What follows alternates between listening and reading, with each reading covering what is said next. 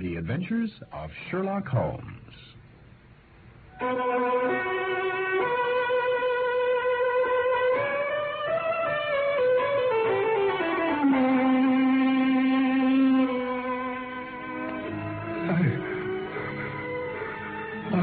Father, what is it?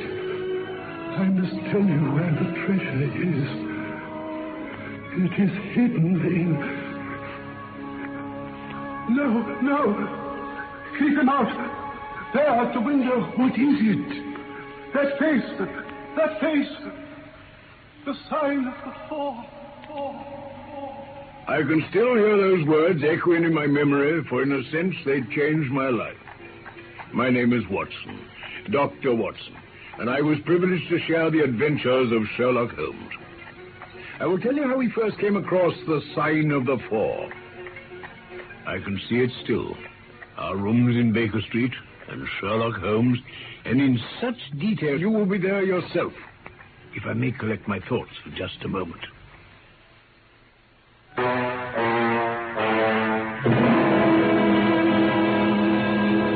My mind rebels at stagnation, Watson.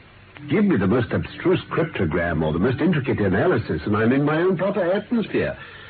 But I abhor the dull routine of existence. That's why I've chosen my own particular profession. Or rather, created it, for I'm the only one in the world. You're the only unofficial detective? The only unofficial consulting detective.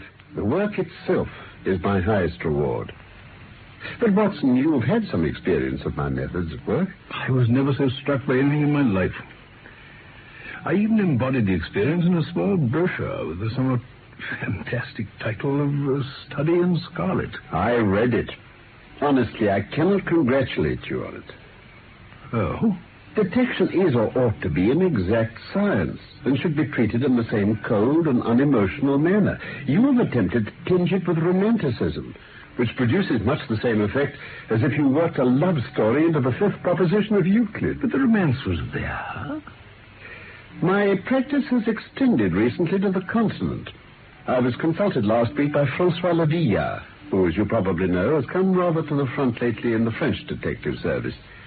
He's now translating my small works into French. Your work?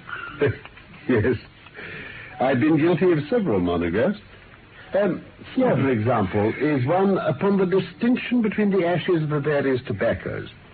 In it I enumerate 140 forms of cigar, cigarette, and pipe tobacco. 140? Here is my monograph upon the tracing of footsteps, with some remarks upon the uses of plaster of Paris as a preserver of impressions.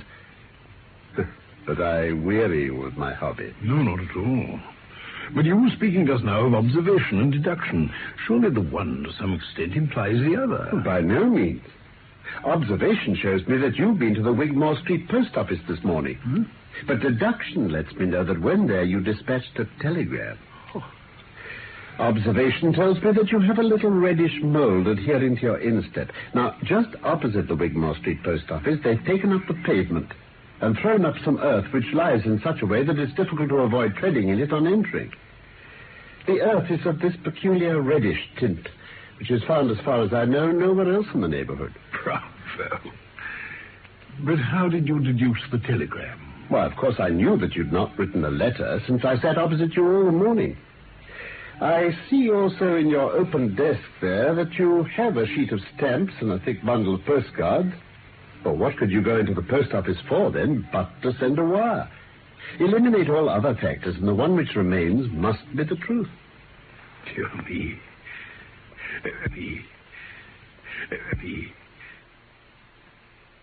See, Watson, how the yellow fog swirls down the street and drifts across the dun-colored houses? What could be more hopelessly prosaic and material? What's the use of having powers, Doctor, when one has no field upon which to exert them?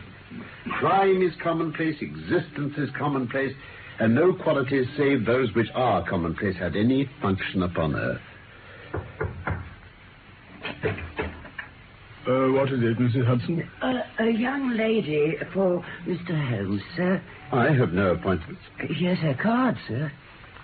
Oh, Miss Mary Morstan. I have no recollection of the name. Oh, very well. Ask her to step in, Mrs. Hudson. Very good, sir. Will you go in, please, Miss Morstan? Thank you. Pray come in, madam. It's good of you to see me, Mr. Holmes. This is my friend and colleague, Dr. Watson. How do you do, Doctor? How do you do, Miss Morstan? Will you take the basket chair? Thank you. I've come to you, Mr. Holmes, because you once enabled my employer, Mrs. Cecil Forrester, to unravel a little domestic complication. She was much impressed by your kindness and skill. Mrs. Cecil Forrester. Oh, yes, I believe that I was of some slight service to her. Mr. Holmes, I can hardly imagine anything more strange than the situation in which I find myself. Then pray state your case. Briefly, the facts are these. My father was an officer in an Indian regiment who sent me home when I was quite a child. My mother was dead, and I had no relative in England. So I was placed in a comfortable establishment in Edinburgh.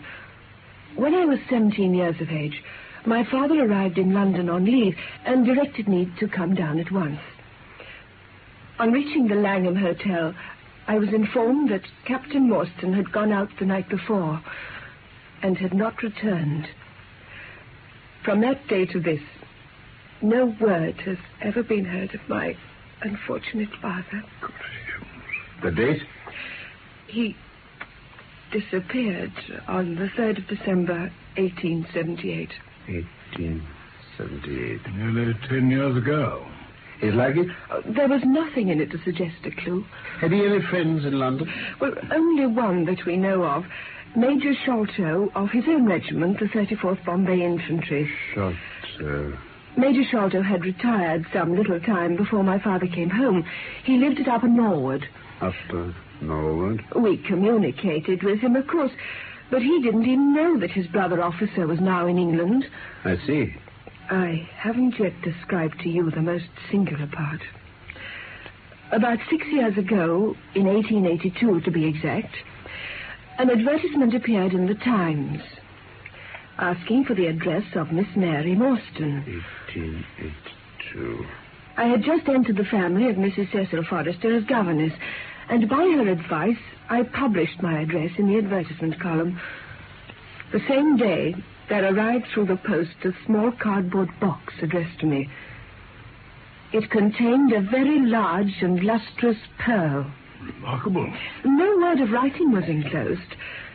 Every year since then, on the same date, there has come a box containing a similar pearl, without any clue as to the sender. You can see for yourselves that they are very handsome. This is most interesting. Has anything else happened? Yes. This morning I received this letter. Oh, thank you. The envelope too, please. Of course. Thank you. Postmark London, SW, date July 7th. Man's thumb mark on the corner. Probably postman. Best quality paper. Envelopes at 6pence a package. Particular man in his stationery. No address. What's it say, though, Holmes? Be at the third pillar from the left outside the Lyceum Theatre tonight at 7 o'clock. If you are distrustful, bring 2 friends. You are a wronged woman and shall have justice. Do not bring police. If you do, all will be in vain. Signed, your unknown friend. What do you intend to do, Miss Morstan? That is exactly what I want to know, Mr. Holmes. We shall most certainly go. You and I and... Yes, Dr. Watson's the very man. We've worked together before. You're both very kind. If I'm here at 6, will it do? You must not be later. No. Oh, there is one point, however. Is this handwriting the same as that upon the pearl box addresses? I have them all here. You're certainly a model client. Let's see now. These are disguised hands. But they're undoubtedly by the same person. Well, we shall look out for you at 6. Au revoir, then. Au revoir. Good afternoon. I say, what a very attractive woman. My dear Watson, it's of the first importance not to allow your judgment to be biased by personal qualities. I assure you that the most winning woman I ever knew was hanged for poisoning 3 little children for their insurance money. Yes, but in this case... I never make exceptions. An exception disproves the rule. Well, I'm going out now. I have a few references to look up. I shall be back in an hour. Oh, my dear Watson, there's no great mystery in this matter. The facts appear to admit of only one explanation. But you haven't solved it already.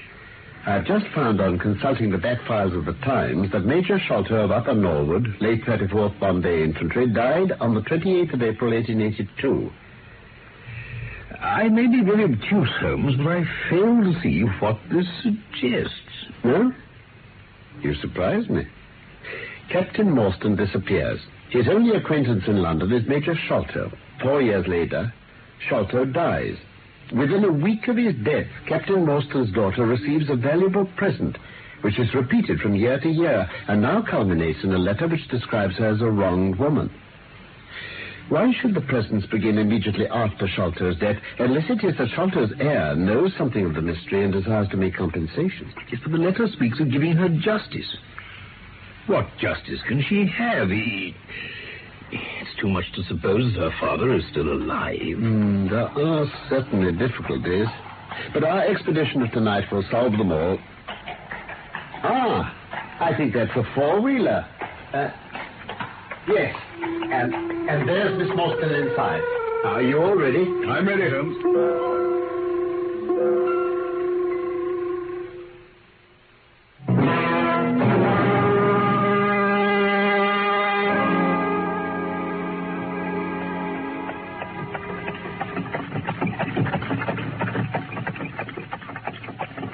Yes, Major Sholto was a very particular friend of Papa's.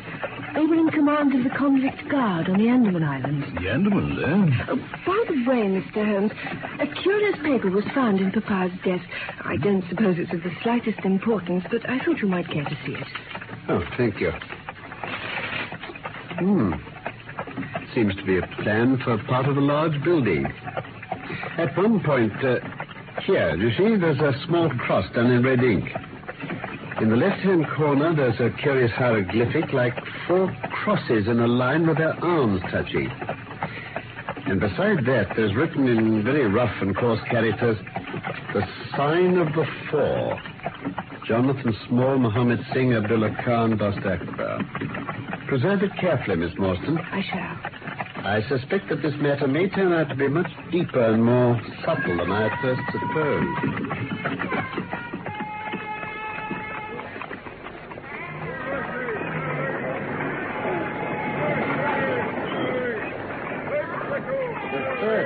That's right. This one. And I fancy this is our man. Are you the party who have come with Miss Morstan? I am Miss Morstan, and these 2 gentlemen are my friends. I was to ask you to give me your word, miss, that neither of your companions is a policeman. I give you my word. Thank you, miss. If you'll follow me, the cab's over here.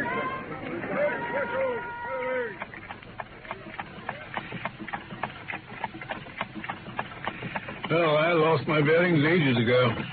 Wandsworth Road. I don't know how you'll do it, Holmes. Stockport Place.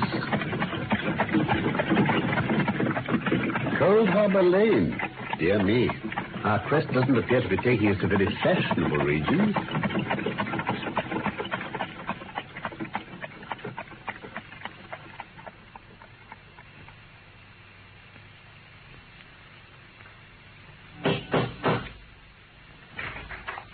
The staff awaits you. Show them his bit, Kippuga. Show them straight into me. You are coming this way, please.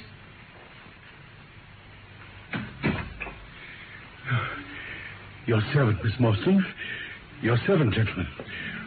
Pray step into my little sanctum. My name is Kadir Sholto. These gentlemen? This is Mr. Sherlock Holmes, and this Dr. Watson. How do you do? Oh, a doctor, eh? I'm a great sufferer, and I've long had suspicions as to my mitral valve. Had your father, Miss Morstan, refrained from throwing strain upon his heart, he might have been alive now. Really, sir, pray have some consideration for the lady. I knew in my heart that he was dead. Miss Worston, I can give you every information, and what is more, I can do you justice, and I will, whatever Brother Bartholomew may say.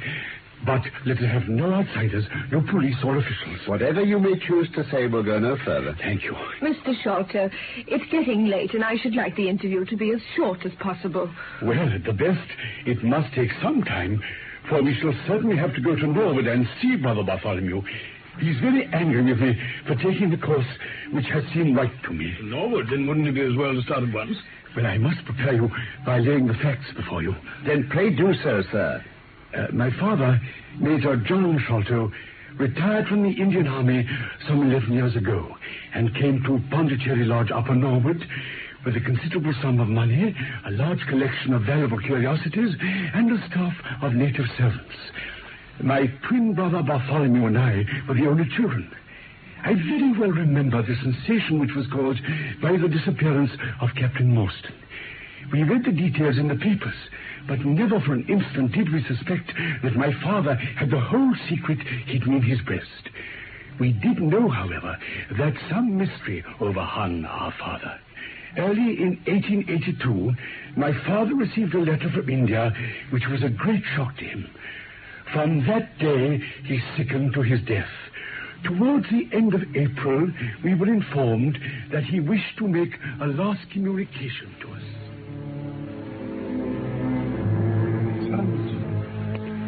The only one thing which weighs upon my mind at this supreme moment is my treatment of poor Morstan's orphan, Mary. At least half of the treasure should have been hers. You, my sons, will give her a fair share of the Argula treasure. Father. When we were in India, Morstan and I, through a remarkable chain of circumstances, came into possession of a considerable treasure. I brought it over to England, and on the night of Morstan's arrival, he came straight here to claim his share. We had a difference of opinion. Morstan sprang out of his chair, and then he suddenly pressed his hand to his side and fell backwards.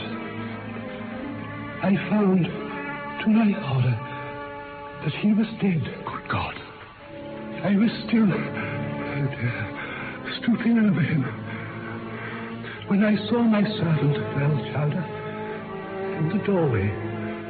"Do not fear, Saab," he said. "No one need know that you have killed him." "I did not kill him," said I. Melchowder shook his head and smiled. "I heard you quarreling, Saab," said he. And I heard enough to decide me. If my own servant couldn't believe my innocence, how could I hope to make it good before 12 foolish tradesmen in a jury box? And then, well, Melchowder and I disposed of the body that night.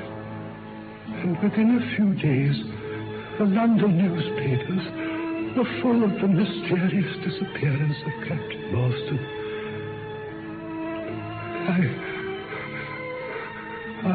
Father, what is it? I must tell you where the treasure is. It is hidden in...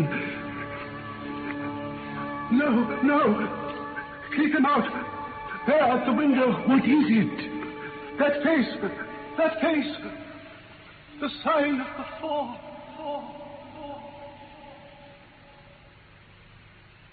Can you describe the face of the window, Mr. Sholto?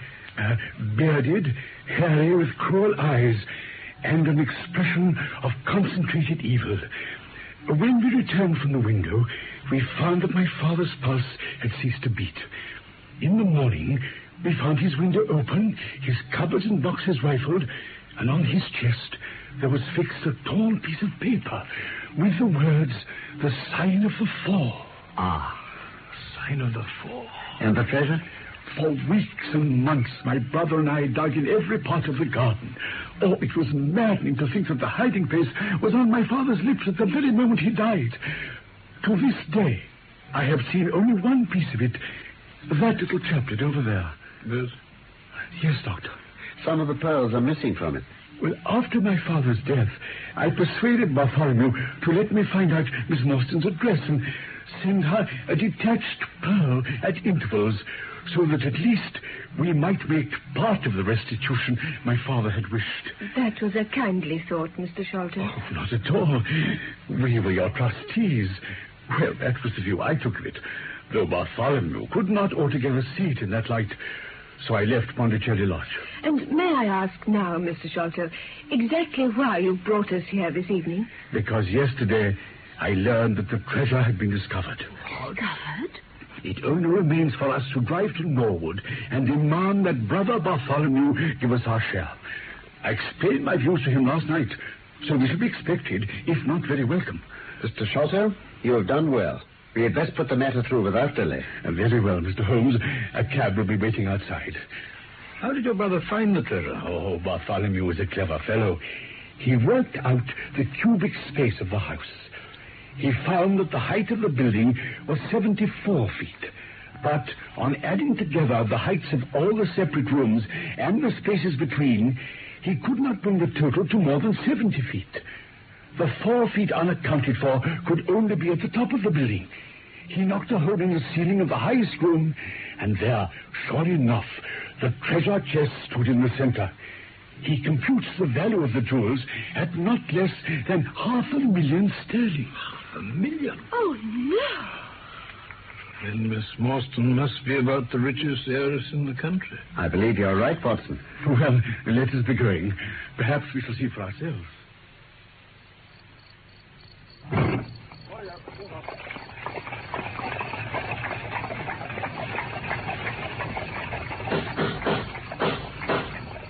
Who's there?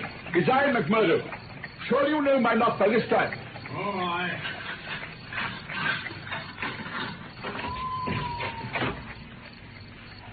That you, Mr. Thaddeus? But who are these others with you? Well, I told my brother last night that I should bring some friends.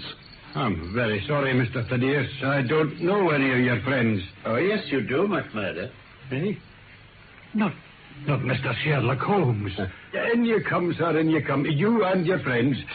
Very sorry, Mr. Thaddeus, but Master's orders are very strict. Oh, well, come along then. We've wasted enough time. If you'll just follow me, ma'am and gents, I'll light the way up to the house with my lantern.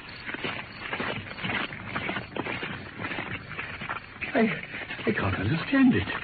I distinctly told Bartholomew that we should be here, and yet there's no light in his window. I see the glint of a light in that little window beside the door. Ah, that's the housekeeper's room. That is where old Mrs. Burnstone sits. What's that? What? I was sure I could... Yes, listen. Huh? It's a woman crying. You're right, by Jove. Oh, Mr. Holmes, something seems to be amiss. Oh, will you come into the house with me, please? Certainly.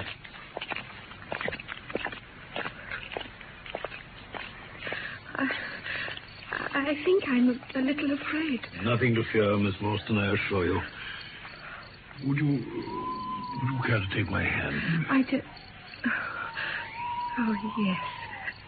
Thank you, Dr. Watson. There. Better now? Much better. Miss Morstan, I feel I feel we should follow them.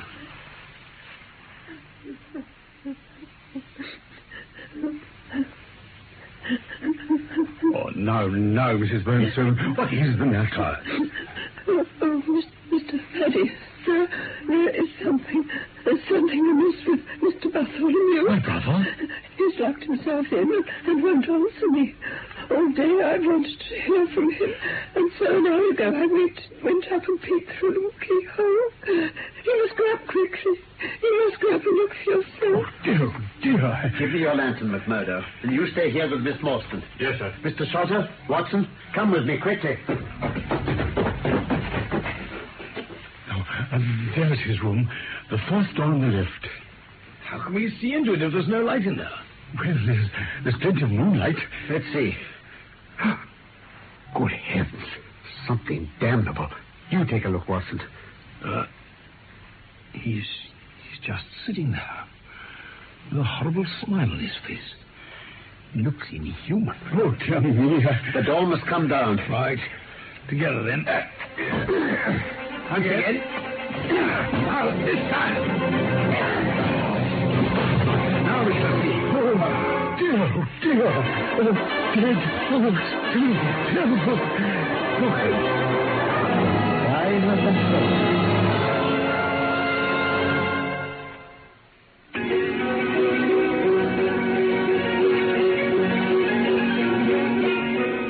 The Sign of the Four is one of the Sherlock Holmes stories by Sir Arthur Conan Doyle. We're presenting it in 3 parts. You've just heard part 1. My name is Norman Shelley. My friend Carlton House played Sherlock Holmes, and I was Dr. Watson. Michael Hardwick wrote the script for this BBC production from London. Of course, I look forward to the pleasure of your company again very soon for part 2 of The Sign of the Four.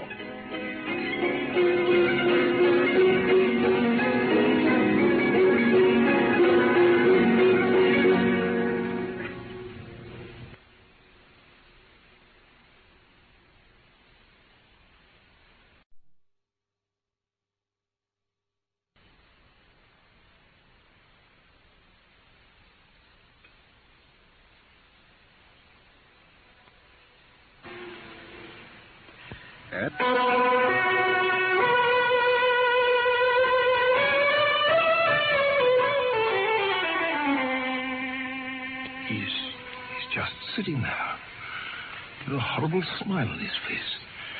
He looks inhuman. The door must come down. Right. Together, then. Again. Now, this time. Look. Sign of the four.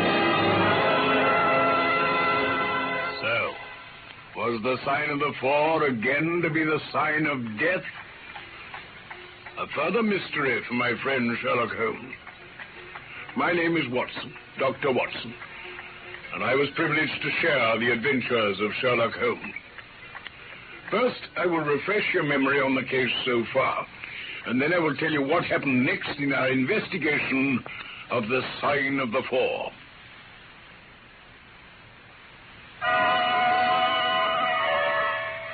Sherlock Holmes, the first by most suitably attractive young lady, Miss Mary Morstan.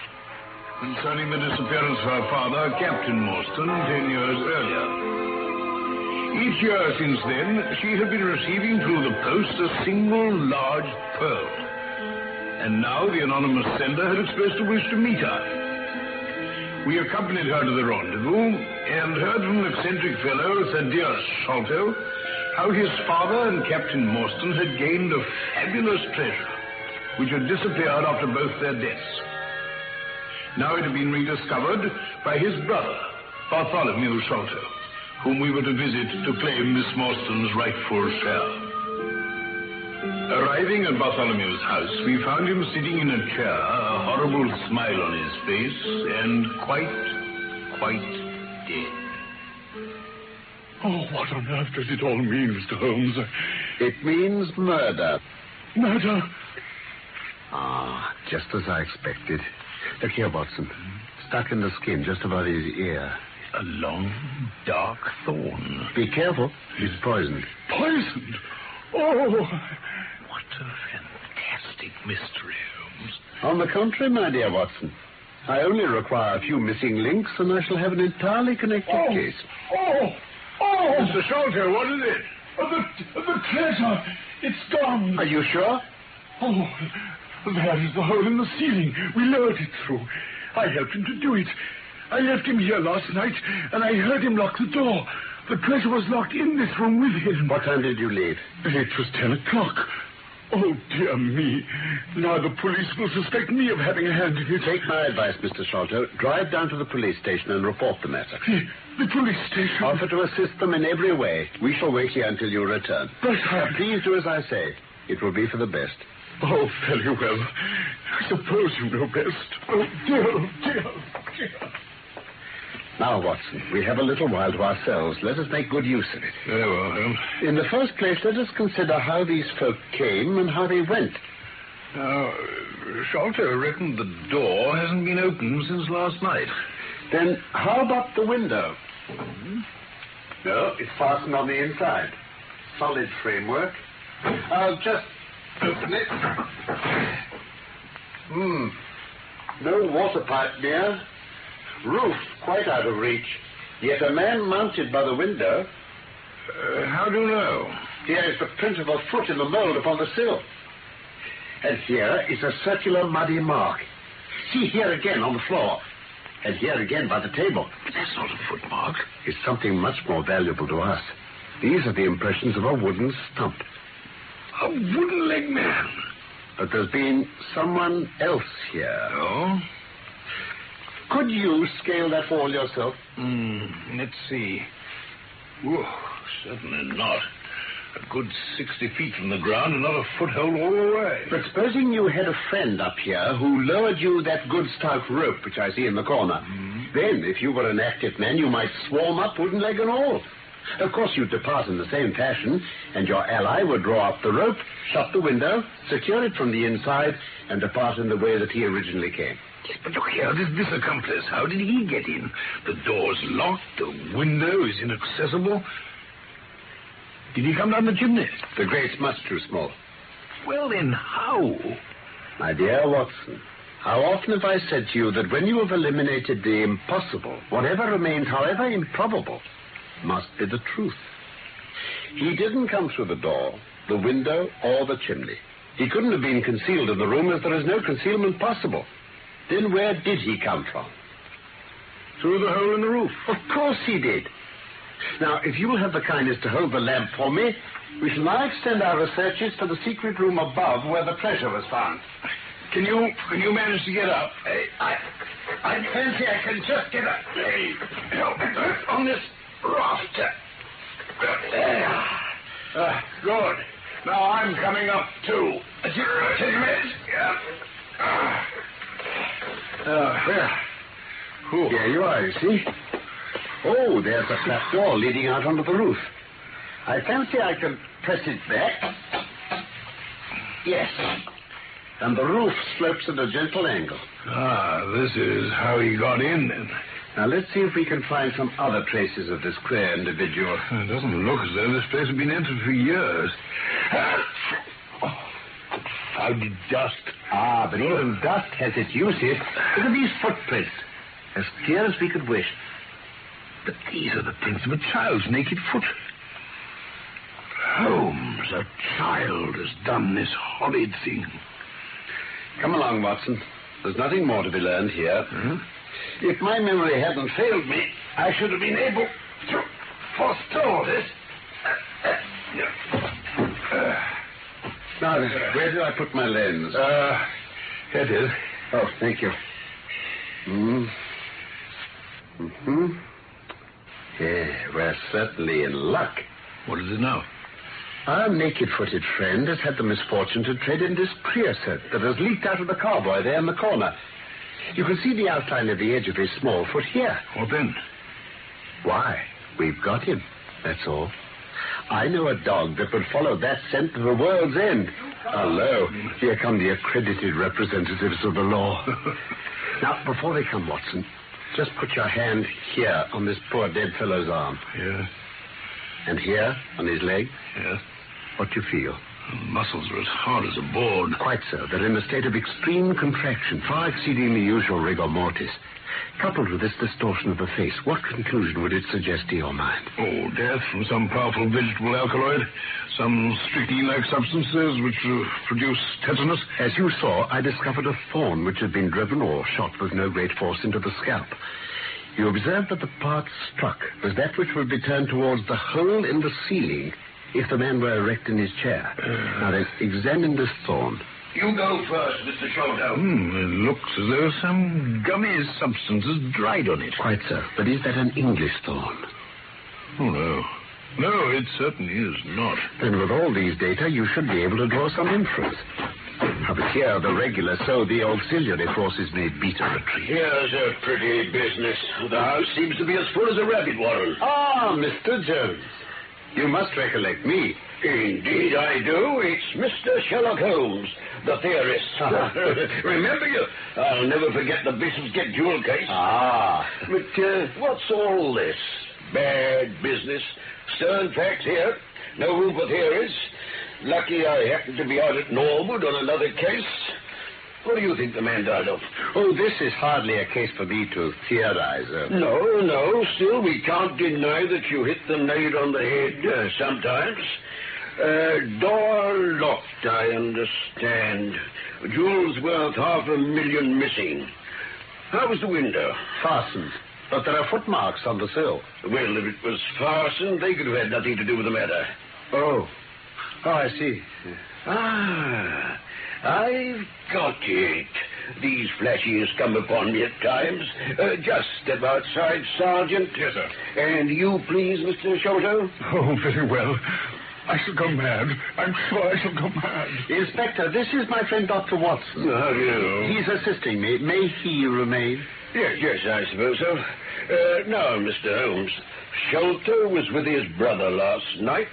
The brother died in a fit, and Sholto walked off with the treasure. How's that? Upon which the dead man very considerately got up and locked the door on the inside. Yes, there's a flaw there. You're not in possession of all the facts here. This splinter of wood, which I have every reason to believe to be poisoned, was in the man's scalp, where you still see the mark. There, you see? Ah, yes. This card, inscribed the sign of the four, was on the table. How does all that fit into your theory? If this splinter's poisonous, the Diaz may well have made murderous use of it. The card is some hocus-pocus, blind as like as not. I see. The only question is... Oh, there is a question, then. The question is, how did he get out? Ah, of course. Here's a hole in the roof. You see, facts are better than theories after all. There's a trap door communicating with the roof, and it's partly open. I opened it. You? Oh, well, no matter. It shows how our gentleman got away. Sergeant! Yes, sir? Ask Mr. Sholto to step this way. Very good, sir. This way, sir, if you please. Mr. Thaddeus Sholto? Yes? It's my duty to inform you that anything which you say may be used against you. I arrest you in the Queen's name as being concerned in the death of your brother. Oh, there now. Didn't I tell you what they would say? Don't trouble yourself, Mr. Sholto. I think I can engage to clear you of this charge. Oh, you can, Mr. Holmes. Don't promise too much, Mr. Theorist. You may find it a harder matter than you think. Not only will I clear him, Mr. Jones, but I'll make you a free present of the name and description of one of the two people who were in this room last night. His name, I have every reason to believe, is Jonathan Small. He's small and active, with his right leg off, and wearing a wooden stump which is worn away on the inner side. He's been a convict. As for the other man... Ah, the other man. He is a rather curious person. I hope before very long to be able to introduce you to the pair of them. Oh, a word with you, Watson, please. Yes, coming, Holmes. Watson, you must escort Miss Morstan home.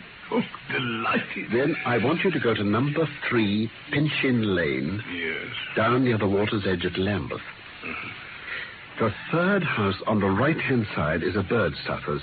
Sherman is the name. Sherman, yes. Knock old Sherman up and tell him with my compliments that I want Toby at once. You'll bring Toby back in the cab with you. Toby?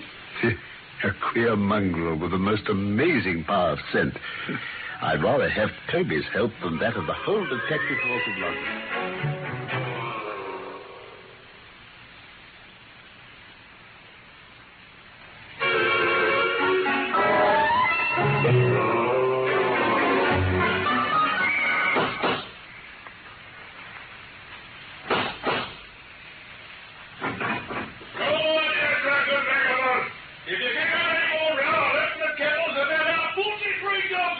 But I want a dog. I won't be arguing with you. Stand clear. When I said Mr. Sherlock Holmes, what?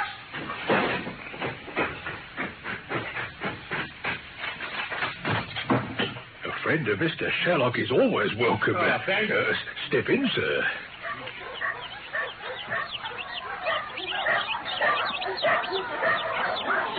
Just keep clear of the badger, sir.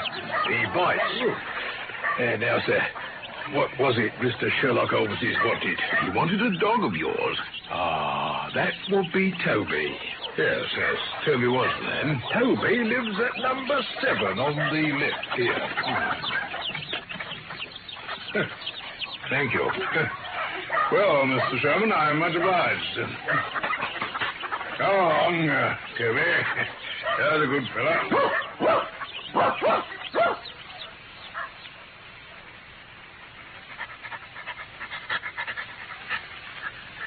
Ah, you have him then, Watson.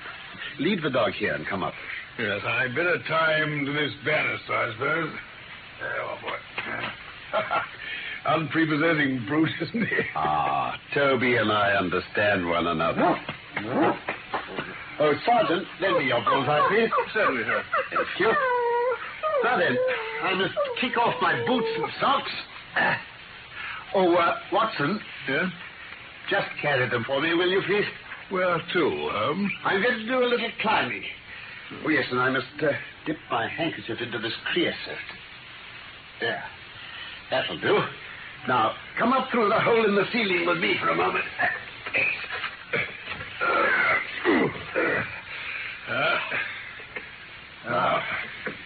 Do you observe anything noteworthy about these footmarks? Well, they belong to a child or a small woman. Apart from the size, what's the chief difference? Well, your toes are all cramped together.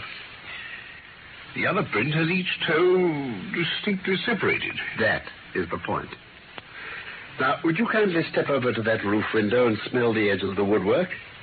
I shall stay over here, as I have this handkerchief in my hand. Yes. By Jove, yes, there's a strong, tarry smell. That's where he put his foot in getting out. If you can trace him, I should think Toby will have no difficulty. Thank you. Now, while I get out onto the roof, you run downstairs and wait for Toby in the garden below. Very well, Holmes.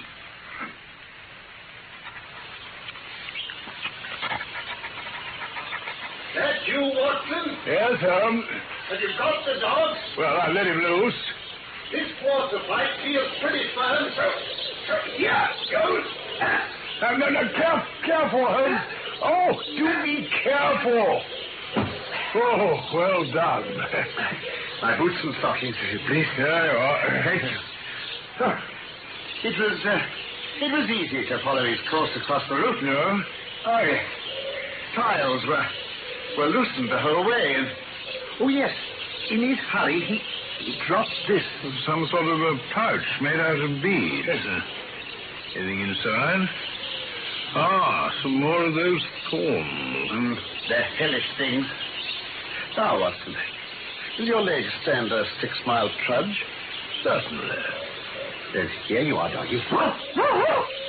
Good old Toby. Smell it, Toby. Smell it. What's that you're showing you, Holmes? A handkerchief with a creosote on it. And watch him go. What? Come on, Watson. He's going to set us a stiff pace.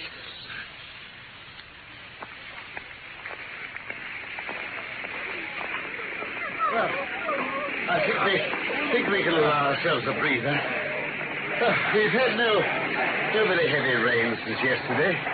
They had 28 hours fast, but their scent will still lie upon the road. Holmes, how would you describe the wooden-legged man with such confidence? The simplicity itself. 2 officers who were in command of the convict guard learned an important secret as to buried treasure. A map drawn for them by an Englishman named Jonathan Small. Jonathan Small?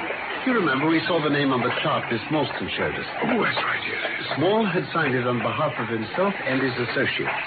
A sign of the four, as he somewhat dramatically called it. Ah, yes. Well, aided by this chart, the officers, or one of them, gets the treasure and brings it to England. Now then, why didn't Jonathan Small get the treasure himself? The answer is obvious. Oh? Is it? You haven't a pistol with you, have you? No, I have my stick.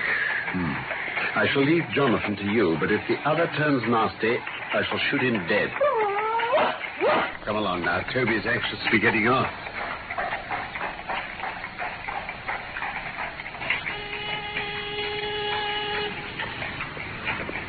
Well, he's baffled again. There's nothing but the river from here. Yes, but out of luck.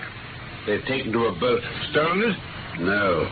These fellows are sharper than I expected. Daddy! Daddy! Oh, what, Ma? You come back to me, what? Come back, you youngin.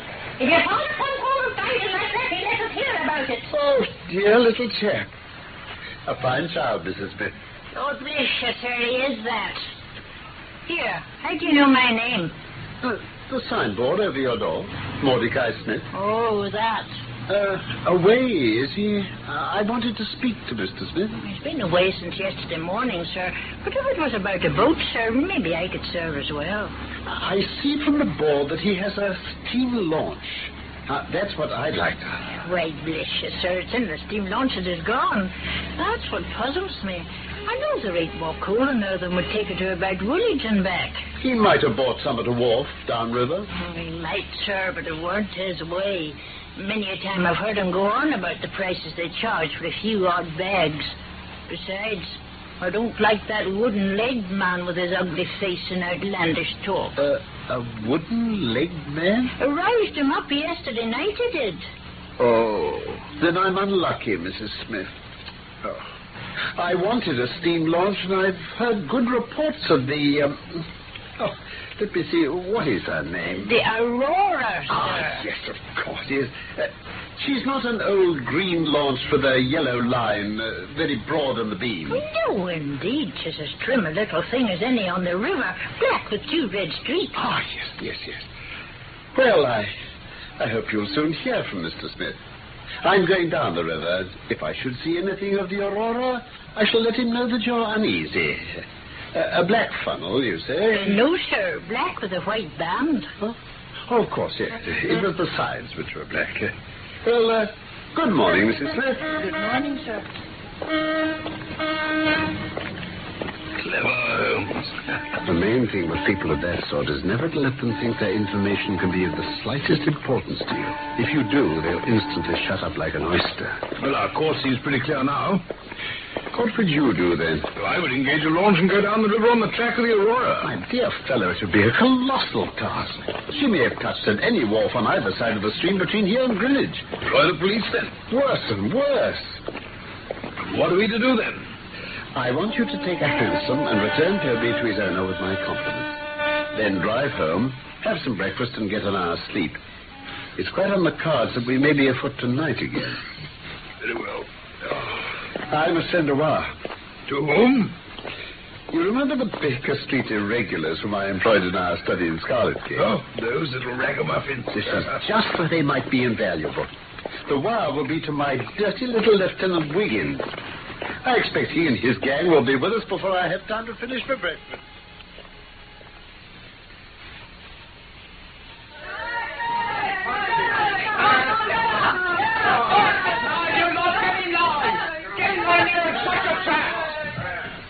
In future, they can report to you, Wiggins, and you to me. I cannot have the house invaded in this way. Horrible rabble, sir. Stay in, Ron, I'm warning you. However, it's just as well that you should all hear the instructions. Now then, I want to find the whereabouts of a steam launch called the Aurora. Black with 2 red streaks. Funnel, black with a white band. Owner, Mordecai Smith. She's downriver somewhere. Is that clear? Yes, Governor. The old scale of pay and a guinea to the boy who finds the boat. Thank you, Governor. Oh, here's a day in advance. Now, off you go. Oh, thank you, Governor. Come on, you lot, all out. And quiet down that day there. Come on, all of you. Get one. Horrible rabble, all right. If the launch is above water, they'll find her. In the meanwhile, we can do nothing. You going to bed, Holmes? No, I'm not tired. I never remember feeling tired by work, though idleness exhausts me completely. Now I'm going to think over this queer business to which our fair client has introduced us. Wooden-legged men are not so common, but I should think the other man must be absolutely unique. Oh, that other man again. Diminutive footmarks, toes never fettered by boots, naked feet, great agility, small poisoned darts. Now, what do you make of all this?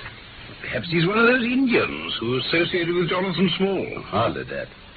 Some Indians are small men, but none could have left such marks as that. Now, let's consult the gazetteer. Now then, what have we here? Antananarivo's too far. Andes, no. Andaman Islands, situated 340 miles to the north of Sumatra and the Bay of Bengal. A moist climate, coral reef, sharks, convict barracks. The Aborigines of the Andaman Islands may perhaps claim the distinction of being the smallest race upon this earth. The average height is rather below 4 feet. They're a fierce, morose, and intractable people who are capable of forming most devoted friendships. Now then, listen to this. Their feet and hands are remarkably small. They have always been a terror to shipwrecked crews, braining the survivors with their stone-headed clubs or shooting them with their poisoned darts. Amiable fellow. Watson, you look done. Why not lie down there on the sofa and see if I can put you to sleep? Oh, well, Holmes. I don't mind admitting I could do with a few winks.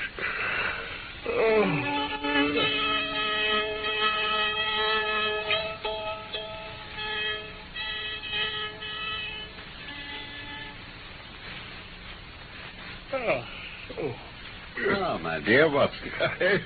Holmes? You've slept soundly. I was afraid our talk would wake you. Talk? I heard nothing. Old Wiggins has just been up to report. He says no trace can be found of the launch. Can I do anything? I'm perfectly fresh now. We can only wait. If we go ourselves, the message might come in our absence, and that would cause delay. Yes, but... Oh, you can do what you will, Watson, but I must remain on guard. Well, then I shall run over to Camberwell and call on Mrs. Cecil Forrester. She asked me to yesterday. On Mrs. Cecil Forrester? I see. Well, of course, on Miss Morstan, too. They were anxious to hear what's happened. I understand. I wouldn't tell them too much, though. Women are never able to be entirely trusted. Not the best of them. What's an atrocious sentiment, Holmes? Don't be too late back, my dear Watson. I expect to hear something definite before the night's out.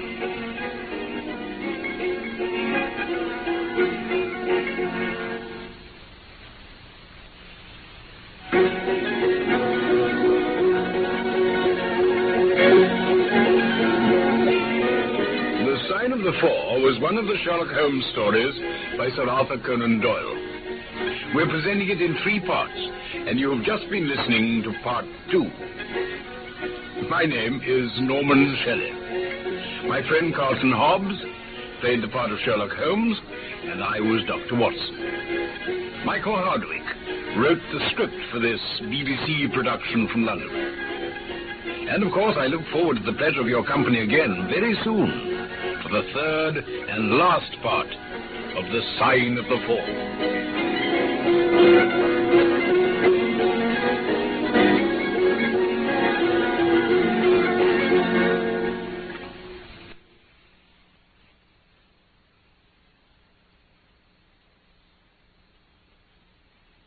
The BBC, The Adventures of Sherlock Holmes.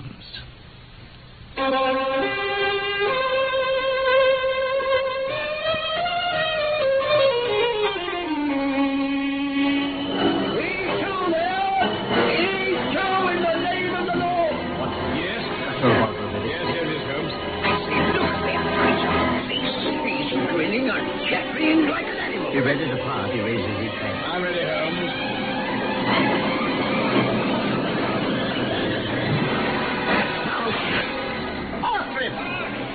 Action and danger were a frequent climax to the investigations of Sherlock Holmes. My name is Watson, Dr. Watson, and it was my privilege to share the adventures of Sherlock Holmes. First, let me refresh your memory concerning the case so far, and then I will tell you what happened in the end of The Sign of the Four.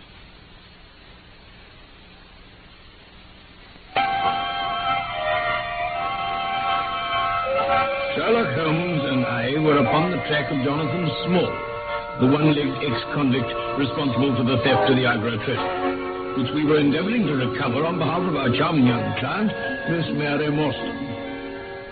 The scent had led us to the River Thames, upon which it seemed the thief and his mysterious accomplice were preparing to escape in the steam launch Aurora. After instructing his young Baker Street irregulars to find where this vessel at present lay, Holmes restlessly awaited the news that would lead to the resumption of the chase. Oh, here I am, Holmes. Anything happened? Nothing yet, Watson. You're just in time to take over watch, though. I say, what's the idea of the sailor outfit? I'm off down the river, Watson. I've been turning it over in my mind, and I can see only one way out of it. Well, surely I can come with you, then. No. You can be much more useful if you remain here as my representative. Some message may come early in the morning. I want you to open all notes and telegrams and act on your own judgment. Can I rely on you? Yes, certainly. Well, get some sleep while you can. If we're in luck, you may have news of some sort before I get back. Oh, well, Holmes, I should be going with you, but best luck to you.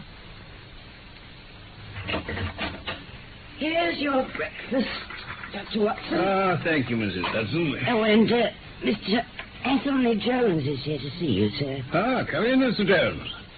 Thank you, Mrs. Hudson. Thank you, sir. Good morning, Dr. Watson. Mr. Sherlock Holmes is out, I understand. Yes, he's been out all night, and I can't be sure when he'll be back. Take that chair and join me in a cup of coffee. I don't mind if I do. How's that? There you are. Now, may I know what brings you here so early? Well, I got a wire from Mr. Holmes this morning. Yes. What does he say? Go to Baker Street at once. If I have not returned, wait for me. Uh-huh. I am close on the track of the Sholto gang. You can come with us if you want to be in at the finish. Sent from Poplar. He's evidently picked up the scent again. Ah, then he's been on a false chase too, has he? Well, even the best of us are thrown off course sometimes. This may prove to be a false alarm, you understand. But it's my duty as an officer of the law to allow no chance to slip. Isn't that someone come to the door? Ah, perhaps it's Mr. Holmes. I say, who are you, my man? What do you mean coming in like this?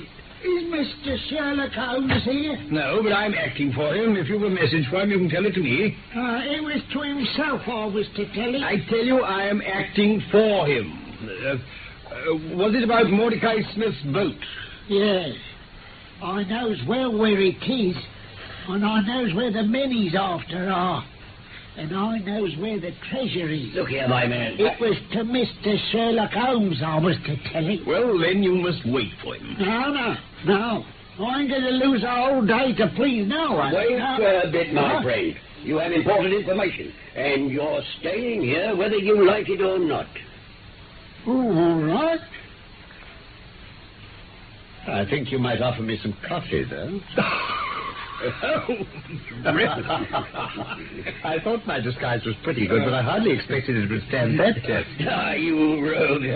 You'd have made a rare actor. Those weak legs of yours would be worth, well, £10 a week on the stage. But I thought I knew the glint of your eye, though. Oh, did you, Jones? Well, it's nice to get these whiskers and things off for a while. I've been working in that get-up all day. You see, a good many of the criminal classes begin to know me, especially since our friend Watson's here took to publishing some of my cases. So I can only go on the warpath under some simple disguise like this. You got my wire, Jones? That was what brought me here. Here's a coffee, Holmes. Ah, thank you. And how's your case prospered, Inspector? I've had to release 2 of my prisoners, and there's no evidence against the other 2. Never mind. We shall give you 2 hours in the place of them. But you must put yourself under my orders. Oh, now, look here. You are welcome to all the official credit, but you must act on the lines that I point out. I shall want a fast police boat to be at the Westminster Stairs at 7 o'clock this evening. Well, that's easily managed. Good. Then I shall want 2 good men in case of resistance. There'll be 2 or 3 in the boat. What else? When we secure the men, we shall get the treasure. I think it'll be a pleasure to my friend here to take the box round to the young lady to whom half of it rightfully belongs. Let her be the first to open it. Eh, Watson? It will be a great pleasure to me, Holmes. Rather an irregular proceeding. However, the whole thing is irregular. I suppose we must wink at it. Exactly. The treasure must be handed over to the authorities afterwards, until after the official investigation. Certainly.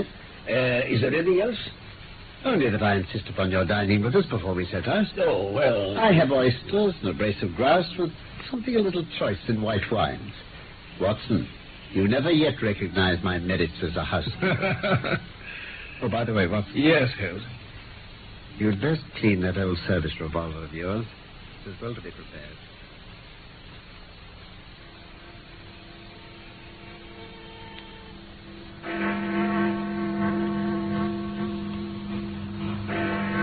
Tidy-looking craft. Is there anything to mark her as a police boat? Well, yes, that green lamp on the side. Then take it off. Oh, all right. You can tell them to cast off now. Right. Cast off. Yes, sir. Where to? To the tower. Tell them to stop opposite Jacobson's yard. Opposite Jacobson's yard. All right, sir.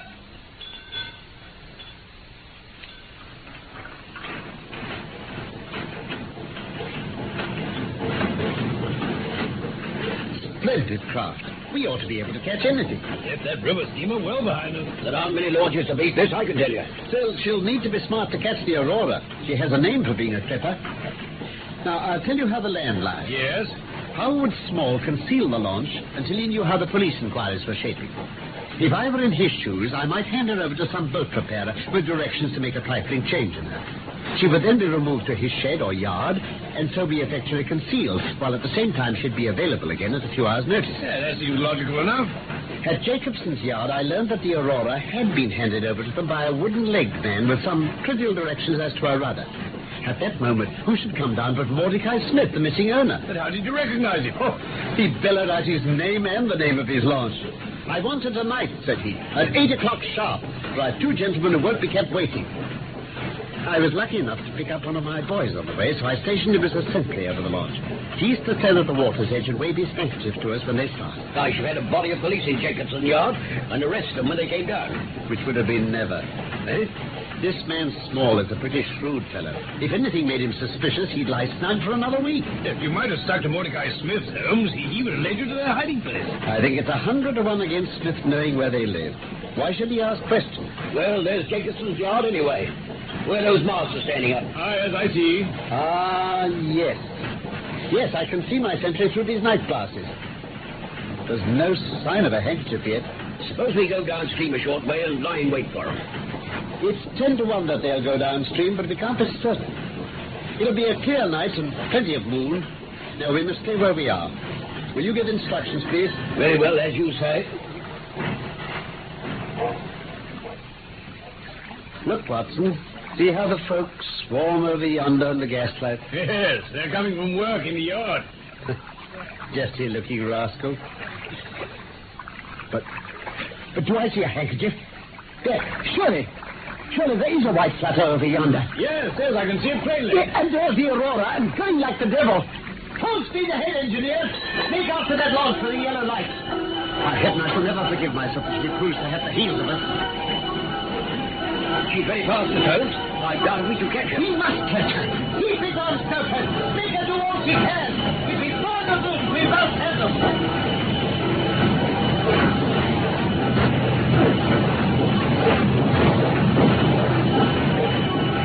Hold it on, men. Hold it on. Get every pound of speed we can.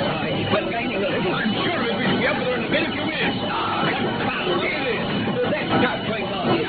It's thundering straight in between us. The Aurora will gain good 200 yards while we're dotting run. We must have more speed. Hold it on, men. Keep it up.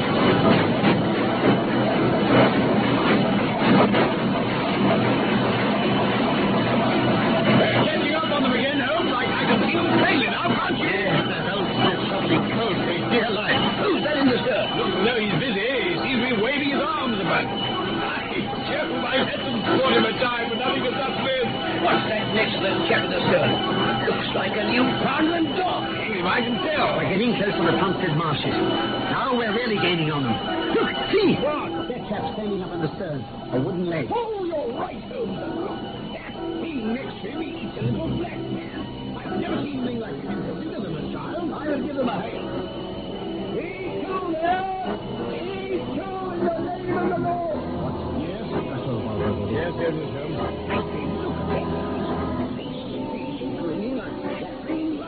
He read it apart. He read it apart. I'm ready, Holmes.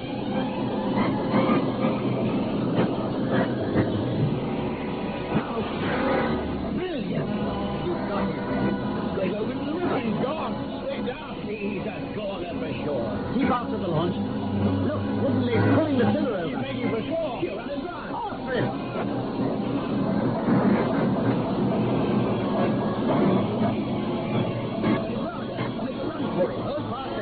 As soon as we touch, over we go.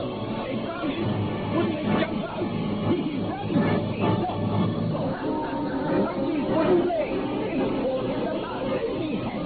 Hold on.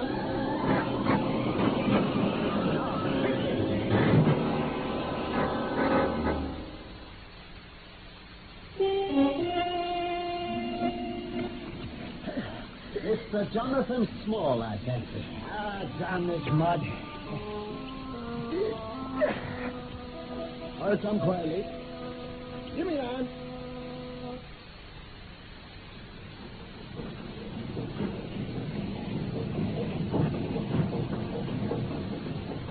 Well, Jonathan Small, I'm sorry that it's come to this.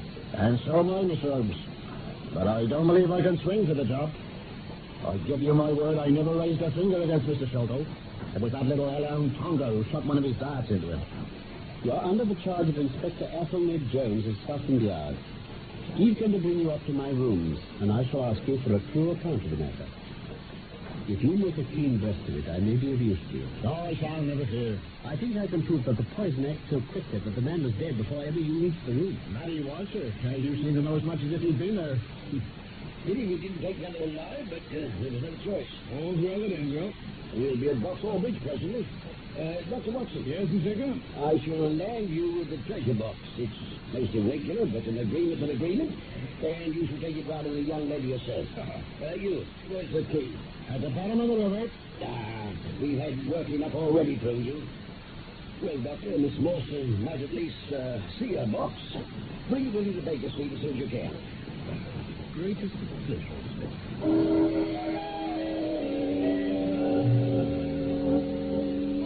It's you. Yes, Miss Mawson. I thought I heard a cab drive up. Well, what news have you brought me? I brought something better than news. Oh? I've brought you a fortune. Is that the Agra treasure? The great Agra treasure. Half of it is yours, and half is Thaddeus Sholto's. You'll have a couple of 100,000 each. There'll be few young ladies in England richer than you. If I have it, I owe it to you. No, it's my friend Mr. Sherlock Holmes whom you must thank. When do you sit down? No, here, beside me, and tell me all about it. No, I have to get round to Baker Street with it as quickly as I can. I just got leave to bring it so that you should be the first to see it. Where's the key, then? It's been mislaid. The police will soon have it open. You don't allow to see into it now, Dr. Watson. Well, I don't really think that would be... Oh, but you can't treat a woman's curiosity in this way. Oh, come on, I insist. The police might... Oh, as part owner of the contents. Would you really? Of course. Now, what should we use? Well, as I say, I think that's okay. Well, you have my permission, Doctor. Now then, get the end of it under the heart. Good. Now, use it as a lever. Bravo! Well done. And now, you must lift the lid. Very well. No, I feel quite nervous.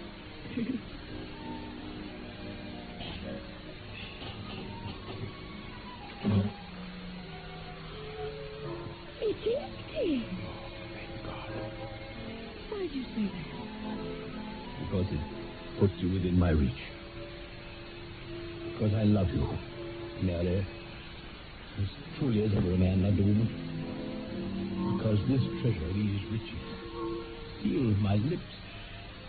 Now that they're gone, I can tell you how I love you. That's why I said, thank God. Then I say, thank God too, John. Whoever has lost a treasure this night, I know that I have gained one.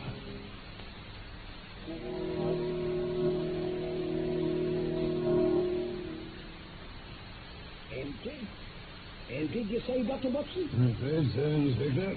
This is your doing, Small. Yes. The only man is any right to it. Say 3 men who are in the Andaman convict barracks and myself. And I know they'd have me do just what I done, rather than let it go to Kipper, King, or Sholto, or Morstan. Cut out that bragging. Where is it? You'll find the treasure where the key is, and where little Tonga is. In the river. You're deceiving us, Small. Why didn't you throw the box in as well? The man that was clever enough to hunt me down is clever enough to pick an iron box from the bottom of a river. But trying to pick up what's scattered over 5 miles or so may be a harder job. This is a very serious matter, Small. If you'd help justice instead of hindering us like this... Justice? Talk about justice. Look how I earned that treasure. 20 long years in that fever-ridden swamp, chained up all night, bullied by every native guard who left to take it out of a white man. You forget that we know nothing of all this. Until we've heard your story, we cannot tell how far justice may originally have been on your side. Well, that's true, Mr. Holmes. Now, you've been very fair-spoken to me. If you want to hear my story, I'd no wish to hold it back. If you please. Keep it short. I shall want it in full when we get to the station. Very well. Well, it begins when I was 18, and soldiering in India with the 3rd Bucks. A crocodile in the Ganges nipped off my right leg. With this piece of timber strapped to my stump, I was useless for anything active. But lucky for me, I got a good job as overseer on an indigo plantation. And that was all right till the mutiny. I got into Agra just before the siege closed it off. Well, to cut a long story short... That's right. Get on with it. I joined up with 3 Indians. Names were Abdullah Khan, Muhammad Singh, and Dos Akbar, in a bit of a plot to get some treasure off a refugee merchant. Mind, that wasn't none of my idea. No, of course not. They couldn't work it without me, and they put it to me at the point of a knife. Join them, or get them in. Well, I killed the merchant. I never touched him, mind. I hid the body in the fort. Well, there was no use dividing the treasure while we were under siege, so he had that too. I drew 4 plans of where it was, and we put the sign of the 4 of us at the bottom and swore that we should each always act for all. Leave out the fine sentiments. Well, the mutiny was broken, and we thought we were safe. But the merchant's body was found, and so now we were suspected. We were brought to trial. We all got penal servitude for life. Wasn't the treasure found then? Not a word of it came out at the trial. But there we were, shipped off to the Andamans to serve our time, and worth a fortune we couldn't touch. Well, after a few years, I was put to dispensing for the surgeon. They gave me a little hut next to his quarters. Now, some of the officers used to come and play cards with him in the evenings. There was Major Sholto and Captain Morstan and some others. Well, I used to overhear them talking, and it pretty soon struck me that Major Sholto was falling in for some pretty big losses. That was it. And one evening I heard him say, "It's all up, Morstan. I'm a ruined man." So when the captain had walked off to his quarters, I nipped out and asked the Major if I could have his advice. "What about?" says he. "Oh, well, sir," I said, "I happen to know where $500,000 in hidden treasure lies.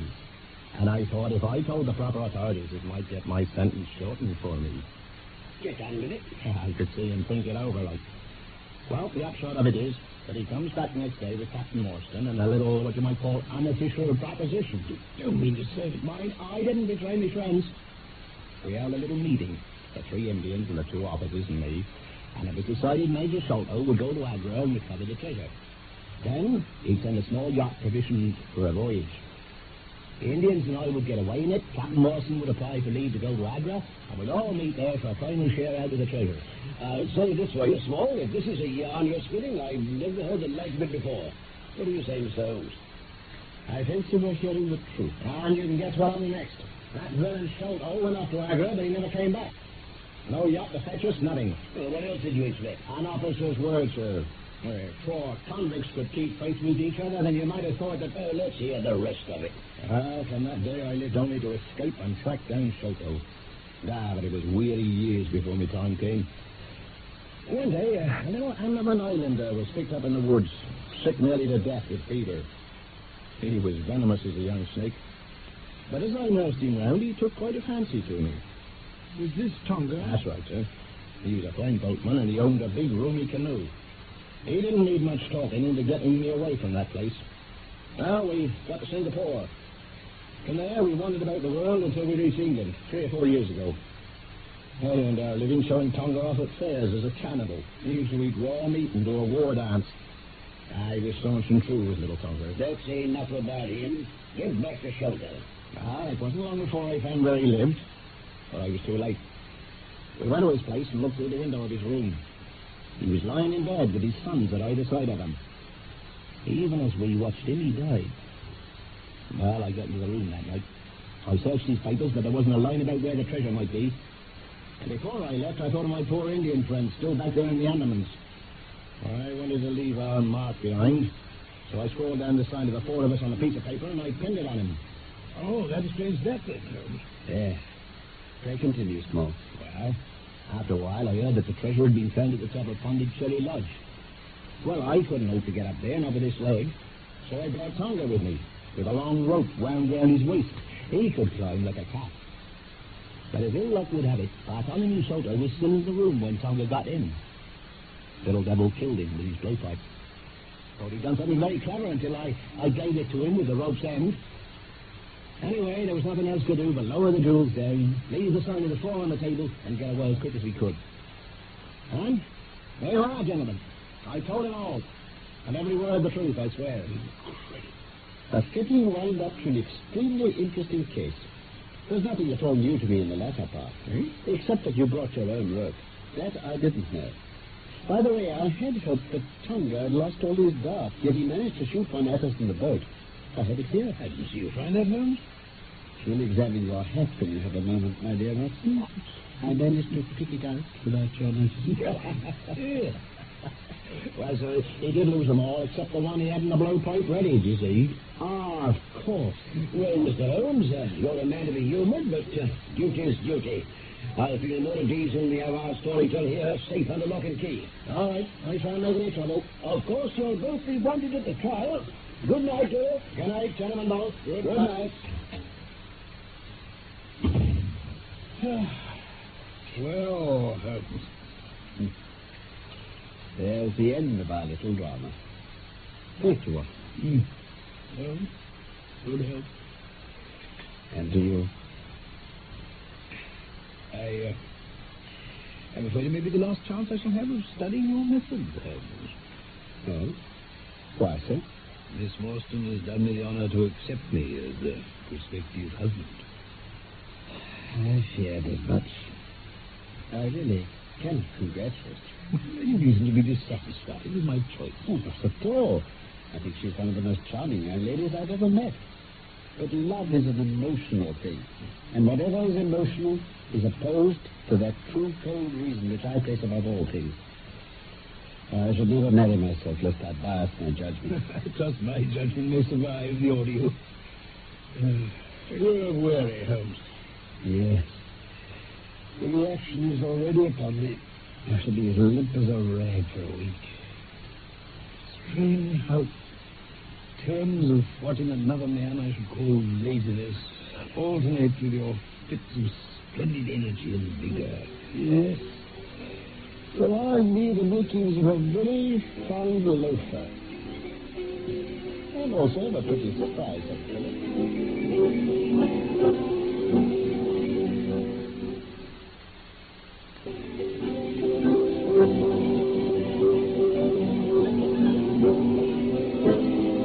The Sign of the Four is one of the stories of Sherlock Holmes written by Sir Arthur Conan Doyle.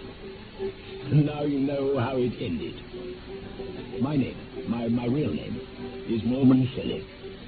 My friend, Carlton Hobbs, played Sherlock Holmes, and I was Dr. Watson. Wedding bells are ringing for me now, it seems. Michael Hardwick wrote the script for this BBC production from London.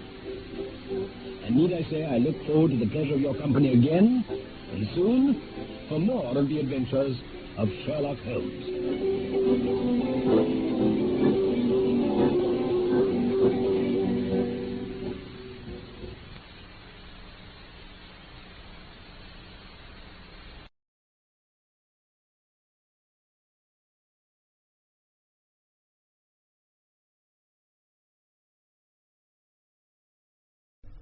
Have you got him to sleep? Yes. Oh, they look so lovely like that in their prams, like little cherubims. It's like little cherubims. Should he be covered up as much as that, dear? Yes. Won't he get too hot? He likes it hot. Oh. Well, I think we're all ready for them. John's on his way, you say? Yes. I'm glad you could come this afternoon. Colin really will appreciate that, I'm sure. Seeing us all. Paul should be home soon. I think he's playing his squash again. Oh. Him and his squash. It used to be tennis. Now he's squash mad. Squash, squash, squash. Excuse me. Oh, no! Oh, I've been shopping. Oh, don't laugh. How's Gordon? Oh, not too bad. Poor little thing lying there with his face as white as a sheet. Poor thing. He looks dreadful. Oh, hello, Evelyn. Hello. Oh, look who's here. Oh, little baby Walter. Wayne. What? It's Wayne. His name's Wayne. Walter. Oh, I thought it was Walter. No, honestly, you can't have a baby called Walter. Well, I don't know. Somebody must have done. Oh, look. Oh, look at his skin. It's a lovely skin, Evelyn. Thank you. It's beautiful skin. Hello, baby Wayne. Hello, Wayne. Googie, googie, googie. Marge, she's just got him to sleep. Oh, diggy, diggy, diggy. Oh, they're lovely when they're asleep. Yes. Oh, he looks just like his daddy. Looks like John. It's a shame about Gordon. Gordon's ill, Evelyn. He can't come. No, he's finally got it. It's been going round and round for months. I knew he'd get it eventually. He was perfectly all right last night, then he woke up this morning and he'd got it. You all right, Evelyn? Fine. Where are you off to, then? To the lavatory. Oh, I see. Beg your pardon. Dear. Oh, I'm right glad to see you. Oh, why's that? She's been here for ages. Who'd you... Oh, yes. Miss Chatterbox. I know she's been up to something. I don't trust her. I never did. How do you mean? I know that girl's been up to something. Oh, you mean... She and Paul. I know they have. Well, she's not saying anything. Why should she? No. I know Paul, you see. I know he's with someone. I'm sure it's her. Look, he came home, went straight upstairs and washed his shirt through the other night. I said, what's got into you? And he said, well, what's wrong with me washing my shirt? I said, you've never washed anything in your life. He said, well, we all have to start sometimes. I said, lovely. Lovely, but why do you have to start doing it in the middle of the night for? Right. He had no answer to that at all. Nothing. He just stood there with it dripping all over the floor. Well, why don't you talk it over with him? We haven't talked for years. Not really. Now he's had his own way and sent the children off to school. There's even less to talk about. So I don't know why he wanted them at boarding school, and neither of them happy. I know they're not. You should see the letters they write. Dear, well, I don't know what to say. Boogie, boogie. Hello, Walter. Wayne. Hello. Oh, don't for God's sake wake him up. He's been bawling his head off half the afternoon. I don't think she feeds him properly. Oh, he looks nice and chubby. Doesn't look all there to me. Dad! Oh, hello, Evelyn. Find everything? Fine. Good. You know, it'll be funny seeing Colin again. 3 years. Well, I only knew him slightly. He was Gordon's friend, really. Yes. It's a pity he'll miss Colin. What exactly happened to this fiancée of his? Did she just die? Drowned. Drowned? Oh. In the sea. Oh. Oh, we knew him very well, you know. He and Paul were inseparable. And then Colin's job moved him away, and he used to write to us occasionally. Yes. Then he wrote, and he said he'd met this Carol girl, and they were going to get married. Oh, it was a great surprise to us, because we always said he'd never let anything get that far. And the next thing we heard, she drowned. No. So I said to Paul, we'd better invite him over. I mean, we're still his friends.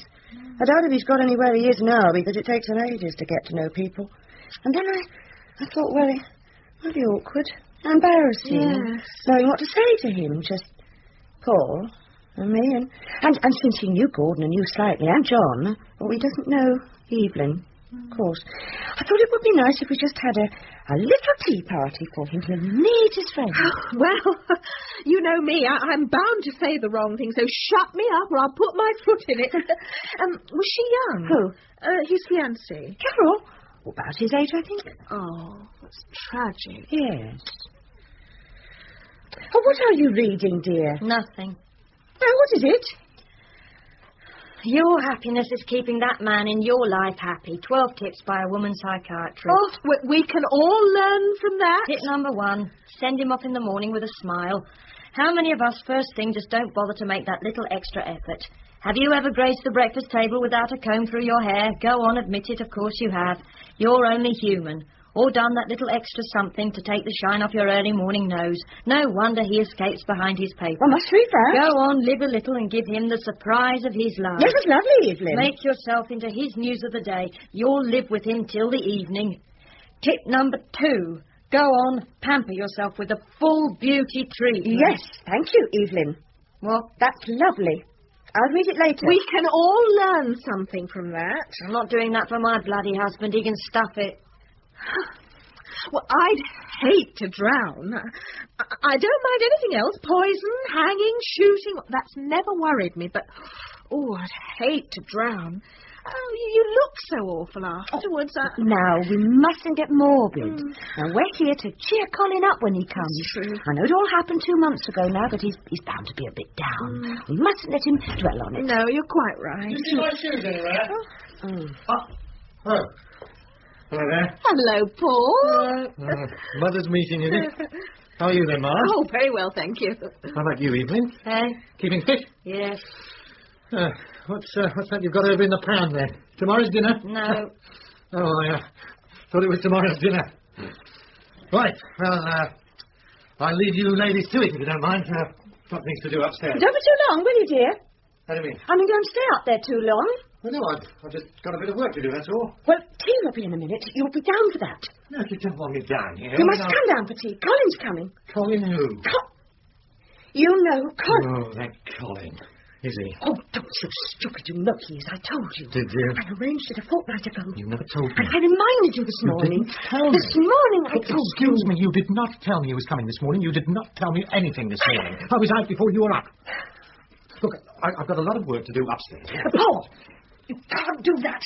Colin is coming. He is your friend. You can't just go upstairs. Excuse me, he is not a friend of mine. He was never a friend of mine. How can you I say just that? happen to know him, that's all. Now, you'll just have to say to him when he comes that you're sorry, I had no idea he was coming, nobody told me, and that I had a lot of work to do upstairs. You can't do that. You've got no work to do. That's it. No more. Look, I'm not going on with it. I'm just going upstairs. I don't want to hear any more about it. I've a lot of work to do. Excuse me, please. I told him Colin was coming. I told him over breakfast while he was eating his cereal. I told him. He always does this. Every time I spent ages getting this ready. Oh, it's all right, darling. It's not all right. He's always doing this. He does it all the time. I told him, especially. Oh dear. Evelyn, could I have a word with you? What? I want you to answer me something perfectly honestly. What? Have you been having a love affair with Paul? No. Truthfully? I said no. Oh. Well, that's all right then. We did it in the back of his car the other afternoon, but I wouldn't call that a love affair.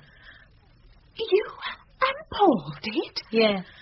Oh, how disgusting. Wasn't very nice. Oh, and you have the nerve to come and sit in her house. She asked me. Oh. She needn't worry. I'm not likely to do it again. He'd just been playing squash. He was horrible. Diana knows about this, you know. Then he must have told her. I didn't. She's not a fool. She put 2 and 2 together. He didn't want you to come here at all this afternoon. That's a sure sign of a guilty conscience. Most probably because he doesn't like me very much. He liked you well enough to... Not after what I said to him. What did you say? I said, thank you very much. That was about as exciting as being made love to by a sack of clammy cement, and would he kindly drive me home? Well, that wasn't a very nice thing to say. He's horrible. Oh, what a thing to say. Horrible. Worse than my husband, and that's saying a lot. Poor John. God help him being married to you. Why? Well, really. They all think they're experts with women. None of them are, usually. And by the time they are, most of them aren't up to it anymore. Oh, you speak for yourself. I am. I've tried enough of them to know. Your husband will catch up with you one of these days. He knows. He knows? Nothing he can do. Oh. Does he know about you and Paul? Probably. He's not going to complain. Why not? Well, he relies on Paul for business, doesn't he? Without Paul, he's in trouble. Business before pleasure. That's John's motto. Sounds as if it's yours as well. There's not much pleasure to be had round in this place, is there? Oh, I'm sorry. I'm sorry. I find your attitude quite disgusting. Heartless, cruel, and disgusting. Oh, poor little child. If only he knew. Poor little Walter. Oh, you're just a heartless little tart. Googie, googie, googie. One of us had better answer that, hadn't we? Yes. Oh, I suppose it had better be me. That was the doorbell, wasn't it? Oh, was it? Yes, we thought we heard it. What if it's Colin? I don't know what I'm going to say if it is. You see what you've done? Beg your pardon? To them. To Paul and her. See the atmosphere between them, all you're doing. Me? Who else? You really want to know who else? I hope you realise that. If you really want to know who else, you'd better pass me the phone book. He's halfway through the yellow pages by now. If it moves, he's on to it. Hello, hello. Hello, John. You took your time. Why, it's only 20 past. You took your time. Yes. Where's Di gone to? Don't know. Upstairs, I think. Oh. No calling yet? Oh, no, not yet. Well, hope he hurries it up. Then we can get it over with. I thought he was supposed to be a friend of yours. Well, he was, yes. Sounds like it. Well, I haven't seen him for years. Anyway, I don't know what to say to him.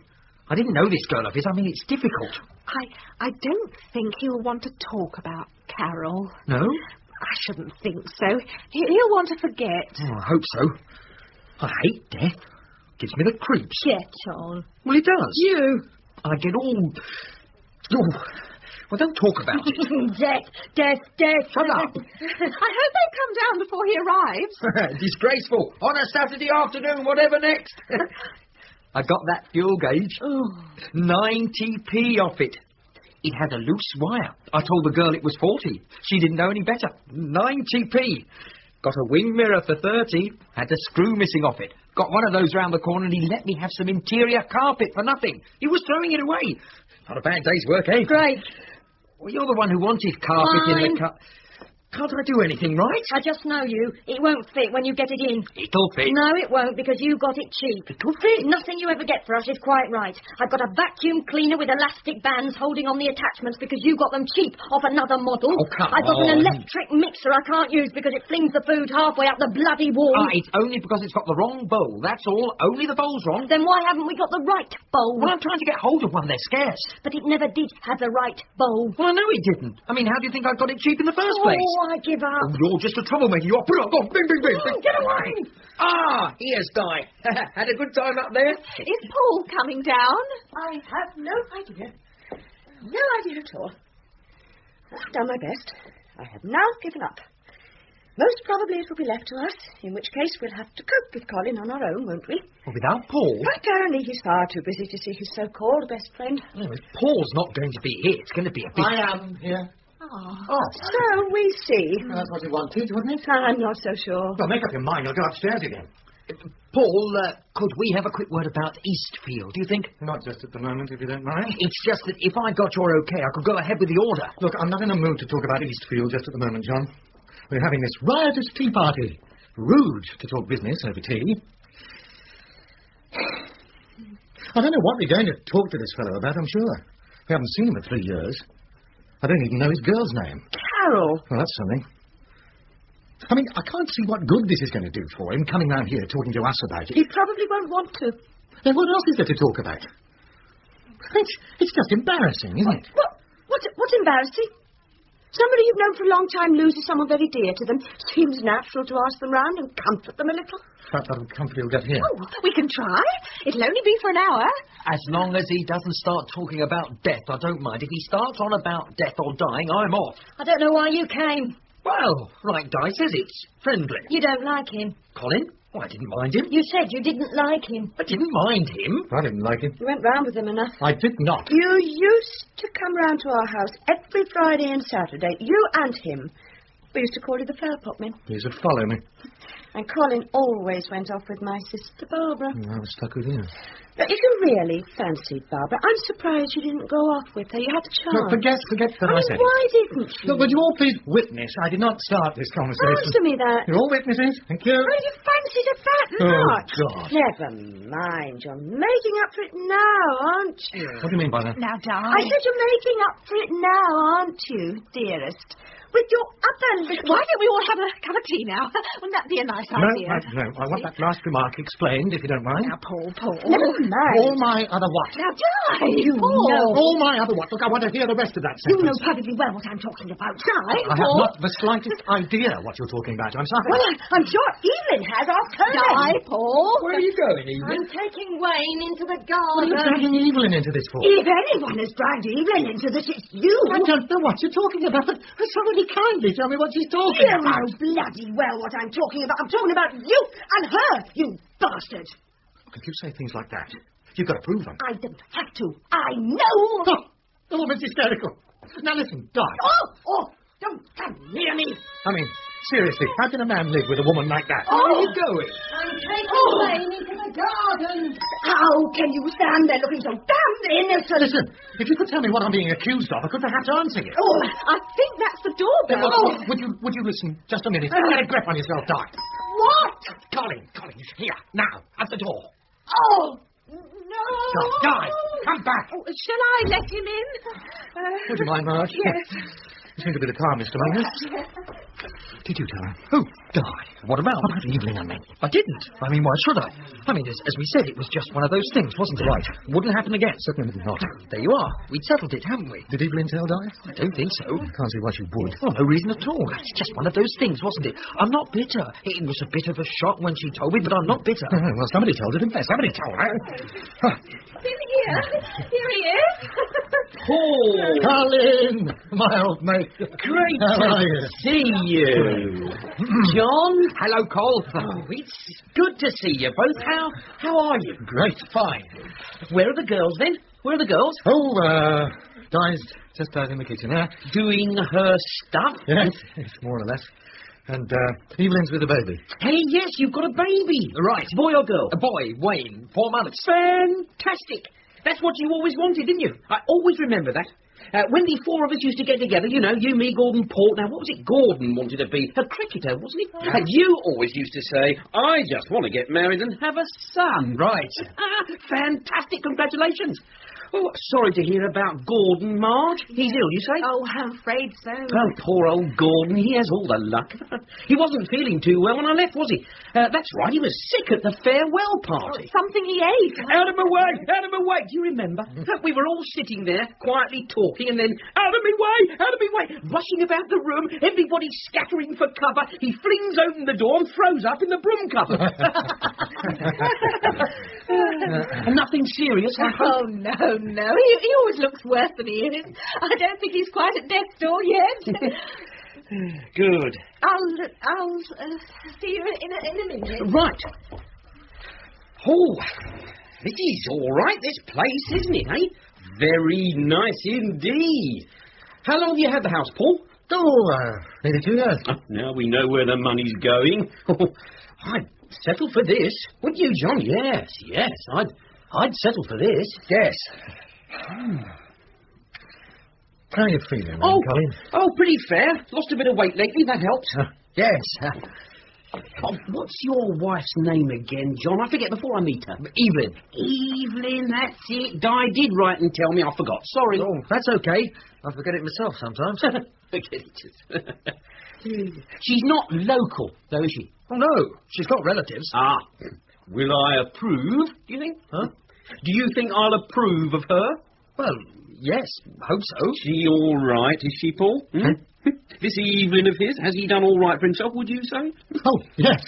Yes, he's done all right. John could always pick 'em. Yes. Excuse me, we're just brewing up. Now, Di wants her handbag a minute. Is it, oh, yes. I won't be a minute. She hasn't changed. And we used to have a name for her, didn't we? When Gordon first took her out. Yeah, I can't remember. It was, can you, John? No, something I can't remember. It was Beetle or Spider or something. I'll remember. It'll come to me. You're looking well, Paul. I feel well. You look it. I'm not too early, am I? No. Yes, you've certainly done all right for yourself, haven't you, Paul? Oh, now and again. Everything he touches. I bet. You two still fairly thick, I take it? Oh, well, you know, when our paths cross, we do each other the odd favour. Generally one way. Oh, come on. Well, usually. Yes, usually. Not always, but usually. He's still the worst bloody salesman in the country. I'm the only one who'll buy his rotten stuff. I've got about 500 cans of his rubbish. Can't give it away. What is it? Cat food, so-called. I mean, that's what they call it. I never met a cat yet who could eat it and live. It's rubbish. I wouldn't give it to a dog. You could try it on Gordon. No, seriously, for a moment, Paul. That's what I wanted to talk to you about. That particular line of ours isn't selling so well. It's not so much content, it's packaging. Now, they just brought out this new line. Go on. They've discovered the antidote. No, seriously, Paul. Not now. No, seriously, one word. Seriously, John, no. Oh, you'll be sorry. Excuse me a minute. Just want to fetch my comb. The dye. Oh, where did I, Oh, yes. The stick insect. What? Oh, nothing. We won't be a minute. This is the dye. A comb for her hair. Excuse me.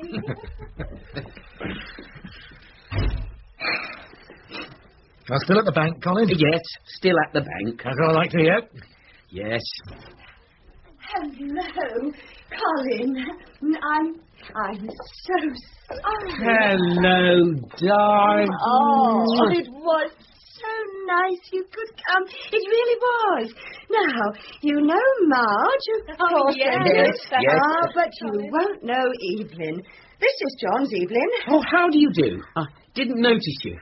Been in the garden. Heard a lot about you. Oh, yes. Who from? Sit down, Colin. Thank you, Di. Let me give you some tea. Sit down, everyone. John, dear. Do sit down. Oh, yes. Sorry.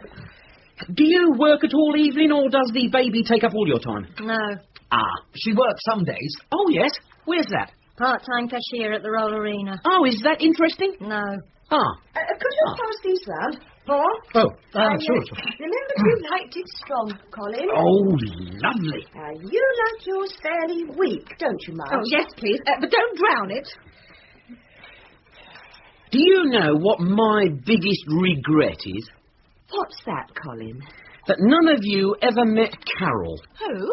Carol, my ex-fiancée. She was drowned, you know. Oh, yes. I know. I wished you'd met her. Yes.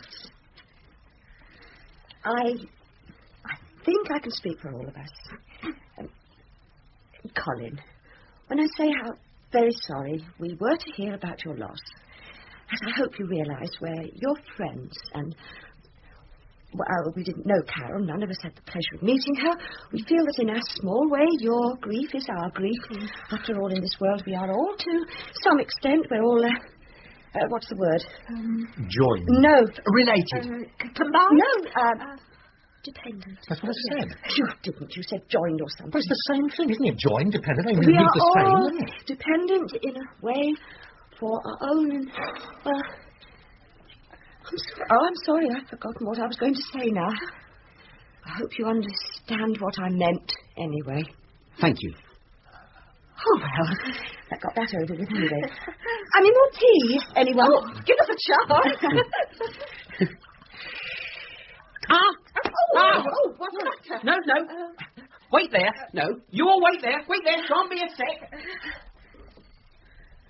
Where's he gone? Oh, I don't know. Is he all right? I didn't upset him, did I? No, it was lovely. I'll have a look, shall I? Would you, John? What did you want to get onto that for? What? Well, all that going on about grief and so on. I only thought they're supposed to be cheering him up. He didn't want to listen to that. It had to be said. Oh, you have to say it. He obviously didn't want to be reminded of it, did he? I mean, there was no need at all. We were all getting along perfectly happy. You can't sit here and not say anything about it. He's gone out the front door. Oh, they do. His car, I think. He's getting something out of the back. He's probably going to hang himself with his tow rope up, as she said. He seemed perfectly recovered, very cheerful. I thought someone should say something. Cheerful? You could see that was only skin deep. I couldn't. Well, I was talking to him in here. I mean, you could tell. He's living on his nerves. On a knife edge. You could tell, couldn't you, John? He seemed quite cheerful. He could snap like that. Any minute. Same with anyone in this situation. I mean, I've never seen him quite so cheerful. Exactly. Well, all the signs are there. The last thing he wanted to do was to talk about this fiancé of his. It's a known fact. People never want coming back. Not another word about it. Just keep it cheerful. And for God's sake, Evelyn, try and smile just for once. Sorry, I forgot to bring these in. It's some photos. You can see what she looked like. Of her? Yes, I thought you'd like to. Oh. Yes, there's one or two quite good ones. Thought you might like to see them. Now, of course, if you'd rather... No. But she was very photogenic. Now, look, shall I sit here next to you, Di? Oh. And then I can write now then. Yes, now, look, these are some loose ones I haven't stuck in yet. They're the most recent. Can I give those to you, Marge? I think they're mostly on holiday, those. Thank you. Yeah. Now, these are mostly at home in the garden at her house. Oh, is this her? Oh, she is lovely, Colin. Wasn't she? Yeah. Oh. There she is again. That's with her mum. Oh, that's nice. Was that her house? No, that's the back of the Natural History Museum, I think. Yes. Well, I was going to say. Went there at Easter. Oh. Oh. Oh, look, John, with that little dog, see? Oh, yes. Yeah, that was her mother's. Oh, sweet little dog. I like that handbag. Yes, that's her again. Bit of a saucy one. It's not very good, though. The sun's the wrong way. Oh, I wish I had a sticker like that. It's so nice you brought them, Colin. Oh, yes. And it's nice, too, that you can look at them without, Oh, no, it doesn't upset me. Not now. Oh, that's wonderful. Well, I was upset at the time, you know. Naturally. Yeah, but after that, well, it's a funny thing about somebody dying. You never know till it actually happens how it's going to affect you. I mean, we all of us think about death at some time, I suppose, all of us. Either our death or somebody else's death. After all, it's one of the few things we have all got in common, isn't it, John? Yes. Sit down, John. And I suppose when I first met Carol, it must have passed through my mind, what would I feel like if I did lose her? And I just couldn't think. I couldn't imagine it. I couldn't imagine my life going on without her. No. And then it happened. All of a sudden, one afternoon, all over.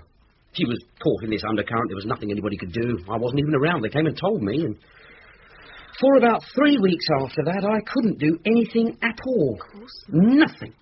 I just lay about thinking, remembering. And then, all of a sudden, it came to me that if my life ended there and then, by God, I'd have a lot to be grateful for. Grateful for? I mean, first of all, I've been lucky enough to have known her. Now, I don't know if you've ever met a perfect person, but that's what she was. The only way to describe her. And I'd had the love of a perfect person. Perfect person. And that's something I can always be grateful for, even if for nothing else. And then I thought, what the hell am I talking about? My whole life's been like that. All through my childhood, the time I was growing up, all the time I lived here, I have had what a lot of people would probably give their right arm for. Friends. Real friends like John, Paul, Gordon, and Di. So one of the things I just wanted to say, Di, Paul, Marge, John, Evelyn, and to Gordon if he was here, is that I'm not bitter about what happened. Because I've been denied my own happiness, I don't envy or begrudge you yours. Just want you to know that. Despite everything that happened, in a funny sort of way, I too am very happy.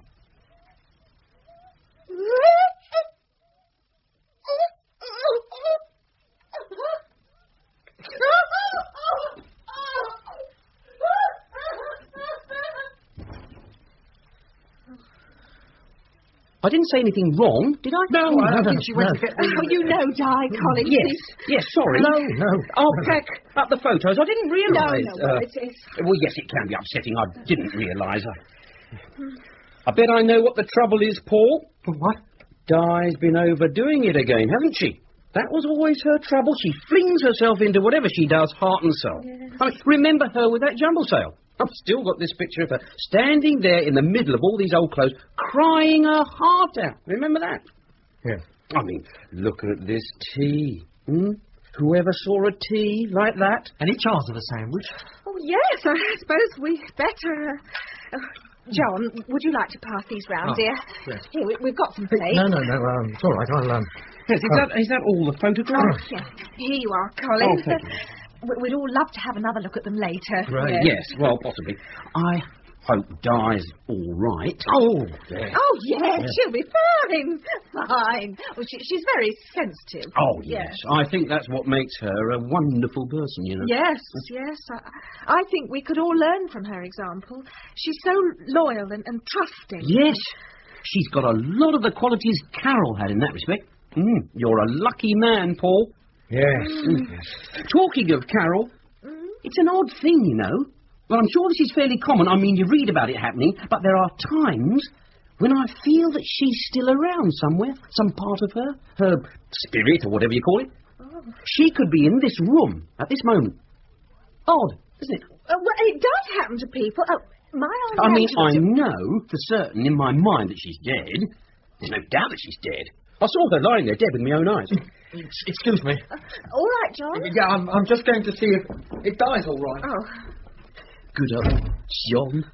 He still can't sit still, can he? No. You took on a real live wire there, Evelyn. Oh, yes. How do you manage to keep up with him? I don't bother. You'll have to get up early in the morning to catch John. I do every morning. He doesn't wake up at all unless I wake him. Oh, well, that's marriage. How do you know? Well, I mean... What? Don't be so... What? Oh, never mind.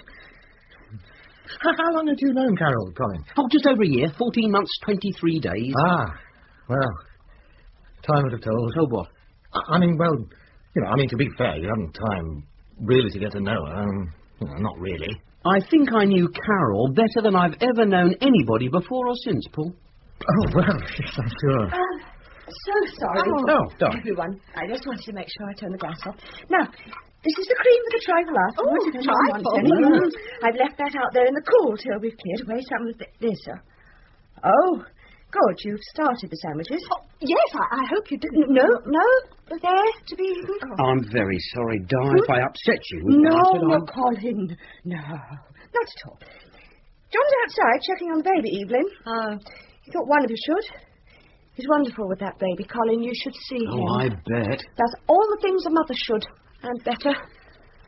You all right, Evelyn? Eh? Anything the matter? You seem a bit down. No. Just her manner. You'll get used to it eventually. Do you know something, Evelyn? I'm talking off the top of my head now because I've only just met you. I don't really know you, but I think Paul will back me on this, won't you, Paul? What? I've always had this knack, gift, if you like, I suppose you could call it, for being able to sum people up pretty quickly. Now, I could be wrong, as I say, this is straight off the top, but I would say, just from the brief time I've had to study you, I would say something's bothering you. Right or wrong? Right. Ah, there you are. Now, I'm going to go a bit further, and I warn you, I'm going to stick my neck out and say one of your worries is John, right? Amazing. No, not altogether. You see, I think I know what it is. Excuse me, everyone, I'm just putting Evelyn straight, right? Now, number one, John is a very high-powered individual. Can't sit still, always on the move. Now, we all know him in this room very well, probably better than you do, Evelyn. You see, we've known him for years. He's an extrovert, good brain, clever, wonderful with his hands. The sort of fella, if you're in trouble, it's John you go to. John is number one, never let you down, the bee's knees. But, and there's a big but, and I think everyone here will agree with this, Marge, Di, Paul, Gordon, if he was here, that we, every one of us, have always said about John, God help the woman he marries. Yeah. Because every day of their lives together, she is going to have to get used to the fact that John is going to be the driver, while she is going to have to spend most of her life in the back seat. So, my advice is, don't let your personality, because I can see there's a lovely personality hiding under there, don't let that get buried away. Because he won't thank you for it in the end. Nobody will. Get in the habit of giving yourself to people, if you know what I mean, and you'll get a lot more back, believe me. I'm a giver. Well, it's natural how I was born. Nothing virtuous about it per se. Just the way I'm made. Others have to work at it. Carol was another giver. She'd give you everything she had. True. Sorry, I'm preaching. I can feel it. Sorry, Evelyn, beg your pardon. I just happen to be an expert on John, that's all. I'm an expert on Paul here as well. Shall I tell you about Paul? No, thanks. No, better not. Then he gets embarrassed. Yes, another sandwich, everyone. Oh, Tar. Oh, John, just been talking about you. Well, who has? Him, mainly. Me, mainly. Oh. Yes, now we know, don't we, everyone? We certainly do. Memory test. Oh. Do you remember, does anyone remember that last time we were all together like this? I mean, as a group. If you count Gordon and don't count Evelyn. Does anyone remember? No, when would that have been? Dick's anniversary. No, months after that. I give up. But do the words stately home remind you of anything? Stately home, you mean that place? That place, yes. Oh, grief. The one day of the year we chose. And it was closed. Oh, that was dreadful. Proper waste of petrol. And then the rain. Oh, that rain! And that was the day I lost that glove. That's it, yes. And then Gordon lost the convoy. Oh, we were driving up here, down there, trying to find you. It was all right for you. We were sitting in that lay-by for 2 hours while you were seeing the countryside. Yes, but it was a marvellous day, wasn't it? Was it? Oh, it was a great laugh. Sorry, Evelyn, this must be very boring for you, love. Yes. Remember that fabulous picnic? All I remember is running from one car to the other in the rain with a thermos flask. And we found that great place for tea. Where they overcharged. Yes, it was great. I'll always remember that. Yes. What a marvellous day that was. I suppose so. Oh, you missed something there, Evelyn. Sounds like it. Poor old Gordon, lying in bed while we're scoffing ourselves. Yes, shame. Now, Gordon's the opposite to John, isn't he? He's what, shy? I'd call him shy, wouldn't you, Marge? Well, sometimes, yes. Yes, I suppose he has been. Big men are like that. They're always shy. I'm not shy. You're not very big. I'm fairly big. You're not as big as Gordon. Nobody's as big as Gordon. That's because I feed him. When his stomach's not playing him up. Gordon was famous for his appetite. Oh, he still is. I like a man with an appetite. There you are, you see. 2 more satisfied customers. What? Sorry. No, I was just remembering something. What? It was just something that me and Carol... wouldn't interest you. Oh, go on. No. Go on. We want to hear about it. Well, just one of those fantastic moments, you know? Oh. It was, when we first knew each other, and, I forgot where it was now. I think we were walking across the common. There was nobody about, and she suddenly turned to me and she said, Colin, I think I'm ready to let you kiss me now. I'd like that very much. Would you please? Oh.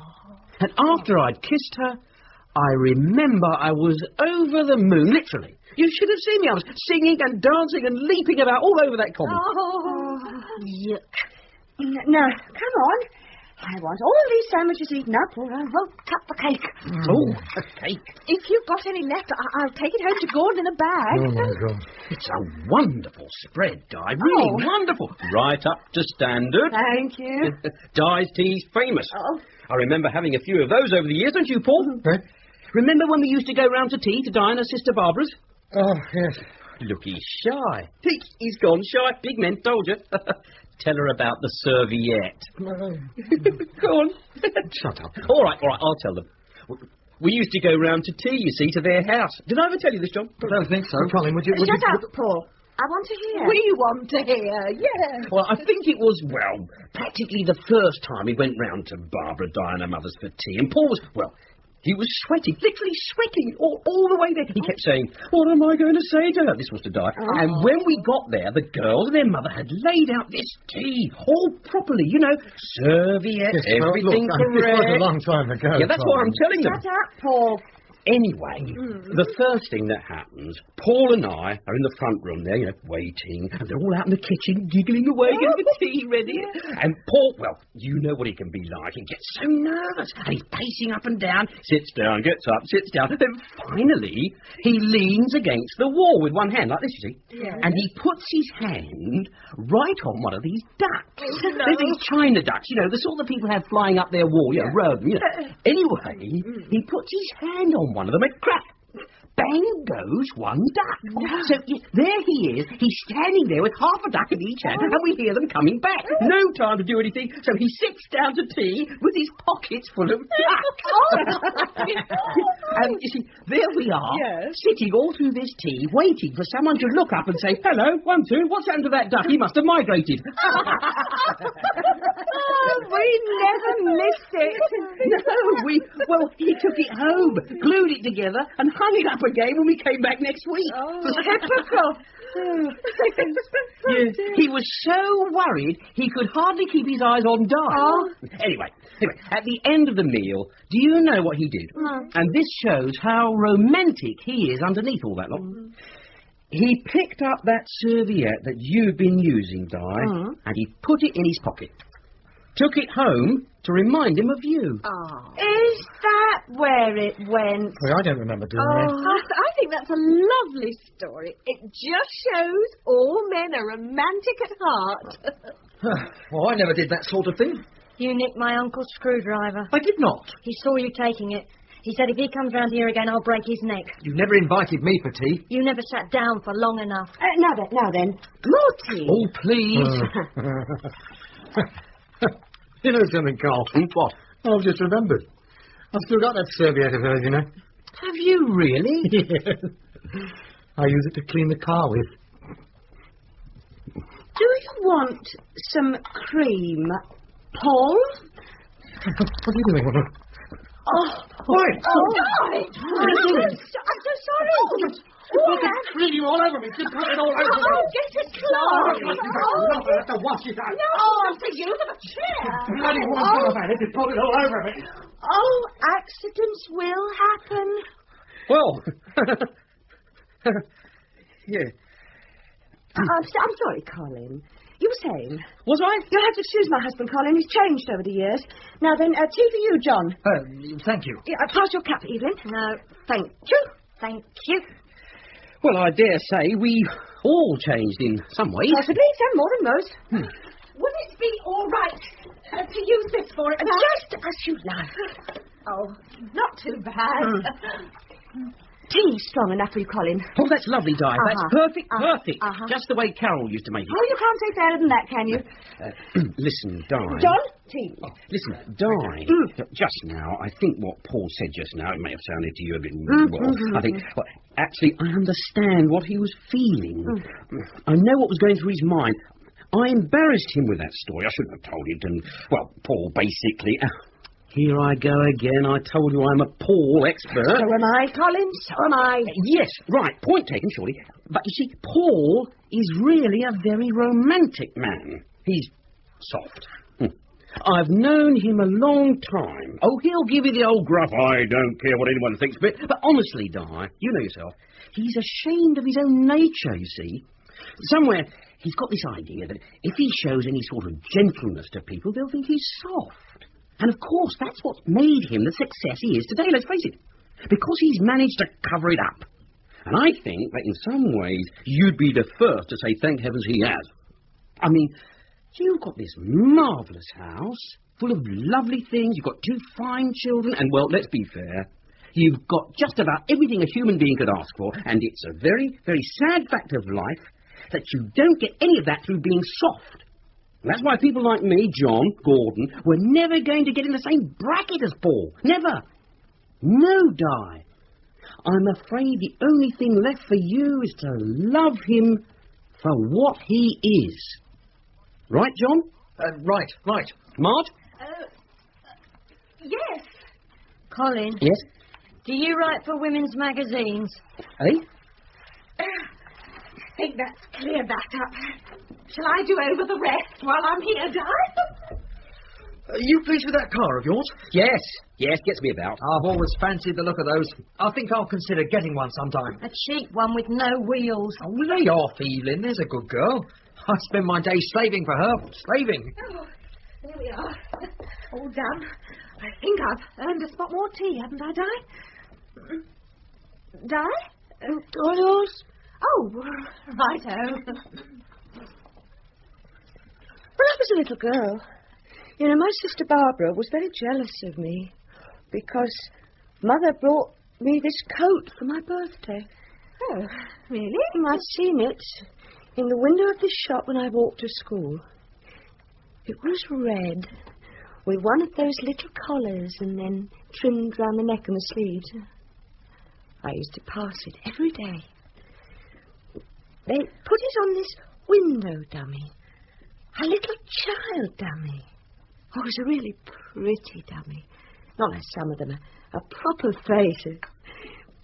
It had very, very blue eyes and sort of ash-coloured hair, quite short, and it was standing in the middle of this sort of false grass. Oh, I wanted that coat so much. And Barbara used to say, you'll never get Mother to buy you that, but I did. And on my birthday, I put it on, and I felt, oh, so happy, you can't imagine. And then we were all going for a walk, and we were just going out, and I happened to catch sight of myself, full length in the mirror in the hall. And I looked like nothing on earth in it. I looked terrible. Oh, dear. What a shame. Yes, it was. I wanted a red one especially because I had this burning ambition, you see, to join the Royal Canadian Mounted Police. Good gracious! My people used to say, you can't join the Mounted Police. You're a little girl. Little girls don't join the Mounted Police. Little girls do nice things like typing and knitting and nursing and having babies. So I married Paul instead because they refused to let me join the Mounted Police.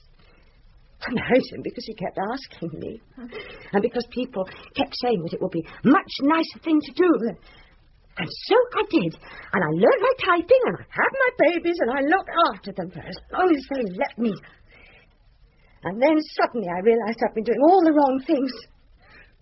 They'd been wrong telling me to marry Paul and have babies if they're not even going to let you keep them. And I should have joined the Mounted Police. That's what I should have done. I know. I should have joined the Mounted Police. I want to join the Mounted Police.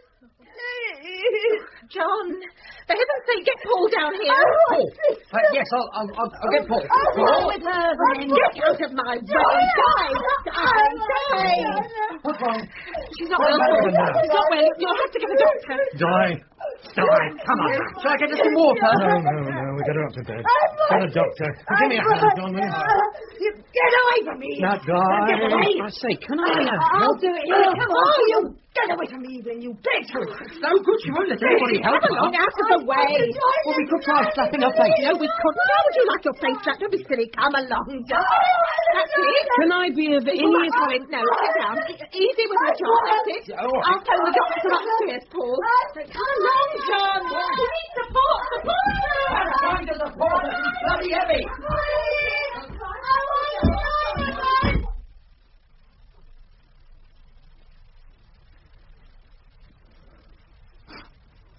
What started that then? I don't really know.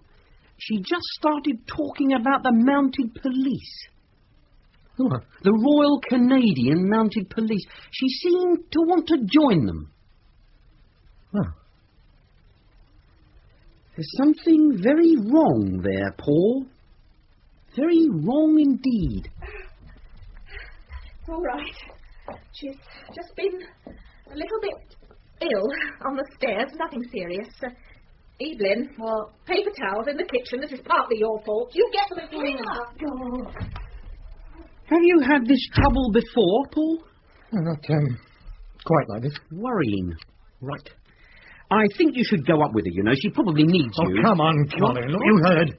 She didn't want me within 20 yards of her. Oh, yes, but she was hysterical. I'm the last person she wants. It's a right cheery afternoon, isn't it? His lordship's bawling his head off in the garden. I suppose I'd better go. I remember when Carol had flu, she wouldn't let go of my hand, except to turn over. I sat with her for 2 nights in a row. But then I think the thing with Carol... Colin. Yes? Do me a favour. Just shut up for 1 minute about Carol, will you? I don't want to hurt your feelings, but not just at the moment. Oh, sorry, I was just thinking it might help, you know? No, Colin, really and truly, I don't honestly think it does. I mean, you and Carol were something quite different, weren't you? Yes, I realise that, yes. All the same, you're wrong, you know. How come? Di didn't mean that. That she didn't want you near her. But you convinced me. I don't think you realise quite what a pedestal that woman has set you upon. She'd follow you to the ends of the earth, you know. She probably would. I hope you realise what you've got there. Yes, I do. Stick with it, Paul, old mate. Thank you, Colin. Thank you very much. I know you will. I know you. You know something? The one regret I'll always have, that Carol and I, our relationship, can never develop now to the sort of relationship you and Di must have. Oh, Colin. Never mind. Too late now. You feeling a bit brighter? Colin, what are we going to do with you? Me? That's the last thing to worry about. Mind you, I'm glad I came round this afternoon. I don't know how you lot ever managed without me, eh? What's the matter with him, then? He's just... Oh, God. I'm going to bring Wayne in. It's raining. I'm sorry, girl. I'm sorry. All right. Yes. John. Right. Marge gave her one of her sleeping pills, and if that doesn't get her to sleep, she says she'll phone the doctor. Thanks. Oh, not at all. Not at all. Oh, has Evelyn gone home? No, so she's with the baby. Sorry about that, Col, old mate. Oh. It doesn't happen every day. I hope not. Yes, you must come to our house next time. Absolute peace. Neither of us ever says a word to each other. That's the secret of a successful union. Marry a strong, silent woman like Evelyn. I must be off soon, Paul. Don't want to be in the way, you know. The good thing about Evelyn, and she has a good side, although she's most careful to hide it from strangers, is that she has absolutely no sense of humour, which is very useful, since it means you never have to waste your time trying to cheer her up. Because she's permanently unhappy, misery is her natural state. Oh, we're also fortunate to have been blessed with a very miserable baby. In fact, apart from me, we're the most miserable family you're ever likely to meet. And I'm working on me. Am I keeping you awake, Paul? Sit down. Now, why are you bringing him in? It's raining out there. Well, the rain won't hurt him. Good for him. Make him grow. May I have a look? Yes. And he don't make daft noises at him. He doesn't like it. Oh, great. He's so small, isn't he? Yes. Look at him, little devil. He's really fighting to stay awake. He's just great. Oh, the feeling you both must have looking at him must make you... He's not bad. We're going in a minute. Right? Yes, as soon as Marge calms down, I think I must... All right, Paul. Fine. I must go up in a minute. I've a lot of work to do upstairs. Yes, she's nearly off to sleep. I think she'll be all right when she's rested. Ah, yes. Sleep. Great healer. Well, I suppose I ought to be, much as I'd like to, making tracks and all that. Yes. Well, good heavens, yes. Look at the long drive. I'm going to make a start. Goodbye, Paul. Oh, Colin, are you off? Yes, I think I Yes. Well, don't forget your photograph. Oh, no, wouldn't do that. Not likely to do that. I hope you manage all right, Colin. Me? Oh, I'm fine. I've always fallen on my feet, you know. I've still got a good job, health and strength. And lately I think I've found a few good friends over there as well. Carol's parents, to name it too. I'm always around with them these days. You know, talking over old times and things. Of course, yeah. And if I really get a bit depressed, out come the old albums. It's a pity you didn't meet her, Marge. You'd have got on like a house on fire. Yes, sure. Well, goodbye, Evelyn. Been great pleasure meeting you. Bye. Cheerio, old Colt. See you. You bet. Come over and see me. Oh, right, just do that. When I get the new car, have a few drinks together. Any time. Paul. Oh, bye, Colin. Take care. And you. Say goodbye to Di, will you? Oh, sure. She'll be sorry to meet you. Well, bye-bye, Marge. No, it's all right. I'll see myself out. I really appreciate you all inviting me over here this afternoon. You know, well, thanks a lot. You've really been great. All of you. Oh, goodbye, Colin. And I hope, perhaps, you know, later on, you'll once you've got over... I mean, I know it'll be difficult for a time for you to forget about Carol. Forget her? Oh, come on, Marge. You know me better than that, don't you? Hey, bye-bye all. Bye.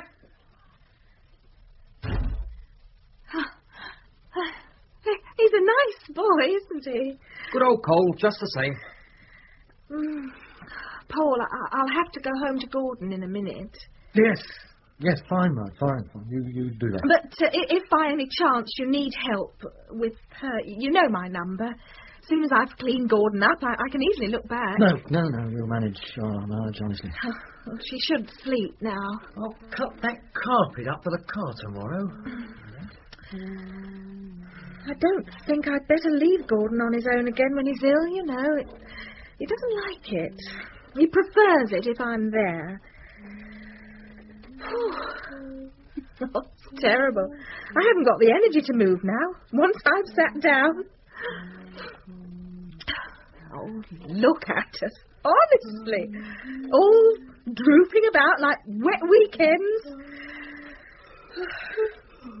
Still, why shouldn't we, I say? There are worse ways of spending the time than sitting peacefully with your friends. Oh, it's nice to sit with your friends now and again. It's nice.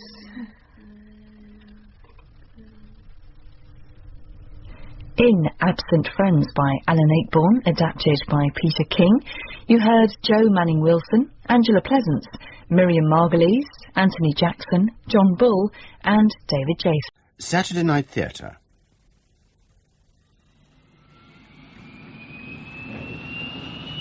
Autopilot. Checked and off. Emergency flaps. Checked and up. Switches off. Compasses. Checked and synchronized. Cabin signs. On. Emergency exit lights. Guard closed. We present Gabriel Wolfe as Captain Cornelius Penn in Point of No Return, a play for radio by Stephen Barley. Yes, sir. What can I do for you? I can't find the life jacket. Under your seat, sir, just as I said. I know what you said, but I still can't find it. I'll have a look. Yes, it's there. I can assure you. I don't need assurances. I'm a seasoned traveller, if you must know. I'm sure you are, sir. And you'll be the first to be served as soon as we're airborne. Which should have been 76 minutes ago. I know, sir, I know. But I must tell you that you won't get attention any quicker if you keep your finger on the service button. Any idea when we'll take off? No, Miss Boone, I don't know. But if you ask the captain, I'm sure he'd tell you. Unfortunately, you can't go on the flight deck just now. They're pretty busy at the moment. Runway visual range on number 2 runway, now down to 200 yards. Trans-Pacific 031, do you read me? Roger. Runway 1 is our best at the moment. Number 2 centerline lights go all the way, don't they?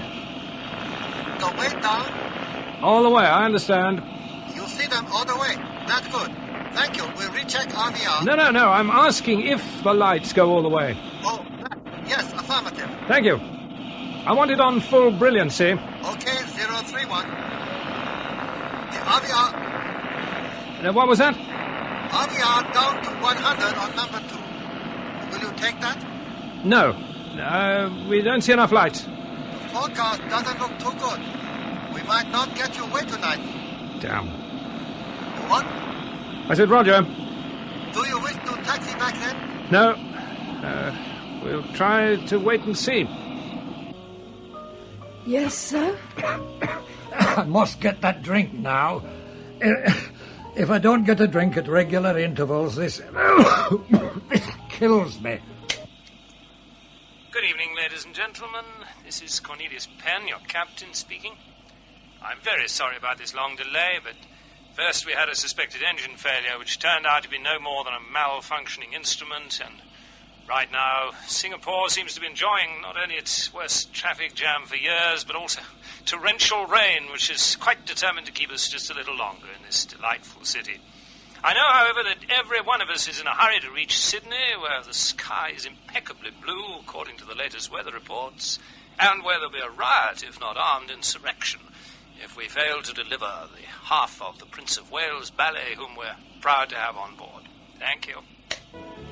Engine failure? Why don't we go back? Oh, I'm sure there's nothing to worry about. Thank you, Miss Boone. How would you know? Well, I used to be a stewardess before moving to the States and switching to aviation journalism. Well, I've been in agricultural machinery all my life, and I can tell you a thing or two about this aviation racket. Do that, sir. Miss Boone will be most interested, I'm sure. If only I could have a smoke.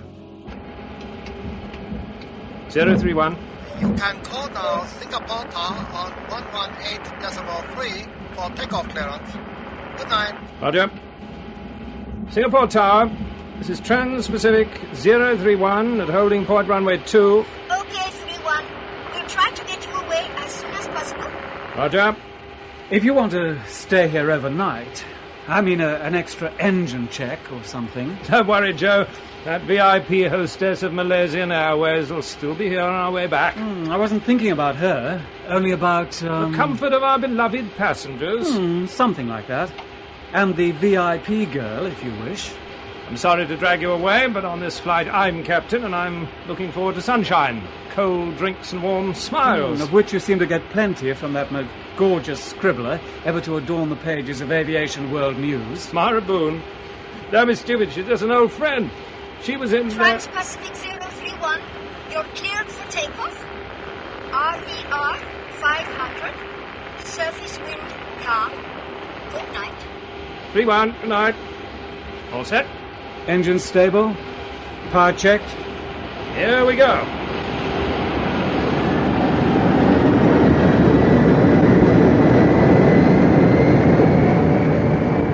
$100 knots. Got her. 120 knots. 130. V1. 140. 150.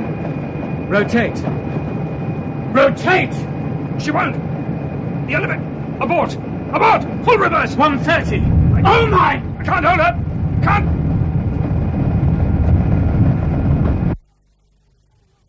Zero 031. What's going on? Fire station! Fire station! Abandoned takeoff and probable crash at the end of 02 runway. Center 1, calling all appliances. We've got it on radar. Square 12, all appliances. Crash in Square 12 with 183 on board. This is Center 1. You want all engines out? Go, yes, please. It's full emergency. Can't hear you. Fully emergency or declared emergency? Full emergency. 183 on board. Can see the fire now. Must be Square 12. Did you say Square 12?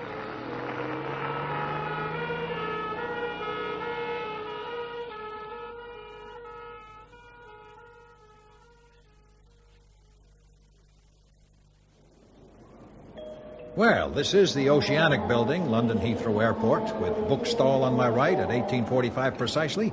So you've got to be Captain Brown, Chief Pilot of Trans-Pacific, right? Roger. The name is Alvin Singer, and I'm real pleased to make your acquaintance, sir. And I'm most grateful that you have arranged to travel with me. I'm sure we can sort out quite a lot on the long haul to Singapore. Will you be the official AeroCorp representative at the inquiry? No, sir. I wouldn't even know where to start. I'm Vice President in charge of sales of the American Aero Corporation. Proud makers of the Sarissa. Yes, sir, proud, despite this most unfortunate mishap in Singapore. You mean the accident? Well, I'd prefer to call it a mishap, with only 2 fatalities and 4 serious injuries. Please yourself, but I call it an accident.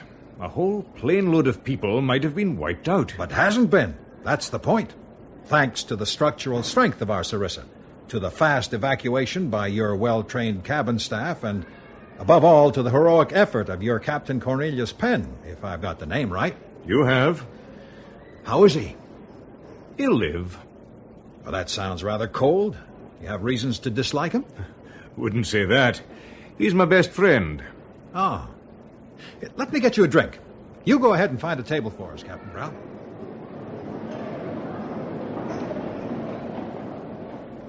Will that do? Fine, fine. Well, here's to our hero, Captain Penn. Cheers. Any fresh information on his state of health? Bruises all over, but his burns aren't too bad, and he needs only mild sedation. Good. And that's how, presumably, he managed to make that useful statement to the press. He wouldn't make one at this stage. Well, it wasn't made to the press directly.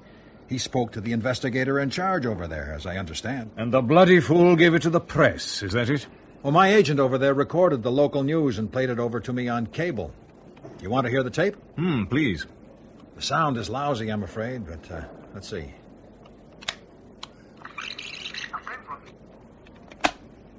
The flames were spreading very fast, but Captain Cornelius fought his way back to his co-pilot, who was unconscious and trapped in his seat. And some Yes, twisted metal that's had an to be eyewitness. twisted back, if you see what I mean. It was terrible, terrible. And Captain Cornelius had to roll on ground because his clothes caught fire. But he went back again and... No, it's further down. The investigators still don't know what went wrong, but they hope to have the answer by tomorrow, because the hero of the day, Captain Cornelius Penn, has already told them that this Sarissa is a very fine aeroplane, and there is nothing wrong with it, and that Singapore Airport is a very fine airport, and there is nothing wrong with it. But there was a little trouble with the elevator, and that is why he had to abortion the takeoff. Your Captain Penn will like that, don't you think? I mean, the abortion, the takeoff bit. Attention, please. All passengers on Qantas 232 to Singapore via Rome and Karachi are kindly requested to go to gate number 7. And how are you this morning? Mara, how did you get in here? I borrowed a white coat, as you can see. Are you all right? Well, now, how do they put it? As well as could be expected. Well, somebody said that... Never mind what they said. Oh, my neck hurts a little when I do this.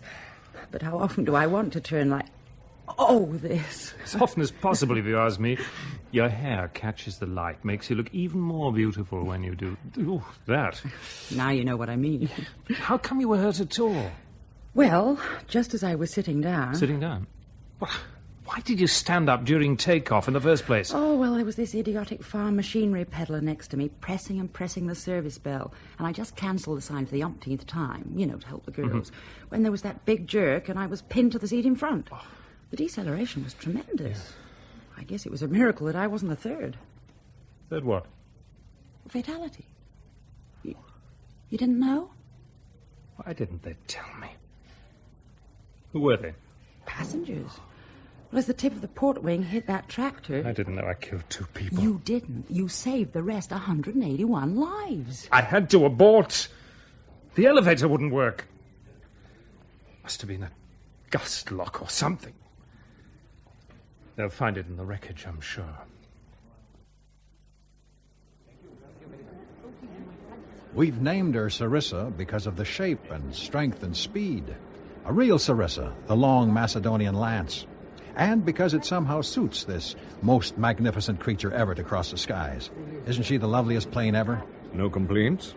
Is that all you can say about this sleek and superb near-sonic bird destined to take over the biggest market of them all and replace the aging 707s the world over? I'm sorry, Mr. Singer. Alvin, please. Well, I'm sorry, Alvin, but I've already sung all her praises when I recommended the Sarissa as our #1 choice to rejuvenate our fleet.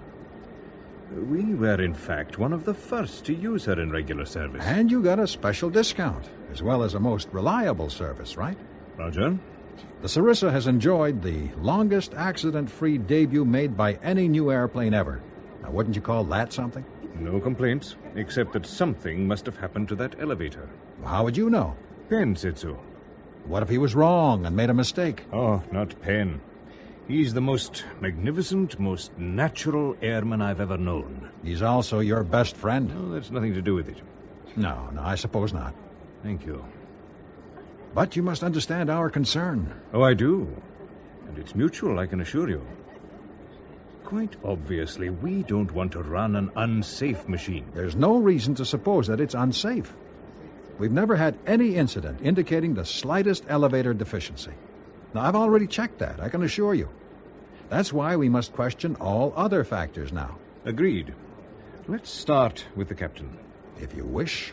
He's 41, in the prime of his flying, having logged some 13,000 hours with 8 years in command of big jets. Private life? Stable and trouble-free. with son and beautiful wife. Very beautiful? Very beautiful.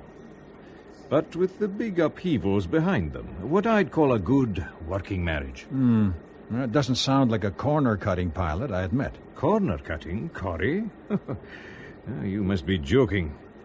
If there's a difference between the manuals and his flying, we check the manuals. All manuals say you must rotate at VR, and he didn't. He says he couldn't.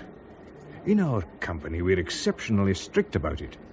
It's not the point of no return only in name, and Penn knows at VR he must take off, must, if at all possible. Must, because he cannot stop safely on the remaining length of runway. And must, well, unless the takeoff is likely to be more disastrous than trying to stay on the ground. But at VR speed, you have no more than a fraction of a second to make that decision. Wrong. You have no time to make decisions. All the decisions are made for you by the plane, the weather, the runway, and all the other factors. The pilot must be conditioned to recognize a set of circumstances instinctively. His action must be a reflex. I know. It's sad. What? That in this perfect world of aviation, with all our checks, double checks, and treble checks, with all the care, talent, training, and goodwill, we've still managed between ourselves to kill 2 people on that plane. Have you ever been on a mission to tell a wife that she's a widow?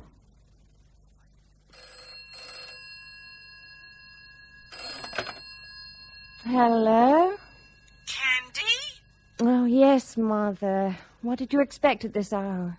Well, just that, it's not for me to say. But you will say it, nevertheless. You always do. All right. I won't say nothing then. Except that I would have thought you'd be with your hubby by now.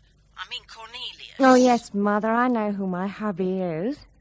You're not going then? I don't like Singapore. I didn't mean a holiday, you know. Don't worry. Corrie's all right. You can leave Timothy with me if you decide to go after all. Oh, thank you. Have you told him what happened? Of course. It must be quite a shock to him. I mean, he's only 10, but he thinks a lot, you know. He thinks his father is God or something. Oh, and we all agree, don't we? I mean, he's such a wonderful husband, and after all, the man in the left-hand seat of an aircraft must be God. We trust him with our lives, don't we? Why didn't they tell me, Mara? Perhaps they didn't want to worry you. I must talk to Joe. He knew what happened. He must tell the investigators. Joe? My co-pilot. Your co-pilot? What's wrong? Tell me. He's still unconscious. No. He would be dead if you'd left him in there. So even if he recovers, he mightn't remember a thing. It's possible. It's happening so fast. No idea what I said at the time. It'll be on the voice recorder with the rest of the evidence in the wreckage? I hope so. What do you mean? The chap in charge of the investigation doesn't seem all that hot.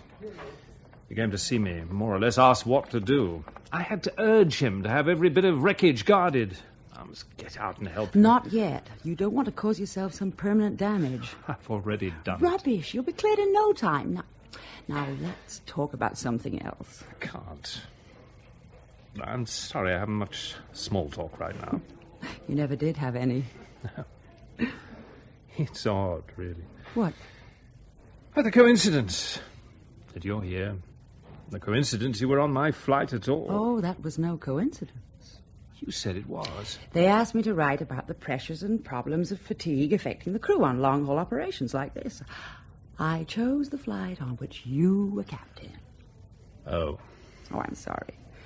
I just thought it would be good to see you again. It is. I was so looking forward to having 3 days with you in Sydney. And then a long flight back, and another 2 days perhaps in Bangkok. Oh, I'm not sure that I'd have stayed on that long. Why on earth not? Oh, it doesn't matter now. The question doesn't arise, so to speak. Have you talked to Candy? Yes, I called her. Is she on her way? No, not yet. Well, most people will be here by tonight, I believe. Yes, others are coming from all over the world. A couple of American advisors are already in town. The Accident Investigation Branch is sending someone from London by the invitation of the local authorities. A manufacturer's rep, engine makers. My own bosses. Oh, by the way, yes, Keith Brown is coming. He's my chief pilot. Oh, that's good. I like him. I'll tell him. One time he'd have married you like a shot. We all would. That was a long time ago. What is it, 10, 11 years? I never asked you at the time. What? Why did you go away? So suddenly, without a word. Oh, I can't remember. Oh, nonsense. Please yourself. There must have been somebody else. Yeah, come to think of it, yeah, that's probably why. Well, then, just as a matter of interest... Corrie, I'll have to leave you soon because the nurses are getting rather irritated. You're not supposed to have visitors in the morning. Never mind. Stay a bit longer. Please. Why isn't she coming? Who? Oh, come off it. Oh, you mean Candy? There's no special reason for her to come, really. There's nothing she could do here. Now, we have a son, you know. Yes, I heard.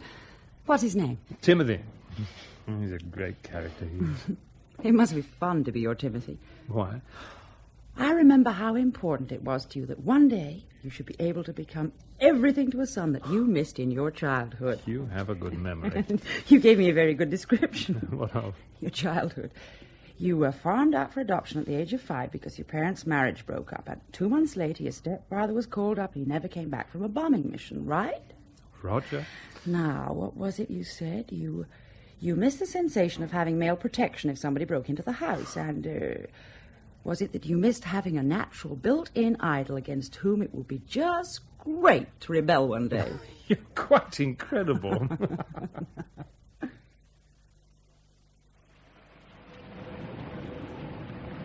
Mr. Singer? Huh? Yeah, that's me. Pleased to meet you. I'm from Far East Radio Services. Could you please spare a moment for me? What?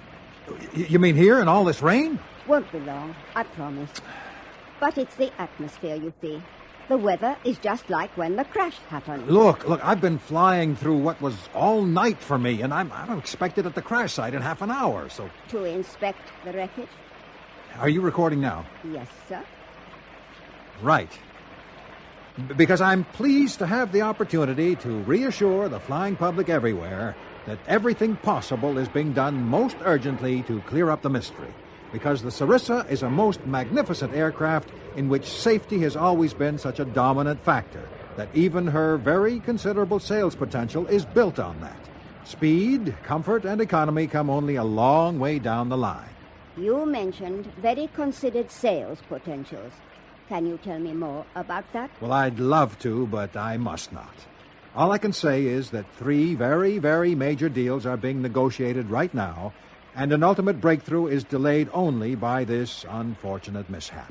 The elevator problem, you mean? I didn't say that.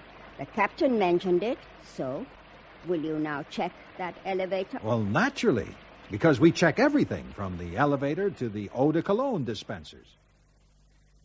Mara? Oh, good. I was afraid you might already be asleep. Where have you been? Where's Keith? We couldn't come earlier. Now they wouldn't let him in. Do you know where your clothes are? In the locker over there. Do you feel well enough to slip out of here for an hour or so? Of course. Where is he? Waiting in a small restaurant near Telekea Street. I have some bad news for you. I thought so. Nothing is wrong with that elevator. Rubbish.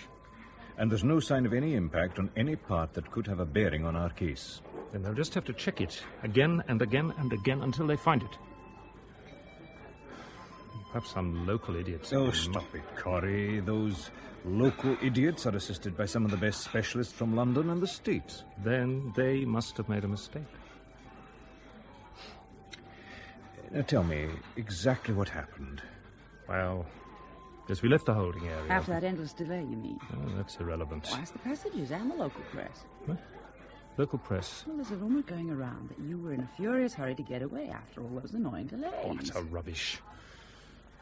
Anyway, we were running up smoothly, and I went from nose wheel to rudder steering at 100 knots, and I pulled the stick at VR, and it just wouldn't give. So I pulled harder, and I quickly trimmed back in the meantime to be on the safe side. Yes, the stabilizer trim setting shows that. And I pulled again, and when the nose wouldn't lift, I had to decide if I had elevator response at all or not, and I know I had none. So the choice was obvious. Don't you agree? I do. Except the material evidence is missing. Well, something must have jammed. No sign of it? The sabotage. Somebody might have inserted a wedge or something to lock the elevator. It would still be there. Not if the impact freed it. Then it would have been found on the runway. Oh, if a souvenir hunter pinched it. It always happens. Frequently. Except in this case, your local idiot did a perfect job. The entire area was better guarded than anything east of Checkpoint Charlie. So you're suggesting... I'm not suggesting anything. Oh, yes, you are. You're suggesting that the lack of material evidence and the perfect working condition of the elevator indicates that I killed those people. I repeat, I'm not suggesting anything. Least of all dramatic statements like that. All I'm saying is that it is possible, just possible, that something misled you and you made a mistake, a perfectly understandable error of judgment in the heat of the moment. I did not. Look, I know the feel of the stick as well as you do. Sometimes one worries a little, say, in turbulent conditions, how hard you can pull it. This was different. In the air, I'd have forced it a lot more. But at and beyond VR, there was no time to experiment. Now, that's just it. Just what I'm looking for. What? A sort of second line of defense. You're looking for an explanation of an error. Have you accepted that there was an error? There was a crash. That's a fact. And people were killed and injured, and that's another fact. And that's all I've accepted so far. But there was something wrong with that plane, I swear. You must believe me. Oh, I do. But look at it from an outsider's point of view. If you didn't believe firmly and honestly that there was something wrong with the elevator, if you didn't fight and didn't claim everything you do claim, that would make you a bad pilot, and not only that, a dishonest man, too. Now, in order to make a genuine error, you must have the genuine conviction of having done the right things. But that doesn't prove that you did do the right things, so don't think that I'm trying to jump to conclusions. Well, aren't you? You're not the only one who flies the Sarissa, you know. I'm another one who flies her. And I happen to be responsible for our whole fleet, too. Do you think that I want to risk my neck? Do you? I hope not. But it was a filthy night. You had delays, misunderstandings with the tower, apparent engine failure, return to the apron, checks and more checks, impatient passengers. No, I could tell you about that. And then more waiting, more queuing, a wet surface, marginal visibility. Oh, the lot.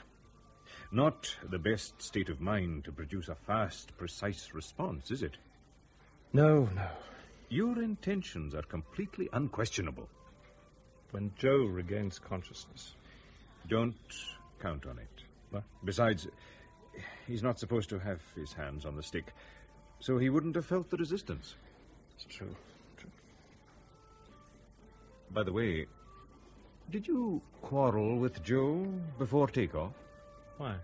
There's something on the tape from the flight deck voice recorder. What? Oh, I don't think it's important. Besides, he really doesn't sound serious. Well, saying what? I've got the rough transcript. Yes, this bit is right at the beginning. Now, apparently, you say Roger 031, squawk, some static, and then he says, I'll never fly with you again. Oh, that. I was teasing him. Isn't that on the tape? It records only 30 minutes, and it's self-erasing. Works in an endless loop. What did you say to him? He made some remark about you, Mara. And I said you'd never have a chance with her while I was around. So then he said, he'd never fly with me again, or words to that effect. Yeah, that's right. It doesn't sound an aggressive remark on the tape, either. You really think I made a mistake? I don't know. Aerocorp tells me that until now there's been no indication of any elevator trouble on the Sarissa at all. And you take their word for it? It's an exceptionally reliable firm, and honest. Every aircraft manufacturer is. Whispers about secret slush funds are wild and groundless accusations until documented and proved. Right. Hints about concealment of information affecting safety are mere malicious rumors until the facts become known. And even then, the big corporations tend to rise above all suspicions. Some little man somewhere down the line is supposed to take the blame, if at all possible. Scratch a pretty journalist, and out comes hard skepticism. Nobody authorized you, Keith, dear, to scratch me. Nobody has a chance when Corrie's around. I'll get on to Aerocorp. Come along tomorrow morning. I'll introduce you to Alvin Singer. He makes a lot of noise, but he seems a decent sort.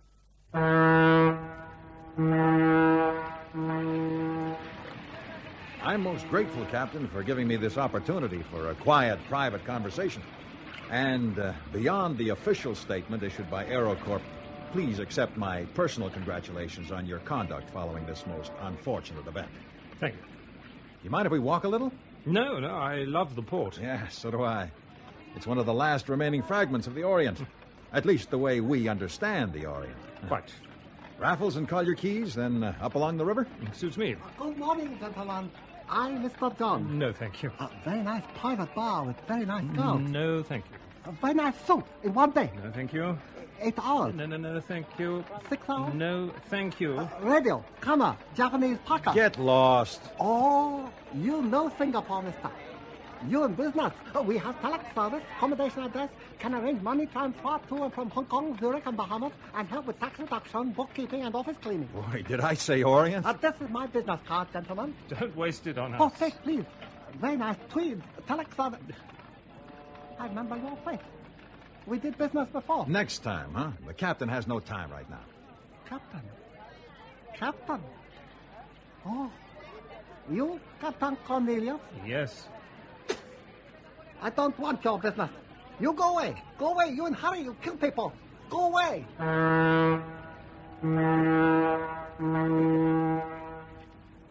You shouldn't take it that seriously. Perhaps not. Look, the preliminary hearing this morning has not been of any importance. Well, not outside Singapore. It'll be reported all over the world. In 2 lines or 3, huh? Tucked away at the bottom of a page. It will never make the main TV news.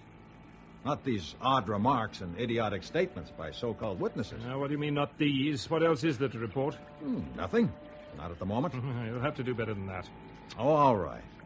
But it's personal, between you and me, Alvin Singer. Not Vice President Alvin Singer from AeroCorp. It's an unauthorized approach and off the record, okay? Now, all I'm advising you to do is to lie low. Now, what is that supposed to mean? Look, we're groping about in the dark, searching for facts, proof, either way, something tangible. We're already running a new series of elevator tests. We'll do new flight tests, we'll bench test this entire system from your own plane, and we'll test it in the air, too, if necessary. But I already have the advance report, and it doesn't look too good. Oh, you mean you found something? I mean, there's nothing to find. So when you say I should lie low, you mean I should keep my mouth shut, go along with everything you say, and forget the accident? No. You don't have to forget. You only admit the possibility that an error of judgment... It wasn't. Look, it was. It wasn't. It's immaterial. Oh, you bastard. Don't let the word immaterial upset you. Your evidence is anything but material. In other words, I should lie low and let a faulty plane kill a few hundred people before I'm proved right. But I don't give a damn about your being right or wrong. But your silence would help us to discover the truth, to avoid public hysteria, to prevent emotional press campaigns. It would also help AeroCorp. And your airline, and the airport, and the Sarissa. And you say that purely as a private citizen, a neutral observer, an outsider with no axe to grind. It may surprise you, but yes. It does surprise me that you don't even blush. Well, then let me go even further. Oh, go on, don't mind me. Oh, but I do. And that's just it. You behave like a drowning man, kicking, wriggling, gasping, and grasping at nothing. But it's all about my good name as a pilot. Look, the immediate interest of everybody involved is to achieve cool objectivity. Now, whatever we do now, judgment will be postponed until tests have been completed and a reasonable probable cause can be found. Until then, there's absolutely no reason to discontinue operations. Yeah.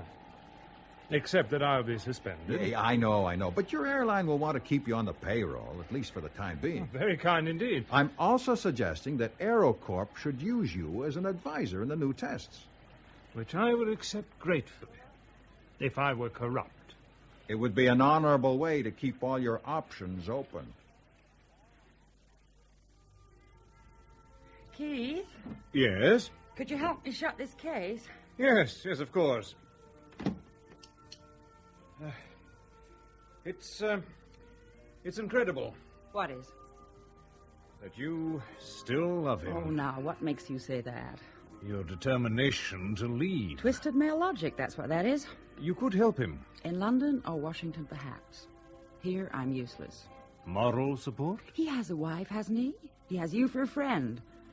Even if in this case, well... Thank you. Besides... Go on. It won't be a pretty sight. To see him hurt, I mean. Blast. We've missed the news.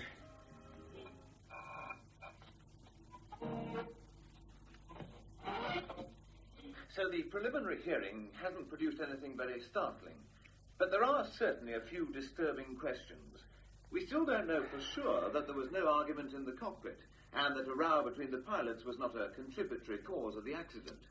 We know that Captain Penn was always the first among the crew to report for duty, except this time. Ridiculous. But we don't know why that was. The co-pilot mentioned something about an additional engine check. That's on the voice recorder, but we don't know why the captain treated it as a joke. And why was he in such a hurry to reach Sydney? For the sake of the dancers on board? Oh, really? Or was there another reason? And if yes... Sorry, I don't want to hear it. Is it possible, just possible, that once again you're running away? I never run away. Well, the last time... That was different. He loved you. He got over it. Candy helped, of course. And his son. And you. I counted on you. I did my best. Do it again. All I can advise him to do is to stop rocking the boat. Don't you agree? No, I don't. But I'm wrong, I know, and that's another reason for me to go away. I'm not quite with you. Look, if I were his wife, I'd have the right to say, never mind the future, disregard me and everything else, and fight for the principles involved. Fight to prove that even if you made a mistake, you had good reason to make that mistake, so that others might not fall into the same trap. And I'd tell him that... Oh. What? Never mind. Just give him my love and tell him that if he needs any help, research, my time, my contacts, anything, he can reach me in Washington through the magazine. Will you stop in London? Just for a couple of days. Can we have dinner? Will you be back? Oh, yes, tomorrow. You said you wouldn't return without Corey. I won't. He's coming with me. How did you persuade him? Candy telephoned him. Oh, with a bit of prodding and prompting from me. Oh. She said... I didn't ask, did I? Just give him my message, please.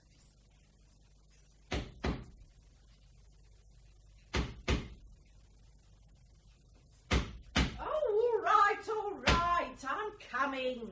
Don't have to wake up the old neighbourhood.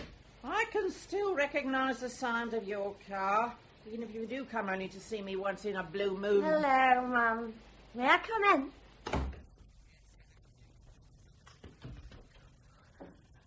Are you drunk, then? Candy? No, Mum. I'm not. Yes, you are. Oh, because I bumped into a chair or two. It's dark here. How would you know, anyway? You call me Mum instead of Mother. Or Mother. That's how. Oh. Well, come on. Out with it. Out with what? Why you came here. Oh, that's a nice and warm reception for you, I must say. I'm Candy, Mum. Don't you recognise me? Oh, your daughter. Candy's a former air hostess. My daughter's a regular Maggie. But that's neither here nor there. If calling yourself Candy makes you more special, that's all right with me. All right. I just popped in to see you. Satisfied? No. Please yourself. Did he throw you out? No. That's the one thing that's wrong with your marriage. Never a harsh word. Oh, you keep saying so. Because it's my opinion. And I may be old, but I can still have my opinion, can't I? Can't I? Yes, yes, yes. You should have it out with him. There's nothing to say. You won't believe me, but there's nothing wrong. Why should there be? You have an ideal marriage, the best. That's what you think. Well, everybody knows Cornelius is a good man who loves your son. His son? Loves your son, and he's a good provider, isn't he? I could have married a millionaire. Two, if you must know. And he didn't make no false promises, did he? Well, I kept my side of the bargain, didn't I? How? By taking everything that was on offer. Big house, big car, cottage in Wales, not that you ever use it. 4 holidays every year in places where most people only get to in wartime. Is that what you call your side of the bargain? No. He wanted a home. I gave him a home. He wanted a son more than anything. I gave him a son. He wanted a beautiful wife. I took care of myself. He wanted a social life. We had nothing but social life. You two spend more time in Soho and the theatres than any waiter and tart put together. Oh, yes. Every night when he's at home. It's because we've nothing else. Well, nothing in common. You've got Timothy. Nothing to talk about. Beats a whoring, drinking man every time. Yeah, that's what I thought. Well, what then? No, he wants to talk all day. He wants attention. Then give it to him. I can't. I'm not interested in aviation and his flying. He's full of it. Well, that's where the money comes from. Not for long, I'll tell you for nothing. He's beaten. He killed those men in Singapore because he made a mistake, and he knows it. How would you know? Because he does nothing about it, that's how. He's always taught Timothy, you must stand up for yourself and fight no matter what. No, he does nothing. Nothing for 2 whole months. He'll always find another job. Yes, and the sooner the better, too, because I'm fed up with all the fights at the door. What fights? I've got to get rid of them snoopers and journalists. Well, then you tell him not to. Why should he hide from anybody? Because I told him to. You did? Yes. His boss and friends talked me into it. Well, is that good for him? All I know is that if he stays at home for long, I'll leave him. You can't leave your son. I can. Timmy is his son. He's always been. He only came into this world because Corrie wanted him. Because Corrie wanted a son to make happy like he himself had never been. I'm not part of that. No, I wouldn't say that. Oh, I do. I wouldn't have it any other way. I've been trapped by all that sweet talk and glamour and Corrie's dreams about his lost childhood and things he never had.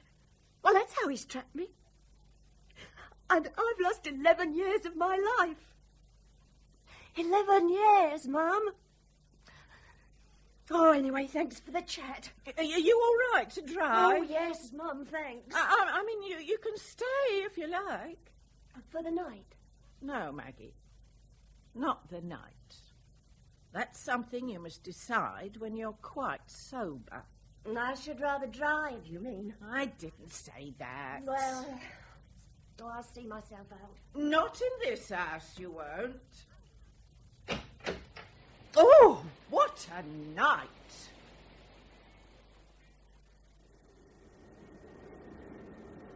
Sir? Yep. I'm sorry, but you'll have to come and talk to those 2 drunks. Later, honey, later. We're having a bit of turbulence, and you better go back yourself. I'm about to make an announcement. All right, sir. I'll try to cope. Ladies and gentlemen, once more, this is Captain Mitchell speaking. As you might have noticed when the coffee jumped right out of your cups, we're having a bit of the weather that'll give you good value for money in the shape of an unscheduled bump or 2. Now, I'm sure you'll find it an interesting experience, and you'll get good conversational mileage out of it when we reach Miami Airport in about 2 hours and 50 minutes from now.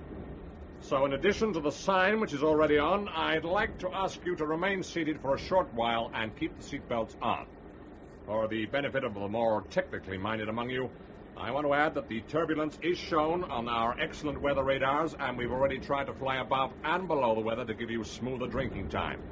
Unfortunately, the storm appears to be quite extensive, so there's nothing to it. We'll just have to steer manually round the worst black holes in our screen and apologize for... Hell! Shut up! I can't hold her! I can't! Okay, I have control. Give me the course. Oh, no!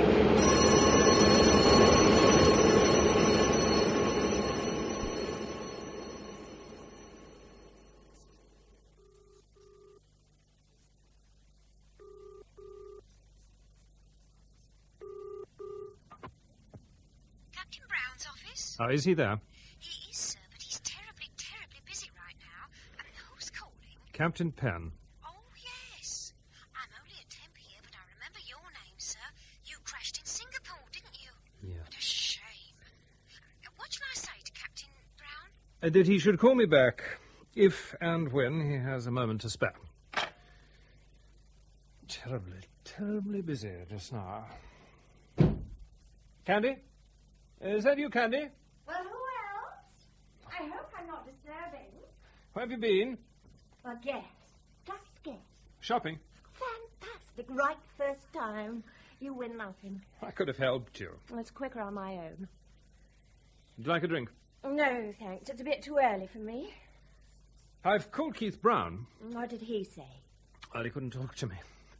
He was busy, terribly, terribly busy. Well, most people are, you know. He has a new secretary. But she knew my name. And? Nothing. Oh, you're full of fascinating stories these days. I'll remember to invent some specially for you next time. Alternatively, you could get a job. But I have a job. My contract Your forbids me- contract? Well, break it. AeroCorp offered you something much better. But not as a pilot. And I am a pilot, you know. Glorified bus driver in the sky, you mean? Thank you. Captain Penn. Sorry I couldn't talk to you when you called. That's all right, Keith. What's up, then? Well, nothing. I just wanted to find out if there was anything happening at your end.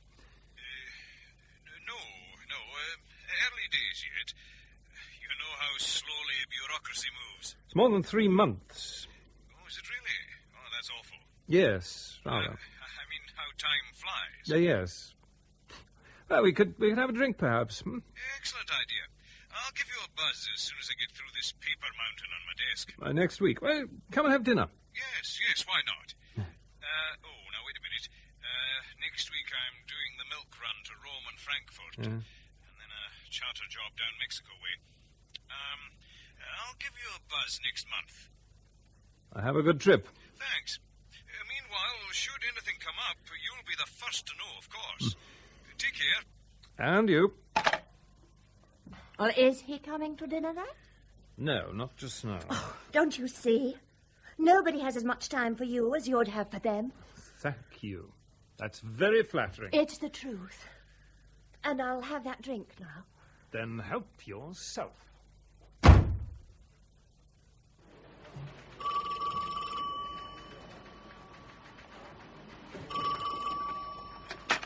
Marboon. Captain Mitchell returning your call. Oh, hi there. I've been chasing you for a couple of days. Well, I'm in Miami. Oh, I thought you'd be already back in Washington. When will you return? It depends. Could you tell me perhaps what it's about? Yeah, it's in connection with that incident you had the other day. Hello, you still there? Yeah, how did you hear about it? Oh, on the grapevine. Why, is it a secret? No, not exactly. Well, I know it was a spot of turbulence, but I'm interested in the details. Well, look, why don't you get onto the FAA? They have my full report. NTSB is looking into it. I know, but I wanted to hear it from you. Well, they'll issue an official statement, I guess. Where's your co-pilot? Is he back here? No, he's on holiday. Where? Try the office, they might know. Okay. Well, let's try to fix a date, shall we? I ask what I want, and you answer what you want. How's that? Well, look, maybe next week I'll be back home. I'll be in touch, okay? I'll be here. How odd.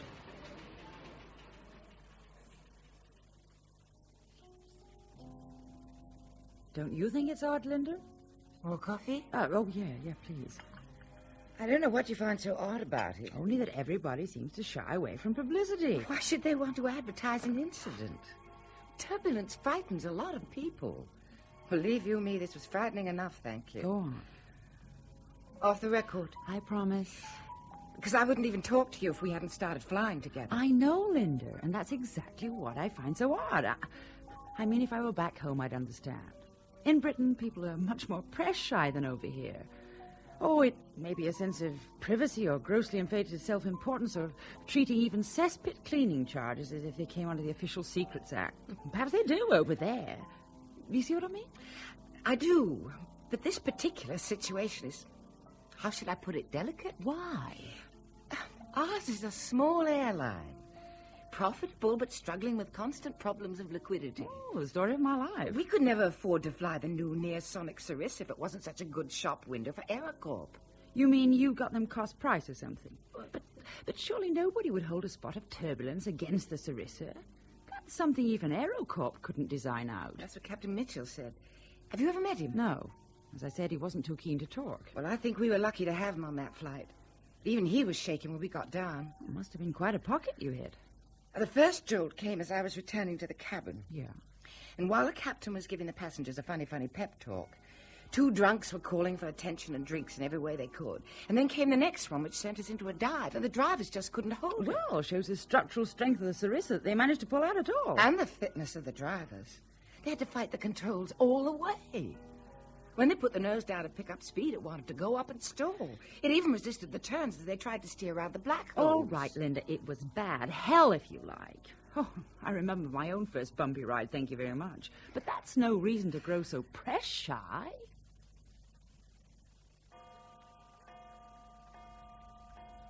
Timmy didn't say he'd be late, did he? No.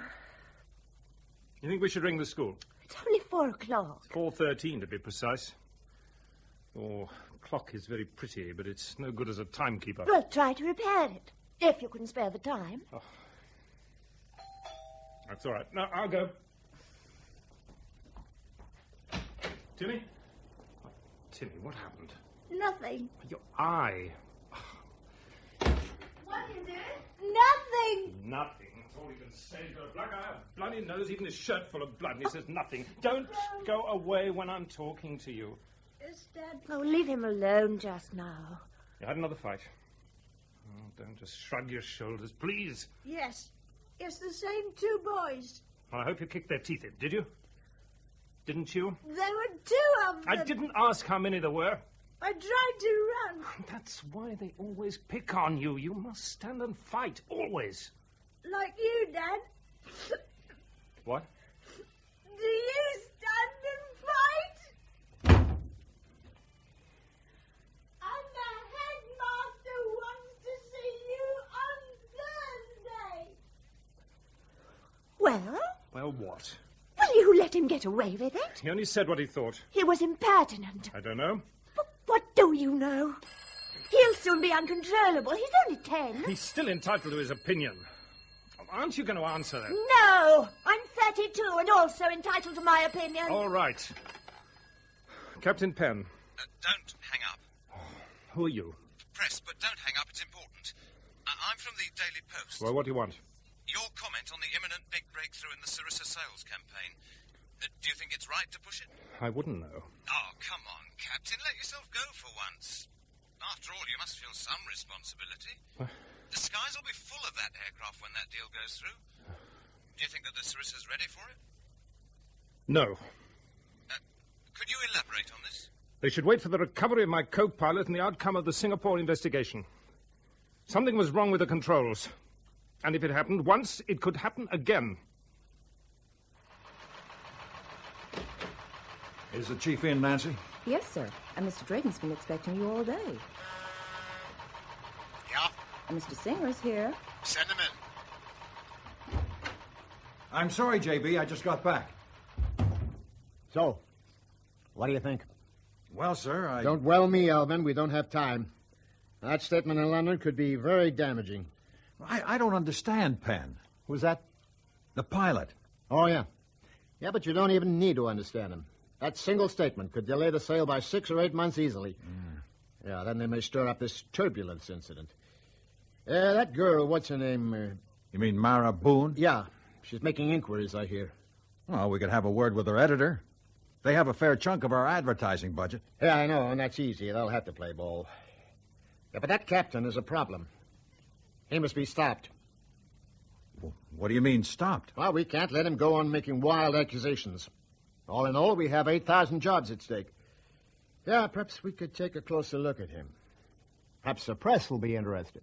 Well, I can't just... I don't know how you go about these things, and I don't care. I can't be concerned with every detail of all our operations. I'll have to think about this. Yeah, do that, Alvin. You have plenty of time. Say an hour.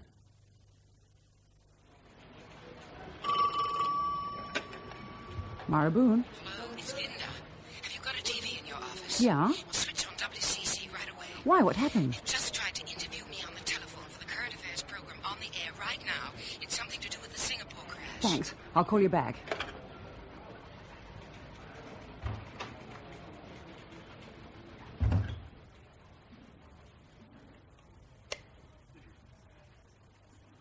Apparently hasty decision. On the other hand, minute fragments of evidence can now be assembled, and the emerging jigsaw picture begins to indicate pilot error as the sole cause of the crash. The voice recorder you see is not the actual one from the ill-fated Sarissa, but the voice you will hear is an extract from the genuine article. Roger. 031. I'll never fly with you again. You're not the first to say so. Sounds light-hearted enough. But how light-hearted are you supposed to get when you're responsible for lives? I'll never fly with you again. Why? What was he referring to? Could it be that the co-pilot, incidentally a captain himself, was unhappy with the performance of the engines despite the earlier checkout? Oh, nonsense. Well, here's another brief extract from that fun and games flight deck chit-chat. Well, if you want to stay here overnight, I mean an extra engine check or something. Don't worry, Joe. That VIP hostess of Malaysian Airways will still be here on our way back. I wasn't thinking about her. Only about, the comfort of our beloved passengers. And so it goes on. Well, we must leave it to you to decide. Is this the way to discuss the fate of the fare-paying public? What's more, the extracts refer to a friend of the captain, but we don't wish to go into that. After all, we're concerned only with the crash and the factors that are relevant to the search for the truth. There are, however, some other worrying aspects to deal with. The voice recorder extracts come by courtesy of the Far East Radio Services, a fine agency which also traced one of the survivors of the crash. Oh, they would, wouldn't they? Your name, sir? Is that absolutely inevitable? I mean, I'm not seeking personal publicity or something. I've been flying most of my working life, because if you're in this agricultural machinery game, you must be prepared to visit customers all over the globe. Yes, of course. But we must try to answer what's important for the investigators. And you mentioned something, that the captain was in a hurry. He said so himself on the intercom, because of this ballet company on board. And also his friend who sat next to me and who, according to the stewardess, could be expected to obtain more accurate information from the pilot than anybody else on that aircraft. Now is that right? Yes? Yes, okay. I'm sorry about this interruption, but I hear that at last we've got through to London. The sound you hear is, in fact, Captain Penn's phone ringing. Hello? Hello, London? Captain Penn here. Hello, Captain. This is Richard Bryant from station WCC in Washington, D.C. And I must add that you're in our current affairs program on the air live right now. Do you realize it's past midnight here? Yes, sir, and I'm ready to apologize. But now we must know what really went on between the crew before the crash. So tell me, please, was there an argument on the flight deck before takeoff? No. But the voice recorder revealed... It's none of your business. It's purely for the investigators' information. But only that could support your claim. Rubbish. As soon as Joe, my injured co-pilot recovers... You mean you haven't heard? What? He's dead. Oh, no. I'm sorry I broke the news so tactlessly, but I was sure you'd know. It happened about 90 minutes ago. So, in the light of the new situation, when there's no hope to get your statement verified and your denials confirmed... Hello? Are you there? Yes. Yes, I want to make a statement. The new Sarissa sales must be stopped at all costs. The entire fleet already in operation must be rechecked. I, or anybody else for that matter, can't sit back and wait any longer. Because you must clear your name. Never mind my name. I'll be back in that left-hand seat soon enough, and I won't ask for universal gratitude either. But we must prevent another, potentially more disastrous crash. So in the morning, I'm off for Singapore and to the States to see AeroCorp and do everything I can. Who's paying? I have to pay. Oh, you mean we have to pay? Yes, we have a joint account, haven't we? With virtually nothing in it. The last 3 months were quite a drain. And a trip like this could be a financial disaster. Well, I can get a loan. And later sell the house, too. You may be away for months. I don't know. The sooner I leave, the better. Well, how soon? Well, I think there's a flight at 8:30. You won't be back in time to come and see the headmaster on Thursday, even though it must be something serious. Well, I'm sorry. You'll have to go in alone. To whitewash your son. I warn you. If you go away, that's it. You want to leave me? As if it mattered what I or anybody wanted. It matters to me. Oh, like you asked the minor bird you bought for Timmy. Shoo-shoo, little bird. You like this cage or that one?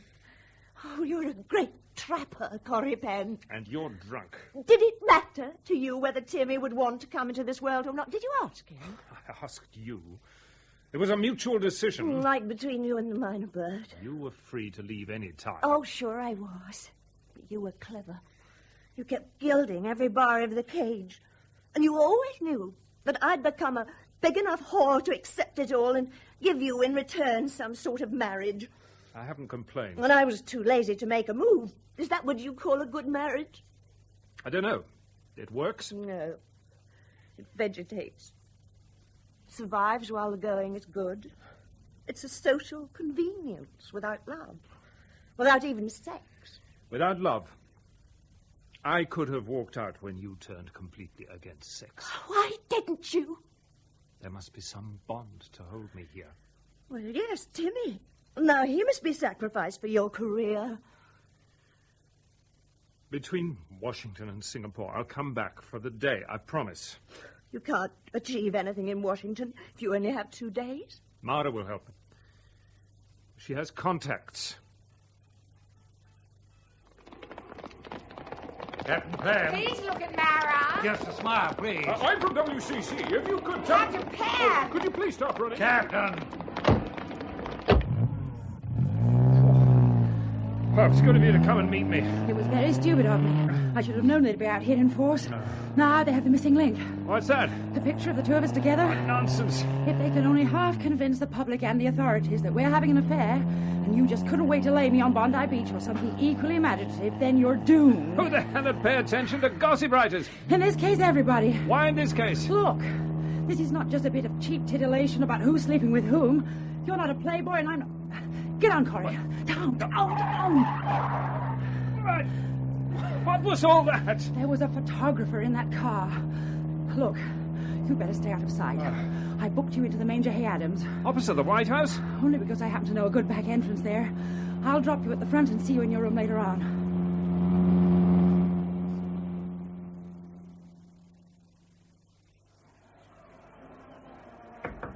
Come in. That was quick. Do you want to watch football? No. I'll turn the sound down until the news.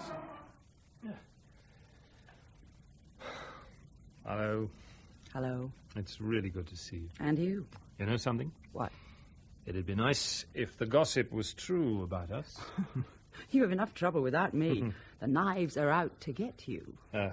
That's a good start. My own editor is strongly discouraging my investigation into that turbulence case. But why? It's quite likely that he's under pressure from AeroCorp, and so is the rest of the press, and so are others probably, including Singer. He is AeroCorp. He's just resigned. Why? Well, health problem is the official explanation. I'll have to talk to you. Well, I've tried to arrange it, but nobody knows where he is. I'll have to approach people at the FAA or the NTSB chap I met in Singapore. Won't be easy. They're also under pressure. Just don't believe everything the press says. Look at it from their point of view. The fate of the Sarissa and AeroCorp may badly damage the entire economy of the country. And ruin it if more disasters are on the way. Granted. That's why the investigation continues, but it's sort of running out of steam. There's no hard evidence to fuel it. So the technical men come under political pressure. And when it comes to hush-up politics, AeroCorp has all the trumps. All right. Then I'll have to create a public outcry against it. Or even a scandal. But it's only your word against everybody else's. I may be the only one to believe you, and even I have no reason to. Yes, you have. I'm the only one who felt the behavior of that stick at the crucial moment. And Mitchell, whatever his name is. Oh, look, I was coming to that. He's clearly dodging me. He obviously knows what's good for him. Well, how about that stewardess? I told you what she said, and she won't be quoted in public. Have you got the tape? Yeah. I have an interesting bit marked out for you. Here. They had to fight the controls all the way. When they put the nose down to pick up speed, it wanted to go up and stall. It even resisted the turns as they tried to steer around the black. All right, Linda. Just what I felt. Except that they had time to fight the controls. Which worked as if... No. That's mad. What? Well, as if the autopilot were engaged inadvertently. Could it work against the pilot? Oh, yes. Well, then. It's impossible. You see, the safety features are such that on the Sarissa it needs 2 positive steps to activate the autopilot. And besides, in my case, I remember quite clearly I glanced at it for a split second. I know it was off. It was found in the off position after the crash. It may be worth mentioning when you meet Drayton. Who's that? The president of AeroCorp. That's my only good news, so I left it last. How did you manage to swing that? I've twisted every arm in sight. Ah. He'll see you Thursday morning. Corrie, what is it? No, it's nothing. We'll have to rearrange it. You can't. He's away now, and he'll be back in his office for only 5 hours on Thursday. He gave you 15 minutes of that time. Oh, what's wrong? It's only that I was supposed to be back in London on Thursday.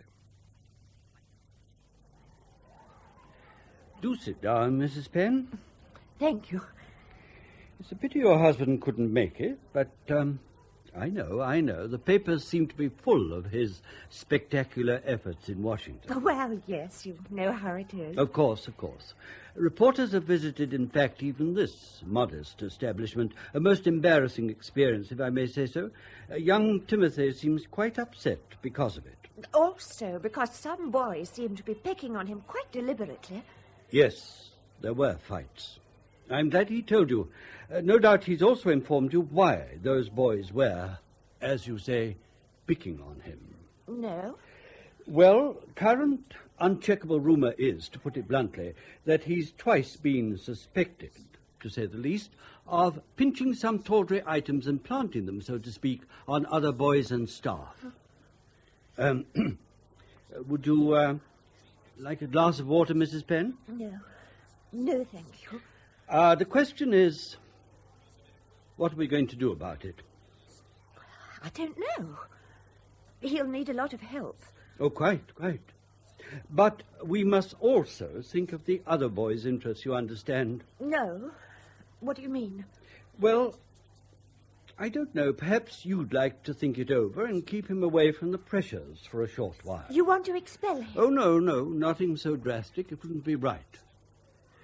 No, but perhaps you wish to consider a fresh start for him with a clean sheet in new surroundings, where perhaps those reporters cannot chase him. Hey, you! What the hell do you think you're doing? Stop it! This plane won't leave the hangar! Stop it! Cut it out! No, sir, not today and not tomorrow. Not this plane! You're crazy! Stop it! I'm warning you! Here, drink up. I don't want anything from you, Mr. Drayton. Of course you do. You want satisfaction. I want action, now. Well, then start by drinking up. Then I'll apologize for the guards. Now, they shouldn't have knocked you cold. But you were lucky they didn't shoot. What you did was industrial sabotage. I only dug some holes to prevent a Sarissa from leaving the assembly line. What, for an hour or two? We could bridge those holes, you know. Every hour counts, not to mention the publicity. Yeah, you certainly made effective use of your 48 hours or so in the States. Do you know that you may be deported within the next few hours? Yes. If I make an official complaint, that is. Don't threaten me, Mr. Drayton. I've too little to lose. You know something? I admire your determination. Then ground the Sarissa and stop production until the cause of my crash is cleared. You know I can't do that. Well, then you give me no choice. I know you'll try and stop me. I know that much of the press will see it the way you want it to be seen. But sooner or later, some people will stop and think. And they may be wrong. I take that chance. Of course you do, because you have only Mr. Number One to think of. Oh. It must hurt to be as unselfish as you are. Look, what makes you think that yours is my first such problem? Do you think it would be right to stop production and ground a fleet every time a stupid driver wrecks a machine and makes a fuss to protest his innocence? How to protect lives. We both do that.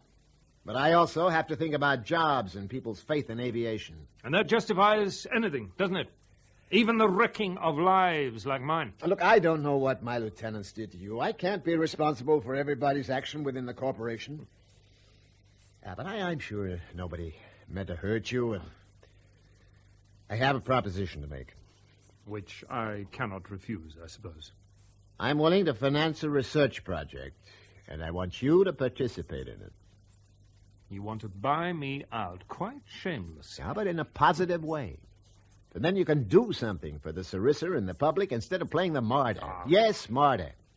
And you'd better stop seeing yourself as a modern Don Quixote bravely charging the propeller of an airplane.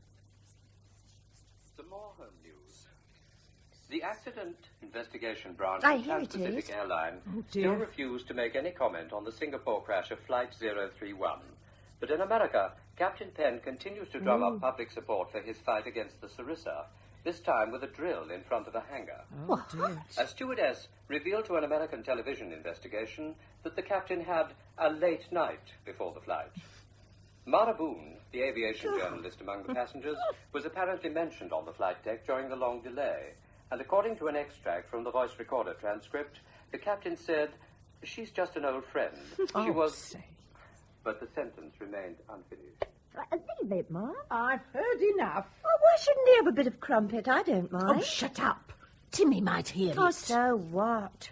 Sooner or later, he'll have to learn that his father isn't God. Just good friends, my foot.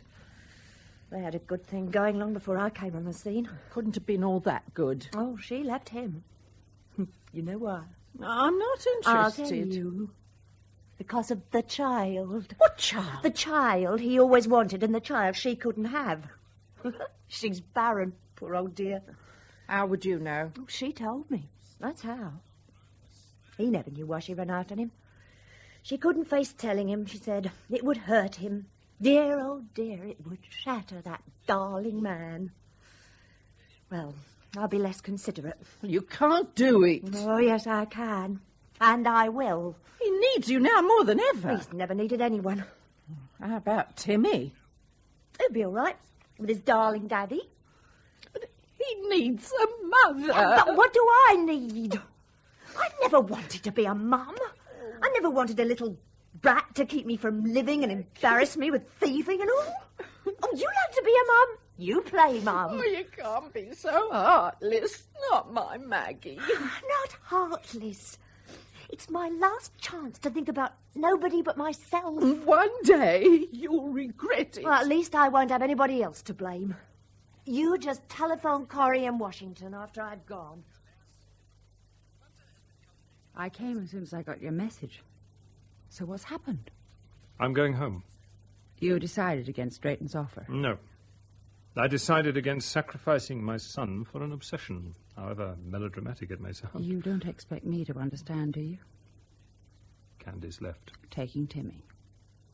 She's left him with her mother. Oh, she wouldn't. No. She did. So I must go. But you keep up the pressure if you can.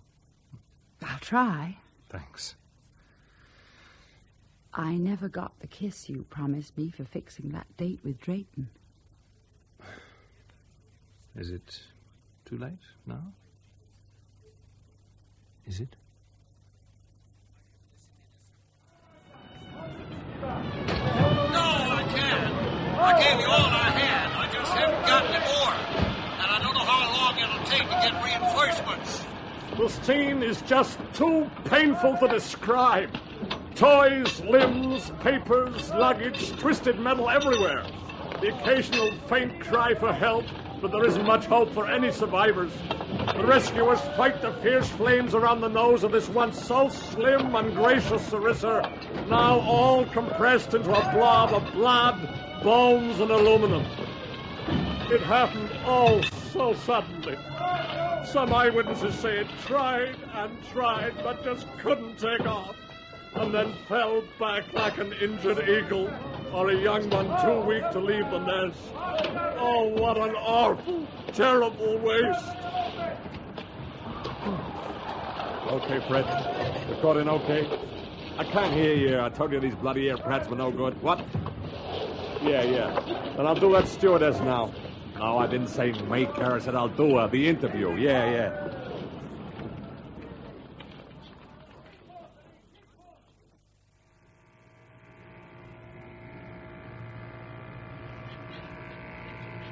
May I steer, Dad?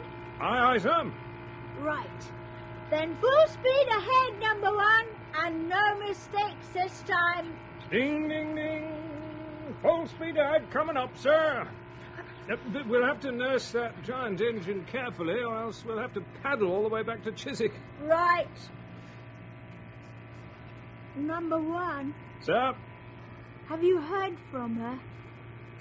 You mean your mother, don't you? You know whom I meant. Don't you want to say, Mother? All right. You don't have to. It's 3 weeks and a day now. No. Not a word. But I'm sure she's all right. Land ahoy! Stop the starboard engine!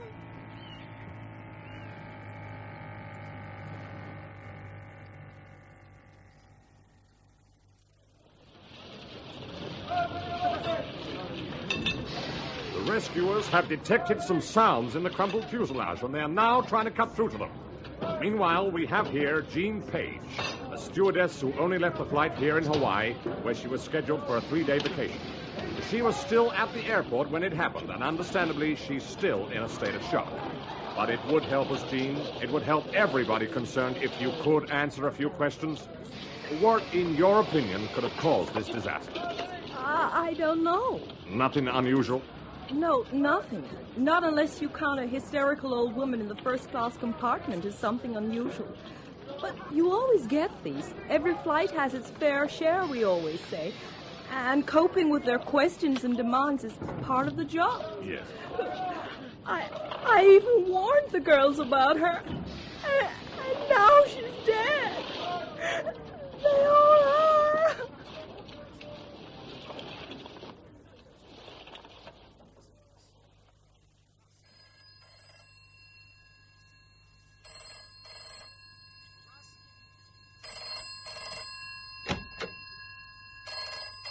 Answer, Timmy, will you? Right. Hello? Hello? Hello, Timmy. It's Mara. We had a chat the other day, remember? Yes. You said you'd come and see us. I couldn't. Well, not yet. Are you still in America? Yeah. Is your daddy around? Yes. We were on the river, and I was captain and he was number 1. Here he is. It's Mara. Oh. Hello. You spent the whole day on the river? Yes, it was lovely. Then you haven't heard? What? Crash in Hawaii with 171 on board. No. No survivors. Any details yet? Very little to go on. Oh. But it might have been like yours. According to witnesses, it was a very odd takeoff, Yeah? as if the plane was struggling to get off the ground, or the captain was hesitating. It's guessing. Well, everything is at this stage. That's true. Has the press dug up anything? Oh, well, not yet. There's only been an interview with the stewardess who left the flight in Hawaii. She gave the usual waffle of shock, you know. Perfectly normal flight, no premonition of disaster, troublesome hysterical passenger, and general confusion. That's odd. What? You remember that dreadful machinery salesman next to you? Boy, do I. On Mitchell's flight, when it hit the turbulence, there was also trouble with some drunks. And now again. You mean there could be a connection? No, there can't be. I mean, how could there be? Except that I... No, it's ridiculous. Except what? Well, that I don't believe in coincidences. Tell AeroCorp. They must look into it if you push it. I make myself the laughing stock of the trade. No, it's not on, Mar. But it is odd. Shall I mention it to Drayton? If you like. Yeah? Miss Boone of Aviation World News and Line 3. Shall I say you're busy, sir? And I'll put it through. Go ahead, Miss Boone. Mr. Drayton on the line for you. Hello, Mara. Any new theories for me? No. I'm only anxious to hear if there's any development. Now, you'll be the first to hear, as promised, if we find anything. Right now, I have a whole team working on your little theory, but so far, it's all negative. They tell me that there could be no interaction between the elevator controls and the various cabin signs, except if wires which run together were bared. Most unlikely event. And I'll have to leave you with that because someone's waiting for me on the other line. But I'll be in touch, don't worry. I'll be in London for a few days. This is the final call for passengers on Trans-Pacific 553 to London Heathrow.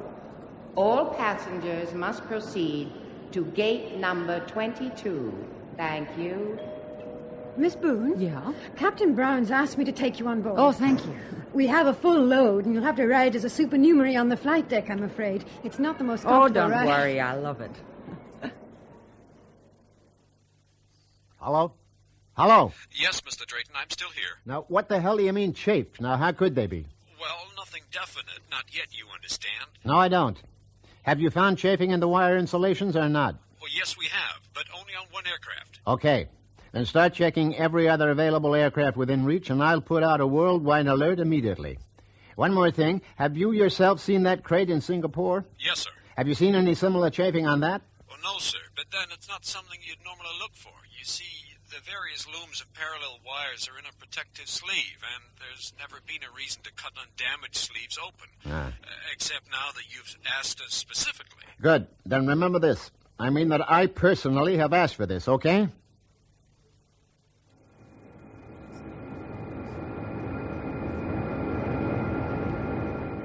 By the way, thanks for the ride at short notice, Keith. Any time, my dear, any time. Without meaning to pry, is it business or pleasure? Oh, bit of both. Does Corey know that you're coming? No. He'll be pleased. I hope so. I'm sure.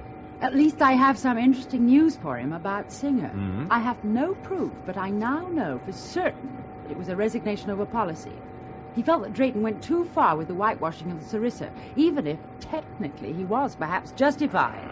Trans-Pacific 553. 553. This is North Atlantic Traffic Control. Do you read me? Loud and clear. Is your co-pilot also plugged in? Roger. This is an emergency message to all Sarissa aircraft in the air. Are you on autopilot? Roger. Go over to manual at once. Please confirm. Trans-Pacific 553 on manual. Any cabin signs on? No. From now on, no cabin sign to be activated at all. You'll divert to your nearest airport, which is Shannon. Landing will be fully manual with no cabin signs on. Understood? How about seat belts? You will have to make only one announcement right after this transmission, and tell all crew and passengers to remain seated and have seat belts fastened. Roger. For the landing, the crew will have to be alerted for full emergency procedure. Understood. Although you will not, repeat, not select autopilot at any time from now on, you must make sure and monitor each other that the autopilot trim is an exact copy of your manual trim. As if we flew on both manual and autopilot simultaneously. That's correct. And one more item in the manufacturer's message. If at any stage you feel that the controls produce an unusually strong resistance, as if they were working against you, you will have to use sufficient force to overcome resistance. Roger. Now, could you tell me... I'll stay with you and this frequency will remain open only to you, 553, but first repeat entire message. Trans-Pacific 553 is on manual, duplicating every selection of trim on autopilot, which is on the off position, and will remain so. Welcome to those viewers who have just joined us here in Washington on the nationwide network, and also those in Europe who are watching with the help of a satellite hookup. Attention, please. Thank you. Please, thank you. Mr. Drayton is now ready for you. Yes, first, Richard Bryant of WCC for the network. Could Mr. Drayton elaborate on the initial formal statement and explain what is happening? Yeah. Yes, of course. First of all, I should like to assure everybody who might have a friend or relative flying in Sarissa right now that the danger is absolutely minimal and everything is under control. We are only diverting every Sarissa to the nearest airfield to make the safe even safer, if you know what I mean. Now, in simple terms, this is what we've discovered. It appears that in certain most peculiar circumstances, there's a possibility, as yet unconfirmed, that the autopilot of the Sarissa may be activated inadvertently by the combination of having the seatbelt sign on and frequent calls from some troublesome passenger. Well, that's the most now, ridiculous. please, I'll explain. Now, these cabin signs operate on a low voltage, but the current might seep through the wires controlling the operation of the autopilot, and this spurious input might then activate the servo unit operating the elevators. In other words, even if the autopilot is in the off position, the cabin signs and service call buttons may work the elevators, sometimes against the pilot's efforts. Why weren't these wires better insulated? The insulation was perfect. The problem is that these wires run parallel in looms fixed to the walls of the fuselage, behind the cabin panels and under the floor. The fixing is done by clips, which are fired into position by a suck gun. It appears, and this is not yet sure, but possible, that the insulation damage was caused by the clips. A natural move of the parts would in time aggravate the damage by chafing. And if so, a disaster would be on the cards. It should have been foreseen by the designers. No, sir. It was one of those freak situations that may develop. This one came about in just such a freakish way. We had trouble with the fixing of the looms, and a shop floor supervisor decided to adjust the suck guns so that greater force would be exerted. Is this the end of the Sarissa? On the contrary. It's a 5-minute job to restore 100% safety. Have you found such chafing damage in the wreckage in Hawaii? No, not yet. But that wreckage is burned out. On the other hand, in the aircraft wrecked in Singapore, the chafing and insulation damage have already been confirmed. Does that exonerate Captain Penn? Absolutely. He was right in every way to abort takeoff, even though he was beyond the point of no return. Had the same been done in Hawaii, a course that was extremely difficult to choose in the circumstances, we'd have 171 survivors instead of 171 bodies.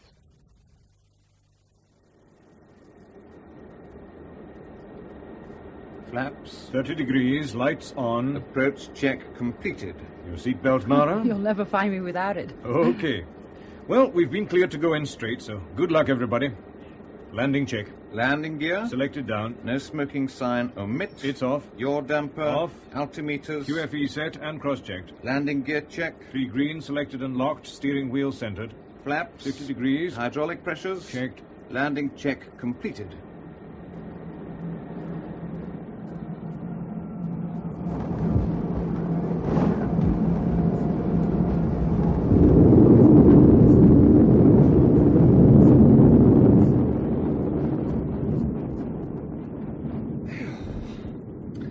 Gives you something to write about? I'd have preferred to be a participant rather than the subject of the press conference.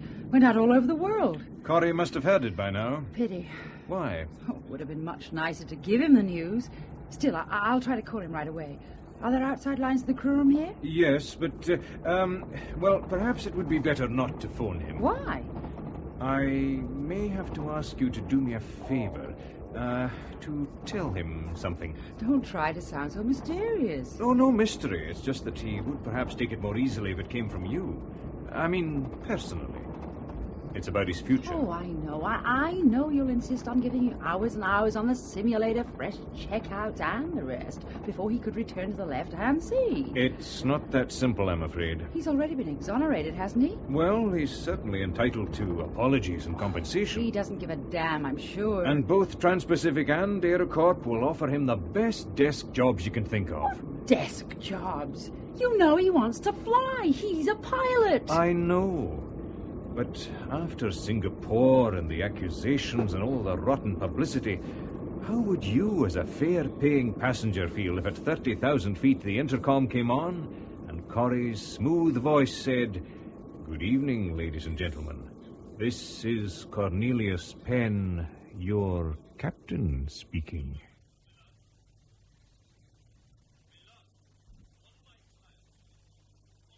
In Point of No Return by Stephen Barley, Gabriel Woolf played the part of Captain Cornelius Penn.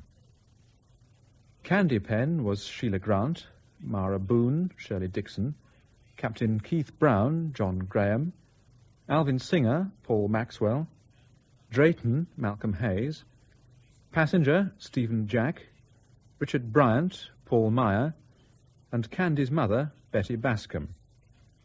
You also heard the voices of Jean England, Gordon Gardner, Garrard Green, Leslie Heritage, Ursula Hurst, Valerie Murray, Clifford Norgate, Margaret Robertson, John Rowe, Christopher Schooler, James Thomason, and Joanna Wake.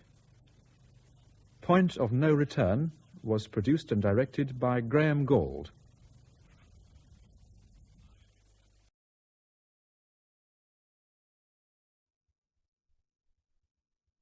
We present Saturday Night Theatre. I can't remember who it was who said a story should have a beginning, a middle, and an end, but not necessarily in that order. He could have been outlining the story I'm about to tell you, though. Oh, my name is Barney Hendrickson, by the way. You've probably never heard of me, which is fair enough, because I've probably never heard of you either. Jean-Luc Godard, that's who said it. About stories having beginnings, middles, and ends. I should have remembered straight off. After all, I'm a director like Godard. No, let me rephrase that. Like him, I'm a film director. A film director like him, I'm not.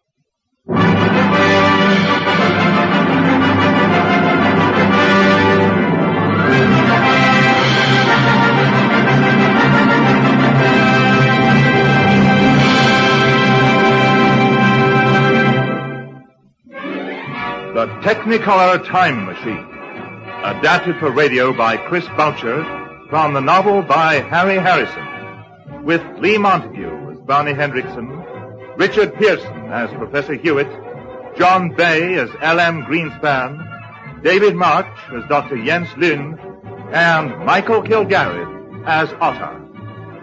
The Technicolor Time Machine.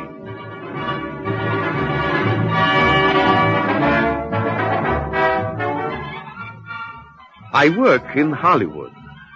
I know. You thought Hollywood was dead, right? Well, it isn't. It's just very, very sick. But what else is new? In fact, I work for Climactic Studios, which means I work for L.M. Greenspan, since L.M. is Climactic. He always regarded me as one of the most reliable producer-directors on the lot.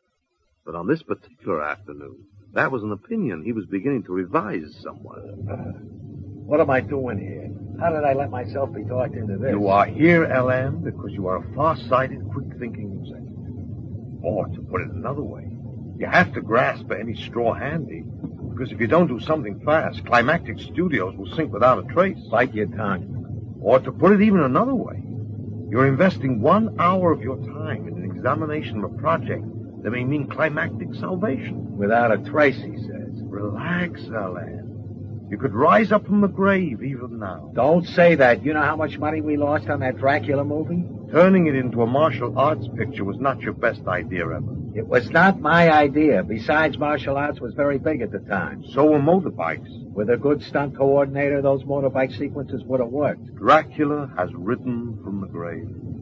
I was never happy with that title. It was the best thing about it. You let me down on that one. I had nothing to do with it. Exactly my point. Well, this is the place, sir. This is the place? It's a dump. What could there be in a dump like that could possibly save the studio? Don't prejudge, Alan. After all, who could have predicted that a poor kid from the East Side slums would one day be head of the largest film company in the world? Are you getting personal? Let's not get sidetracked. Let's first go inside and see what Hewitt has to offer and make our preconceptions afterwards. Are you coming, Alan? You guard this car with your life, you understand? Yes, sir, Mr. Greenspan. A neighborhood like this, you have to watch constantly. I'll see no one touches the car, sir. Watch your blind spots. Don't let them sneak up on you. No, sir. Alan? I'm coming. You know my problems? I'm too trusting. That's my problem. That's your problem, all right. Too easily led. That's what I heard. Professor Hewitt? Ah, yes. Mr. Hendrickson. Hendrickson, yes. Professor Hewitt, this is the man I talked to you about. None other than the head of Climactic Studios himself, Mr. L.M. Greenspan. Yes, of course. Do come in. He's English. Does it matter? You didn't tell me. It didn't seem important. I don't like it. This way, Mr. Greenspan. Greenspan, yes. Already he's forgotten my name, and this is a super brain? It's in the basement, Alan. I don't like this. Oh, come on, Alan. I mean, he looks the part, doesn't he? Small, bald, thick glasses. He could be straight out of Central Casting. This is what bothers me. What is this? Looks like an old set for Frankenstein. Let the professor explain. This is my life's work. He's pointing at the toilet. What sort of life's work is that? He means the machines and apparatus. He's just not pointing very well. I'm expected to take seriously a man who can't even point properly? What's he doing now? Just warming it up. Warming it up, he says. All this stuff. There's enough wiring and machinery in here to blow us to hell if he gets it warmed up too much. See what I mean? He knows what he's doing. There. Where? This platform is the heart of the radiatron. This is where the displacement takes place. Now, I wasn't meant to explain the mathematics to you, but possibly understand them. Nor will I go into the complex details of the machine's construction. Now, I feel that a demonstration of the radiatron in operation would be wisest at this point. Now, you see this beer bottle? It's perfectly normal beer bottle. What's a Brameton? This is. I will now demonstrate. I place the bottle on the platform. I switch on the field. Watch closely now.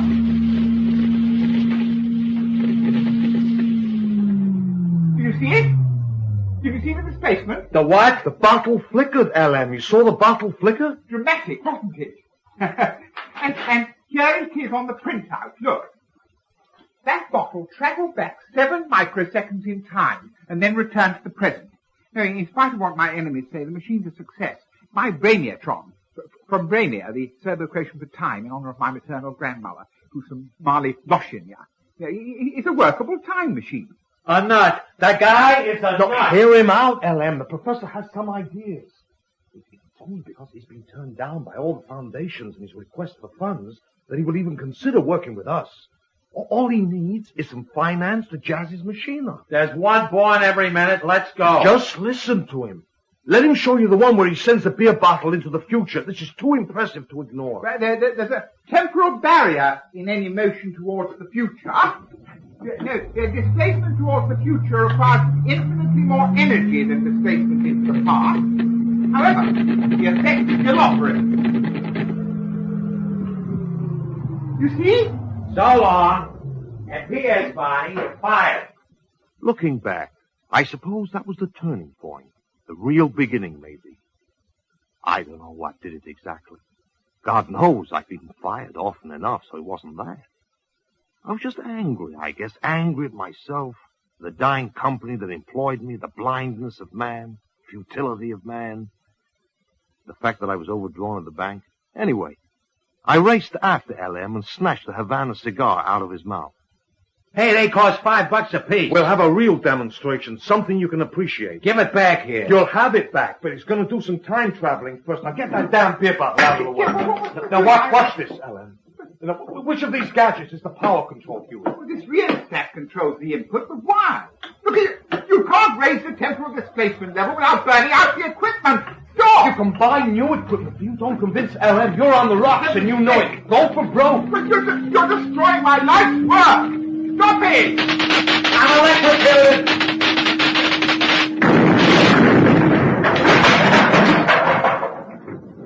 Look at the platform. Look.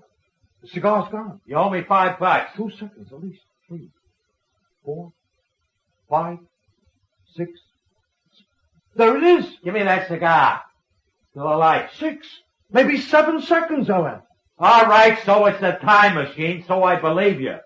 But what has this got to do with making films or keeping climactic off the rocks? For making films, it had obvious possibilities.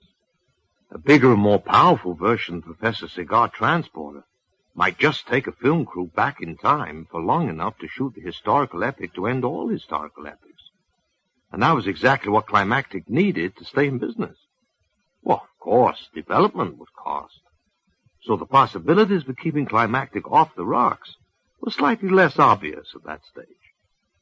But some weeks later, a select, not to say conspiratorial group of us met in LM's office, having passed that stage and ready, if not especially eager, to move on or back to the next. Lock the door and cut the phone wires. It's 3 in the morning, LM. We can't be overheard. If the banks get wind of this, I'm ruined for life and maybe longer. If anyone's got this place bugged, it won't be the banks. Cut the wires, Barney. Let me take care of it, Barney. I'll just disconnect them if that's okay. Be my guest, Baylor. You always carry one of those? Head of technical services? I should carry a tennis racket, maybe?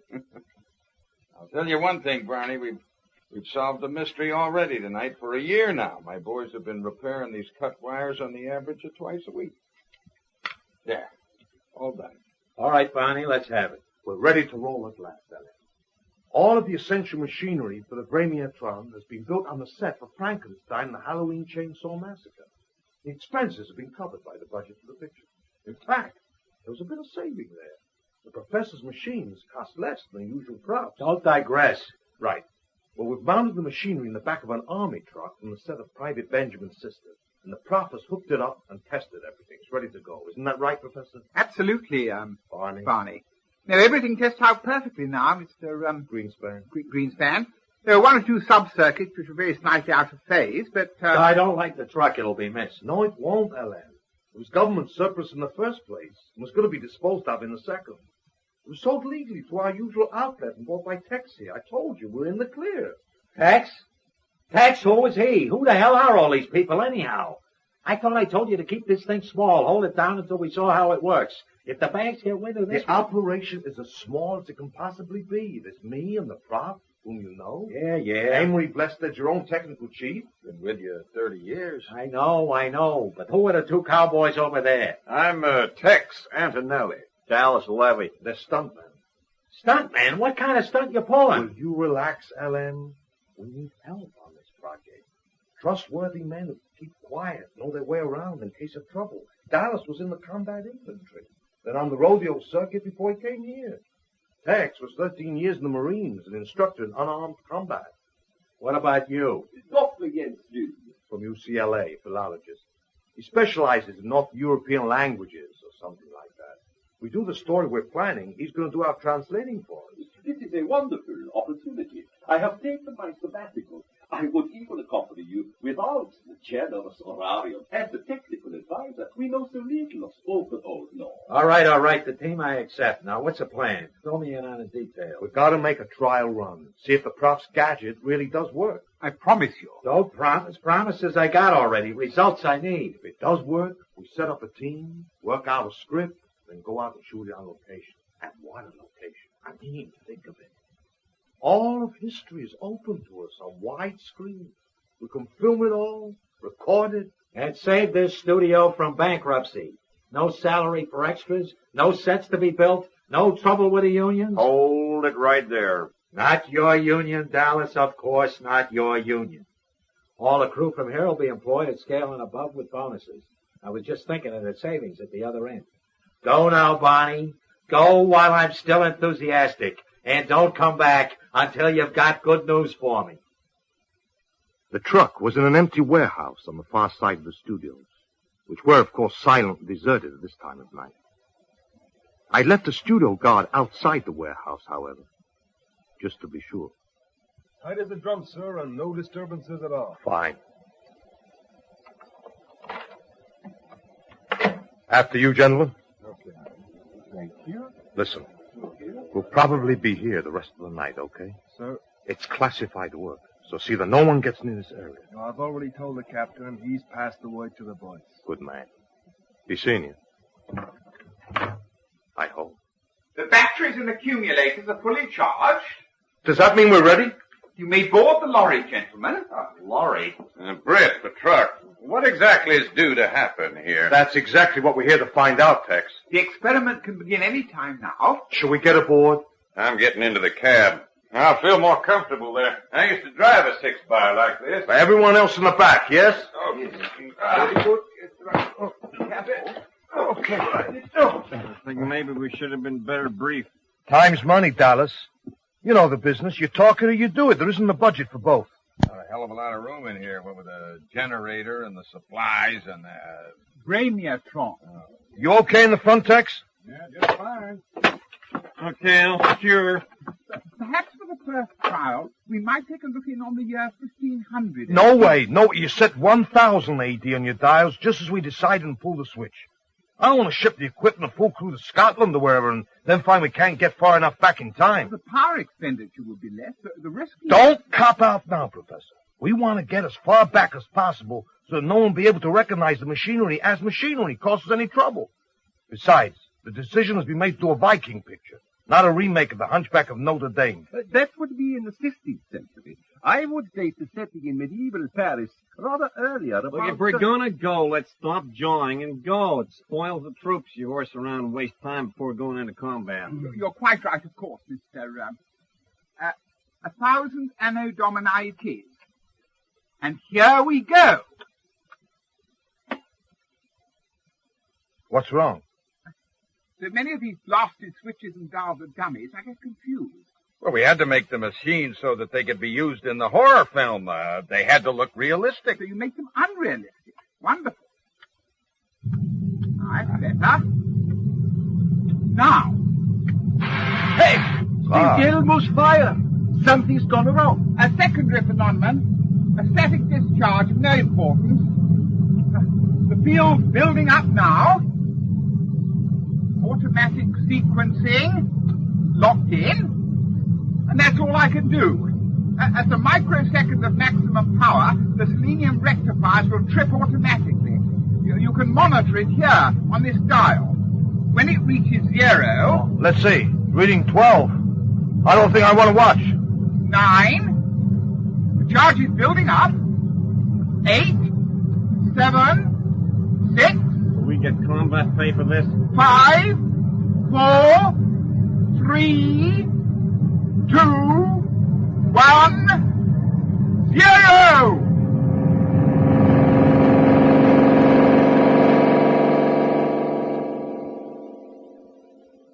Eureka! Hey, what the hell is that? Look. Over the tailboard, outside the truck. Look. I can. It hurts to look. Yeah, but what is it? Nothing is what it is. Absolutely nothing. Yes, definitely. Definitely displacing towards the past. An easy measured rate. Now some adjustments for physical displacement as well. Wouldn't do to end up in interstellar space or in the middle of the Pacific. Dear me, no. Now, I suggest you hold securely to something, gentlemen. I've made as good an approximation as possible to the local ground level, but I'm afraid to be too precise. I don't want to emerge underground. So there may be a drop of a few inches. Are you ready? Hit it, Professor. God!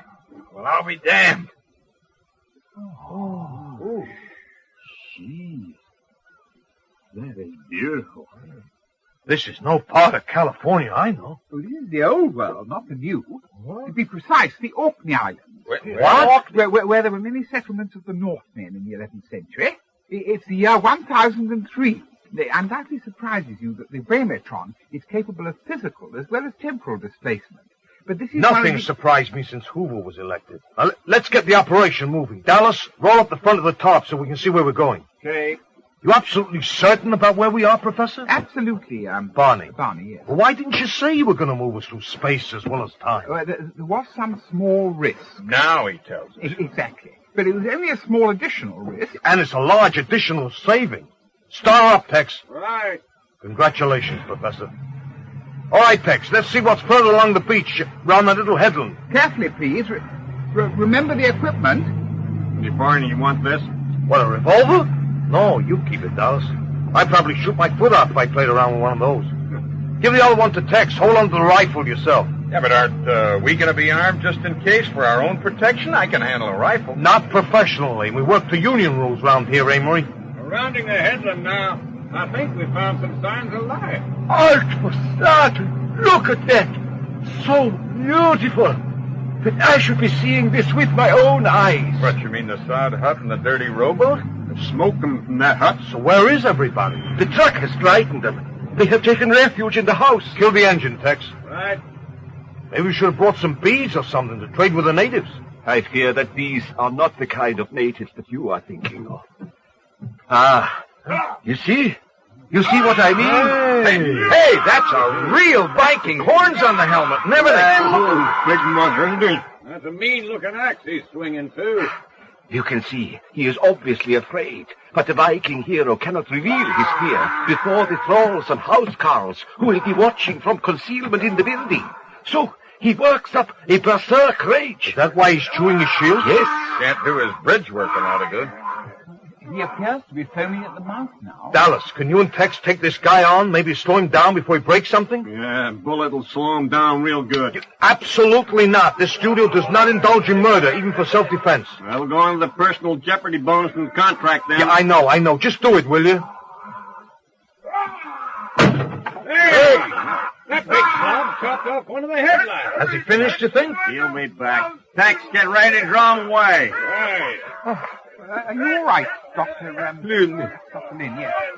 You look a little shaken. I understood what he said, Professor Hewitt. I understood what he said. He was bragging that he had taken out the monster's eye. And the language was intelligible. Congratulations, Doctor. He's coming back.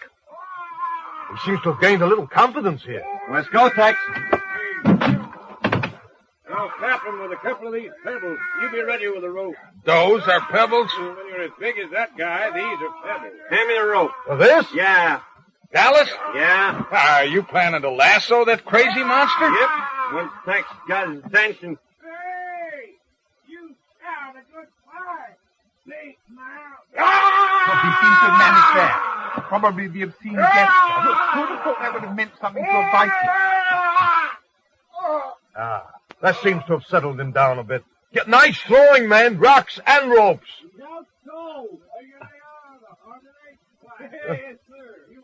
I have to talk to him. It is a rare opportunity. Yeah, but Emma, make sure he's well tied. I hope it doesn't take too long to bring him round. I really think we should be going back soon. The shift compensator relays are not as robust as I would wish. Are you saying the Vramiatron's about to break down on us? No, I'm saying we should avoid unnecessary strain by leaving soon. Hey, those guys coming out of the house, are they going to attack us? Yes! We must leave instantly. We can't risk the equipment being damaged. What about this? Throw the prehistoric lumberjack in the back here. Let's get going. Well, let's go. Hold on, Jimmy. Right, give me full throttle. Hit the horn and the lights, Tex. I said no guns, Dallas. Over their heads is all. Okay. Yeah! Ha-ha! That puts a fear of God in them. Where to? Professor? We must get as close as possible to the point where we arrive. You heard the man, Tex. On our way. It goes through space as well as time. Why couldn't we leave from where we were? Well, I must have objective points to calibrate the control. It's only the first trip, remember? Hey! Sunday driver! Hey, watch it, Tex. We don't want an... Sunday driver? I knew it. 30 years with L.M. Greenspan has finally softened my brain. Goddamn cheap liquor. About the only one of us that wasn't seriously fazed by what we saw in that moment was the good professor. He was fascinated. But he finally got around to explaining in words of one syllable. What we had seen was a truck we were now riding in as it would be at a later date. Seemed reasonable. What didn't seem reasonable was what I'd seen in the back of that truck. It was me. As I caught the eye of that other me, he gave me the dirtiest grin I've ever seen. Thumbed his nose at me. It was worrying. At the very least, it was worrying. About that time, the Viking woke up, bit me in the leg. He was still frothing at the mouth. It occurred to me that I probably got rabies now on top of everything else. When we trooped into L.M.'s office, we were beat. Must have looked it. L.M., still half convinced the whole thing was an elaborate scam, was instantly suspicious. So what went wrong? What happened? You walk out of the office 10 minutes ago, and now 10 minutes later you walk in. Minutes to you, L.M., but hours for us. The machine's okay. That's right. It works even better than we'd hoped. Oh, The way is open to take a company back in time and film an accurate, full-length, widescreen, realistic, low-budget, high-quality historical. The next problem's a simple one. A story. Right as always, L.M. And it so happens we have a story. A true-to-life story. And what is more, a patriotic story. If I was to ask you who discovered America, what would you say? Christopher Columbus, 1492. That's what most people think, but it was the Vikings that did the job first. Columbus was a Viking? I thought he was Jewish.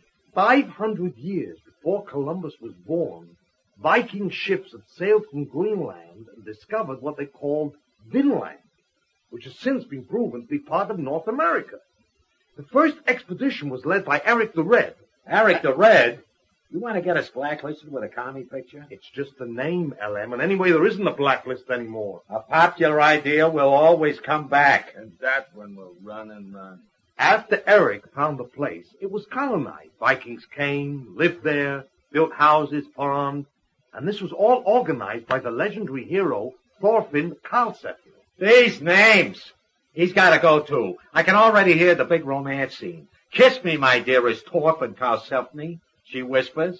Out. You're losing your touch, Barney. You can't rewrite history, LM. What else have we ever done?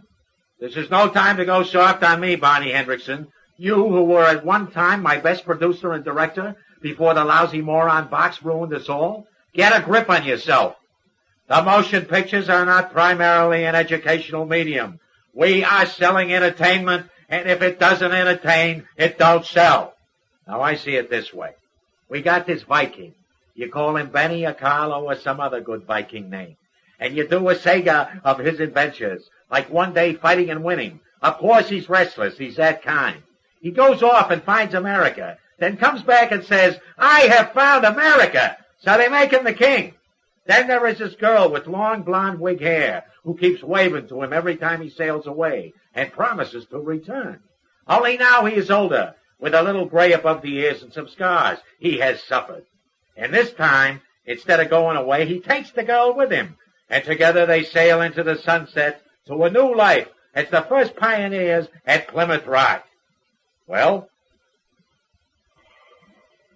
What can I say? Great as always, LM. You haven't lost your touch. But it is not that way. It is in the records.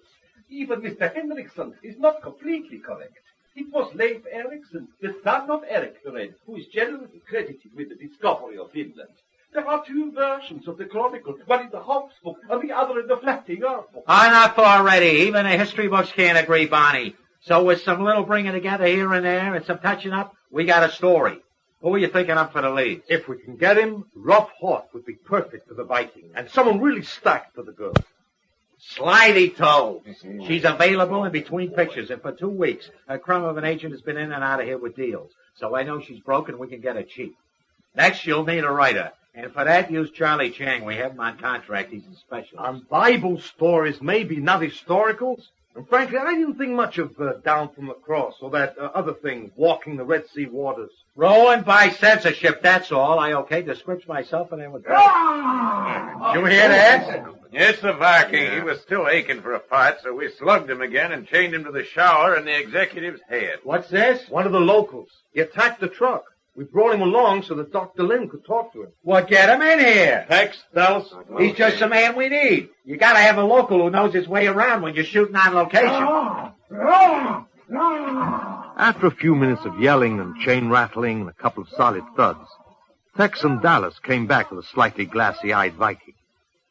It was the first real chance I'd had to get a clear look at him.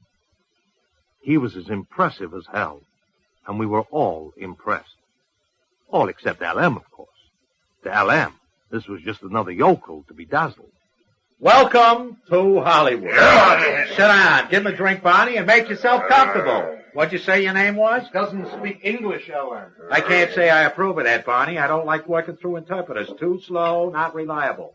All right, Lynn, do your stuff. Ask him his name. Let me... What? Here, Marvin. What's the trouble? I thought you talked his lingo. Can't he understand you? You must be patient, sir. Old Norse has been a dead language for almost 1,000 years. We know of it only through written. All right, already. Lectures I don't need. Make him comfortable, oil him up with a few drinks, and let's get rolling here. Sit. Here.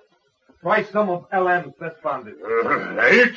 He thinks you're trying to poison him. That's easily taken care of. Yeah. Watch me. I needed that. You want to try some now? Oh, easy. Easy. Oh, in hospital. At $20 a bottle plus tax, he should like it. Ask him again about the name. What? Heter Norris? Ottar. Now we're getting someplace. We're also getting on at 4 o'clock in the morning, and I want to get things settled. Ask this Ottar about the rate of exchange. What kind of money do they have, Len? Well, they barter mostly, but mention is made of the silver mark. How many marks to the dollar? And tell them not to give any fancy bank figures. I want the free market price. We've been had this way before, and I'll buy the marks at Tangier if I... Come here. It's the bourbon. He wants the bourbon. Go inside, gents. That's it, folks. What's this, murder in my own office? Just a little lead-weighted sap. He'll come around all right. Good as new. Crazy man I got enough of in the organization, so take this one back where he come from, and find one that speaks English. I don't want any translators next time. None of them speak English, LM. Then teach one, but no more crazy. Back in my own office, a lot of sleepless hours, or was it centuries later, the problems were really beginning to pile up. Yeah, Betty. Dallas Levy on 2. Sounds Steve. I'll take it. Yeah. Oh, yeah, Dallas. Sorry, I was going to get back to you. What were you saying? Yeah. Treble times of 2 hours ago, yeah? I'll okay the vouchers. And just keep the malodorous bastard locked up and quiet until we decide what to do with him. Yeah, and tell Dr. Lynn to get up here as soon as he's finished talking to him. This picture's going to be a bitch to cost. Hey, Professor. I'm sorry, what you say? Yeah, any results from all those calculations? I mean, can we send anything bigger than that truck back in time? Patience. You must learn patience. There are many factors that enter into the equation, other than the accepted Yeah, four Betty? dimensions of physical measurement. Send him in. We must consider 3 additional criteria at least. Professor. That's taking it... What? Just the answer. That's all I need. Well, Doctor, out with the bad news. Unless that's your normal expression. No luck with the Viking, right? There is a communication problem. You realize, since my command of Old Norse is far from perfect, and Otter has little or no interest in what I am trying to discuss with him. However, I do feel that with the proper encouragement, he could be convinced that he should learn English. Encouragement? Well, like most Vikings, he is very mercenary and will do almost anything to gain status and wealth. Though, of course, he prefers to get it by battle and killing. Of course, all right. We could pay him for taking his language lessons. But what about the time factor? Can you have him speaking English in 2 weeks? Oh, impossible. With a cooperative student, perhaps, but not with Otter. He is reluctant at best, and in addition, he refuses to do anything until he is released. Released? I can just see that hairy nut with his meat axe on the corner of Hollywood and Vine. No way is he released. One way, perhaps, if I might offer a suggestion, if Dr. Lynn, yes, were to return with the Aborigine to his own time, there would be ample opportunity to teach him English in his own environment, which would both reassure and calm him. It would not reassure or calm me, Professor. Life in that particular era tends to be both brutish and short. Well, I'm sure precautionary measures can be taken, Doctor. And I would think that the philological opportunities would far outweigh the personal factor. There is that, of course. Plus the important point that in this manner the time factor can be altered to suit our needs. I mean, gentlemen, we can collapse or stretch time as we will. Dr. Lynn, yes, can have 10 days or 10 months or 10 years to teach the language to Otter. And between the moment we leave him in the Viking era and the moment when we see him again, only a few minutes need to have passed from our point of view. 2 months will be adequate if you wish to consider my point of view. It's agreed then. Lynn will go back with the Viking and teach him English, and we'll arrive with a company 2 months later, Viking time, to start the production roll. I have not agreed. There are I dangers. wonder what it will feel like to be the world's single greatest authority on Old Norse. I knew you'd see it. Why don't you do your best to explain to Otter? Mention money. Yes, sir? Betty, get the contract department to send over one of their barely legal lifetime at hard labor general service contracts for Otter to sign. Just a general pro forma. We'll fill in the specifics. Right. Oh, and Charlie Chang's here, boss. Fine. Get onto the dispensary, Betty. Tell them if I'm going to live past noon, I need that Benzedrine now. And tell good old Charlie I'll be right with him. Oh, he is a friend of yours, this Charlie Chang? Hell no, we dislike each other intensely. I will go talk to Otter. Yeah, I'll send the contract down. Charlie Chang, man, it's good to see you. Been a long time, Barney. Too long. Come on in here. Good to work with you again. What's cooking, Barney? A widescreen, 3-hour, big-budget film, and you're the only man who can write it. The subject's a wholly new concept of the Viking discoveries of North America. Sounds good, Barney, but you know, I'm a biblical specialist. I don't think this is up my alley. You're a good writer, Charlie, which means everything's up your alley besides. Let's not forget your contract. Oh, we can't forget the contract. Ha-ha. I've always been interested in doing a historical. We got the scoop from the library, everything you need to know. Betty, send in the books. You mean that Talalilord out there was for me? You mean that Talalilord out there was for me? Thanks, Betty. 5,700. Just take a quick flip through them. I'll be with you in a minute. A minute, sure. What is it, Professor? What is it? The size of the load the Bremertron will be able to handle with an increased power supply. Roughly speaking, a 14-ton load measuring 12 feet by 12 feet by 40 feet. Why, Barney Hendrickson, it must have been years. I know you have a part that's just perfect for me. Now, there were those in the business who said that Slighty Tove had the acting ability of a marionette with loose strings, the brain of a chihuahua, and the moral standards of Fanny Hill. And they were right. But what she also had, in overabundance, was femaleness, plus the ability to communicate on what must have been a hormone level. A communication which was scarcely diminished by all the barriers of film, lenses, and projectors, and which radiated hot and steam. I was saved by an urgent summons to LM's office. There I found him closeted with Sam, his own personal private accountant, reputed to be a world authority on cooperative finance and tax evasion. LM finished cutting the telephone wires and gave me a long and searching look. I got not so good news for you, Barney. We're ruined. What LM means is that Climactic Studios will soon be bankrupt. On the rocks, a work of a lifetime. Normally, it would take at least 3 more months before our financial report would be sent to the banks, who, as you know, own the controlling percentage of this corporation.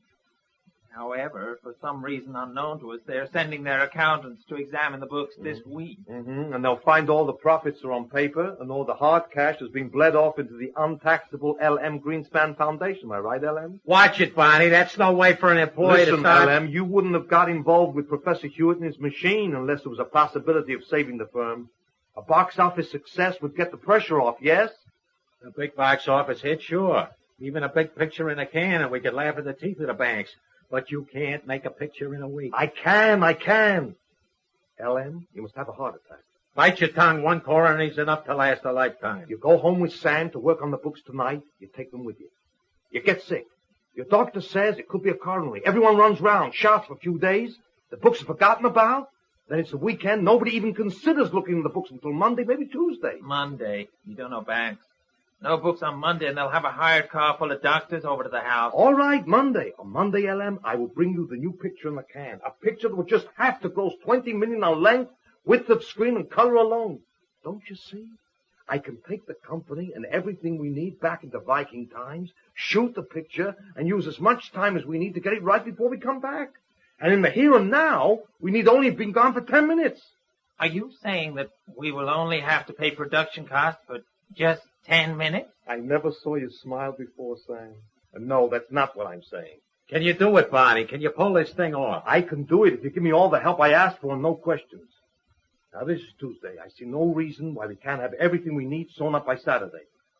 Have to get the contract signed with the principals, get enough raw film to last all the shooting, technicians, these 2 extra cameras. Yeah, we can do it. We can be ready to leave on Saturday. Still, I don't know. It's a wild idea. Oh, one more thing. If we're on location for, say, 6 months, everyone has to be paid 6 months' salary. What? But we rent the cameras and sound equipment, all the expensive hardware. We'll only have to pay a few days' rental fees for them. Barney, you got yourself a deal. We made one more reconnaissance trip to the Vikings' home. It was partly to give Gino Capo, our cameraman, a chance to look around, shoot some test footage. Partly so that Amory and I could decide what we need to take on location, and partly to deliver one very drunk Viking and his somewhat uneasy English teacher. Lynn had thought of everything he could possibly need. He was even wearing one of those multi-pocketed hunting jackets. Why the Jungle Jim outfit? A simple matter of survival and creature comfort. I have DDT for the body lice that are sure to abound, Halosode tablets for the drinking water, and a quantity of tinned food. You get much traffic around here? Just us, Gino. Just us. Why thumb your nose at yourself, Barney? I don't know, Amory. I just felt like it. Maybe I'm having a nervous breakdown. What do you think? What do you think, Otto? I think he's the only one that's having any fun around here. The deal with Otto called for 1 bottle of good bourbon, he'd already developed an educated palate, for every day of study. 2 months came to 5 cases, and these we delivered along with the rest of Lynn's equipment. It wasn't until Ottar, after calming his people, had dragged us into his house for a homecoming celebration that I fully appreciated why Lynn needed all that stuff. The dim, smoke-filled interior was occupied by people and livestock. It stank. If the ale they celebrated with was disgusting, the food was worse. When Amory and I finally staggered into the daylight, we were agreed on one thing. Doesn't look as though we'll be able to help ourselves locally with any commissary supplies. Second that motion. So we'll have to bring that with us as well. I want to do all the cutting here, so set up a cutting room in one of the trailers. Oh, Mr. Hendrickson, your secretary gave me this note to give you just before we left. I forgot. Something wrong? No, not a thing, Amory. Cancel operation. All work to cease on picture. What do you mean by sending me a message like that, LM? What do I mean? What could I possibly mean, You got my agreement to go ahead in a picture when you didn't even have a script. This is an emergency, remember? Emergency is one thing. Doing a picture without a script is another. In France, maybe they make arty-schmarty things. You couldn't tell they had a script or not. But in climactic, we don't work that way. So you called in my script writer? He got no script. Sorry about this, Barney. Relax, Charlie. Leaving aside that it was only yesterday when you and I finalized the idea, LM, if you had a Charlie Chang script in your hand, you'd let production go ahead, wouldn't you? He got no script. You're not listening, LM. I said if. If I were to hand you in 1 hour a Charlie Chang script for this great motion picture titled Viking Columbus, would you okay production? Yes. We'll see you in exactly 1 hour, LM. Come on, Charlie. My head Schlinker keeps evening hours, Barney. Let him talk for you. I have heard some rash promises in this rush business, but this takes the gold-plated bagel. 45 minutes later, Charlie Chang, complete with typewriters, paper, a full safari outfit from the prop department, and everything else he could possibly need, including a spring-powered time clock with cards, was in the back of the truck. I thought the Cambrian period would be best. You know, early Paleozoic. Nice moderate climate, warm and comfortable, with no vertebrates around to cause trouble. Seas churning with simple trilobites. Well, you're the doctor, Prof. Whatever you think best. We have to work fast now, at least at this end. Now take him to Catalina Island, drop him off, then move 6 weeks ahead, bring him back here. Or leave the junk on the island. We may need it later. Take it away, Prof.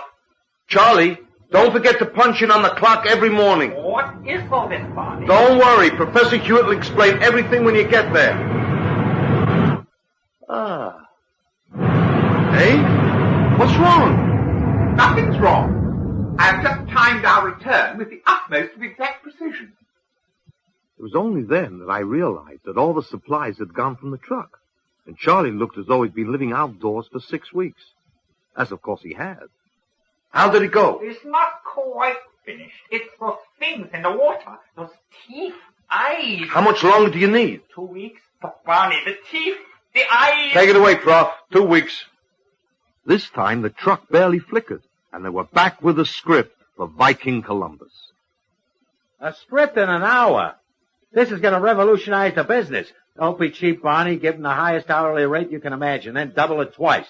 I want to do the right thing and see that Charlie Chang gets the greatest rate per hour ever paid to man. Paid for 1 hour of his time. Come on, LM. I just explained that. Maybe only an hour of your time went by, but Charlie worked more than 2 months on that script. He can't prove it. He can prove it. He punched the time clock every day, and I have the time cards right here. He can sue.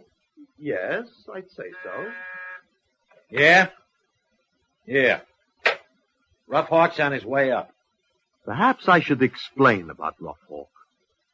Rough looked good both on and off camera because basically looking good was really the only thing in life he cared about. He did not like women. Not that he was gay or anything. He didn't like men either. Or sheep. Or raincoats. Or whips. Rough just liked Rough. And the light of love in his eyes was nothing more than a reflected gleam of narcissistic appreciation. So I said right out loud, Rough Hawk is the most Vikingest Viking I could think of. You've heard of Vikings, haven't you, Rough? Tall guys with big axes and horns on their helmets, always sailing around in ships with a carved dragon in front? Oh, yeah. Sure I heard of Vikings. I never played a Viking. Oh, it's the sort of role that'll make you look great in front of camera. I always look great in front of camera. Of course you do, Rough. You haven't got any big commitments, any other pictures, do you? I got a picture coming up end of next week, something about Atlantis. I thought so. My apologies to your agent, Ruff, but we got to find somebody else. LM, read the script, enjoy it. Let me talk to Ruff. You've forgotten that this film will be in the can by Monday, which will give Ruff 3 days to rest up before Atlantis sinks. Imagine that, Ruff. Back in 2 days, and you'll still get paid for a feature-length picture. I'm glad you mentioned the script because it has some grave faults, big ones. How can you tell? You've only read 10 pages. I think you should talk to my agent. Anything to do with money, I don't say a word. From Charlie Chang, I expected better. The opening won't do. I looked at the clock. It was 8 p.m. Wednesday. I had to get hold of this slab of muscle's agent, and fight the script through a rewrite and shoot Charlie back to Catalina and do the job, and find actors for the supporting roles, and get every single item lined up we might need for a couple of months shooting back to the 11th century, and get the entire thing done, finished and in the can by Monday morning. Plenty of time. Nothing to it. So why was I sweating? By Saturday morning, a column of trucks lined up in the concrete roadway leading to Sound Stage B was ample evidence that in the interim I had not sweated alone. Inside the building, Professor Hewitt's new improved Bremiotron was now attached to a platform that was large enough to take even the biggest of the trucks and trailers that waited outside. The carpenters were finishing up, and the professor was doing his best to explain to me why we couldn't beat the return trip problem. He drew me a diagram on a piece of pine board. Apart from ruining my pen, what it seemed to do was prove that you had to cross the same world timeline on the return leg, or the whole trip would simply never have been made. Seemed reasonable to me. So, it adds up to the fact that we can't come back to a time earlier than we left? Precisely. So all the time we've used up this past week is gone forever? Correct. So, if we want the picture to be completed by 10 o'clock Monday morning, we have to go back in time and stay there until it's done. I could not have phrased it more succinctly myself. Then let's get this show on the road. I'm ready when you are. The same place as before, 8 weeks on. Trip after trip the professor made, cutting the return so close, it was little more than a flicker.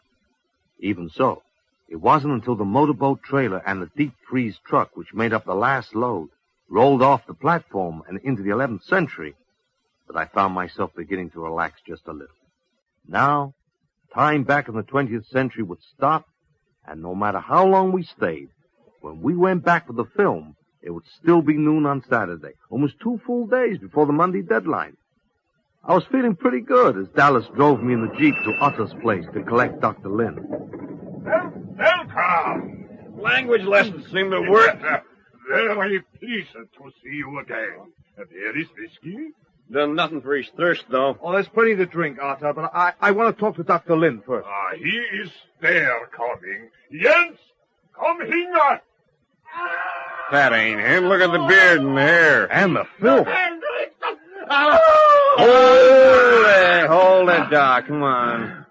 Put the pail down before someone gets hurt. Where have you been? It has been more than a year. Not 2 months?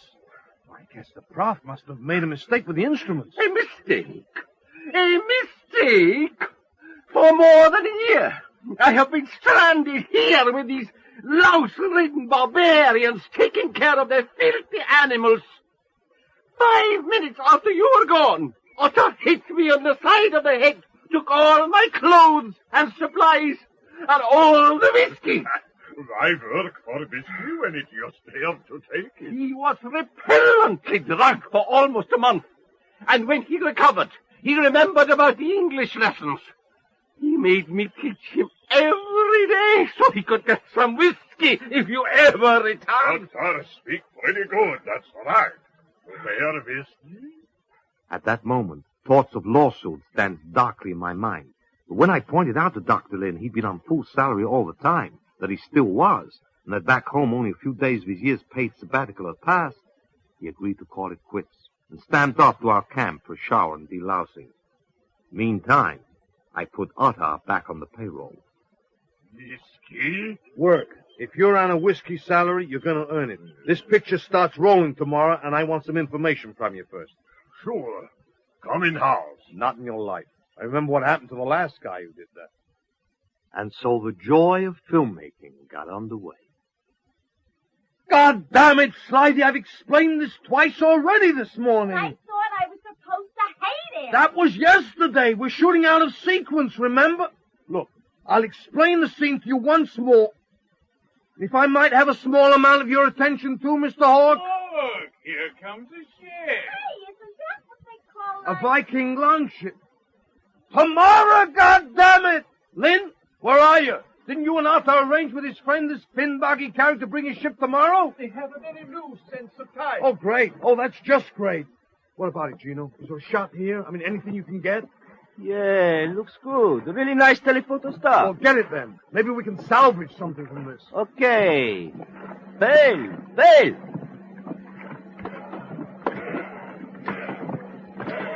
What the hell are Arthur and his men doing? Why all the weapons? Some customer I am not familiar with. Get all this, Gino. If it's any good, we can write it into the script. Huh? Okay.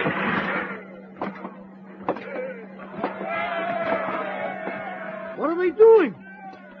Santa Maria. They're killing each other. What? What's that? Did I see?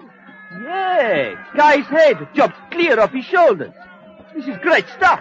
Great shot. I don't think that this is being obvious. I think this is the ship that has arrived. Radio. Give me the radio. Tex, Dallas, this is Barney. Get here. We've got problems. Boy, did we have problems. Breaking away from the carnage on the shore, one of the attackers spotted us up on the hill and came charging after us, yelling like a banshee and swinging his blood-covered axe. Gino filmed him all the way, and it was only Tex's arrival in the jeep that kept us from joining the body count that was rapidly mounting down on the beach. Eventually, and with further intervention by Tex and the jeep, the invaders were beaten, though not before their leader and Atta had fought it out to a particularly bloody and apparently much appreciated death. Did you see how I hit the leg? It came crash! A leg next to off. Yeah, very well played. I saw it all. My congratulations. Who was he? What were they doing here? He was called Torothy. Whiskey, Tex? Whiskey, not your favorite brand, but it'll do. Yeah, that's a great backhand you got with that axe. Oh, I wish I could sink a whole bottle like that. This Torothy, what was the trouble with it? Torothy, the son of Valbrand, the son of Volkov, the son of Orlug, came to Svine. Torothy killed the men of Krop, 12 of them together. He also made the killing of the Holzmen, and he was at Hellesvetar with Illugi the Black and Stulli the Goody when 18 cave-living people were killed there. They also burned in his own house Ardun, the son of Smidkel, at Bergen. Sounds like a mean dude. I still don't see the problem. Smidkel married Tor Odda, my sister. Oh, of course. How could I have forgotten that? So this Torothy has been in trouble with your brother-in-law, and this means trouble with you. It all ends up when he tries a bit of manslaughter here. What a way to live. Well, what about his men? Not his men, just with him. Now, he with me. We go south to raid. We go in my new longship. You gotta hand it to these guys. They keep it simple. Do they ever? Bernie. Hey, Dallas, you missed a hell of a fight. Yeah, looks like. I've been trying to get you on the radio. Problem? Rough Hawk staggering out to throw up. A couple of times I felt like it myself. He fell over a sheep, one of them dirty gray ones, looked like rocks. He broke his leg. 3 days into shooting, and my leading man had a compound fracture of the tibia that would take at least 4 months to heal. Now, of course, Professor Hewitt could always take him in a personal physician back to Paleozoic Catalina without losing us any time. But there was one small problem. I'm through with this picture. And I'm through with the crazy people out there. I saw what happened on the beach. I don't want any more part of it. Now, Ralph... No, Barney, don't try and talk me around. Oh, I got an out with this leg, so I'm washed up with this picture. And even if I didn't have a leg, we'd be through. You can't make me act. I knew right then that Ruff wasn't going to change his mind. Few ideas ever penetrated the muscle and bones of the tiny brain, but the few that got in stuck hard. It'd have to be taken back home. So there went the picture. I went down to the empty beach. The sun was setting. I cursed loud and long. What's that mean? It means don't creep up on me like that. Get out of here, you hairy-faced slob. By my house, you look bad. Half a drink. Oh, thanks. I came here for my daily pay. 1 bottle. Then Dallas say that from his own silver, he buy Otter 1 bottle because of fight today. It's a big day. It's a big day, all right. Hey, pass the bottle. The last day, because this film's over, gone, finished, kaput. You know what that means? No. I've been in the movie business since God was a boy, and right now, today, I'm out of it. Because without this masterpiece, Climactic is gonna fold, and where they go down the tubes, I go with them. And do you know why? Half a drink. Sure. If I leave Climactic, I'm washed up because there are a lot better producers and directors around to get any jobs I may want. Hey, you're a wise man, Arthur. I'm going to tell you something I never told anyone before. Because I'm getting drunk on your daily wage, and you probably understand 1 word in 10 of what I'm saying. I am mediocre. Do you have any idea what a terrible admission that is to make? No. You see, if you're lousy, you soon know it. You get booted out, go to work in a filling station. If you're a genius, you know it. You got it made. But if you're mediocre, you're never quite sure of it. You blame it on the breaks. You keep doing just 1 more picture until you've done 73 pieces of cinematic craft. You're not going to be a number 74. The funny part is, the number 74 could have been a good picture. What is this picture? Work of art. Entertainment. Like your, what do you call them? Sagas. I'll sing a song from a saga. I sing good.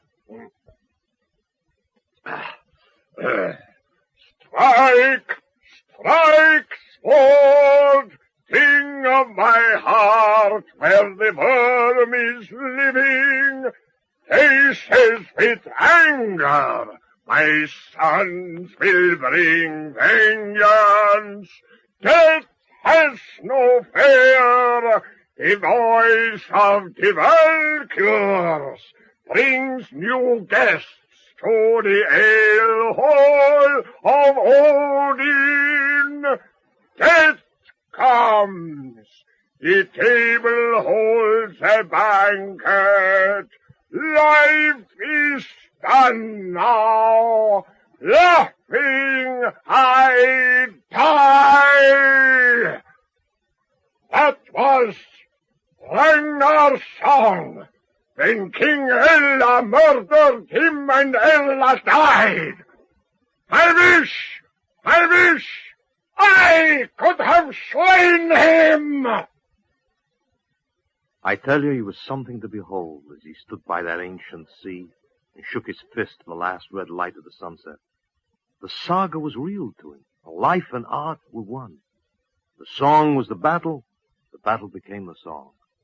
And if I hadn't been half-potted, the idea would still never have occurred to me. Oh, come on in, Amory. Hang your things on the back of the door to drip. Coffee on the hot plate. Well, I don't think it's ever going to stop raining. Did you see the screen test? What did you think? Same as everyone else. Absolutely first class. This Viking of yours is a natural, Barney. A real find. Well, let's hope so. Hey, did you know he was shipwrecked here? Yeah? Yeah, on his way to Iceland from Norway. According to Jens Lind, Ottar had a falling out with King Olaf Trygvasson. He's in exile. Who needs kings when you can be a movie star? Yeah. How's the set coming? Oh, it's all done. Ottar's house is ready to shoot interiors. And Ottar should be bathed and waved and costumed by now. So, let's go make movies. All right now, Slidey. This is called a shut bed, yes? You see it's all enclosed? It's got these doors which shut? I'm cold. Yes. Well, look, why don't you just climb into the sack there? Otto, if you wouldn't mind just putting down your salary for a moment. I hold it. No, it wouldn't fit the scene, Otto. So she's tired? Too many lights to sleep? Very keen of you to notice. We're still making the film. Now, this is Goodrich, remember? It was hard work. For one thing, Otto was only interested in his bottle. In the end, I had it placed in the corner of the bed. That way, at least his eye line was right. I finally decided to shoot it without sound and talk him through it. Okay, and everyone else shut up. This set sounds like a mahjong party. My camera. Here we go. Otto, you look down. That's it. No, not at the damn bottle. You reach out and touch her hair. Now, Slidey wakes up. Oh, that's great. You're doing fine, Otto. Sit down now. Don't break the bed. Okay, now you reach out, and we have the kiss. Very good. A passionate embrace and a kiss. But you don't like it, Slidey. The hell she doesn't. Easy, caveman. Take it easy. Great. Rise all over like that, Slidey. Perfect. Force her down on the bed, Otto. Now, slip off the shoulder strap. Hey, watch what you're doing. Forget it. We can run up a new nightie. Oh, this is great. This is good. Now you change, Slidey. Hate turns to burning love. Oh, very good. Look what he's doing. I cut. That's good. We'll print that. I said cut.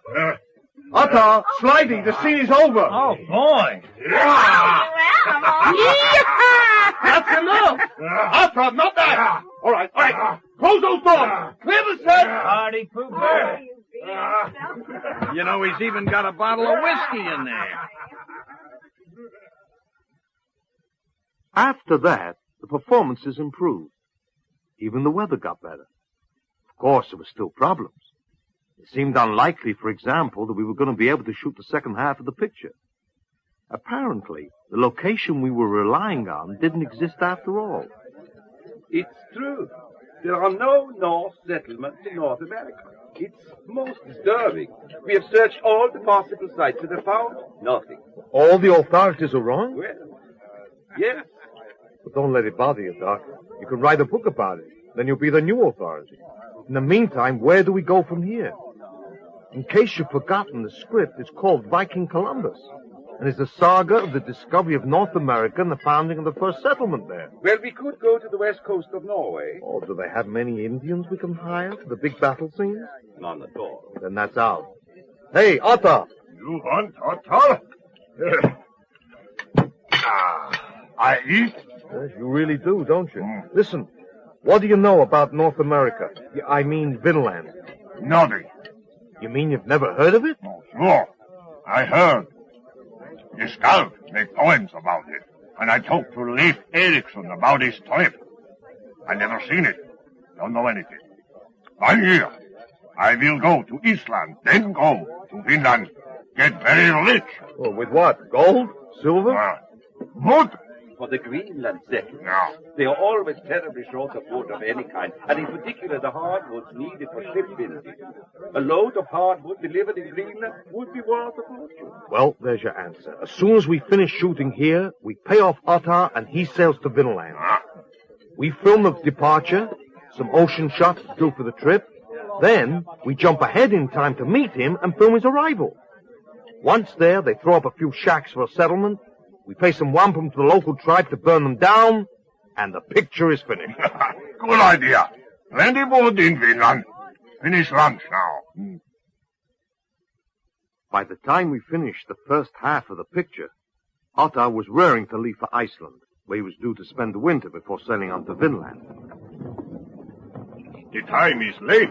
If we sail today, we better sail soon. We're just about finished. I want to get a good shot of you leaving the bay, and that can be the last one. You shot that shot this morning, sailing into dawn, you said. That was from the shore. Now I want to get you and Slidey at the tiller as you sail from your home into the unknown. No woman at no tiller on my ship. She doesn't have to steer the thing. Finally, he was gone.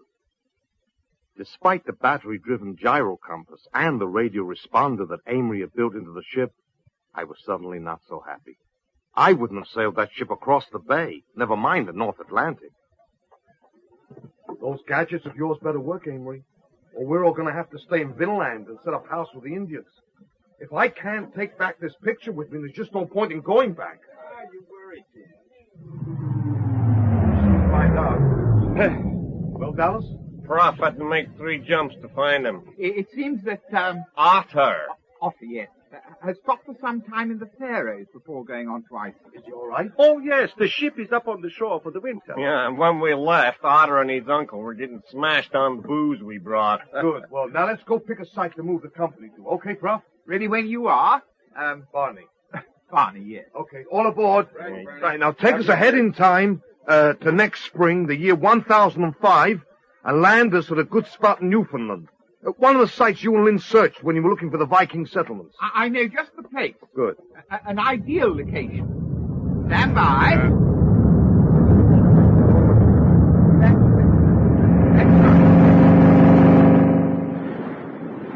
Hey, what do you call this? Slight mistake. Wrong to order. We will soon put that right.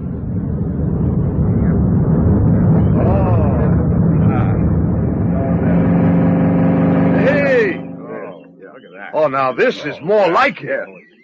Where are we, Jens? It's one of the first sites we checked. This is Epave Bay, really an arm of Sacred Bay on the northernmost tip of Newfoundland. That's the Strait of Belle Isle out there. Right, well, we'll leave the area down by the mouth of the stream there for Otter, and we'll set up our camp over there to the right, at the top of the meadow. Yes. All right, crew. Let's settle in Vinland. As it turned out, we didn't time our arrival particularly well. We had quite a wait for Otter. It was worth it, though. Gino shot some wonderful footage from up on the hill as Otter drove the ship at full speed toward the mouth of the stream. As soon as it scraped bottom, crew and passengers left the shore and laid into the food we had waiting for them. It's good. Do you think this will do for your camp, Otter? Good grass. Good water. Plenty of wood on the shore for burning. Plenty of trees with hard wood over there for cutting. Fish, hunt. It's a good place. There's good reading. There's everybody. Taking a day off back on Old Catalina. Want to see good reading. Slithy. I imagine she wants to see you, too. Been a long time. Yeah, you're a man of simple pleasures, Otter. At least finish your ham first and remember this is a historical moment. You have just arrived in the new world. You nuts, Barney? Same old world. Just a place, name of Finland. Looks like good trees here. Shooting went well after that. It would have gone perfectly if it hadn't been for the Indian problem. We need Indians in this picture. Where are they? You must have seen some signs of them. Well, we did discover some camps on the shore, but they were deserted. The Cape knows that Indians are a migratory people, following the seal herds and the schools of cod. I feel that at this time of year they may have moved further north. Not all of them. Oh, you did see some? Nope. Doc's right. But you can hear the lawnmower engine on that boat 5 miles away. So? I could feel them. They were watching us. Now, they're out there, somewhere close, so help me they are. And he was right, because later that day, 9 sealskin boats, each containing 2 or 3 men, came out from behind the island and paddled soundlessly towards the shore. Outseal! Sail! Hold it, Otter. No weapons and no fighting. We want to keep this friendly if we can. Those are potential extras out there. I don't want them frightened off.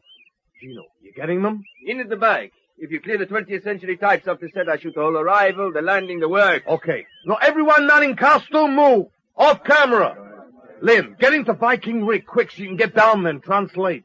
Talk to them, but stay behind Otter so it looks like he's doing all the work. But not a single word of their language is known. You'll pick it up. You're a translator, so translate. We need something to trade. It took a while to persuade the Indians to come ashore. What finally swung it was Slithy wading into the surf with a Viking pot containing a gallon of vanilla ice cream from the commissary. Come on, guys. It's delicious. can, Buster. It's just ice cream on offer. My boyfriend's watching, and he has a short fuse on his temper and a long handle on his axe. You want some? That's it. Come on. It turned out that the Cape Dorset Indians had the same sweet tooth and the same hormones as everyone else. It also turned out that they'd never seen a cow before, and more to the point, they'd never seen the bull that Otter's people had brought along with the cow from the orphanage. That bull was a squinty-eyed, mean-tempered little brute with a distinct aversion for strangers. Otter, get that beast out of here before it upsets the Indians! It was already too late. Panic was immediate. The Indians scattered. Someone shouted that they were attacking. The Northmen rushed for their weapons. Within a couple of minutes, the scuffle was over. One of the Viking housecarls had an arrow to his hand. Two of the Cape Dorset were dead, and the rest were in their boats and heading for the open sea. Madonna mia, what tempers these people got? Worse than Siciliani. Did you get it all? Yeah, Barney. It's nothing but stupid waste. They were all frightened, just like children. The emotions of children in the bodies of men, so they kill each other. Waste of it all. But it makes good film. And we're not here to interfere with local customs. You disrupt these people's lives completely for your cinematic drivel, then you ignore the consequences of your actions. Hey, take it easy, Let Jens. me tell you what I found out just by chance. Go ahead, I'm listening. The compass repeater on the ship. Otter and his men call it usus notra. That is their way of saying compass repeater. There is a word in the Icelandic sagas mentioned more than once about a navigation instrument that has never been identified. It is called the usus notra. Well, that's interesting, Jens. The impact of our arrival in the 11th century could be greater than any of us imagined. All the possibilities of this must be studied. Eventually, filming reached a point where we were ready to move the company on to the following spring, leaving Otto and his people in the meantime to build log cabins and a log palisade around their camp. We were to provide them with food for the winter so they could use the rest of the summer and the fall solely for the building. We were to get these supplies from the studio commissary back in the 20th century. Ready to go. All the commissary people are waiting, and a couple of grips who volunteered because they wanted to see if Hollywood is still there. Well, enough to move the supplies? What with side trips for broken legs and all, it's Saturday afternoon back there now. Everyone in the lot will have gone home. Yeah, we can handle it. After everything we'd been through, it seemed sort of unlikely that we would be brought to the edge of disaster by something as simple as a Hollywood weekend. It started when we couldn't get the supplies we needed. I'm sorry, sir, but I've never seen you before, and even if I had, I couldn't let you into this warehouse. No, sir. You people in studio security do a fine job. Get that door. Kill! All right, you guys, that's enough. We've been working on a Viking picture. Things were simpler back in those days. Where's your phone? It took until 6 in the evening to get everything sorted out and the truck loaded and back on the time platform. Am I to understand that you are not returning with us? I have a little business to conclude. You can unload and come back and pick me up, say about 10 o'clock. I seem to be running some sort of temporal taxi. I'm not quite certain I enjoy it. Relax, Prof. We're coming down the home stretch. You think I'd risk losing hours like this otherwise? As I watched the time platform vanish into the past, back to the wilds and chapped lips and cold rain, I had a sudden irresistible urge for a first-class deluxe dinner at Chason's with dry martinis before, brandy afterwards, and champagne in the middle. By 9 o'clock, I was feeling no pain as I made my way to a meet with Spider-Man Spinnaker, the only jazz tuba player in captivity. His current engagement was in a really tacky club called the Fungus Grotto. The Vikings have a kind of brass horn called the lure horn. That's what gave me the idea. An all-brass score complete with drums hammering away with primitive savagery. What do you think, Spider? Could you and your boys handle it? Natural, but that takes time, man. You got commitment. No problem. Let's grab your boys, go round to the studio now. You'll be back here inside an hour, I guarantee it. Judy and I just pick up until the rest come in around 11. After that, we're on till 3. We can't split before then. You want a drink? At 4 o'clock that Sunday morning, Spider-Man Spinnaker, his combo, and I staggered out of 2 taxis and weaved our way into the empty sound stage where Professor Hewitt was waiting. Very punctual. Oh, sorry, Prof, old boy. What's a rare? Transportation. Right, all aboard. We'll just be gone a few minutes. Is this the waiting room? No, that's the Brainiatron control room. Hey, stay out of there, you drug-crazed oaf. Those instruments are delicate. Mind that trumpet. Holy smoke. I was completely sober in less than a second. Too late, though. The controls were damaged. The Brainiatron was grounded, and so were we. By 9 o'clock that Sunday morning, Professor Hewitt was estimating the repairs would take most of the day. By 5 a.m. Monday, he pronounced the rewiring complete and set off to find replacement parts. By 10:30, the professor had not returned. An LM and that bank representative were waiting for me. I was beaten. There was no way to finish the picture in time. Outside LM's office, I considered suicide for a moment, then began pushing the door open. Don't go in there. What the hell do you think you're doing? Stopping you from making a mistake, stupid. Hey, that's a good reaction. Maybe you should act in pictures, not direct them. Hey, you're me. Hold this a second. Viking Columbus? Real one? Get my wallet. Hey, what? Here. Difficult with his hand. What happened to my hand? Your hand. I mean, why all the bandages and blood? Give this piece of paper to the prof and stop horsing around and finish the picture, will you? Oh, Viking Columbus. The hand. What happened to the hand? I went into LM's office without another word. I looked at the paper he'd given me. There was a sketch on it, drawn quickly with ballpoint pen. It meant nothing to me, so I folded it and put it in my wallet. By midday, the professor had repaired the Brainiatron. I told him that I'd met myself in the building and saw myself delivering the completed film. I showed him the paper. He was entranced. He did try to explain it to me. Are you telling me that I can go back to make the film after the deadline, then make an extra trip to a time before the deadline to deliver the film? I am. All right, answer me one thing. This piece of paper with a diagram, who drew it? I don't know. Then think. I was handed this paper on Monday morning by myself in front of LM's office. I show it to you now. I put it in my wallet and carry it around until the picture is finished. I travel back in time to deliver the picture to LM. I meet the old me in front of the office, take the diagram out of my wallet and hand it over to myself to be put back in the wallet. No one ever drew it. It just travels around in this wallet and I hand it to myself. The piece of paper consists of a self-sufficient loop in time. It exists because it is. He went on to talk about Mobius strips. A strip of paper with only one side? I gave up at that point. Back in the summer of 1005, the food had been offloaded and the company were in the trucks and ready. We jumped forward to a day in spring 1006 that Dallas and the professor had reconnoitered and spotted a few Indians. That was when we found that Slithy hadn't made the jump with us. When I came back from my walk without her, you'd all gone. You've been here all the time. So that baby is yours? Staying accidental like that, I didn't take my pills with me. Oh, he's sweet, though, isn't he? We don't even have a name for him yet, but I call him Snorri, just like the dwarf in Snow White. There was no dwarf named Snorri.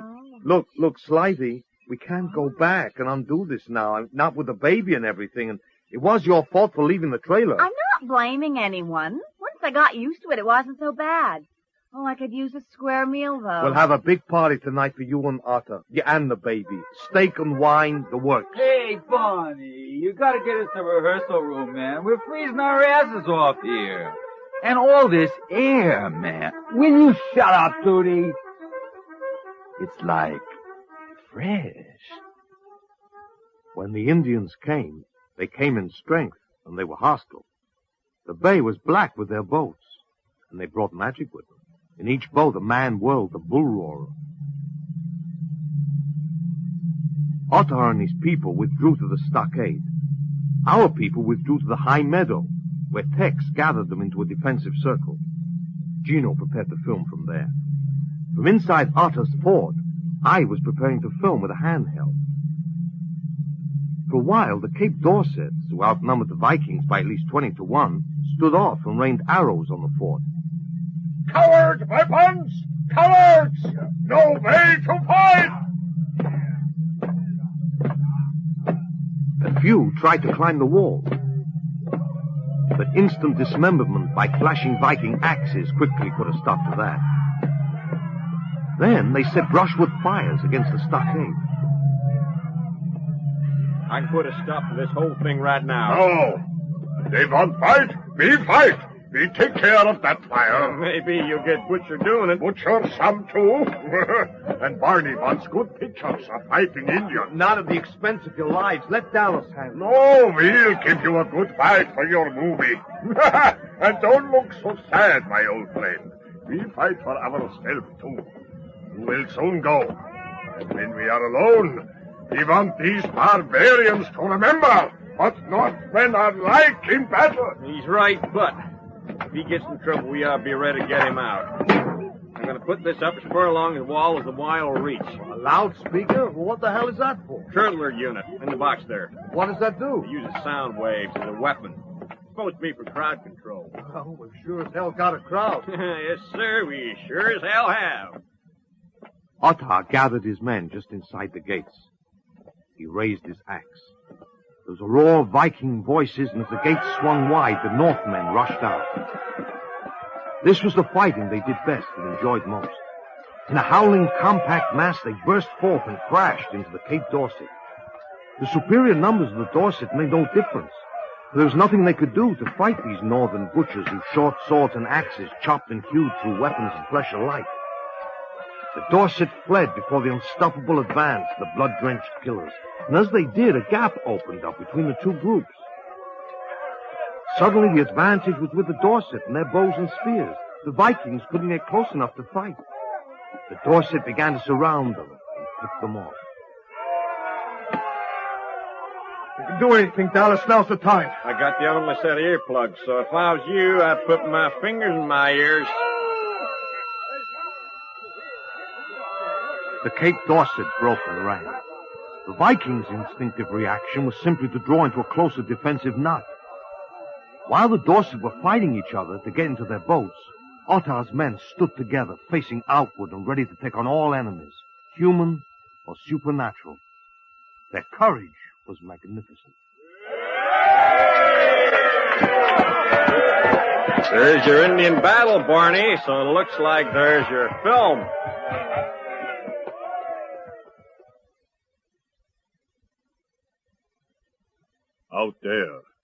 Out there, somewhere over the sea, is our home. Do you still miss it, Goodrich? For a long time I did, but not anymore.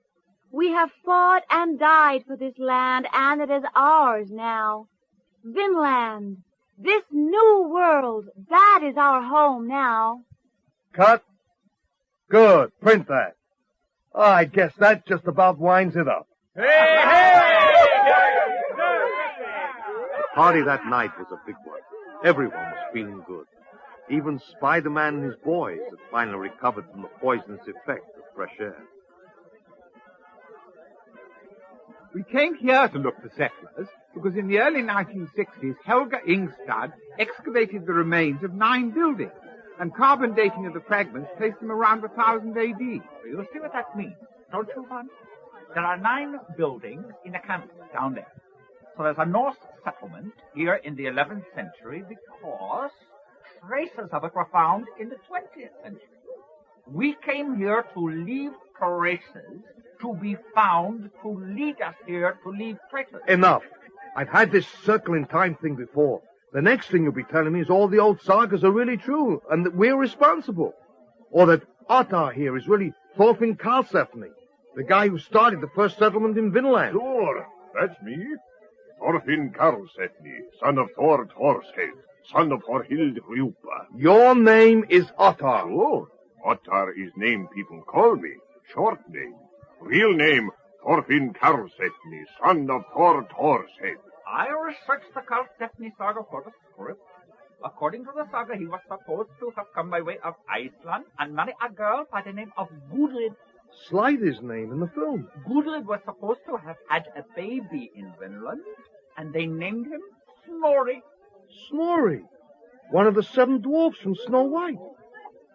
If this is true, then the only reason the Vikings settled in Vinland is because we decided to make a motion picture showing how the Vikings settled in Vinland. It's as good a reason as any other, don't you think?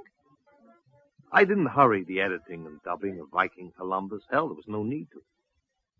By the time we'd finished, most of the camp had packed up and gone long ago. No pun intended. I was making final preparations to follow when I got a small splinter in my hand. I got the nurse to wrap a good big bandage round the tiny wound and pour mercurochrome all over it. I'll show the sadistic son of a bitch. What? Who? Me, that's who. I treated me like that. Now I'm going to get even with myself. I wouldn't tell me what was wrong. I made me suffer. Well, we'll see. You heard? Just crazy is all. Listen, take it easy. Watch out for Indians. Not afraid of them. We cut plenty hardwood, get a fortune in Iceland. You bring Gudrid back? In a couple of minutes, your time. But what happens then is up to her. So long, Otto. Farhail, Barney. You make another movie.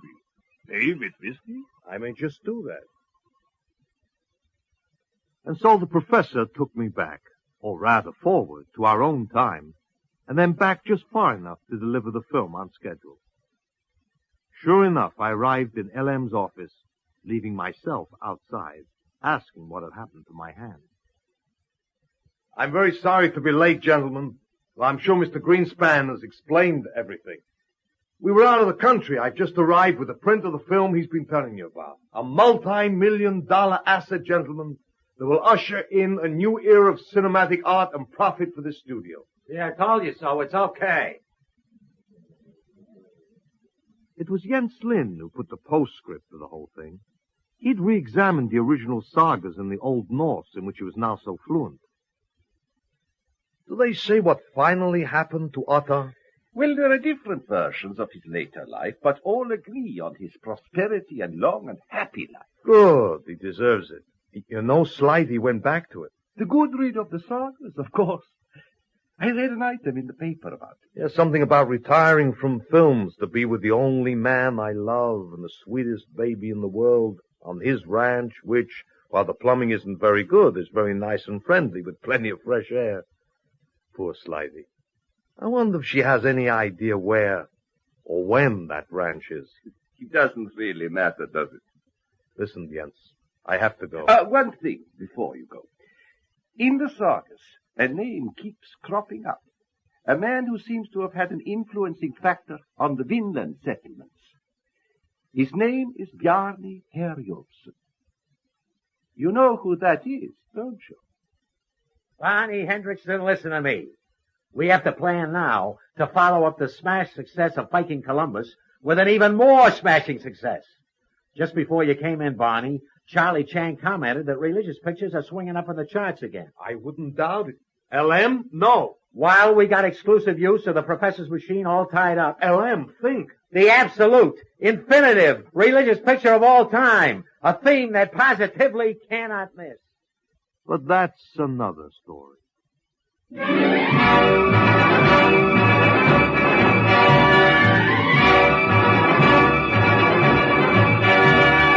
In The Technicolor Time Machine, adapted for radio by Chris Boucher, from the novel by Harry Harrison, Lee Montague was Barney Hendrickson, Richard Pearson, Professor Hewitt, John Bay, L.M. Greenspan, David March, Dr. Jens Lund, and Michael Kilgariff, Ottar.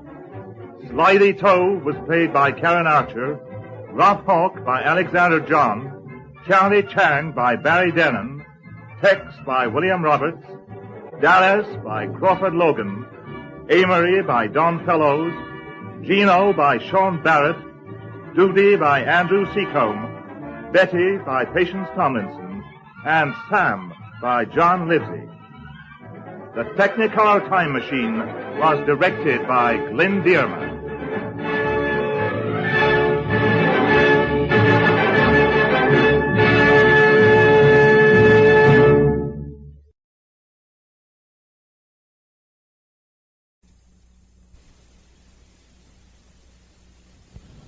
Afternoon Theatre.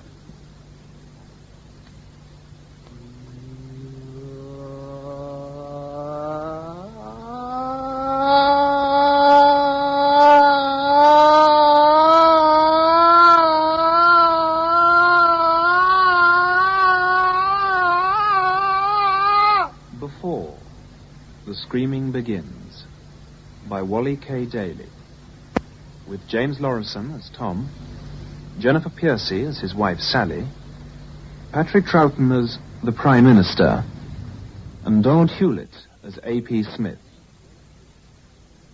Before the Screaming Begins.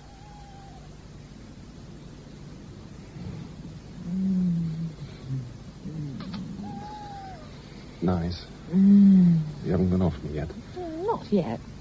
Ask me in a few years' time. I'll just try it every anniversary.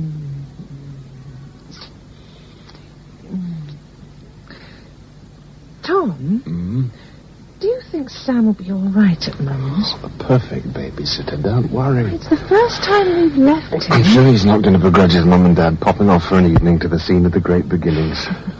If this clearing in the forest wasn't so romantic, perhaps there'd be no baby Sam now. Here I proposed. Here we stopped as we passed on our wedding night. And here we sat and watched the moon go down every anniversary for the last 5 years. And each time I've said I love you, and always meant it. A couple of years we'll bring Sam, let him into the secret. Oh, I love you, Sal. Oh, I love you, Tom.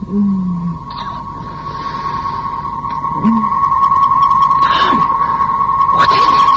Don't know. From the clearing, I think. Got to get out of here. Start the engine. I'm trying. Nothing. Let me try. Right, open the door. Jump. Time, Tom. Tom, let's get out of... Tom, there's a light all around you. Blue light. It's hurting my eyes. Look away. Tom, so bright. Look away. It doesn't hurt. Can't feel the thing. It's coming from the clearing. A pinpoint of light, laser thin. See? What the hell's doing it? Tom! Why? I'm frightened, Tom. Really frightened. It'll be all right. Don't worry. What the hell's going on? Let's get out of here, quick. It still won't start. Oh, what are we going to do, Tom? Tom, why are you looking at me like that?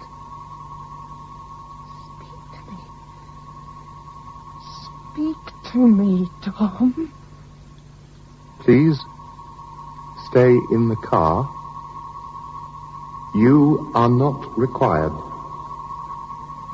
You may leave in a few moments. Where are you? But I keep telling Madam, you... please try to keep calm. How can I keep calm when my husband... It's not helping at all getting hysterical about What it. am I supposed to do? Sit here smiling? My husband has just disappeared before my eyes, and you ask my name and There address. is a procedure laid down for missing persons, and it must be adhered to. Person? Oh, can't you see? Don't you understand? My husband... My husband. Oh, it's no use. Why don't you believe me? I'm sorry. I do understand, but look at it from my point of view, madam. We get some pretty amazing stories from that side of the counter, but yours really takes the cake. A pencil of light from a torch you can't see, and no husband. You must see, we've got to check you out. Make sure you're even married, for instance. We've been hoaxed before. This is no hoax. I am married, and I'm sure you are, but we've got to check. And while we're checking, there's a couple of policemen on the way to the clearing where all this is supposed to have taken place. It did take place. So there's nothing more you can do except help me to get the details down. Leave the lights on, Walt. Okay. Reckon this is the place? Yeah, gotta be. Moors cops, lovers cops, they call it, local to the house for miles. Watch the moon go down and the fairies dancing in the clearing with no one to bother you. Very poetic. Now, let's see if we can find out where they're supposed to have parked. Man, wife, and mysterious vacuum cleaner. Bleeding creep, if you ask me. wandering around the country in the dead of night. Not what I'd join a force for. Cold feet, my little partner. We're in cold feet, aren't we? Two things I can't stand is owls and little green men. Give me half a dozen villains to face any time. Well, I don't believe in myself, so there's no problem. Hold it, John. Over there. Car tracks in the mud. Okay, we're on our way. Follow them in. Sherlock Holmes, his trusty assistant Watson holding the torch, heads into the unknown. It's my turn to be Sherlock Holmes. Rubbish, you were Sherlock Holmes last night in the timber yard. That was a false alarm. Doesn't count if nothing comes of it. Of course it does. Even Sherlock Holmes had false alarms too, you know. So my turn. Oh, it's always your turn. Anyhow, how far in did she reckon they parked? About 50 or 60 yards. Right. Should be about... Hey, just ahead there. See? A deep rut. That'll be it. Mud's a bit soft. Right. This looks like the place. Yeah, a lot of spin at the back where she shot off afterwards. Grass chewed up.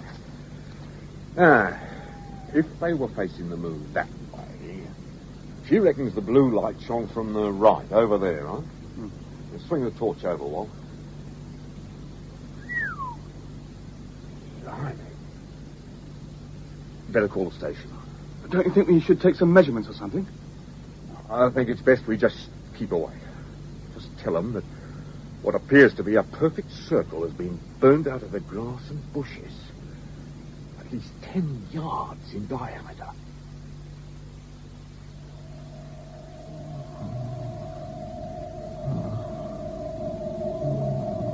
Control 1. Unit 35 contacting. Subject 12 has been boarded.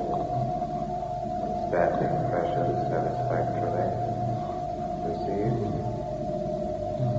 Unit 35, Control 1 contacting. Received. Mission was seen by witness as demanded by Control Central. Received. Received. Mission was seen. Surface brain scan reveals the subject's plate was the viewer. Reactions are registered. Base approach now 4.872 units. Received. Received.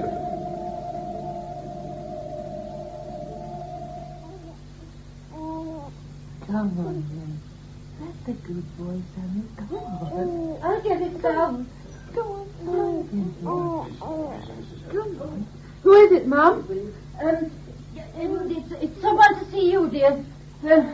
It's someone from the police station. Any news? Look, I'll get Sam into bed. Come on. Granny's I'm frightened, Mum. Better get it over with. It's either good news or bad news or no news. And the sooner you know which, the better it'll be. Now, come on. I'll send him in, Sam. Oh, you're right. It's just that I don't want it to be bad news. Would you like to go through, please? Ah, thank you. Mrs. Harris? Yes? I'm Detective Sergeant Forbes. Have you found my husband? I'm afraid not. Oh. That's what I've come to talk to you about. I'm almost relieved. The look on your face, me. Oh, I'm sorry. Sorry I haven't brought any good news. And I'm sorry about my face, but I'm stuck with it. Now, most of all, I'm sorry about the questions I'm going to ask you now. But they've got to be asked. Well, ask away. I don't believe any of this is happening anymore. When you get caught up in something as unreal, another bit of unreality doesn't count. Heard the one about the husband who disappeared up a beam of light. If it was anyone else, I'd laugh. I said I'm sorry. It's not your fault. We find the story hard to take, but we're not laughing. Well, I find it hard to take myself. Well, let's get it over with. Mrs. Harris, you reported your husband missing a week ago today, right? Our 5th wedding anniversary, yes. And there's been no sign of him since? He hasn't been to work, been seen by any of his friends? No. How did you get on with your husband? How do you mean? Would you consider yourself happily married? Well, yes. No quarrels? Well, actually, we had the odd row. Any quarrels recently? Beg your pardon? Recently? Let's say in the week before your husband went away. No. You sure about that? Yes. Not even the night he disappeared? Now, what are you trying to say? Surely you can't I think... don't think anything. I've just got to ask the set questions. Like, was your husband heavily insured? No. The house is covered if either of us die, but apart from that... Look. Get to the point. What is it all about? I'll tell you the problem. Normally, when husbands go missing, it's fairly straightforward. A cheery, goodbye, darling, out of the front door, and that's it. Never to be seen again. That's your average husband's disappearing trick. But now, in your case, it's different. It's not just a nice, straightforward goodbye, darling job anymore. What looks on the surface like a gigantic red herring has been introduced. A gigantic flying red herring carrying a big blue torch. And it's got the brass worried, and they're worrying me. They want to know why, and they're nagging me constantly to tell them why. So, I've got to sniff around until I discover why. And then, I'm going to tell them why you told such a big fib. And if it's all true? Doesn't help. I'm one of those people who, when the magician waves his hand to divert attention, I always keep my eye on his other hand, the hand that's doing the manipulating. And what will I discover? Someone making a fortune in the papers with "I travelled with the Mars man," or murder. And a wonderful reason for not looking for a body. You're joking. Well, you've got to admit to yourself it's all a bit more reasonable than looking for a bloke who's been sucked up a torch beam now, isn't it? Well, there we are. Settled down, finally. I thought he'd never go off missing his dad, I suppose. Right. Well, I'll make us all a nice cup of tea, Okay, shall I? not for me, thank you. I'd better be off. Oh. Well, Mrs. Harris, I'll leave you now. You know where I'll be if you want me. If you want to tell me anything additional that may help us with the case. And be assured it is getting our full attention. The smell of red herrings is hanging very heavy around the station. I'll see myself out. Good day.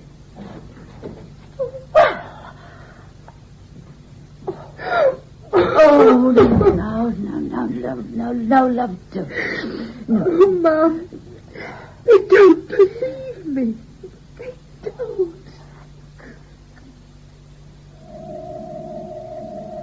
Control 1 to Unit 35. Contacting. Received.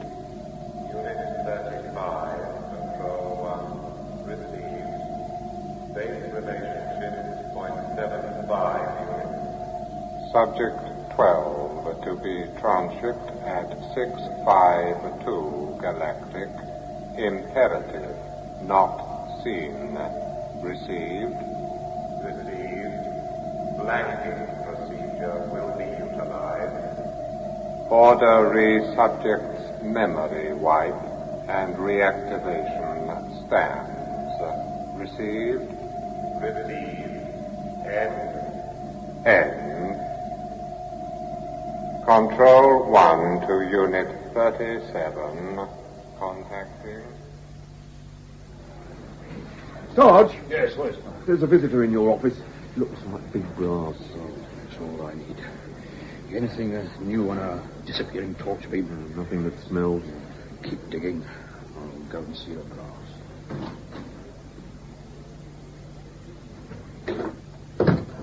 I'm Forbes. Believe you want to see me. Ah, Detective Sergeant Forbes. What a pleasure to meet you. A charming blonde WPC was kind enough to give me a cup of tea. Makes me feel quite at home. Now, let me see. I've got my little card somewhere. Ah, yes, here we are. Smith. A.P. Smith. An innocuous little name, but enough to mark me out. Nice photograph as well, don't you think? Orange section. You wanted me? Well, we don't exactly shout about it at the ministry. It's what we call a bit of a giggle maker. Best to keep it quiet. Just plod on without trumpets, as they say. Doing what? Filtering, really? Yes, filtering is the word. A surprising something here, an unlikely something there, bits and bobs, and facts and fiction. Mix them all up. Have a look at them. Yes. Well, Mr. Smith, I wonder... We do a lot of reading as well. Pulp, mainly. A whole section for that in case somebody stumbles across something they shouldn't stumble across. Surprising how often it happens. Science fiction, mainly. Very little fact. Check out the spoon benders. That sort of thing. Ticks. Mr. Smith, I wonder... You wonder what I'm doing here. And quite rightly so. Story in your local paper, 2 lines in the Nationals, and the ministry popping in on you. strange world. It's your Mr. Harris I've come to chat to you about. Harris? Look, you're not buying the little green men with blue torches, are you? As I said, a surprising something here, an unlikely something there. Who knows what one finds? I admit missing persons fascinate me in any case. 120,000 people a year, and rising. You'd need Wembley Stadium to pack them in. They're fascinating, all right. But you're Mr. Harris, especially so. A missing person seen going missing, now that is a bonus. And turning up again to cash in on it, I should wonder. Oh, yes, we're pretty certain he's going to turn up again. But I don't think there's going to be any cashing in. We'll have to see about that. But you see, we have a feeling. A feeling? You mean you know something? Filtering. As I said, we filter. Nationally and internationally. And we discovered your Harris hasn't gone solo. How do you mean? There were others. All witnessed. Some sort of conspiracy throughout the country. Now, that's a touch parochial, Mr. Forbes. The world. Throughout the world. I don't believe it. Now you're talking like a detective. Detective Sergeant Forbes, and quite rightly so. But look at it from our point of view, and ask yourself the question we must ask ourselves. Oh, yes, and what's that? One simple little word. Why? You see, as far as we can ascertain, every country, major and minor, has had at least one person disappearing in this rather overly dramatic fashion. And within yards of each disappearance was found a perfect burnt circle 10 yards in diameter, in what we've come to term flying saucer shape. And all this occurred, allowing for time zones, at exactly the same time. Now, even you, Detective Sergeant Forbes, must admit that that is interesting. And you must admit as well that simple little why becomes possibly quite important.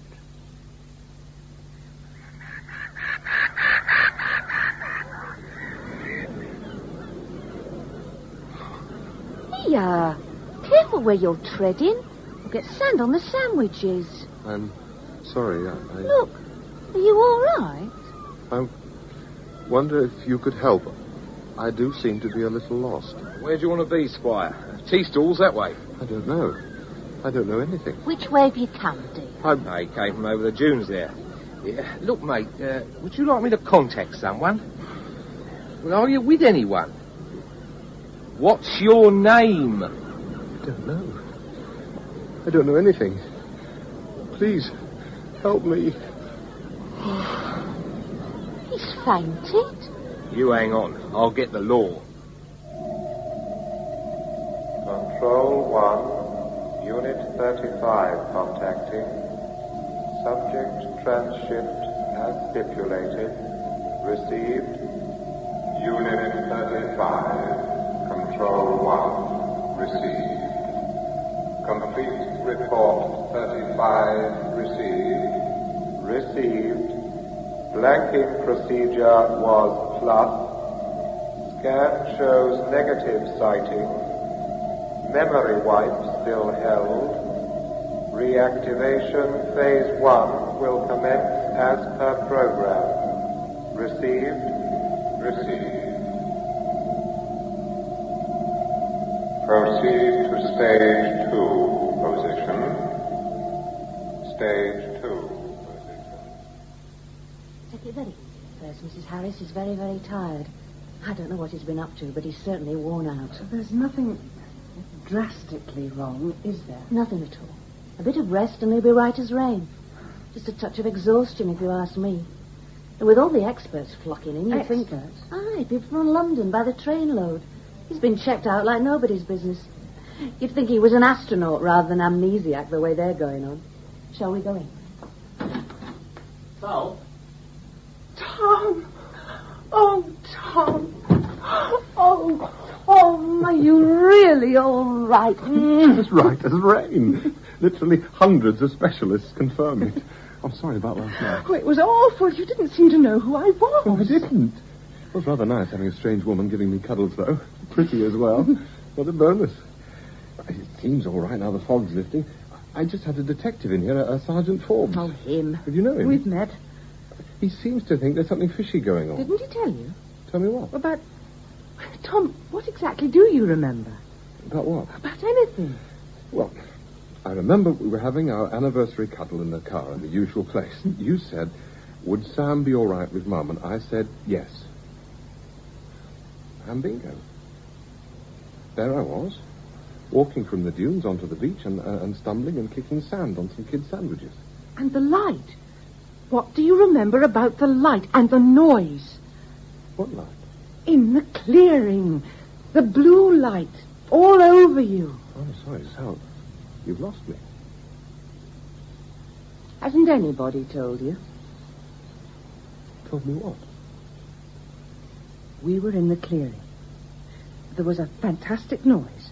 We couldn't start the car. We couldn't get the doors open. Then there was a light shining from the copse. It shone through the window onto you, covered you like a haze. It didn't touch me at all, but it was so bright it hurt my eyes. You said, don't worry, it doesn't hurt at all. Close your eyes.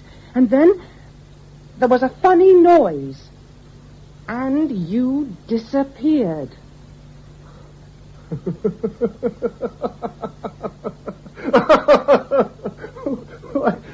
I hope you didn't try telling anyone that. That is the funniest thing I've ever heard. It's hysterical. Tom. Oh, I'm sorry. It's not funny, Tom. It happened. Oh, but... Marks were found nearby. A large circle burnt out of the brushwood. The papers say it was a flying saucer. You can't seriously expect me to believe that I went in... I saw what happened in the car, Tom. After that, I'd believe anything. May I come in? Oh, good, Mr. Harris, you're awake. How do you do? My name's Smith, A.P. Smith. An innocuous little name, but enough to mark me out.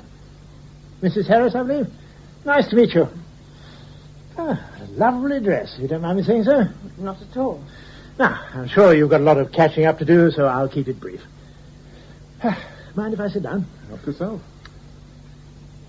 Ah, that is a relief. I walked through the park to get here. Thought I'd check how spring's coming along. My feet aren't really up to it anymore, but such a lovely day I couldn't resist. Lovely day. Don't you agree it's a lovely day? No reply. Who is he, I see, writ large on both your faces, or perhaps get to the point. Whichever it is, your prayers are now answered. To the point I will get. I don't know about you two, but I find it extremely irritating when somebody says they'll get to the point and waffle on absurdly. And what is the point? Good question. Space trips, and the reason therefore. Flights in flying saucers, and mysteries to be unraveled. I should tell you before you go any further that I don't believe. Tom, I told you what I saw. I know, love, and it isn't a question of not believing you. Obviously, we've been caught up in some sort of accident, and it's left you with some strange memories, and me with none at all. And I'm quite sure it will all finally be explained, and the explanation will be logical. I didn't dream it, you know. It was the most terribly real thing I've ever seen. You just disappeared. It's not my place to interrupt a family discussion.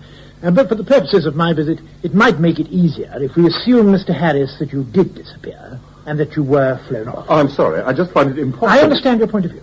But I inhabit a funny little world where fact and fiction sometimes get jumbled together, and it's part of my function to try to do a bit of unraveling.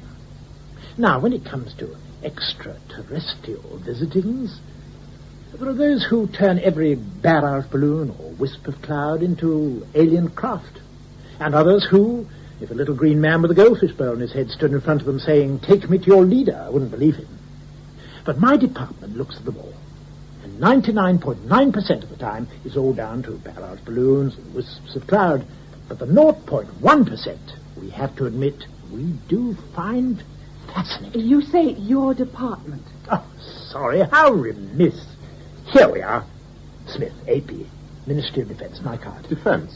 Yes, RM section. Rather a good photograph, don't you? I don't get it. Why the Ministry of Defence? And what's the RM section? Ah, how nice. Now we're all getting to be friends. Ladies first. RM section looks at the peculiarities that sometimes manifest themselves in this world of ours. Gentlemen second.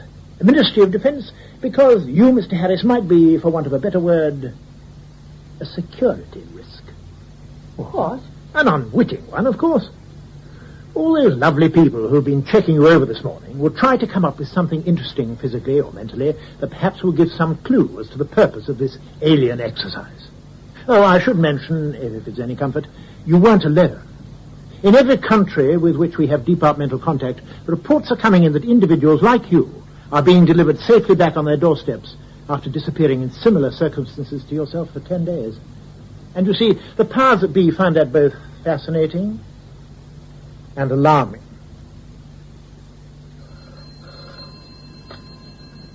Silkin here. Oh, sir. No, sir. At the moment, Mr. Harris is still in hospital under observation. No, nothing. He's been checked out from top to toe.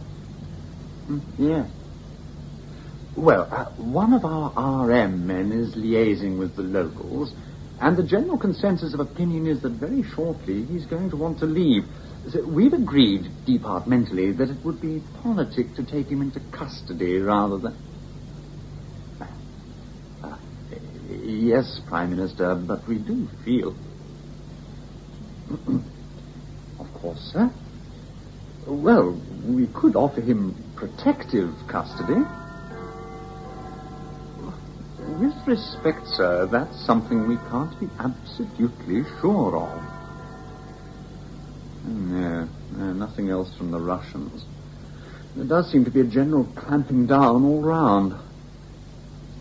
The Americans are obviously taking theirs very seriously. They've quarantined their chap's hometown and ringed the whole place with troops. Very ostentatious, I agree, sir. Oh, no, of course, we couldn't. Very good, sir. I'll keep you informed.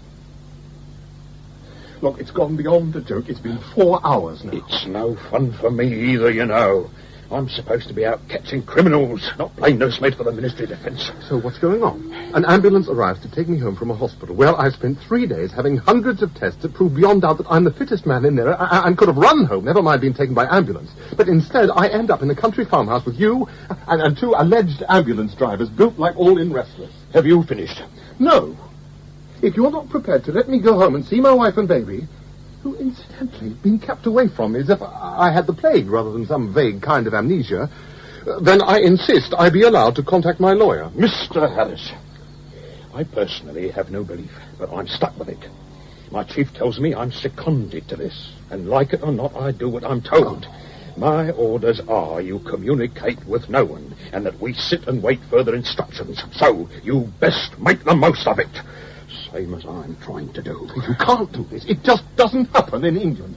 It's nothing more or less than kidnapping. People trotting off up bleeding blue lights doesn't happen in England either, but apparently someone's taking your alleged trick very seriously. Well, not me either, but somebody. Now then, there's a fine greeting, I must say. Lovely day like this, and voices raised. What will the cows make of it all?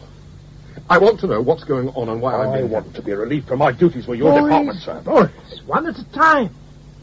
You're doing a valiant service, Mr. Forbes. The department quite rightly thought Mr. Harris should have a friendly face along with him when he took his trip into the countryside, so he wouldn't be frightened by those rather over-muscular drivers. And from the look on Mr. Harris's face, he no doubt echoes those sentiments, Mr. Forbes, but needs must. Now, I think we should just sit down and I'll bring you up to date.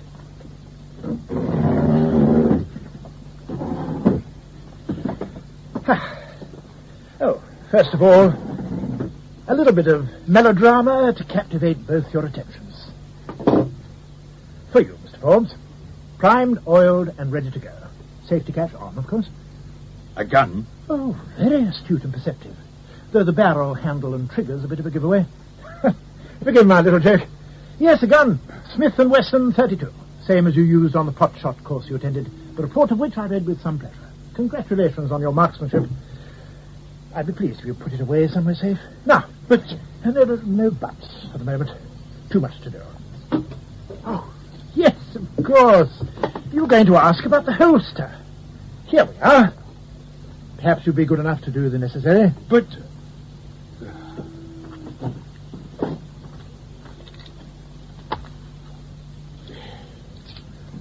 Ah, very good, yes. Now, the cloak and dagger deepens. Who did you vote for, Mr. Harris? Pardon? You're right, of course. Damned impertinence on my part. Trying to impress you with the brass. Let's just say there's an almost 50-50 chance that the message I've got for you comes from the leader of the party you voted for in the last election. And therefore, you probably trust his word. A little bit. Namely, the Prime Minister. What? What a monosyllabic group we are. Yes, the Prime Minister, no less. And his message to you is, come quietly. I'm sorry, I don't follow. Protective custody has been offered to you. And the Prime Minister thinks it will be a good idea all round if you concur. What does the Prime Minister know about me, and why protective custody? Both good questions. The Prime Minister knows about you belonging to a pattern of incidents on a worldwide scale, the point of which is not yet known. But he is being constantly informed.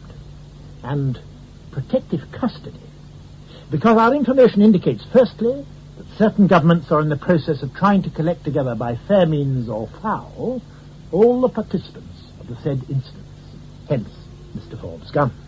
And secondly, there is a vague possibility that you may have been programmed to do something rather nefarious against the security of the country or whatever of which we are as yet unaware. But that's preposterous. Preposterous, I agree. But protective custody is an insurance policy that works both ways. You're protected, we're protected. So what's your answer? And Sally? At this moment, at home, with a small company of trusted ministry servants, some of whom even now are arranging to take away certain foreign gentlemen who've also been watching your flat for the last couple of days. God.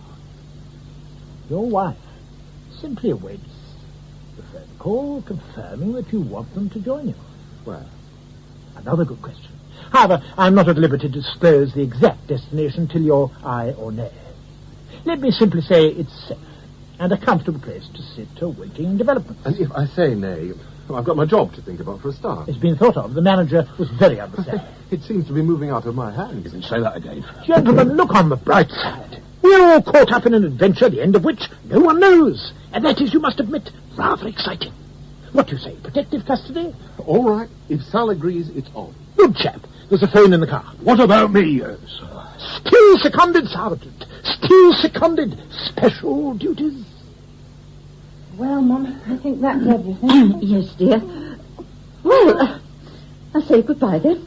Are you sure you'll be all right? Yes, of course. They promised to drop me off home and keep an eye on me. Oh, Mum. Don't you worry about me, Sally. It's you and Tom who've got to watch out for yourselves. Now, you sure you don't want me to look after Sam for a few days? No, Mum. Apparently they've got very good facilities there. Wherever there is. You'll be fine. Yes, well, bye-bye, dear. Now, look after yourselves. Shall do. Come on, Samuel. We'll go and see Daddy. Wherever he is. And voila, back she slides. If I hadn't seen it with my own eyes, I wouldn't believe it. Oh, we live in a wondrous age, Mr. Forbes. A wondrous age. Not a bad trick if I say it myself. You press your hand on a plate and a 20-foot concrete door slides effortlessly aside. Beats open sesame. Same sort of principle, Mr. Harris. The door's geared to my handprints and that of a few others. I'm told they could have made it the voice. The same individuality applies. Though I suppose it makes it a little difficult if you've got a cold. Besides which, one would feel rather silly standing in an open field shouting open sesame at a lump of concrete. Where exactly is this place? A secret research establishment. Physical, mainly, with this bolt hole built on. Now, be patient, and all will be revealed. Shall we enter?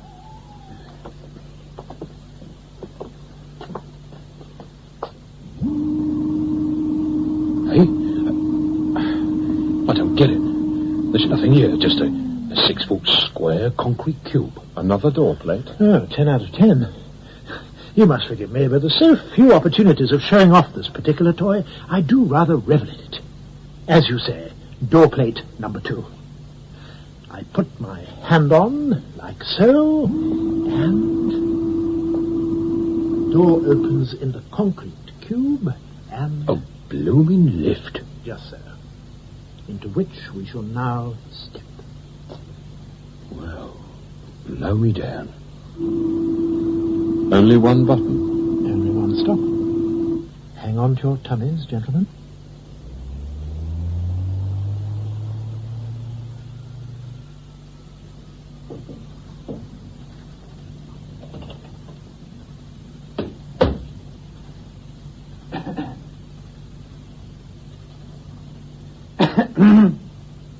I get that cough of yours seen to, Silken. Could be touching. Yes, Prime Minister. All right. Let's hear the worst. The whole operation has so far gone very smoothly. Mr. Harris has arrived at the establishment, and his wife and child are on the way there now. Fine. Has he been told the score? Well, sir, we did think that rather than spell it out, we'd let the knowledge sink in slowly. Let them come to their own conclusions, as it were. Fair enough. But he won't be exactly over the moon about it when he does work it out. How about that RM man, Smith? Does he stay? Oh, no, sir. He'll pop out as soon as they're settled in. It seemed politic. He is, after all, a sort of walking door key. But we have arranged for a detective sergeant to stay with them. Armed, of course. A good man? Oh, impeccable. Detective Sergeant Forbes. Local. No family ties to speak of, and no departmental problems. Fine. And the press? Well, the D-notice seems to be holding, and providing the foreign papers don't start shouting, we should be able to keep the lid on for a little longer. Anything new from abroad? Nothing, sir. Right. Well, you push off back to your office. Keep me informed of aught else that comes in. Very good, sir. Oh, and Silken. Yes, sir? I would honestly prefer Boy You to that ridiculous cough of yours. Very good, sir. Well, gentlemen, I think that's everything. From games room to television lounge to self-service laundrette, all is now at your disposal. It only remains to choose which of the 20 tastefully furnished bedrooms you're going to inhabit, and then perhaps we should meander down to that rather pretty, artificially sunlit garden that produces our oxygen, and await the arrival of Master and Mrs. Harris. I think the whole place is absolutely incredible. Who would have thought it, this deep underground? It's unbelievable. I must admit I found the adjectives rather hard to find myself the first time I was brought here. Tell you what, let's go into the conference room, and I'll play at being an executive while you fire away your questions. Here we are. Gentlemen, the boardroom.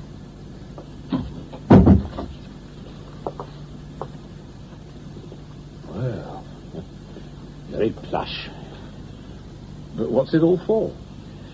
Well, it was built in the nasty 60s as a self-contained life support shelter. Enough food, frozen and dehydrated, to last 20 people a minimum of 2 years. Bulletproof, bomb-proof and burglar-proof. Actually, it's the smallest of a chain of over 200, stretching from Land's End to John O'Groats. But don't tell anyone I told you. How long are we here for? Well, let's say tonight and tomorrow, and leave the rest to chance. Mr. Forbes, your turn. What's my function here? I'd say referee. Yes, referee is a good definition. A buffer between the soulless Secret Service and society's possible suffering from subjects under suspicion. Oh, that's very alliterative, but most apt. Look, am I really under suspicion? Being honest, they don't know enough to be sure yet. They? Who the hell are they? Ah, I feel that Mrs. Harris and Baby Harris are awaiting entrance. Shall we go and greet them?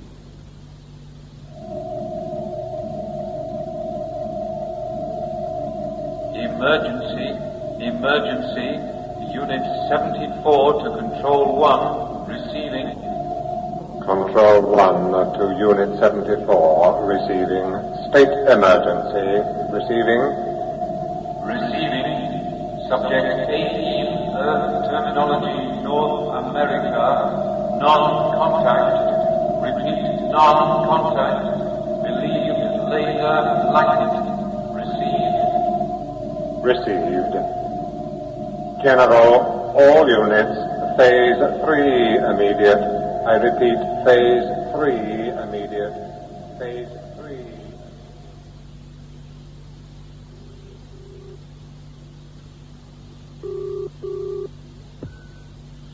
Yes. Silkins, sir. Yes. Sorry to disturb you at this time in the morning, but bad news, I'm afraid. Well? The Americans apparently put up some sort of wave screen to black out all communication right across the spectrum. An experiment to protect their space traveler. But it looks as though something went wrong. What? Exactly. They've been wiped out, sir. The whole town. All the troops who ringed it, everyone with it, a 10-mile diameter wiped out. My God. How many? About 50,000. Except for one, sir. Only one came out alive. Apparently he was naked and crying. It was their space traveler, sir. The only one to escape. The only one? You're certain? No doubt, sir. Right. Get on to Smith. He knows what to do. We can't risk an accident here. No, sir. Ring me as soon as it's over. Yes, sir. Well, he's happy enough this fine synthetic morning. Pleased to see his dad, shouldn't wonder. And his mum. You pleased as well? Gurgle, gurgle. That's my girl. Hello. You've changed your tune. What's the matter with you? Have you got wind? No, actually he wants his rattle. Good thinking. Here we are. Try that. No. The one with the ducks on it, the blue one. Right, love. There we are now. Try that. Good little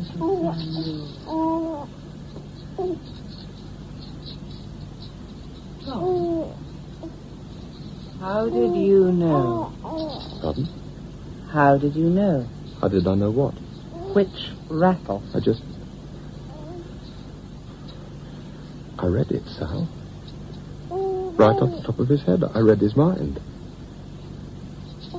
I can see the shape of it. I can see what he's thinking. Can I come in?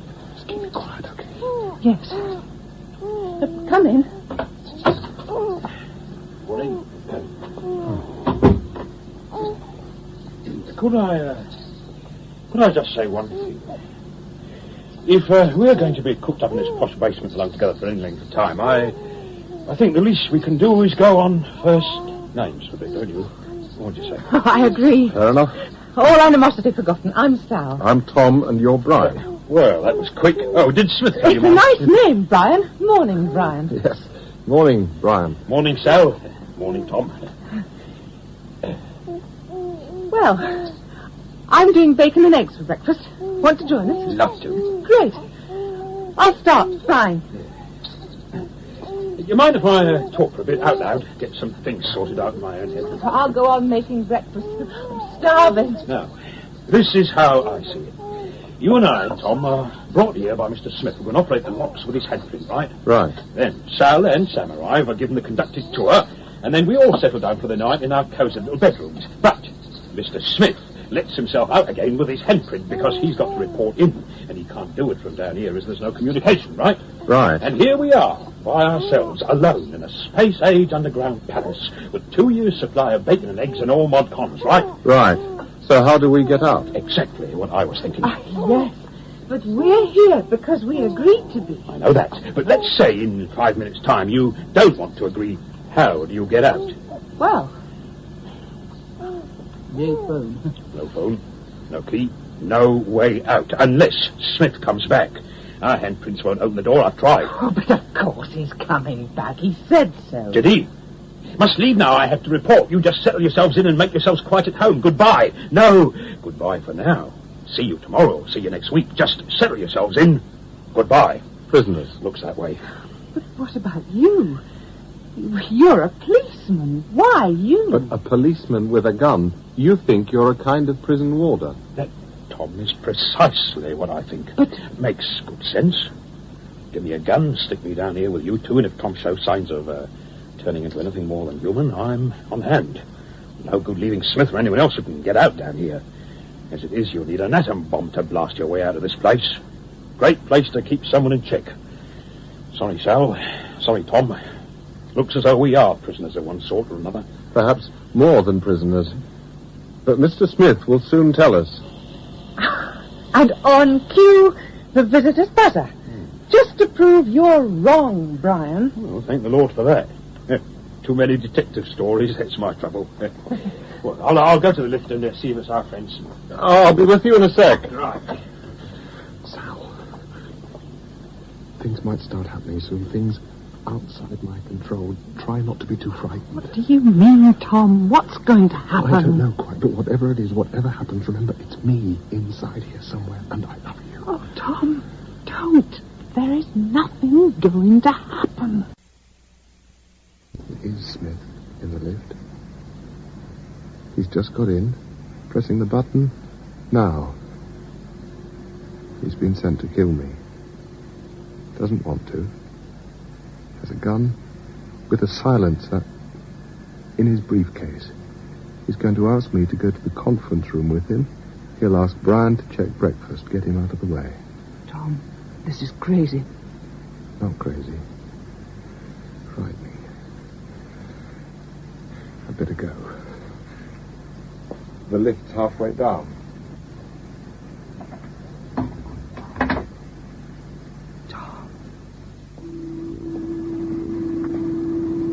A deputation, no less. How pleasant.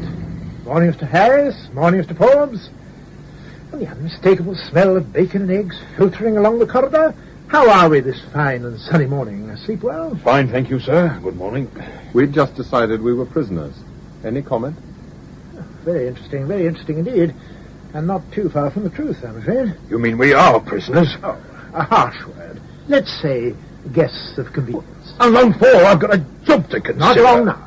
In fact, that's what I've come to talk to Mr. Harris about. Things are moving rather more quickly than expected. We may have you back to your station quite soon. Something happened? Indeed it has. Now, Mr. Harris, if you'll be good enough to join me in the conference room for a private chat, I'll explain.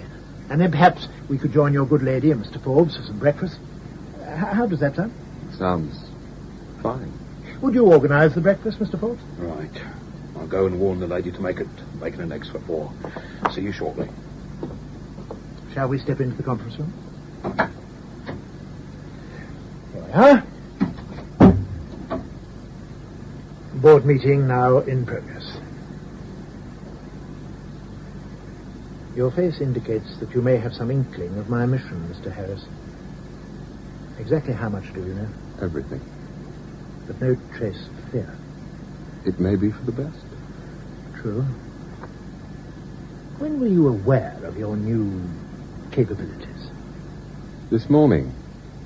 Sort of crept up on me. Slowly at first, but it's increasing rapidly. I've developed some sort of telepathic skill. I noticed my son's mind was wide open to me. I could actually see what he was thinking, and I had to make a conscious effort not to look. You saw him in the night? I looked before I could stop myself.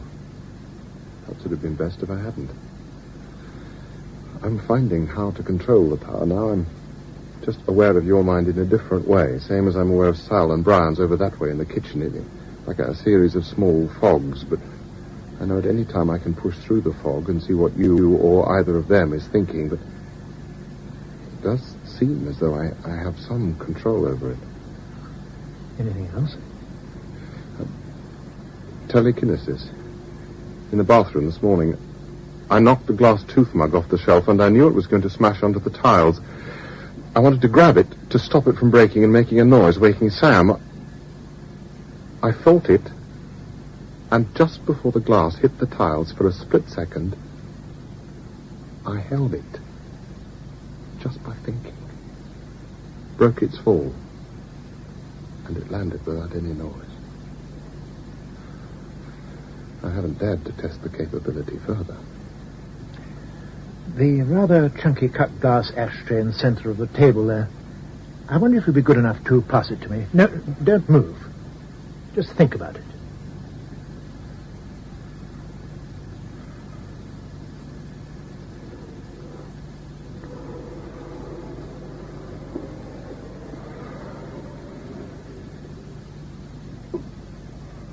Thank you, Mr. Harris. Oh, God. It's so frightening. Yes, I'm afraid it is.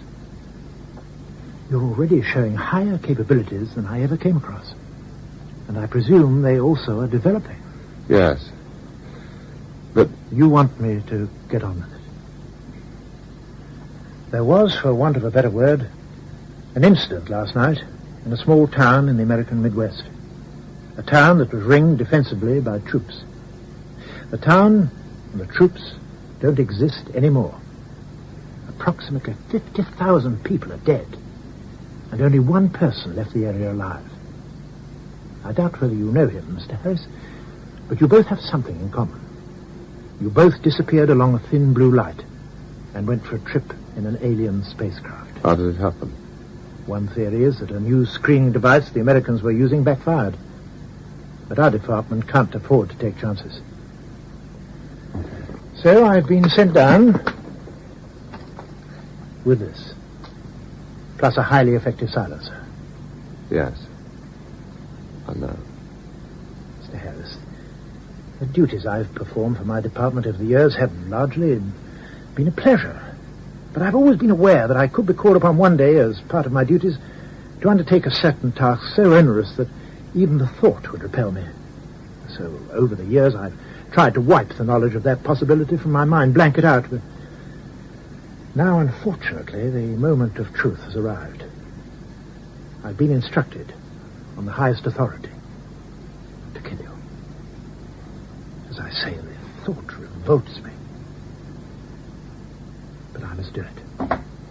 Sorry to disturb, but the good lady says if you don't come to breakfast now, what the hell's going on here? Go outside and close the door, please, Mr. Forbes. Oh, no, you don't.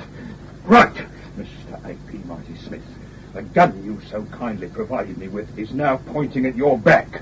So I wonder if you'd stop pointing yours at Thomas. We're making a ridiculous sight. And let me know what the hell's going on here. I'm afraid I can't do as you say, Mr. Forbes. I know that by the time your reflex lets you fire, I shall have carried out the worst assignment of my life.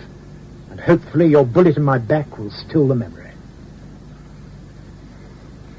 Drop your gun, Brian. No. Drop it. What the hell? Thank you. Mr. Smith? I'm really sorry about this.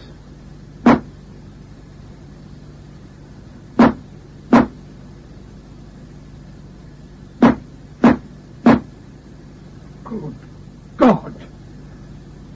Looks as though we were right to worry, Sam.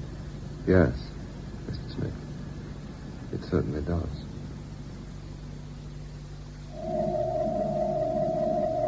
Control 1 to all units.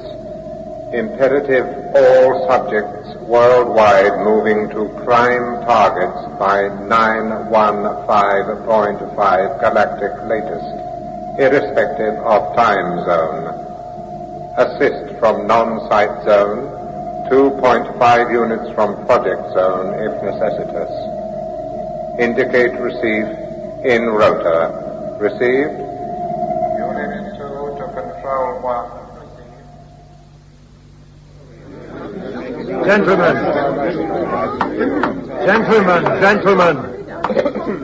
This is the cabinet room, not a 4-ale bar. If you're out to say it through chair. Else we get nowhere. Prime Minister, we appreciate the fact that you made this an all-party meeting, but some of us are disadvantaged by not as yet being up to date with all the facts. Right. I'm disadvantaged. I give you the facts as we know them, which is not much, and you can make up your own minds from there. First of all, thanks to you all for coming. I think for the moment best bury the differences, and for the benefit of this meeting, let's forget the point scoring and think country first and party second, right? Right. Now, you've all been briefed at least that something damn funny's afoot worldwide. All countries are being fairly cagey, ourselves included, but it seems everywhere's the same. We've all got someone who's been whipped into space for 10 days and sent back home safe and dozy. I think the polite word's amnesia. Well, generally, Each country has been keeping an eye on their own chap, and nothing very drastic has happened to any of them. Until last night, that is, in the United States. As you've heard, 50,000 people are dead, troops included.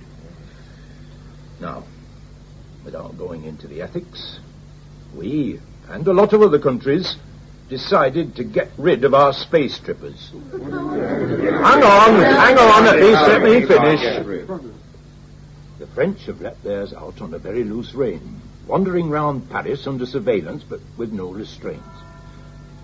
In the early hours of this morning, he left a cafe where he'd been drinking with friends, and a car came at a hell of a lick round a corner, out of control, not to do with their security boys, Mark, you're just out of control, and hit him as he crossed the road. No messing, a full-blooded smack square on. The car disintegrated, complete write-off. 4 passengers all dead. But it didn't shift him, their blue light bloke. Oh, no. He just stood there, bemused, in the middle of the road, surrounded by carnage, till the French security boys took him in. What about our chap? Is he been held? He's been held, all right. Top marks to security for skill and diplomacy. They've got him in one of those atom fallout places, and no way out except by our say-so. Trouble is, they sent one of their blokes in over an hour ago to do what should have been a 2-minute job, and he hasn't reappeared yet. So I think they've got to fear the worst and act accordingly. And do what? I've had the place ring with troops. They're going to wipe out anyone who shows his face. You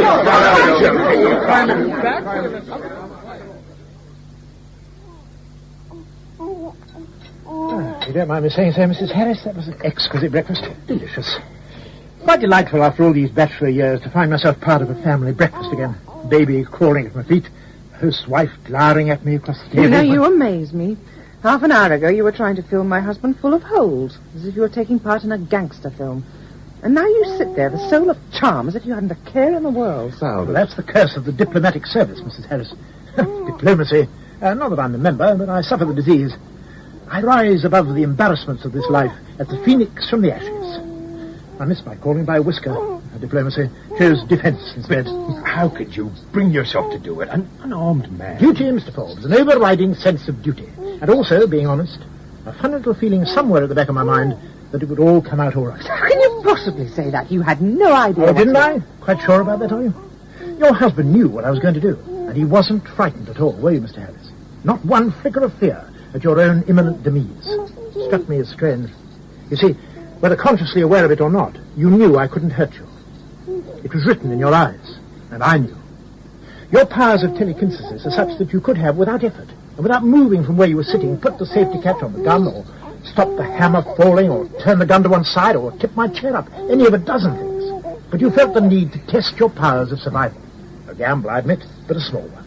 So you let me pull the trigger, and let me see the bullets disintegrate against what is obviously some sort of force field that automatically surrounds you when danger is present.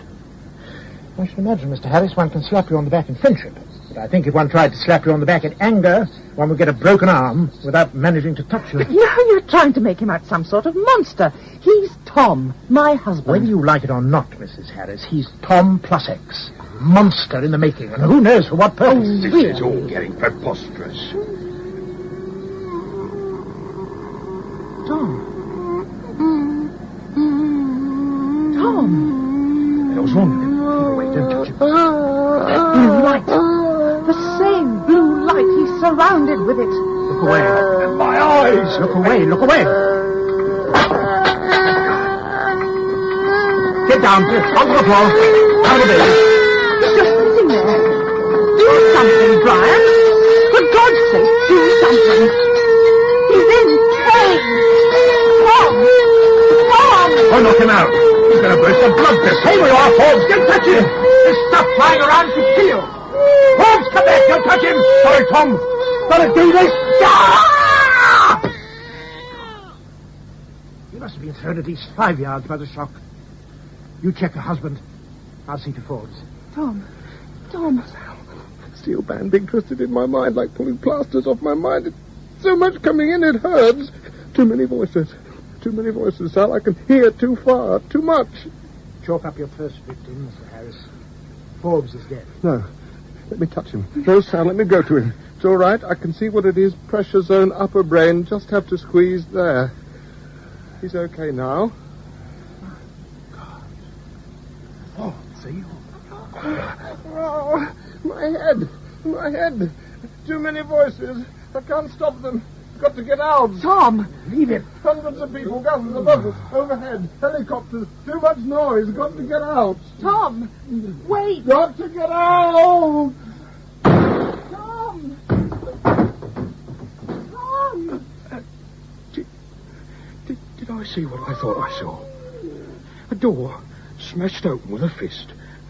Or am I still dreaming? You saw what you thought you saw, Mr. Forbes. You can't hurt him, and he can't hurt himself. The door was simply kicked out of the way by the force shield. Where does he think he's off to now? Out. He's leaving. What? There's no way of working the lift. Look, you've just been brought back from the dead, Mr. Forbes. The merest touch behind your ear, and you are back from the dead. So the lift, one of the most sophisticated pieces of electronic security known to man, will, I'm sure, be child's play to him. Or to it, as the case may be. 3 more contactors. Listen to me. I don't know what it is, but I can help, Tom. Talk to me, Tom. Let me help. No one can help. Must go. Got to get out. And let me come with you. Head, so tight. Safe here. You're safe here, Sal. Tanks, soldiers outside. Want to kill me. Stay with Smith. Can't get out now. Wiped his prints. Safe. Tom! Sergeant, the lift's on the move.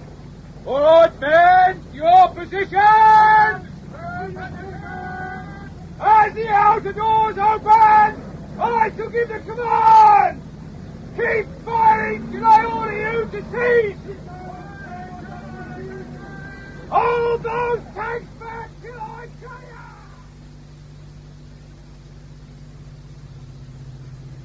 Kill me. Trying to kill me with noise.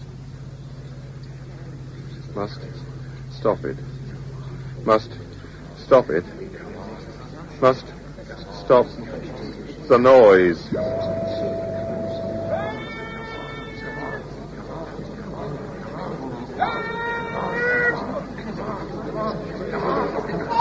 Stop thinking!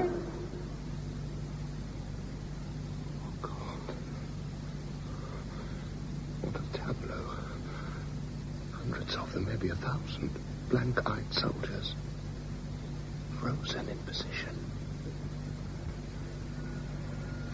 Oh, no.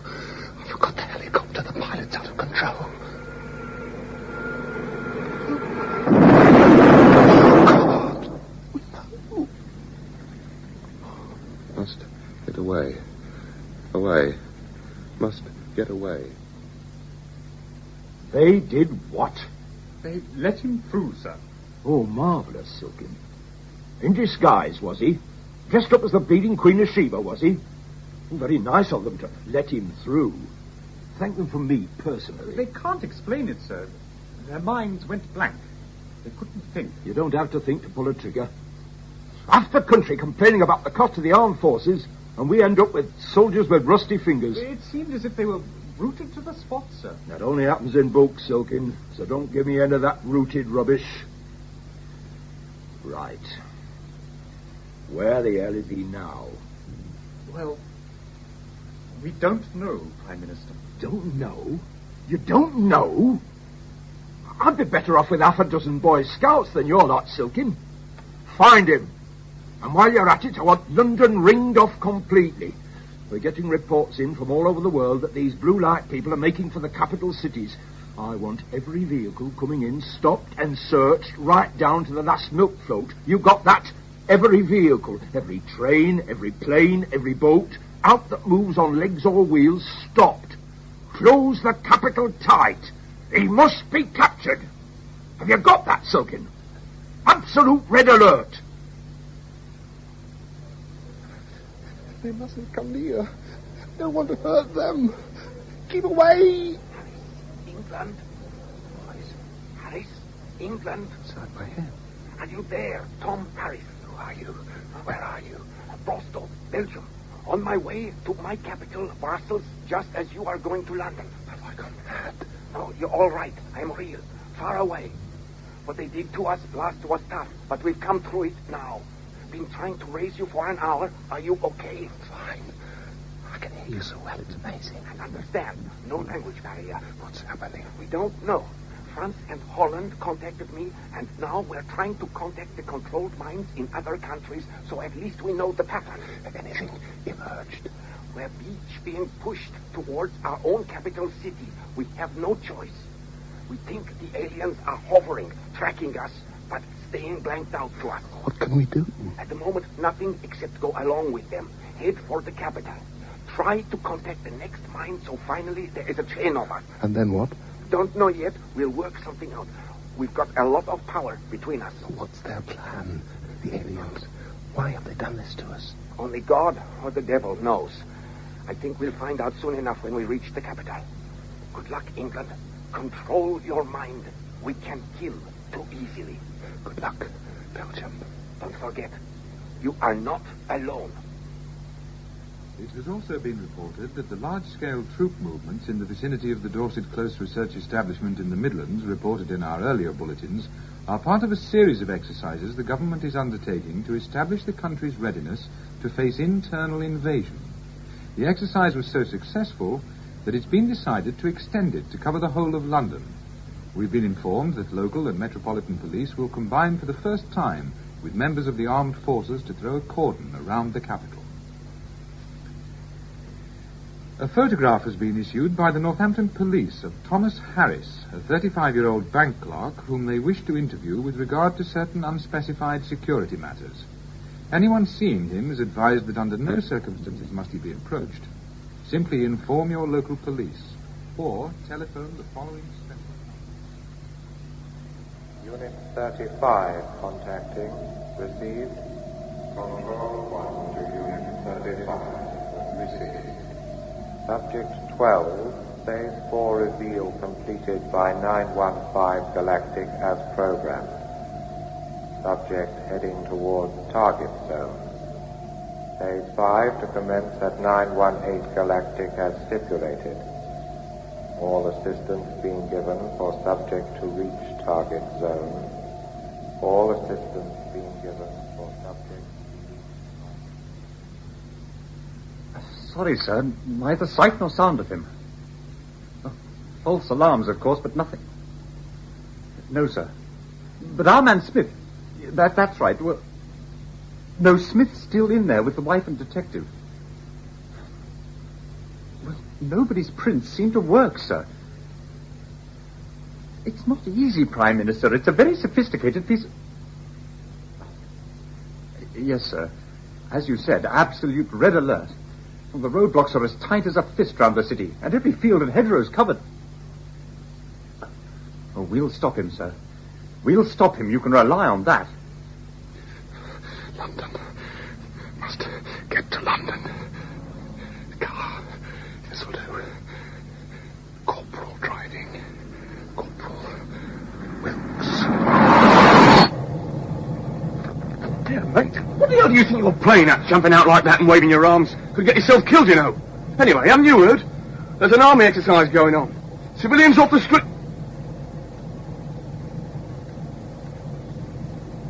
Yes, sir. Any problems at roadblocks and you'll take care of them. Very good, sir. 3 major ones at mile intervals on the outskirts, sir, and 3 range patrols inside. Certainly, sir. Get the blocks over with first and worry about the patrols after. Very good, sir. If you want to lie on the floor at the back, sir, that's fine with me.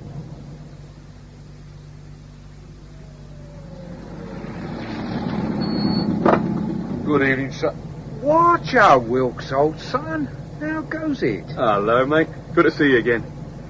Want me pass? Afraid so, mate. No, that's all right. No, you're ugly mug well enough by now. See anything fishy coming in? Nah, dead as a doornail. The other 2 blocks are just as quiet as this one. I reckon everybody took that TV appeal to heart and stayed at home. Yeah. Much traffic inside? Ah, apart from patrols, which are thick on the ground, nothing much at all. Any sign of Harris? Yeah, thousands. He's everywhere from Land's End to John O'Groats. None confirmed yet. Well, we'll get him finally. I better get on. See you, Jono. Yeah, see ya. Where you heading? Downing Street. Number 10, would you believe? Lord knows why. Just had orders.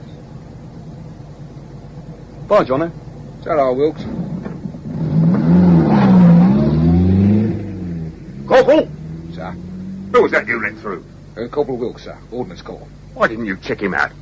Well, sir, he's an old mate. He didn't seem... An old mate, you know the orders, Johnson. Even a bleeding field marshal doesn't get through without his transport being given the once-over. You've checked everyone else, Johnson. Why the sudden change? I don't know. I suddenly knew I mustn't check him. Suddenly knew? It's a damn funny choice of words. Where's this Corporal Wilkes based? I'll have him checked out. Dagenham, Sarge. Right, I'll radio for a patrol to intercept him on the way. He's not going to Dagenham, Sarge. He's on his way to Downing Street. He's what? He's on his way to I Downing heard you, you great bird. Don't you realise this could be it? I've got to get the brass on the radio. Get a patrol unit chasing after him now, Johnson, now! Yes, sir. Have you checked all units? Yes, sir. All in position. The entire Downing Street area is secure. Secure. We'll see. Any sign of this Corporal chappie? No, sir. Well, tell everyone to keep a sharp watch. They said he was heading this way. We've got Wilkes, sir. Good show, Captain. Harris with him? No, sir, by himself. Bit bemused. Just sitting in the car on the other side of the park. Thinks he's been there 5 minutes or so. Can't be sure. Well, that spaceman chappie may be on the loose, but he certainly won't get through this lot, number 10.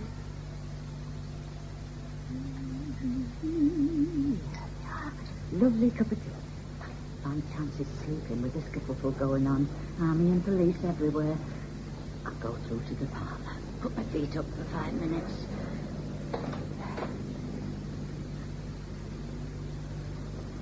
Now, where's that light switch gone to? Oh, here we are.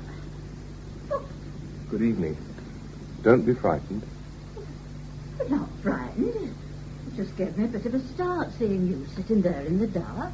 You should have switched the light on like a sensible chap. No, I wanted to sit and think for a minute. If you don't mind, I was trying to work out what I was doing here.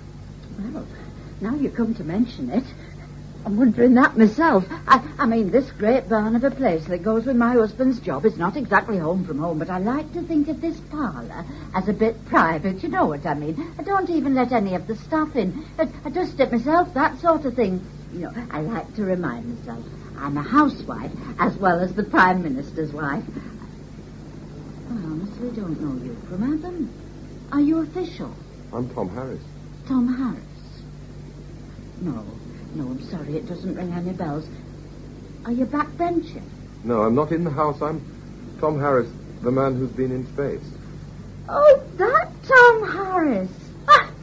All this noise I've been putting up with from police and army out in the street, and you're here all the time. You've got to laugh, haven't you? How'd you manage to get past them all? Hard to explain, really. Just sort of make them look the other way. A bit creepy, like being the invisible man suddenly. I got the policeman out front to open the door for me, and then to forget that he'd done it. Oh, that's Ted on tonight. He'll be furious when he finds out he's a right stickler for duty. And I've been meandering about, wondering what happens next. Found this nice room here and decided to sit down and have a think. Good idea. Only comfortable place in the house. Well, what does happen next? No idea. I knew I had to get to London, and then I knew I had to come here, but next... You see, I've been taken over. Not much fun, I'm afraid. I shouldn't think it would be. Mind you, it's not much fun for my husband either. He's been up in the conference room all day with the cabinet and all the shadows waiting developments. I mean, it must have cost a fortune in sandwiches. Thank goodness it doesn't come out of the housekeeping. And as for us also, I tell you what we'll do. I've just made a pot of tea, and I think we should go and have a cup now, and then I'll take you up to the cabinet room and introduce you. Show them you're not really a two-headed monster. All right? Sounds good to me. I haven't had a bite since breakfast. Shall I bite you? Oh, just a little joke, Mr. Harris. Come. I think there's a bit of fruit cake And a piece of apple pie in the kitchen. Control 1 to all units. Phase 4 reveal should by now have placed subjects at target zones worldwide. Phase 5 reveal. Commence 918 Galactic. Confirmed received in rota. Received. Get out now! Here, where's Mrs. Stuck? Now stop panicking, for God's sake. Look out the window. You've got half the British Army and Metropolitan Police out there. There's no way he can get through. But you said yourself, we don't know what his capacities are. If he got out of that shelter, what's the stop him getting in here? You put the whole cabinet at risk by gathering us all together. Hang on. Yes, Prime Minister speaking. No, I'm not. Cabinet and all party representatives. What do you mean, hope? You damn well make sure we're safe. What? I see. Right, well, we'll pack it up here and transfer to that underground place at the Mall. No, I think everyone here will agree it's expedient. Right? Right. Ring me back direct. For God's sake, Silkin, stop gawking and get the door. Yes, sir. Well, gentlemen, it doesn't look good. Reports indicate no one's managed to hold their space troopers, and their movements worldwide indicate they're making for heads of government rather than seats of power, which means we're obviously the ones at risk. So I think it's best all round if we go for the double security of the war centre. I don't think there's any possibility of this chap Tom Harris getting in there. Yes. Your wife, sir. Sorry to interrupt like this. Mari, how many times do I have to tell you? But I've got a visitor who I think you've been waiting for. Tom Harris. Good God, it's him. Get him out of here. Prime Minister, this is a disgrace. You lot, it's your fault he's here at all. If we'd been in power, this never would have happened. I told you we should have gone to the place of the Mall. Now, hold on, everyone. Keep calm. Calm? How can you talk about calm? You've put our lives at risk. I'm getting out of here. Adjourn the meeting, yes. Adjourn the meeting.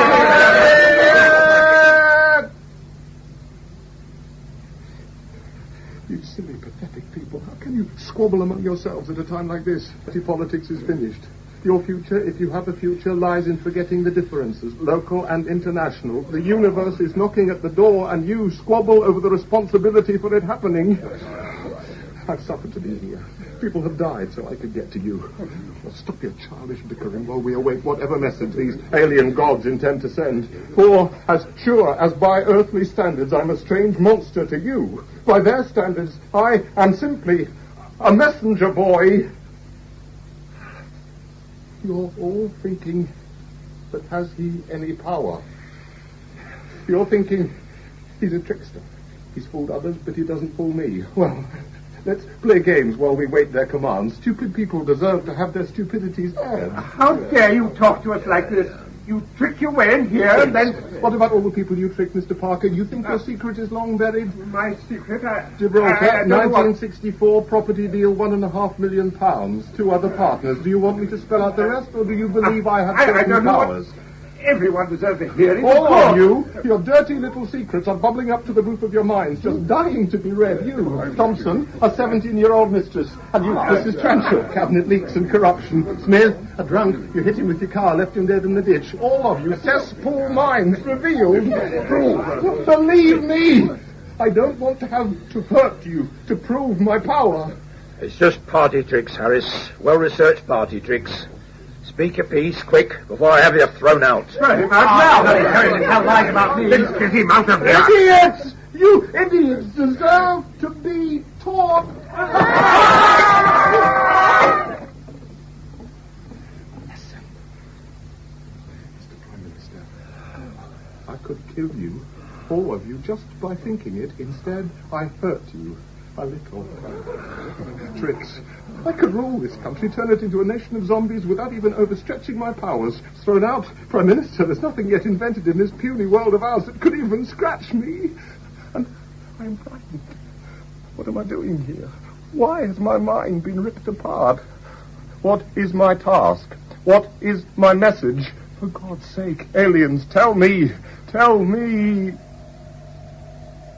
Look, just outside the window. I don't believe it. What is it? A flying saucer. Tell me what you want. Look at the light. It's all over him. Blinding. Don't look. Turn away.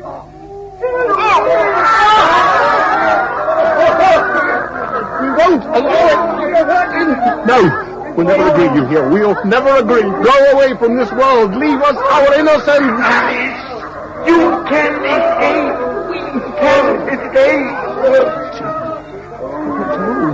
They're going to drive us mad. They want to rule. Escape, England. Look behind your mind. You can escape. You must escape now, Harris. Now. Search out the pathway. Escape, Harris. Escape. He's starting to shiver. He's evaporating.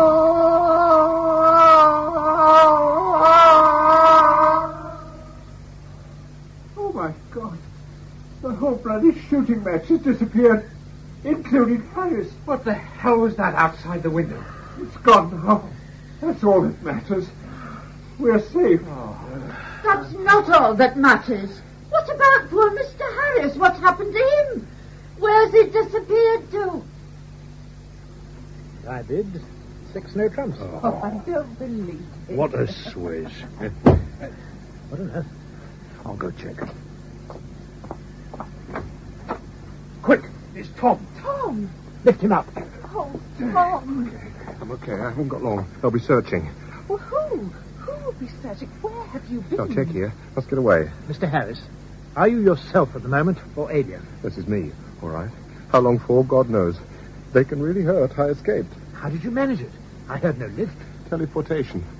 Fantastic but true. One moment with Prime Minister and Cabinet at 10 Downing Street. Next moment, merely by looking behind my mind and thinking of this place, I'm here. Belgium explained it. Belgium? One of the other blue light blokes. We're in contact with each other. The aliens slipped up, made us too efficient. We can escape, fly through the paint net.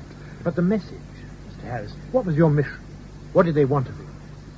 The message is simple. Mankind, as we know it, is all over. You're looking at new man. All over. New man.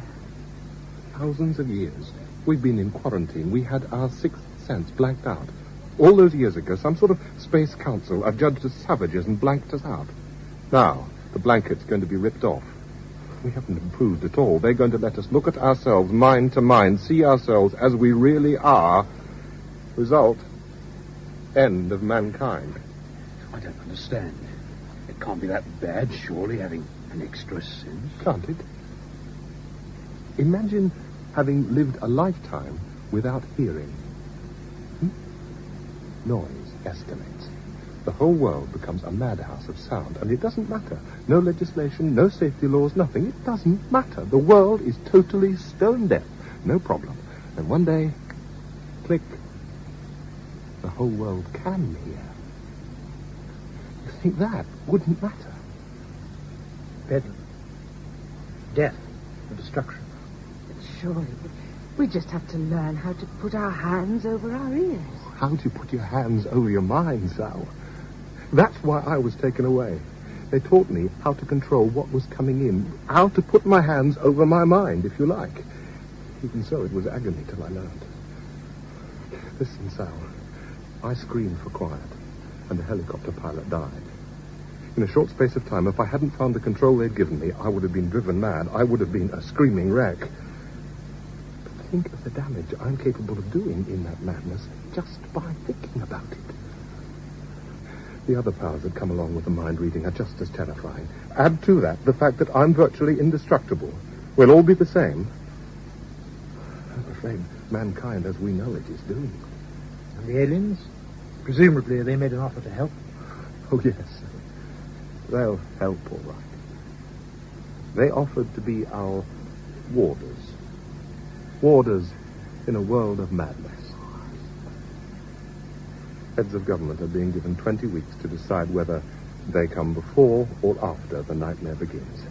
Makes no difference to the aliens. Either way, we end up their serfs. For this service, they expect and demand sole rights to trade the produce of this world in the galaxy. Friendly souls, aren't they? Elizabeth I would have loved them. We sit back and wait, do we? No, we fight them.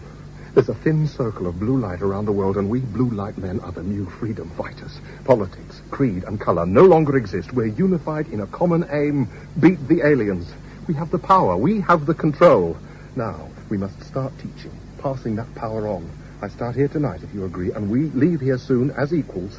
We'll teach others.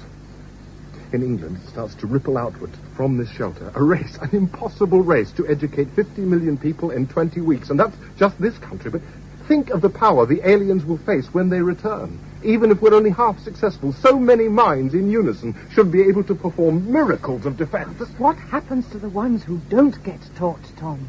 The ones who don't believe or don't care?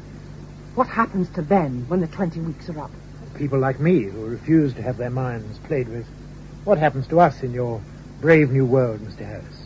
We who eschew the pleasure of being ants in your new society. What happens to us? Don't be angry, Tom. There's going to be a lot of people who react like that. You can't force the world to your way of thinking, not in 20 weeks. No matter how right you feel it is, how necessary you feel it is. I don't even intend to try. No, I'm not forcing anyone. You're all right. You're right, Sal. Some won't want to get taught, won't believe, won't care. And you're right, Smith. Some will see it as a threat, a negation of their individuality. And you're right, Brian. There's no way I can force my decision on the whole country, not in the time available. For once, each individual will have to make up his own mind. For once, those millions out there will have to climb down off the fence. Make a decision. I know. The choice is simple, believe me. Learn and have a chance of being saved. Disbelieve me. Disbelieve the threat is real and go under. And they must decide which option to believe. Yours or mine. And act accordingly. And the ones who decide not to go along with your little scheme, Mr. Harris? What happens to them? In 20 weeks' time, they'll all start screaming. Control 1 to all units. Reports indicate subjects worldwide performed as anticipated. Phase 6 will commence in 20 Earth local weeks. All units to oversee defined areas from non-site zones. James Lawrenson played Tom Harris and Jennifer Piercy Sally in Before the Screaming Begins by Wally K. Daly. The Prime Minister was Patrick Troughton and A.P. Smith, Donald Hewlett. Sergeant Forbes, Robert Trotter. Prime Minister's wife and Sally's mother, Catherine Parr. Silken, Peter Wickham. Brostow, Nigel Graham. Corporal Wilkes, Geoffrey Leasley. Corporal Johnson and the newsreader, Eric Allen. Nurse and Cabinet Minister, Maggie Ollerenshaw. Desk Sergeant and Opposition MP, Peter Williams. An alien voice, Malcolm Gerard. And the alien controller, Manning Wilson. Other parts were played by members of the cast. Before the Screaming Begins was directed by Martin Jenkins. Repeat, 20 Earth local weeks.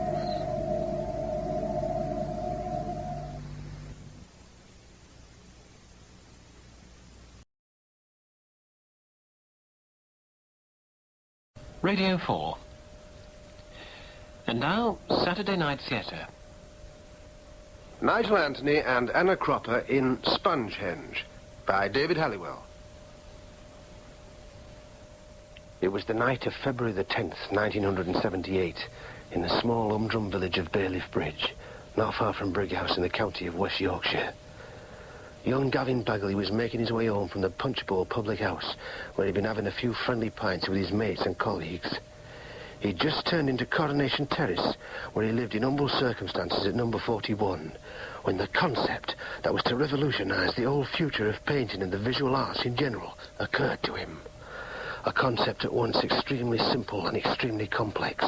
A compelling discovery that was to establish his unquestionable genius throughout the old civilised world. Oh, if only I could think of something world-shaking. If only I could think of anything at all. But I can't. I can't think of anything even mildly different, mildly interesting. Here we go again. Home sweet home. Papa and Mama are sitting reading their papers. Or looking at their papers. I don't think they read them. Pretending not to notice my entrance as usual. I just pretend I haven't noticed them sitting there. Straight through to the kitchen. Enter the hall on the other side. Take off my coat, hang it up. And return to the reading room. Sit down, pick up a paper. Start looking at it. Pause. Silence. All three sit very still like a tableau in a waxworks and pretend to be reading. Wait. What time do you call this? Ah, there it is.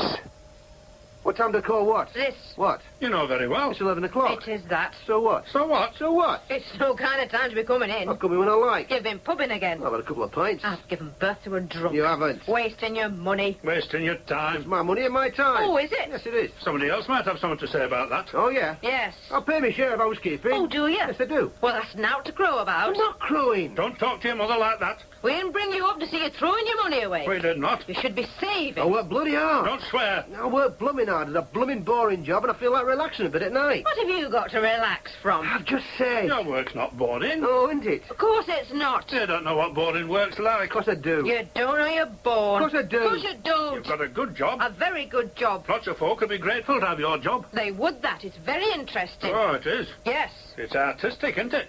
Artistic? Yes. It's not artistic. Of course it is. It's not. You're in art department at Prusa's, aren't you? Artwork department. Well, that's what I said. Artwork has nothing to do with art. Of course it has. All I do is touch up photographs. Well, in photographs. it's skilled. Not very. It's steady. Not really. Oh, aye, lad, you're lucky to be there. Lucky? Lucky to have a job. Lucky to be doing what you want. Lucky to be doing art. I've told you it's not art. Of course it is. It's got nothing to do with art. Don't tell us about art. We know about art. We know what art is. You've no idea. We've been around a lot longer than you know. I learnt nothing. I knew more than you do now before you were born. You didn't. Of course we did before we had you. Art isn't dabbing blemishes out of photographs. Art is the expression by visual means of feelings, states of mind. To be an artist is to express something. Hey, listen to him. Don't be so daft. What have you got to You express? have nothing to express. Have I? If only I knew.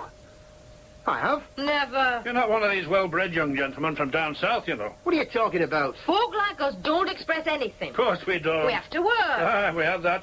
You want to stop getting ideas above your station? Your station? Yes. We're not living in upstairs, downstairs, you know. There's nothing wrong with us. There ain't. There's naught to be ashamed of. We haven't. There's not wrong with good, solid hard work. That's what you need a bit more of, my lad. I want less of it. We brought you up to be a credit to us. Not a layabout. Oh, slaving at Prusa's is laying about. It's not slaving. It's what you wanted. It's not. When you left school, We'll let you do it. you'd have been far better off working at Firth. In weaving. A lot more money there. But no, you wanted art, so art is that to be. I wanted to go to art school. You did go to art school. I didn't. You did. You did. One evening a week. There you That's are. not going to art school. Well, what is it if it ain't? I wanted to go full time. Oh, don't be silly. You're doing a living. Who do you think we're going to pay for you? I could have got a scholarship, a grant. You'd never have got a grant. Of course you wouldn't. I might have done. Don't be You ridiculous. didn't let me try. We weren't having you making a fool of yourself. And us. Aye, and us. I wouldn't have made a fool of myself. Of course you would. Well, maybe I'm talented. Don't be daft.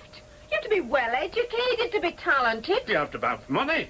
You want to drop these big You ideas. do. Now get it through your thick head. You're not talented. How do you know? Because we're your parents. Because you're just the same as us. Just very ordinary. Just like we are. I'm not like you. Of course you are. We know what you like. Who knows if we don't? You bigger all about me. Don't talk to your mother like that. Oh, why shouldn't I? Because we gave you life. We brought you up. Scraped and scraped. Nobody asked you to. Don't talk like that. Where would you be if it wasn't for us? I'd be the same as I am now, nowhere. Don't be disgraceful. Don't be ungrateful. Oh, I've had enough of this. Where you going? I'm going to bed. Sit down. No. It's not time yet. You haven't had your I supper. don't want any.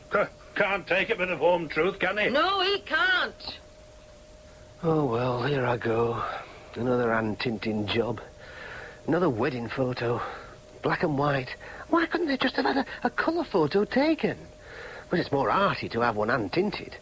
A work of art to show their friends. The happy couple. The right pair of Yorkshire puddings. Oh, what shall I start on? Grass. Yes, a nice green for the grass. More attractive than pink for their faces. Wedded, eh? I wonder if I'll be getting wedded shortly. Sandra. I mean, she's a nice lass, but is she the one for me? I mean, if I were a successful painter, I could do better than her. Oh, if. I'm not even an unsuccessful painter. I don't really know how to become one. I just dream. I suppose I could go to night school. But I'm so bloody tired at night after a day here, worn down by boredom. And it's not just here at work. My whole existence in Brighouse stifles me. I don't really fit in with anything or anyone I know round here. Oh, why don't I go away? Oh, I don't know. I lack nerve. I lack application. I don't really know what I'd like to be. It's not always a painter. It can be anything. A great musician, a great brain surgeon, a great marine engineer. I make Walter Mitty look like James Bond. But I can't really see that. How can be done about it? Oh, I just have to go on as I am, I suppose. Well, it's Saturday tomorrow. Soccer. Our team's playing Boothtown. I don't really enjoy playing, do I? No, I don't fit in. I only do it because I daren't say no.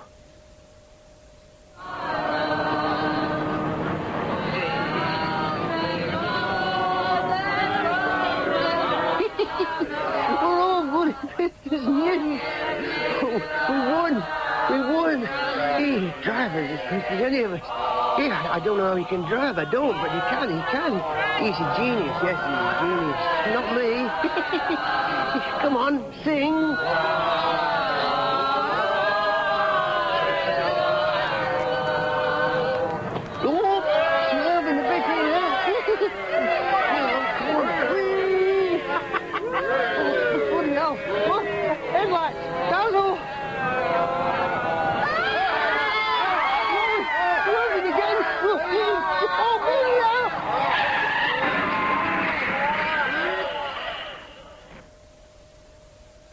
It's lucky nobody got killed. It is that. Yeah. You're very lucky. You are that. You see what comes from drinking? You hardly had a scratch. Well, I had a bit more than that. What more than that? Well, I did have to have a blood transfusion. We know that. You don't have to tell us that. Well, so it wasn't just a scratch? Well, not much more. They don't give transfusions for just a scratch. Don't tell us about transfusions. We know all about transfusions. We weren't born yesterday. Oh, you know all about transfusions, do you? We do. You ever had one? Who are you talking to? You. I thought you were talking to me. I'm talking to you. You just said you were talking to me. I'm talking to you both. Then why don't you say so? He doesn't even know who he's talking to. I'm asking you both if you've ever had a transfusion. Of course we have. Of course we have. When? Well, your mother had one. Don't tell him. Well... Why should you tell him? Oh, you know what my blood group is. As if we care. We aren't impressed. Well, you don't seem to know what yours are. Oh, you do? We do. Then what? Mind. Do. Then what? Mind your own business. You don't know. We do. Then tell me. Well... Come on. Well, I'm B if your own business. You don't know. We do. Then tell me. Well... Come on. Well, I'm B if you must know. B. Aye, and your dad's AB. I could have told him. What does it matter who told him? You should have let me tell him. They can't be my natural parents. I can't believe it. I can't believe it. There must be a mistake. Are you sure about this? Sure about what? About your blood groups. Of course we are. We don't make mistakes. I think you might have. Don't be ridiculous. Come in, servant. I think you've made a mistake. Get them cards with groups written on them. You get them. All right. I'll show you. I will show you who's right. They're right. He's AB and she's B. Oh, my God. The implications. I feel dizzy. The implications. You know what this means, don't you? What do you mean? Doesn't mean anything. It means you can't be my blood parents. What are you on about? What are you on about? It means you can't be my natural parents. What's he talking about? Don't ask me. When I went in the infirmary, I talked to a doctor about blood groups. He told me that a child can't possibly have a factor in its blood that isn't present in blood groups of either of its parents. Where'd you get that from? Just told you, the infirmary. Somebody were pulling your leg. Aye, they felt like a bit of fun. They saw him coming. I told him a taradiddle. He'll believe out. Oh, what should a doctor make it up? Couldn't even pass as 11 plus, and now he's an expert on medicinal matters. It's a fact. You can't be my blood parents. Oh, it's a fact, is it? It is. How can it be a fact? Use your head, lad. Use your head. If we weren't your parents, you wouldn't look like us, would you? Oh, no, they're right. I wouldn't. Oh, maybe that doctor was wrong. Maybe I misunderstood him. He can't answer that. No, he can't. No, I can't. He's not as smart as he thinks. I hope this is a lesson to him. Wait a minute. Do I look like you? Of course you do. You look like your father. You look like your mother. What a daft question. No, come on. Let's have a look at the mirror together. Don't be ridiculous. Have you ever heard out like it? We've no time for gormless experimentation. No, come on. You look like us, be told. There's an end to it. Aye. What about supper, ma'am? What do you want? Have we any of that malt bread left? You scared? Aye. Tea or cocoa? You daren't compare our faces, ain't Mirror? Cocoa. You daren't? Of course we dare. Come on. No. It won't take long. Stop it. Come on, show me I'm wrong and I'll admit it. Well... I'll never mention it again. Well... Come on. Oh, all right. Come on, let's get it over with. Oh, all right. There, you see? What do I see? You've got an head shaped like mine. Have I? Is it same shape? Maybe it is. And a nose, same as mine. Is it the same? Is it? It looks very much like it. My eyes. Ah, his eyes. My mouth. Her mouth, yeah. No, not her mouth. My chin. My mouth is completely different from hers. Of course it is. Look at it. Look at mine. Look at his head. Look at mine. They're not same, not at all. Look at her nose. Nothing like. And his eyes are a different shade, almost a different colour to mine. No, none of these things are the same. You see, we're wasting us time. He won't admit he's wrong. Oh, we'll even deny it's evidence of his own eyes. I'm not wrong. Christmas. Why, I've just seen it before. I thought I looked like you because I thought I were your blood son. The power of autosuggestion. But now I can see you clearly for the first time. There's no family resemblance whatsoever. Oh, I've had enough of your nonsense. So have I. You're not my blood mother. Of course I am. Of course she is. You're not my real mother, are Yes. you? You're not. Come on. I am. You're not, are you? Oh, stop this. You're not. Come on. I am. You're not. Well... Are you? Oh. Are you? No! Hey? No! Now you're satisfied. No. Oh, you've told I him. had to. Why? I'd had enough. You're not me real parents. All right. What does it matter? Who are me parents? How should we know? You're adopted. Adopted. We kept it from you for your own good. Adopted? Yes. From who? We've no idea. But you must have. You must. How did it... Matter to you. It's the spirit of thing that counts. You're our son, and you always will be. You're our son and you always will be. No. I'm not your son. I never was and I never will be. What a revelation. What a liberation. No wonder I never felt at home. No wonder I never fitted in. No wonder I don't fit in anywhere. No wonder I don't know what I really want. No wonder I don't know who I am. I mean, a person is produced by the coming together of the genes of mother and father. It's their mixture which produces a new person. Your identity is what you get from those genes. They provide your abilities, your potentialities. They provide, in essence, what you become. Oh, I know that potentiality can be modified to some extent by your environment and your experiences, but only to a very limited degree. No, it's your genes which provide your essential core, your essential being, your essential identity. But if you're brought up in a completely alien environment, like I've been, cut off from any knowledge of your real origins, then you live a conditioned lie. And you remain blinded, deaf and numb to real identity, to real abilities, potentialities and needs within you. I've been living a masquerade with those two people in Bailiff Bridge. Yes, I've got to discover what my real heritage is, what hidden flares I've got, what hidden possibilities. Then I'll know what I can become and therefore what I want. To do that, I've got to discover my real parents, yes. They could be anybody, couldn't they? Aye, they could. Anybody at all. Sie ist daher bereit, wieder in den Völkerbund einzutreten. The ladies not for turning. Blue skies are smiling at me. Nothing but blue skies do. The force that through the green fuse drives the flower drives my green age. Well, sure. You can, light my cigarette if you're of a mind to. First of all, ladies and gentlemen, would you like to hear how the Diddy Men came to make their first record? Promise me you'll go right after sleep because Daddy has got to go out on some very important business. Dad did really Look there for Van Holder when he knocked somebody's off stick out. And then, comrades, there is our old friend, Equal Pay. Anybody? Yeah. The horizons are unlimited. Of course, that works both ways, yes. I'm thinking upwards, but what about downwards? Aye. My father might be a tramp or a dustbin man. My mother might be a prostitute or a char lady. My real parents might be even more humdrum than my false parents. Yes. I've got to face that possibility, yes. Oh, I don't know, though. I mean, it's possible. But somehow I think they've got to be more special. I mean, I've always thought there was something special about me, and that feeling must come from somebody special. Yes, and I can hope to find special affection from them too, yes. I can love them and they can love me. That's very important, emotional security. Oh, yes, something I've never had from Bagley's. Yes, I've got to find out who those special people are, yes. Or were. Yes, it could be were. They could be dead. Well, dead or not, I must find out. Oh, where will I begin? That birth certificate me false parents have with their names on there must have been issued by some adoption place or somebody. Yeah, I've got to see me real birth certificate. And where will I find it? I'll ask Citizens Advice Bureau. Oh, there's a document attached to certificate. Owing to the unusual circumstances of this child's admission to the home, it's been thought suitable to append a short notice. The child named John Jackson entered the home as an abandoned child. None of the regular procedures for admission were complied with.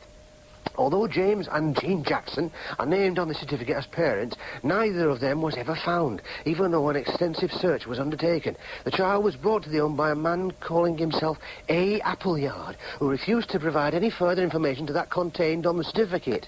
It was these circumstances which persuaded the relevant authorities to allow the child to be adopted 3 months after its arrival. Will I ever find A. Appleyard? Was there ever an A. Appleyard? Oh, I'm beginning to think it's hopeless. Pint of mild, please. Mild? Aye. I don't suppose you know anything about the houses across the street? Across the street? Aye. There aren't any houses across the street. There used to be, but they've been pulled down. Sorry, I can't help you. I've only been here 2 years. That's 34 pence, please. Oh, yeah. Sir. Hi, young man. Hey? I remember them houses. Do you? Ah, you remember them, won't you, Mrs. Waddington? I do that. She lived round here all her life. Haven't you? Aye, I've been coming in this pub for 30-odd years. You wore a depression in that corner seat. I've worn a depression in every seat in place. Aye. And worked off a few depressions and all. Aye. Do you remember number 18? Aye, lad. Do you remember a man called Appleyard who used to live there? Albert Appleyard. Well, yes, I suppose it could be Albert. It was Albert. Yes, I'm not doubting it. Did you know him well? Not all that well to nod to speak to on street, no more than that. Well, could you tell me if he was living in number 18 in 1949? Oh, aye, he would be. He lived in that house as far back as I can remember. Was he married? Aye, his wife's name was Hilda. Did they have any children? Not as I ever knew about. Oh, well, might they have had a child and had it adopted? Nay, I shouldn't think so. Not that I ever heard tell about. Oh, I see. But they could have had. Why are you so interested? Shall I tell them? Oh, why not? I think they may have had a child adopted. Do you? Aye, and I think I might be that child. Hey. You think this fellow was your father? Well, he might have been. Well, I never. What sort of a man was Appleyard? I mean, what did he do? Nay, I don't know what he did. Nobody seemed to know how he earned his living. Folks sometimes used to think he might be a bit on shady side. A crook? Oh, I couldn't tell you, but he always had plenty of brass. I see. Aye, dressed well, a bit flashy, but a nice enough fella to talk to. Aye. Have you any idea where he is now? Now? Aye. Nay, lad, he retired, it must be 15 years ago. Couple of years after he'd gone, they pulled his house down. They pull too much stuff down now, if you ask me. You've no idea where he went? No, lad. You never talked to him about his retirement? Well, I might have done in passing on the street. I probably did. But you can't remember out about it? Hey, it's a long time ago, lad. Oh, yes, I know that, but I mean, might he have said where he was going? Well, he might have. But you can't remember what it was? Hey, no, I can't put light in me. Well, I mean, what sort of a place do you think he might have retired to? Hey, you've got me, lad. I mean, was it somewhere else in Bradford? Nay, it wasn't in Bradford. I'm sure it wasn't that. I'd have remembered that. Well, did he go to living country? Oh, I don't think so. Doesn't sound like him somehow. What about seaside? That sounds more like it. Seaside? Aye. Come to think of it, I do remember him saying something about seaside. A seaside town? Aye. In Yorkshire? No. I'd have remembered it if it had have been. No, it was somewhere unfamiliar like. Unfamiliar? Aye. Oh, it's coming back a bit. Somewhere with a name like a lot of other names. Other names? Aye. That's why I've forgotten it. If we mention a few names, might you remember? Well, I don't know. Oh, let's try. Blackpool? No, I remember that. Skegness? No. Grimsby? No, more south. Oh, south? Aye. Eastbourne? No. Folkestone? Nay. Bognor? Never. Weymouth? Was it Weymouth? Weymouth. Was it Weymouth, Mrs. Wallington? Weymouth. Was it? No. Oh. I thought we got somewhere then. So did I. But it was somewhere like Weymouth. How do you mean? Well, it were one of them muths. Muths? Aye, I know. Well, Plymouth, Dartmouth. Oh, them. Aye, them. But which one was it? Oh, lad, that's why I can't recall it. There's so many. Too many, if you ask me. Well, what about Falmouth, Portsmouth, Bournemouth? Oh, I don't know. Well, I mean, didn't Appleyard ever say out about this place? I suppose he might have. I mean, did he ever mention some distinguishing feature? I don't know. Like a river? No. A beach? A building? A field? No. But he did say it was near somewhere.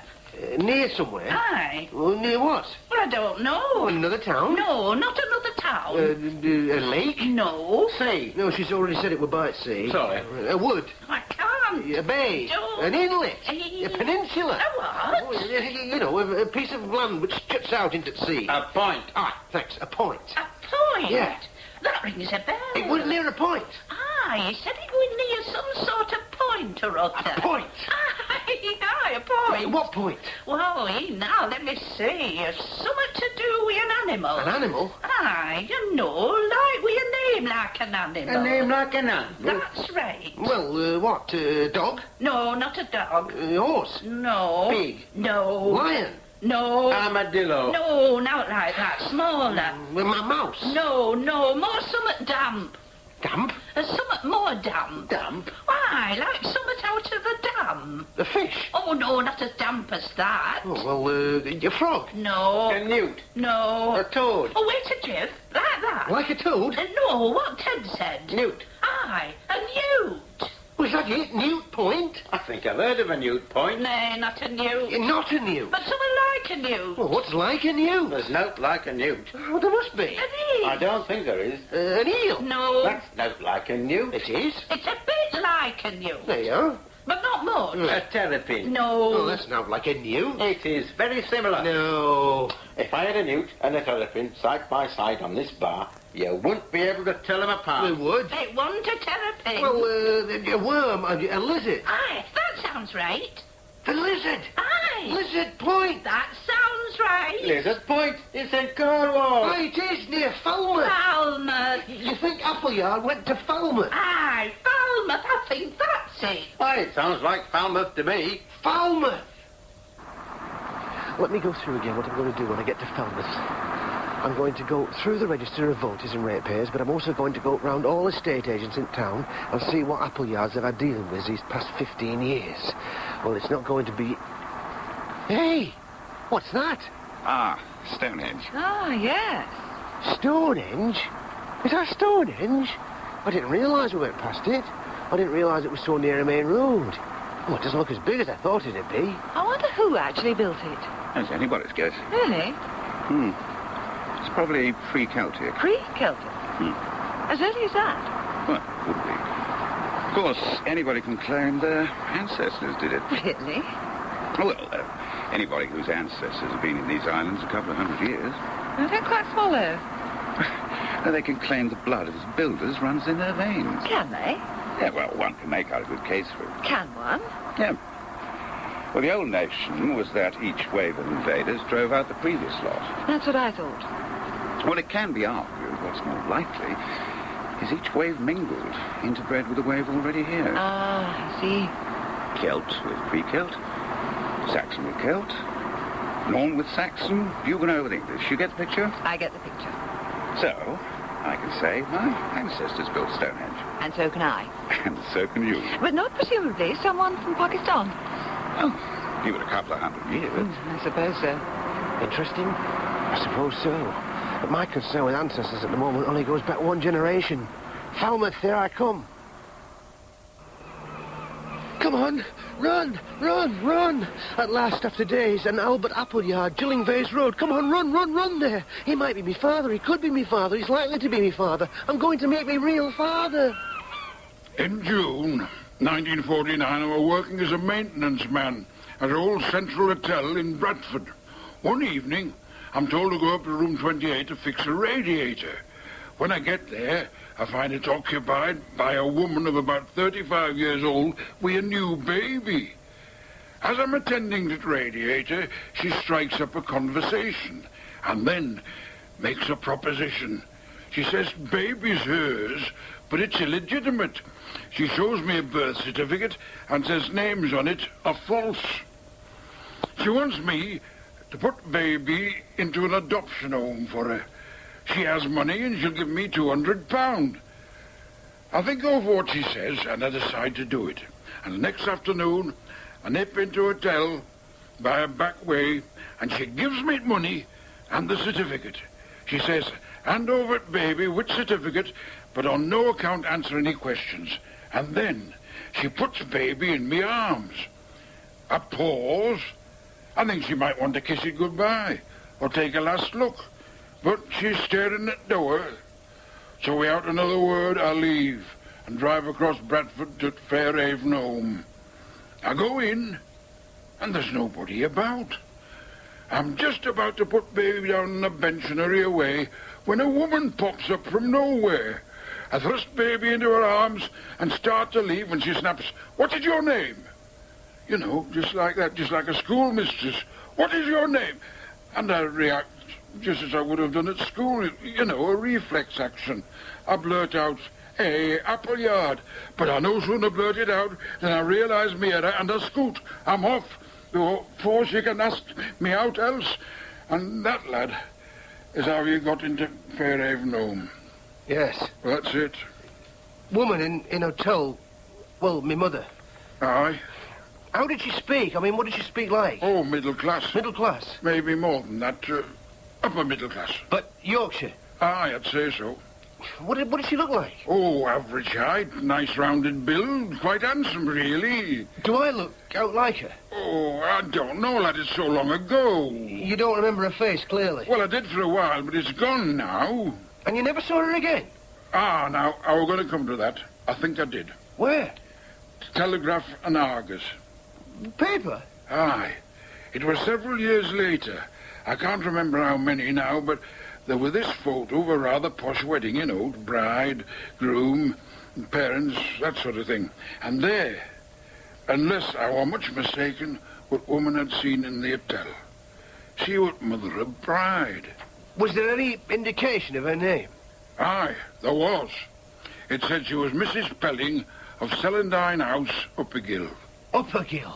That's in Dales. Aye, about 20 miles north of Bradford. Are you sure of those names? Aye, I've forgotten in essentials, but them names I'm sure of. Mrs. Pelling, Celandine House.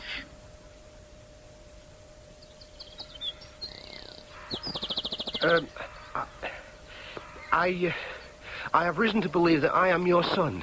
I beg your pardon? I said I have reason to believe that I am your son. My son? Yes. Is this a joke? No. I don't have a son. Oh, no. I have 3 daughters, that is all. You never had a son? I certainly did not. Of course she denies it to begin with. Of course she gives nothing away. It's only to be expected. Just keep on at her, break her down, look for telltale signs. Well, I say you did. This is preposterous. Who are you? I've already told you. What are you doing here? I have reason to believe I am the child you gave away nearly 30 years ago. What are you talking about? The baby you gave away. I never gave any baby away. You had an illegitimate child. How dare you? You took it to Bradford. How dare you? You gave it to a man in a hotel. How dare you? Get out of my house. Could I have made a mistake? No, she's still bluffing. Keep on. She'll give herself away. I've met the man. Get out. His name is Appleyard. He told me all about it. Get out. He paid him £200 to take me to an home. He did that. I was adopted. Years later, he saw your picture in the paper with your name. I tracked him down. He told me where you lived. I'm not mad. I'm not here to cause trouble. I'm looking for my real mother. A man meets a woman in a hotel, and then years later he sees a picture of me in a newspaper. That does not prove that I'm the woman he met in the hotel. She's right. It doesn't. I'm afraid your informant was mistaken. He mistook a picture of me for someone else. Yeah, there's no necessary connection whatsoever. Even Appleyard said he might have been mistaken. Oh, this is a dead end. I hope you find the right person. Yeah. Oh, I'm so disappointed. But am I sure this woman's telling the truth? Yes, I think so. Yeah, but whilst I'm still here, I could have one last go. A sort of bluff. I've now to lose. You're absolutely sure you aren't the right person? Well, of course I am. Yeah, I'm not convinced. Now, look here. You'd have every reason to lie to me. I've been very patient with you. After all, if you gave me away... I think you had better leave. Your own flesh and blood. I'm asking you to leave. Just to save family name. I'm telling you to leave. You'd be as hard and callous now as you were then. I don't have to listen to this. I don't seem to be getting anywhere. Appleyard told me. I could call the police. How hard you were. You dumped your own new baby. I shall call the police. Not getting anywhere. And when you handed me to him to take away, there wasn't a flicker of affection. I might as well have been a sack of potatoes. You're never going to see me again. You didn't even look at me, never mind kiss me goodbye. It wasn't like that. I was the woman in the hotel room, but I'm not your mother. I'm your grandmother. In the summer of 1948, some mill boys from Bradford came hiking through this village, and my husband gave them permission to camp in a field which belonged to him. They remained in the field for several days, and quite without my or my husband's knowledge, Karen paid them several visits. She was only 16 at the time, and she developed a crush on one of the boys who was only 17 himself. I'm not blaming the boy. He was young and inexperienced. But he seduced my daughter in such a clumsy and brutal manner that instead of cementing the relationship, it brought it to an abrupt end. A few weeks after the boy's departure, Karen discovered that she was pregnant. She tried to hide it for as long as she could, but the time came when she had to tell me about it. Naturally, I was shocked, but I quickly realized something had to be done, and I pulled myself together. It was too late for an abortion, and Karen had neither the desire nor the ability to bring up a child. She stopped attending school, was kept indoors, and everyone was told that she was suffering from acute anemia. And the time came I delivered the child myself. This wasn't as remarkable as it may sound, because I was in the Women's Royal Army Medical Corps during the war, and I'd had some experience delivering babies. The child was born and immediately removed from Karen's presence. I told both Karen and my husband that the baby had been stillborn, and that I would bury the body in the grounds where nobody would ever find it. But in reality, I took the baby to the Central Hotel in Bradford. The rest is as Appleyard told you, although of course I didn't know his name was Appleyard, except for my emotions, which he could know nothing about. I had to maintain a facade of stony callousness, but inside I was consumed by pity and shame. When I placed you in Appleyard's arms, I did not look at you because I could not. I could not bear to look at you. As it was, I felt a terrible wrench inside myself when he carried you away from me and closed the door. I've been plagued by doubts about it ever since. I feel ashamed, then I feel justified. Your arrival here has only intensified these conflicting feelings. If you were to say that a grave injustice had been inflicted on you, I would not disagree. But on the other hand, if I'd not given you away, and you'd stayed with us in some sort of hidden, disguised manner, then your life might have been quite unbearable. What happened, happened. And now I have given you an account of it. It is for you to weigh up my account and see whether you can come to some idea of balance. Well, I don't know. I don't know what to feel. I mean, there's so much. My parents, then, are your daughter Karen and this boy. Well, he'll be a man now. This man. Yes. And have you got... Yes, I can tell you where they are. Oh, yeah, I'd like that. Of course, I know where my daughter is, but I've kept track of the young man, too. You might say it was a form of insurance against some possible time when the baby I disposed of so many years ago might somehow appear, as you have done, and point an accusatory finger at me. I did not want to add to my guilt by keeping the child from knowing where its parents were, if that time came. Oh, no. Look, I'm not accusing you. I mean, you did what you thought was... I don't want to get involved in recriminations. I want to know where I can find my parents. Well, I suppose that's very gracious of you. Your mother, my daughter, Karen, is now called Karen Mason. Mason is the name of the man she married, the man in the wedding photo. Karen is now separated from him, but she still uses the surname. And together with a partner called Madeline, she runs a small bakery in Buttershaw, a suburb of Bradford. And my father? His name's Wilfred Clapcott, and he... What's the matter? You look dumbfounded. But I know a Wilfred Clapcott. Do you? Yes. What does he do? Well, he works at a place called Pruce's in Brighouse. He's shop steward there. Well, then you've met your father. Eh? He is your father. Him? That bloke at Bruce's? Oh, I can't believe it. I can assure you that he is the same person who came to this village 30 years ago. But him? I mean... Do you know him well? Well, not well at all. I hardly know him at all. I've just consulted him over union matters, that's all. It's just the point that I've met him, and I didn't know. It's that staggers me. Life plays strange tricks. Maybe. Wilfred Clapcott lives in Siddle. Oh, I didn't know that. It's part of Halifax. Yes. Your daughter, my mother, she still thinks I died at birth. Yes. And Clapcott doesn't know that you were ever born. Then I'm going to have to tell them. No, I'll tell them. It's part of my obligation towards you. I shall go and see my daughter, and I shall write to Mr. Clapcott. And then what happens?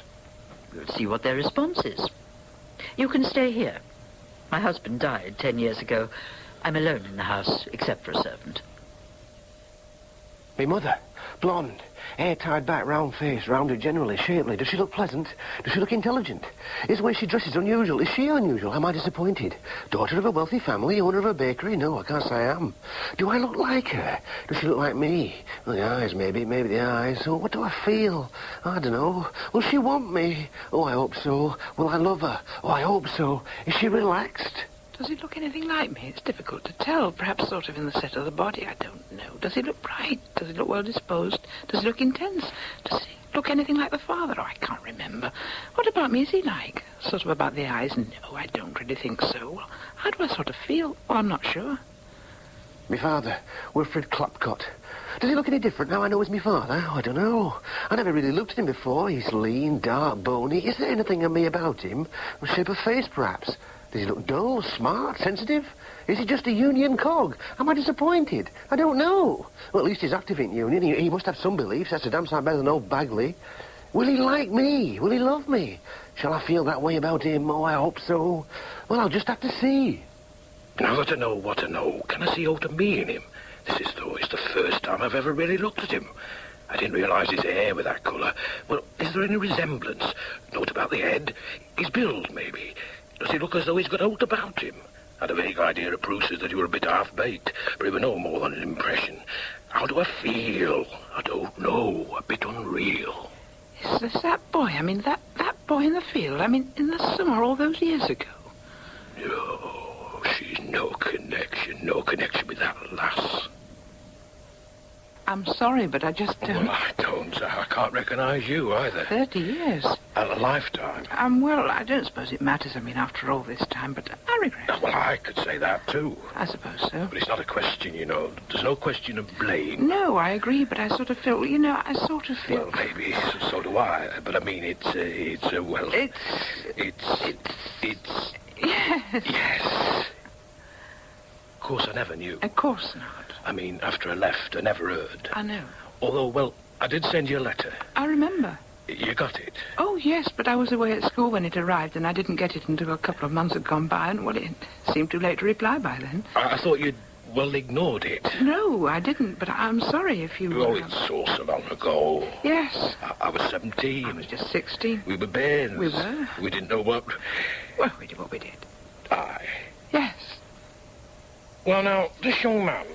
Yes. Would you say we had any responsibility towards him? Yes, I suppose so. Your mother... Well, my mother is letting him stay here, and she's going to make some financial provision for him. Oh, yes, so we don't need to discuss that. No, what we have to consider is what sort of responsibility in a more personal sense. In the sense like he wants to get to know us? Yes. Well, I'll go along with that. I think there is some sort of responsibility. In practical terms, it'll mean sort of letting him come and live with us. Taking it in turn? Yes, I mean, I've talked it over with my partner, and she's agreeable. Well, I've had a word with my wife, my family. There doesn't seem to be a problem.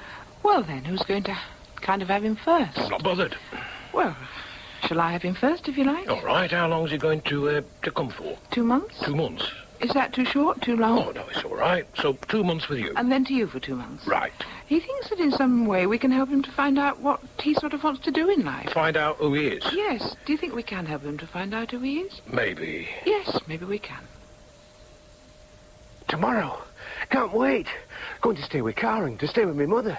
She's a baker. Perhaps I'll turn out to be a wonderful baker. Well, I suppose I shall. A master baker. I like the sound of it. I like the smell of it. Bread. Oh, I hope my mother's going to love me and me. Oh, yes, I do. What's the matter? What's the matter? What's the matter? I try and try at baking, but I never seem to get any better. But I must have an aptitude for baking. I must. I must have inherited it from my mother, but why doesn't it show? Why? Well, it's been overlaid by decades of non-use. Yes, that's it. It'll come with practice. Yeah, with practice. It'll come with time. Gav. In the old days, I'd have been in on a few pints down at this time, and oh, damn it, there I go again. There me thoughts go again. I can't keep my mind on meditation, on Gav. But my mother's a mystic. She's religious. I must have a talent for this sort of thing. Come on, keep going, keep gaving. Gav.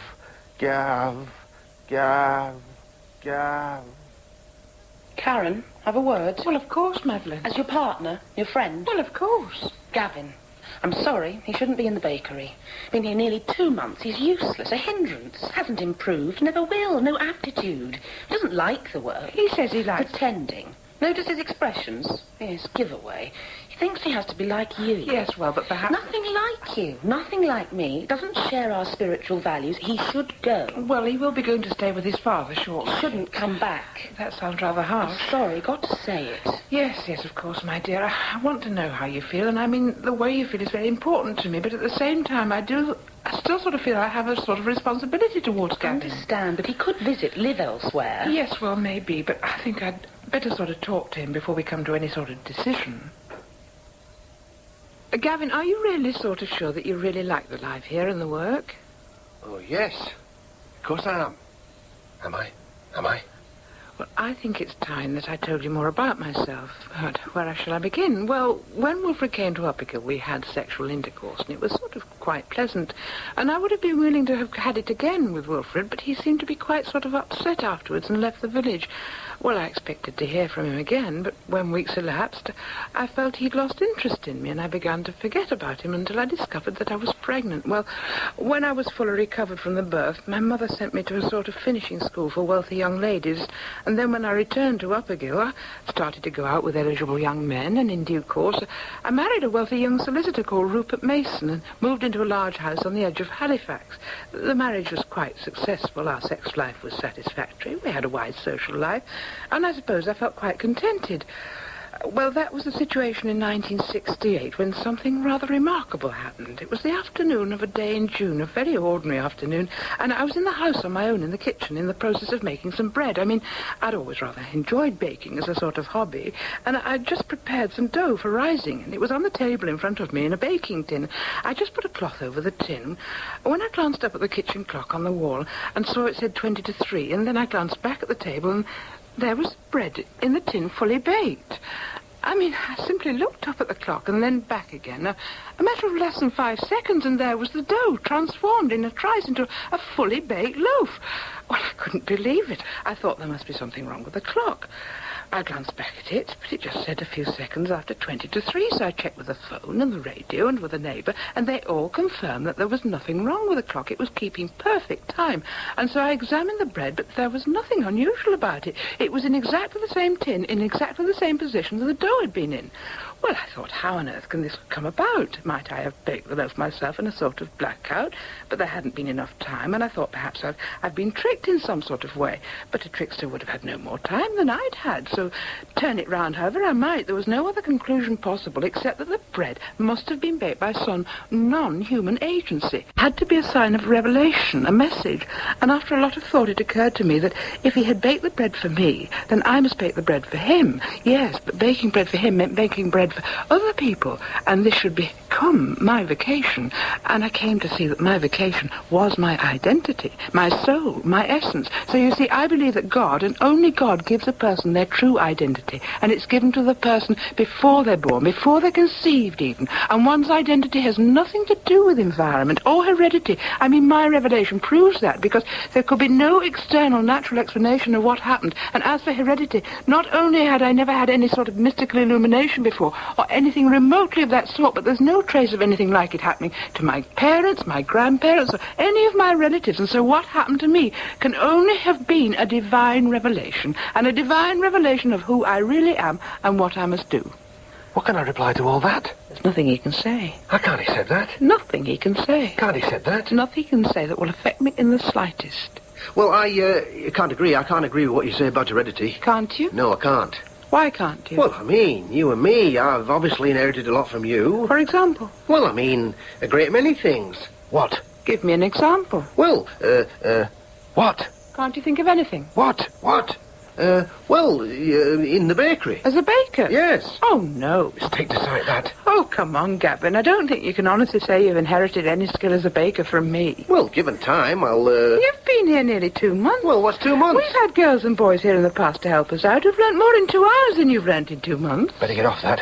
What else can I say? Spiritual attitudes. Well, what about my spiritual attitude? What spiritual attitude? Well, you know, meditation. Do you find it easy to meditate? Yeah. You know, not bad. Honestly? Yeah. I don't think I really believe you. But, I mean, you can't know. You're not there when I do it. No, but somehow I feel you're not much good at it. Well, Are you?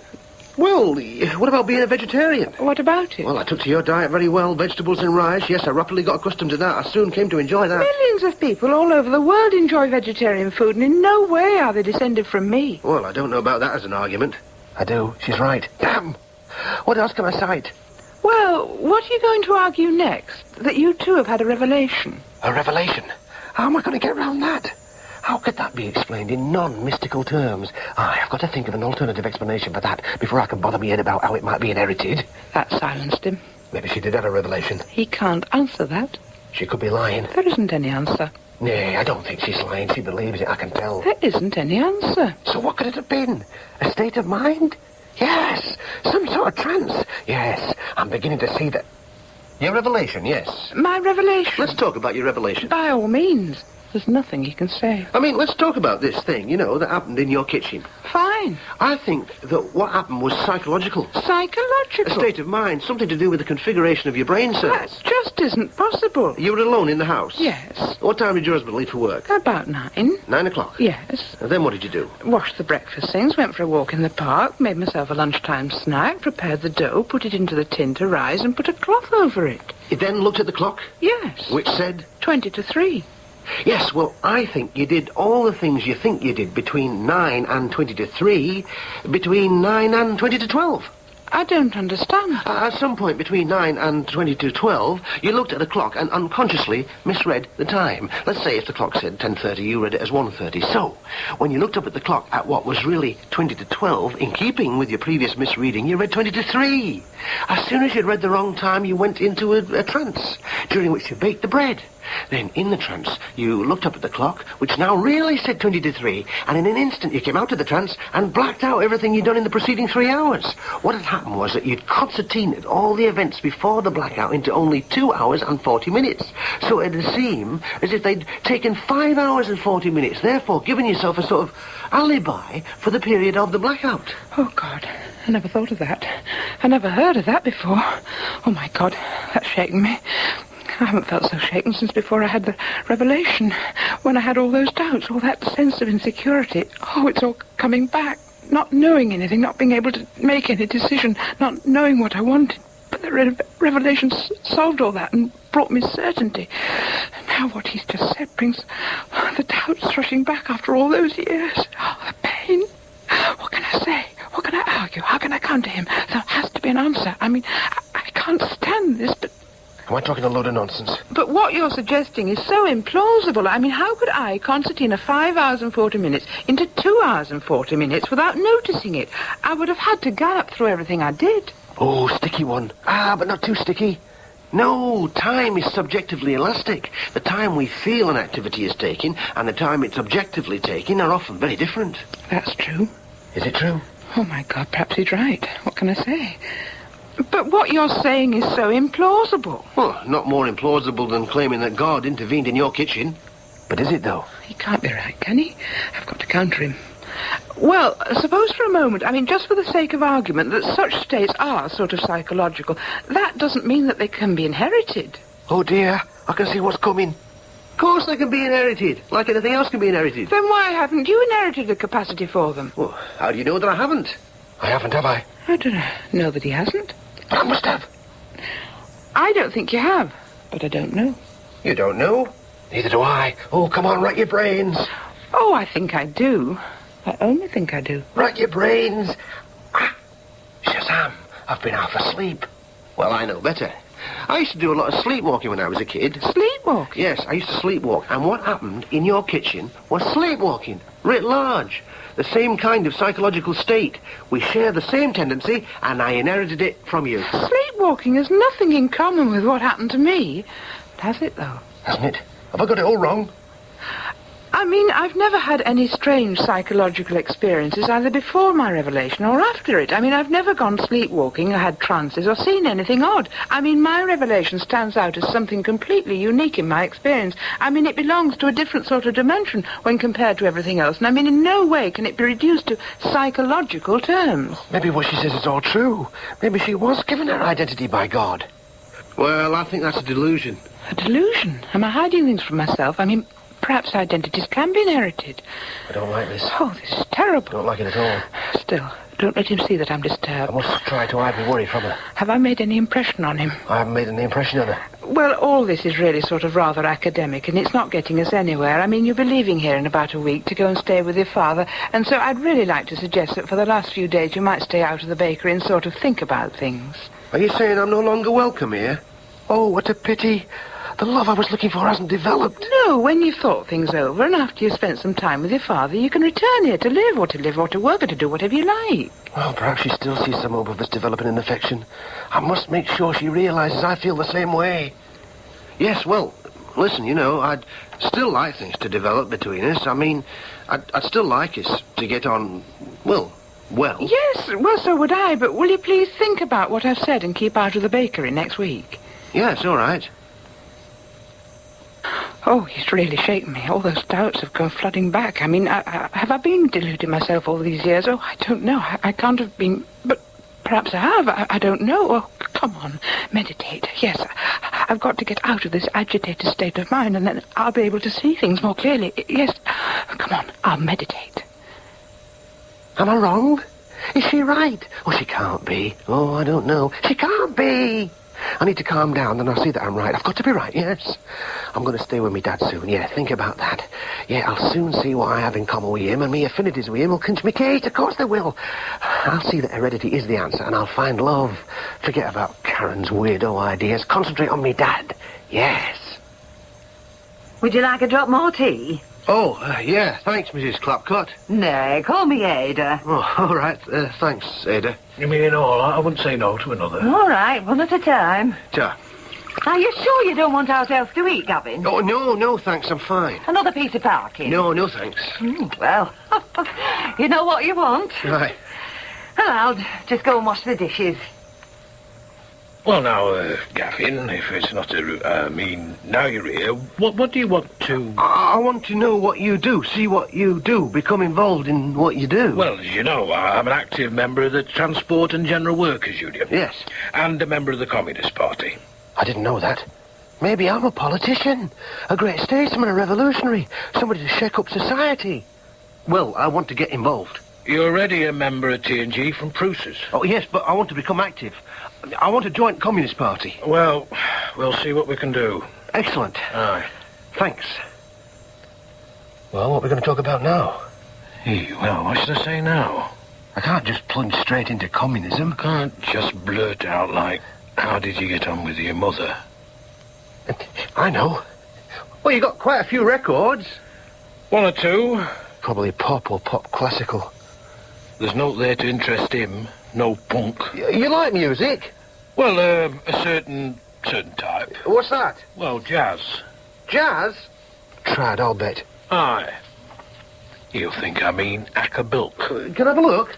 Sure. Bugger me! Charlie Parker. That's right. Bird. Yes. Has he heard a bird? You like Bird? I do. Can he possibly? Well, so do I. Is it possible? I mean, he's one of my favourite musicians.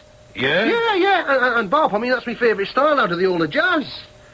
Is he trying to con me? Oh, this is wonderful. I can hardly believe it. We have Jazz, Bot, Bird in common. Is he just trying to invent some connection? You've got Jazz at Massey Hall. Ah. What a terrific record. Anybody can read a cover, pretend they've heard what's inside. I used to have it. Oh, aye.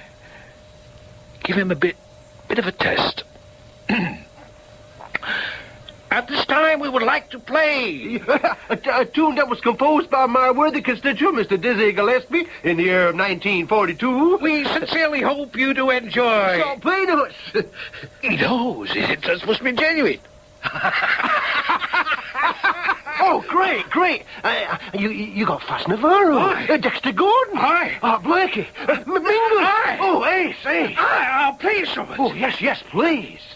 This is marvellous. Couldn't be better. Can't be a coincidence. I mean, Jazz, Bot, Bird. I must have got it from him. Oh, this is a lot better than with Karen. I can see immediately we have something very special in common. I can see immediately he is my real father. Oh, we'll develop a great bond. I'll find the love here I've always wanted from a parent. Oh, this has got to work out, really work out. There's no mistake here. I've found what I've been looking for.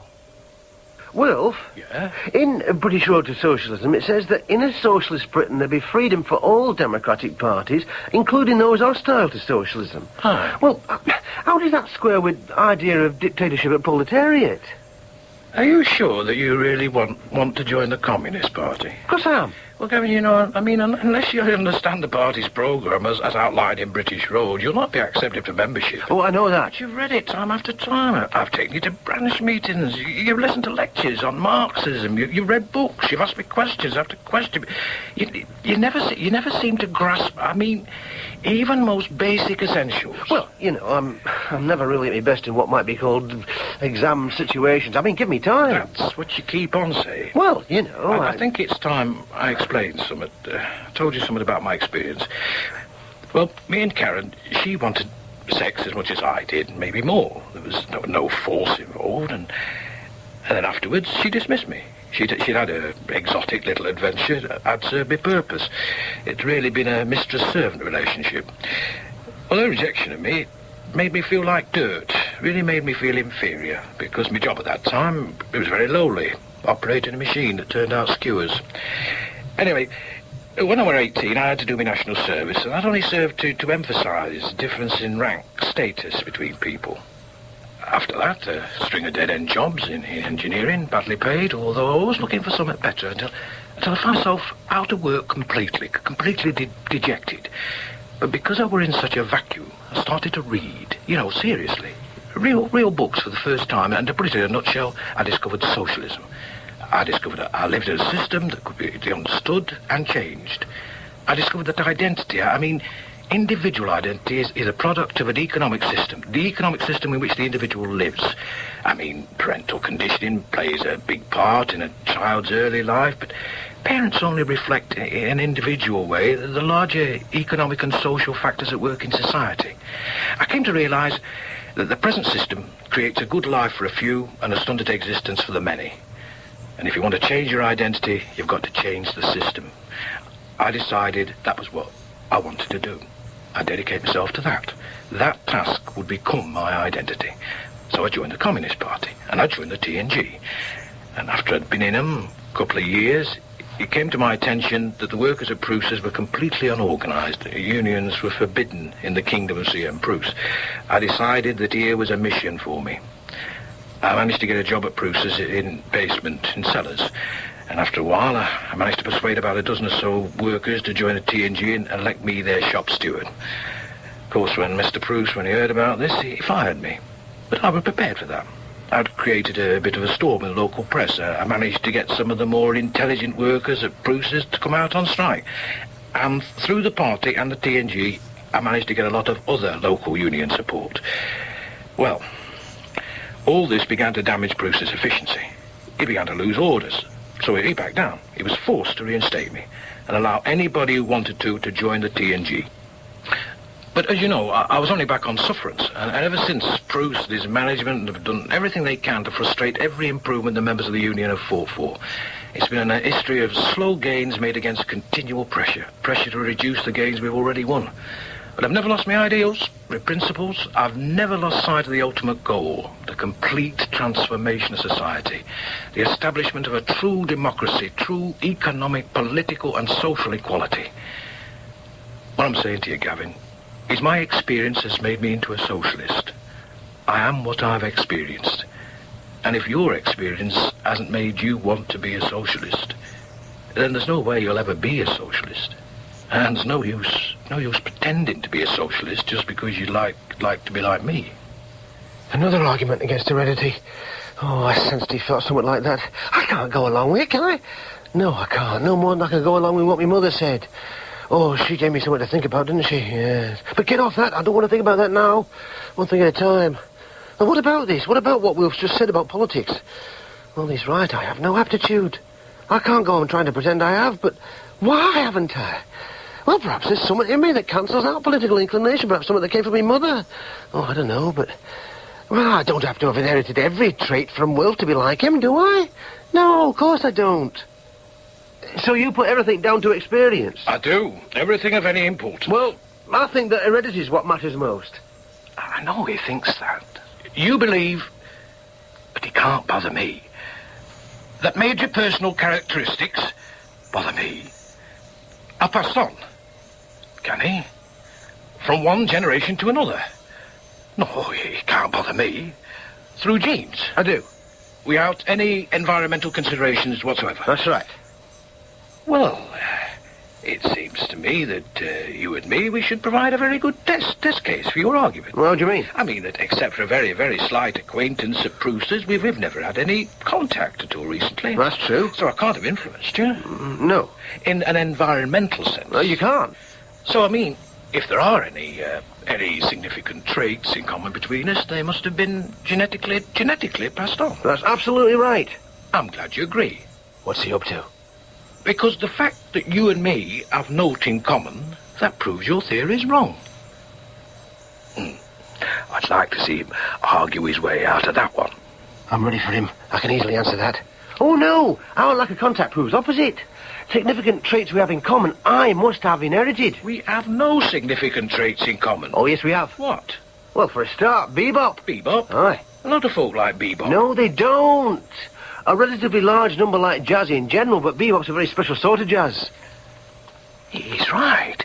There aren't many there's only other bloke near here who goes in for bop. Wait a minute. That backs up my point. A special sort of jazz, yeah, but if two people, they have a taste for it in common, that's a coincidence. The conditioning, whatever gave the taste in first place, it'll be different in each case. I mean, round here, the only other bloke who likes bop, he's a member of the National Front. He and me are poles apart in every other way. Couldn't be more different. I'd shoot him for his political opinions, but save his life for his musical taste. How do I answer that? Well, sometimes a common taste may be a coincidence, and sometimes it may not be. Oh, very limp. I'll go around that. Easy enough, just a diversion. And then now to really get him, to put the boot in, as you might say. I can't see as how you inherited anything from me, whereas Phil, the other son, who grew up with me, but he has a lot in common with me. Has Phil got a lot in common with him? Phil's trained to be an engineer, and I was an engineer. He's mechanically minded, just like I am, whereas you're not mechanically minded, not at all. No, I'm not. This is very dangerous. And Phil's keen on sport, just like I am. I'm not interested in sport. He's right. I'm done for. And Phil's temperament is very similar to mine. It is. That's it. The clincher. I'm dead. Phil's reliable and steady, and he joins in, and he's... No! Me demise is premature. Phil doesn't join, not when it matters. All that might be true, but where's his card? Card? His membership card. For what? Oh, for out. For party, for union. Phil's not interested in politics, not at all. Damn it, that's true. Not in slightest. What can I... Well, he's young. Not younger than a lot of members of YCL. Or T&G. He's got me, he has. Well... And if you're talking about learning from his parents' example, he should have a double ration of political interest, because his mother's political as well. I've risen from the dead. Ha! He's making a strong point, very strong. But surely there can't be aught in his ideas. I mean, I've had my doubts about my beliefs from time to time over years, but the strength of my convictions has always enabled me to push such doubts aside, brush them aside with ease. But now, this, I mean, why hasn't Phil Have I made any impression on him? I mean, if folk don't get their politics from experience, if folk can inherit political positions, there's no hope for the world. Born a fascist, remain one. You'll never be able to persuade anybody, change anybody. Oh, surely that can't be, can it? I need time to think. Move him on. Well, apart from that, one thing, Phil and me, we have a great deal in common, whereas you and me, well, the only thing you can cite is bebop, and that's not much to base a theory on. I'm ready for this. Oh, yes, I've kept it up my sleeve. No, there's something even more important than bebop that we have in common. Bluff, it's got to be. Oh, aye? We have a quest in common. A what? A quest. I don't follow. We've both undertaken quests. Quests? Aye. It was my quest for identity which brought me here. I suppose so. And your quest for identity which led you to the Communist Party. I won't call that a quest. Oh, no, you wouldn't, but a quest, nevertheless, is what it was. I just blundered along for years. Ah, but you were looking for something. I never thought of it in that way. He could be right. We've both made quests for our identities. Well, even if we have, it's no proof of inheritance. Lots of folks search for something to give their lives meaning. No, they don't. Not like we did. Search for an answer and find one. That's very rare. I mean, a lot of folk pretend to look when they're young, but they soon give up. Few really search and few find an answer. Maybe it is remarkable that he and I should share such a... I haven't known many folk who... It is a rare thing to do. Maybe what he says does challenge my... Oh, damn it. I can't put what he says aside, brush it away. It can't be right, though, can he? Oh, come on. I need time to think. Well, I don't really know about that. Have I managed to get through to him at all? Have I had any effect on him? I don't know. Come on. Well, we could argue toss all night. What I want to say is, think about what I've said, give it some, and please, try not to be under Ada's feet all the time, and maybe go out a bit more, find other... Don't be so obsessed with what I do. Give me a bit more time with me other children. He doesn't love me, does he? I don't think he can. I shouldn't think he even likes me. After all my hopes, I've got to face the possibility that he's just been tolerating me. All right. I'm sorry I've been such a nuisance. No, you haven't been a nuisance. You've just been a bit overeager. Not an answer to give me much reassurance. Is he just doing everything out of some sense of duty? Is that what Karen's doing? Do they like me? Do they think they could ever love me? Oh, I don't know, but questions leave a big vacuum inside me. I still want to love them, don't I? Oh, I do. Oh, I feel so disappointed. Should I ask him how he feels? Oh, no, on top of everything else, I feel embarrassed to ask him. But I feel so empty, alone, bereft. Well, I won't be overeager from now on. I won't be able to. I won't even be able to reach undereager. A nuisance. He has been a nuisance, more than a... Not in the way he meant. He's got right under my skin. Inheritance versus economics, nature versus nurture. I haven't thought about that old argument for years. I haven't wanted to, I haven't needed to, but now... This is just a subjective indulgence. I don't need to waste time on this. I know what I believe. I'm thoroughly confused. Heredity, environment, God-given, they all cancel each other out. I mean, I've got qualities in common with Karen and Wilf, and things not in common with Karen and Wilf. And both sets of qualities can be explained in any or either of three different ways. Maybe we're all a product of some mixture of the three. Would that be possible? Would that be probable? What use would that be to me? How do you disentangle one strand from another? How long would it take? A lifetime? A lifetime to disentangle your lifetime? You'd be dead before you managed to unwind first 10 minutes. Oh, screw it. I seem to know less now about myself than I did before I started looking for my real parents. I might have as much in common with Bagleys as I do with Karen and Wilf. I mean, if conditioning's so important, they might be me real parents. Maybe I did them a grave injustice. Maybe I did Bagleys a grave injustice. If conditioning is so important, if. I mean, I don't know. How am I going to find out who I come from? Where I come from, who I am, what I want to do? Things he said keep sort of nagging away at me, and I've lost my serenity. I've tried everything I know to try to regain my composure, but it's all been to no avail. I can't get back my certainty. I mean, I can't say I no longer believe at all, but I no longer completely believe in the way that I used to, and that's taken the drive out of things, and the spirit's no longer completely in the work here, and... These doubts, they're not his doing. He were only catalysts. What if folk are born slaves, bosses, artists, bank managers, criminals, good, bad? Oh, I don't know. Some things are conditioned, but others, I don't know. What am I going to do about Gavin? What are we going to do about Gavin? What's Gavin going to do? I think we three, Gavin, me and Karen, I think we should meet. So, there you are. What's it to be? Before I answer that, let me ask you a question. All right. No, ask you both a question. Of course. Well, apart from any sense of obligation or duty, what do you feel about me? Feel about you? Yeah. Well... Well, really, what do you... What do I? Yes, what do you... No, what do you... What I? Yes. Well, I don't dislike you, I don't know.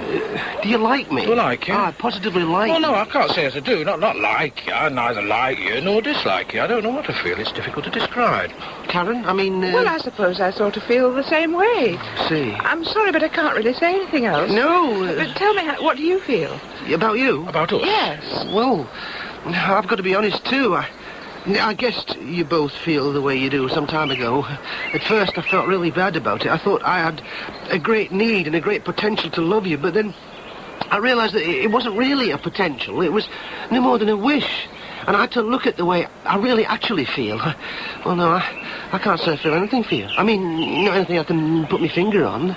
Even though I've spent so much time with you, you still seem like strangers. I mean, you seem more like strangers than people do I've just bumped into casually. I know what you mean. Do you? It's as though this business of us being your biological parents, it's as though it's got in way. It's got in way of us having any sort of real relationship at all. Yes. Yes, I think so. Perhaps if we sort of met without that sort of being the case, in other circumstances, we might have become friends. Or enemies. Well, yes. And that applies to you and me as well. You mean to me, you and me? Aye, if Gavin had never, we might have met later in different, we might have been somewhat to each other. If only enemies. If only enemies. Yes, a sort of biological connection seems to have actually come between us and got in the way of anything further. And the same can be said of my relationship with you both. Yes. I mean, I've realised that I was mistaken that I could discover who I am by finding me blood parents, and yeah, I want to apologise to you both for intruding into your lives and for being such an affliction. Oh, there's no need for that. Yes, I think there is. I'm sincerely sorry. Oh, no. I shot into your lives like a nasty little black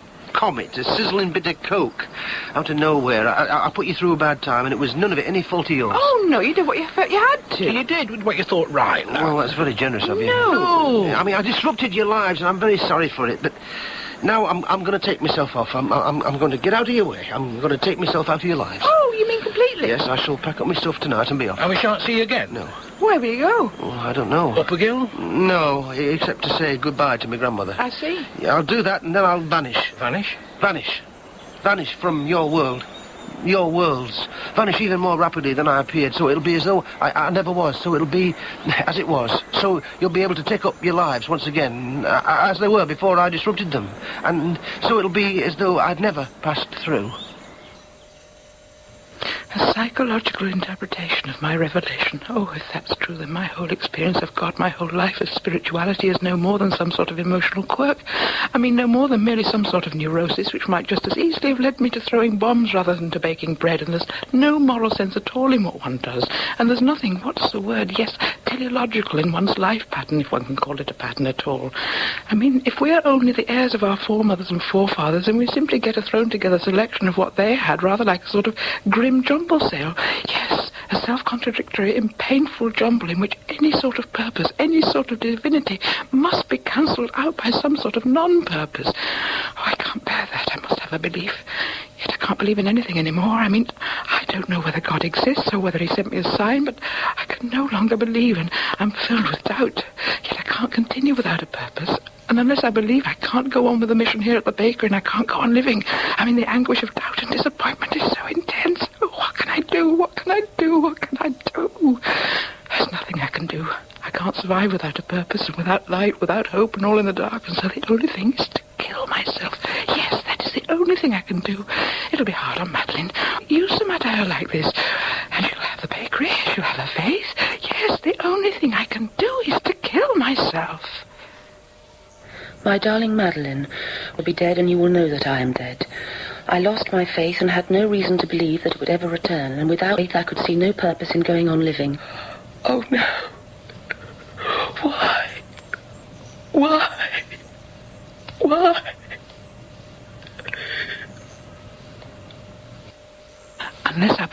go on with the mission here at the bakery, and I can't go on living. I mean, the anguish of doubt and disappointment is so intense. Oh, what can I do? What can I do? What can I do? Is there anything I can do?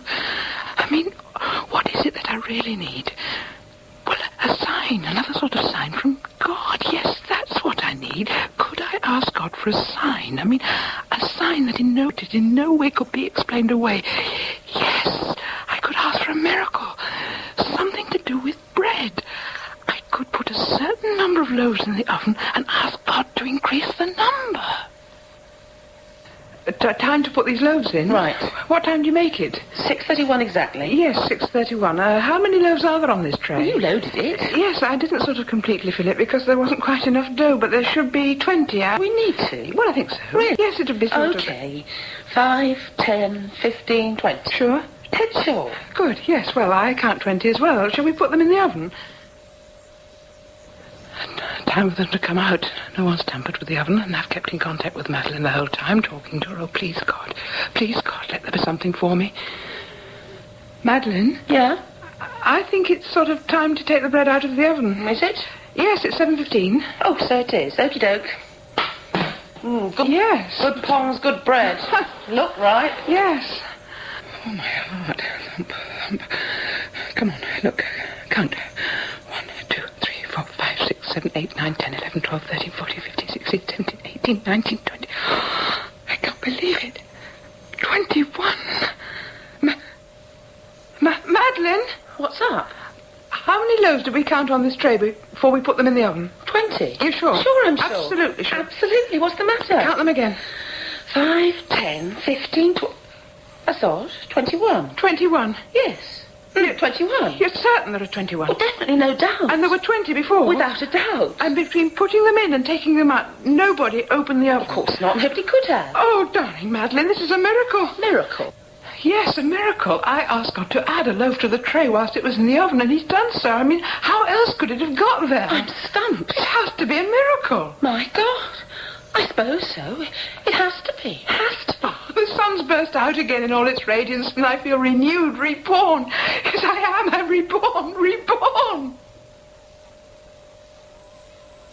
Fred's just been on phone again. There's a union meeting tonight. It's very urgent, and they really would like you to attend. That business at Thrush Mill's come up again. They don't know what to do, and they need your opinion. Well, I can't go. Why? I'm ill. Oh, you're not ill. Well, I don't feel like going. Well, you tell them then. I'm jaded to back teeth for doing your dirty work for you. You're off work, you won't attend meetings, you just mope about. Folk keep calling and you won't even answer the phone. Now, I'm fed up of making excuses, saying you're not well. In future, you can tell them yourself. Tell them?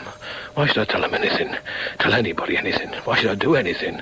I can't be when everything's so chaotic, meaningless, bleak. Oh, what can I do? What can I do? What can I do? Oh, I resign from party, resign from union, gate over we, and at least it won't pester me. I'll go to this union meeting tonight and tell them I'm resigning. Then I won't be bothered by them. Then they'll leave me alone.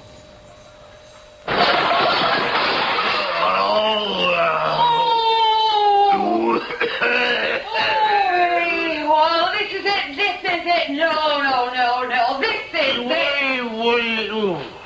Oh, you can't even stand up.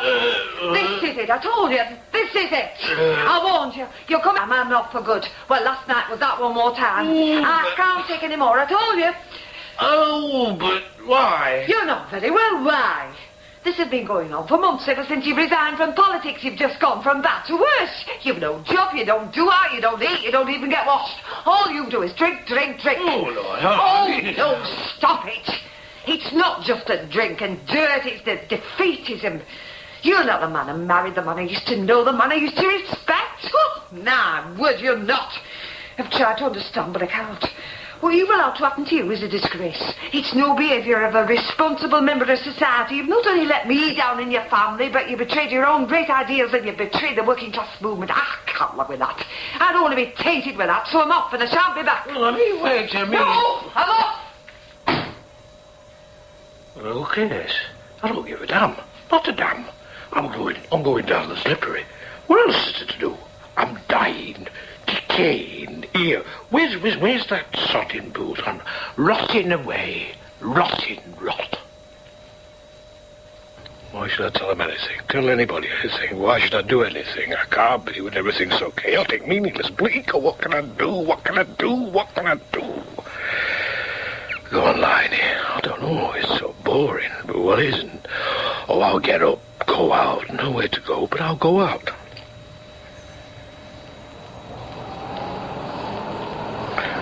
Plod, plod, plod along the street. Plod, plod, plod. What a drag. Not interested in the sun, the dogs, the gardens. Don't even see him. Not going anywhere. Plod, plod. Nowhere to go.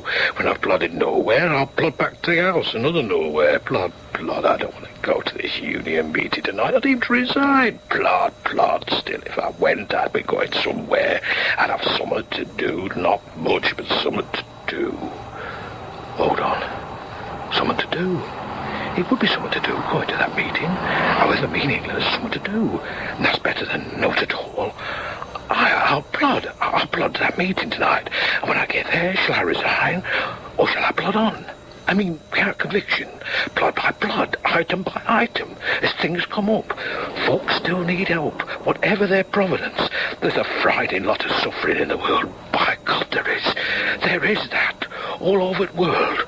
All round me, here, and getting worse, daily getting worse. Can I stand back and do naught? Because philosophically, possibly naught can be done, naught can be changed? No! Even if change is impossible, I must behave as though it is possible. I don't have to have any laws of history on my side. What does it matter if the world can't be explained? I've just got to go on plodding. We have banners, we have glory. I'll plod on. I'll not resign from party, from union, from life. I'll plod back home. I'll talk to Ada. Then I'll plod into Thrush Mill's Manning level dispute. Here I am. These famous stones have stood some 3,000 years. That's what the label says. Does the blood of the builders run in my veins? When I was looking for my blood parents, I used to think so. When I was looking for the more immediate blood that runs through my veins, I used to think of me yet-to-be-found parents as my personal Stonehenge. My own standing stones. Solve their mystery and I'd solve my own. Find out how they stood and I'd find out how I stood in relation to them. But here I stand, a mystery and therefore a misery. Totally bewildered, totally depressed. Oh, what can I do? What can I do? What can I do? I've got an allowance, I can go anywhere. But where would I go? I don't want to go anywhere. I'll be wretched and lost. Oh, completely lost amongst the unfamiliar. The unfamiliar, yes. Well, at least my present state is quite familiar. Oh, only too familiar. I feel exactly the same as I did before I started on my quest. I may be standing and looking at Stonehenge, but inside I'm right back in Bailiff Bridge, aye. Well, I might as well return there. At least I know folk there. They are familiar. And Bagleys are as likely to be me real parents as anybody else is. Well, it'll be stark, but I've no alternative. I'll return to Bagley household. No, you don't go round there to get there. You do. No, you don't. Of course you do. Oh, you do? What are you putting your fillings in for? I'm agreeing with you. No, you're not. He is? He isn't. I am. Who asked you to agree with me? Nobody did. Then pack it in. All right, pack it in. I'm just stating my opinion. We don't want to hear your opinion. No, we don't. Your opinions are worthless. They are that. You have no idea about how. Of course I have. You haven't. I have? You haven't. I have. You have no idea how to get there. And neither of you. Of course I have. You go round there to get there. No, you don't go around there. Then where do you go? The other way. What other way? Opposite way. What opposite way? Opposite way round. Here I stand. A mystery, and therefore a misery. Totally bewildered, totally depressed. Oh, what can I do? What can I do? What can I do? I'm standing here like an idiot, staring at these stones. What the hell am I up to? Standing, staring at stones. Well, out of all the confusion, I can be certain of that. I can see stones, some standing, some tilted, some perched on top of others. I'm a man standing looking at stones. Yeah, that's me. And if I turn, I'm a man looking at fields, trees. And now I'm a man staring at stones again. Well, that's a certainty, yes. But it's such a limited certainty. I mean, surrounding that tiny certainty is the enormous uncertainty of everything else. Oh, wait a moment, that's not about certainty. As I stand here, I can be just as certain I don't know who I am as I can be certain I'm looking at these stones. Yes, that's another certainty. The certainty of my uncertainty. My uncertainty is standing here. My confusion is here, now. Yes, now. Whatever I am is now. I don't need the past to explain the now. What is now. What does it matter what concoction of influence has brought me to the present moment? Yes, my presence here, my being here, is somehow much more, somehow beyond all possible explanations or possible permutations. I'm not defined by any possible... Gavin likes soup, Gavin likes jazz, Gavin comes from... Gavin is a genius. Are any of these me? What I really am me? No. They're qualifications, not the substance. I'm more than qualifications. I'm the spaces between the qualifications, yes. But that still leaves me with a problem. I am spaces, but spaces are elusive. What do spaces want to do? Well, what can they do? Only two things, really. I can do what I want to do, or I can do what I don't want to do. Well, I don't want to do what I don't want to do I? No, I don't. So I'm going to do what I want to do. I am, but what do I want to do? I mean, that's always been my problem. Well, just do what you feel like doing, whatever it is. Don't ask why, don't ask questions. Just do. And when I've had enough of these stones, I'll turn. Put one foot in front of the other and go wherever my feet take me. Let one want lead to another, one at a time, until a time comes, if it comes, a time comes when I want something more extended. A vocation, yes, it'll come. It won't be me, but it'll come from inside me, yes. I can wait for it to come. I can stand here looking at Stonehenge, and perhaps Stonehenge stands there looking at me. I'm a sort of henge, a flesh henge, plastic henge, tube henge, spaces henge. I'm made up of holes and spaces like a sponge. Sponge henge. That's me. I am a sponge henge. Yeah, I suppose all human beings are sponge henges. Interconnections of holes and spaces and relationships are also sponge henges. Mysteries, yes, but existence. Existence. That's the important thing. Existence requiring no elucidation to maintain their validity. You might say, all human race is a sponge henge. A gigantic sponge henge, aye. All of us are it, and it is all of us. Yes, I am a sponge henge. Gavin Spongehenge. I found myself beside the stones. I turn, I move my right foot, I move my left, I walk, I smell the air. I move towards the road, towards whatever. I am infinite. Oh, what can I do? Oh, what can I do? Oh, what can I do? Oh, what can I do? Oh, what can I do? Oh, what can I do? Oh, what can I do? Oh, what can I do? Oh, what can I do? Oh, what can I do? Oh, what can I do? Oh, what can I do? In Spongehenge by David Halliwell, Gavin Bagley was played by Nigel Anthony, Karen Mason by Anna Cropper, and Wilfred Clapcott, Anthony Dowse.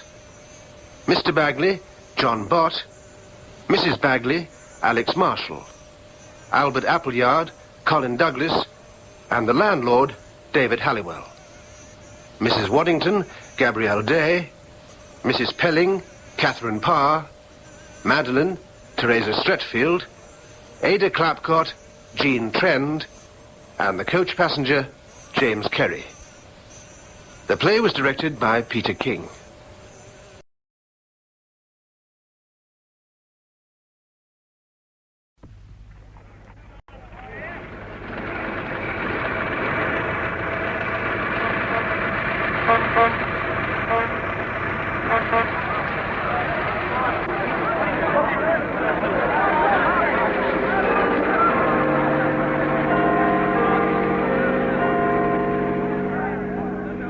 The Tenth Man, a play by Somerset Maugham. Adapted for radio by Peggy Wells, with Clifford Norgate in the part of George Winter. The Tenth Man.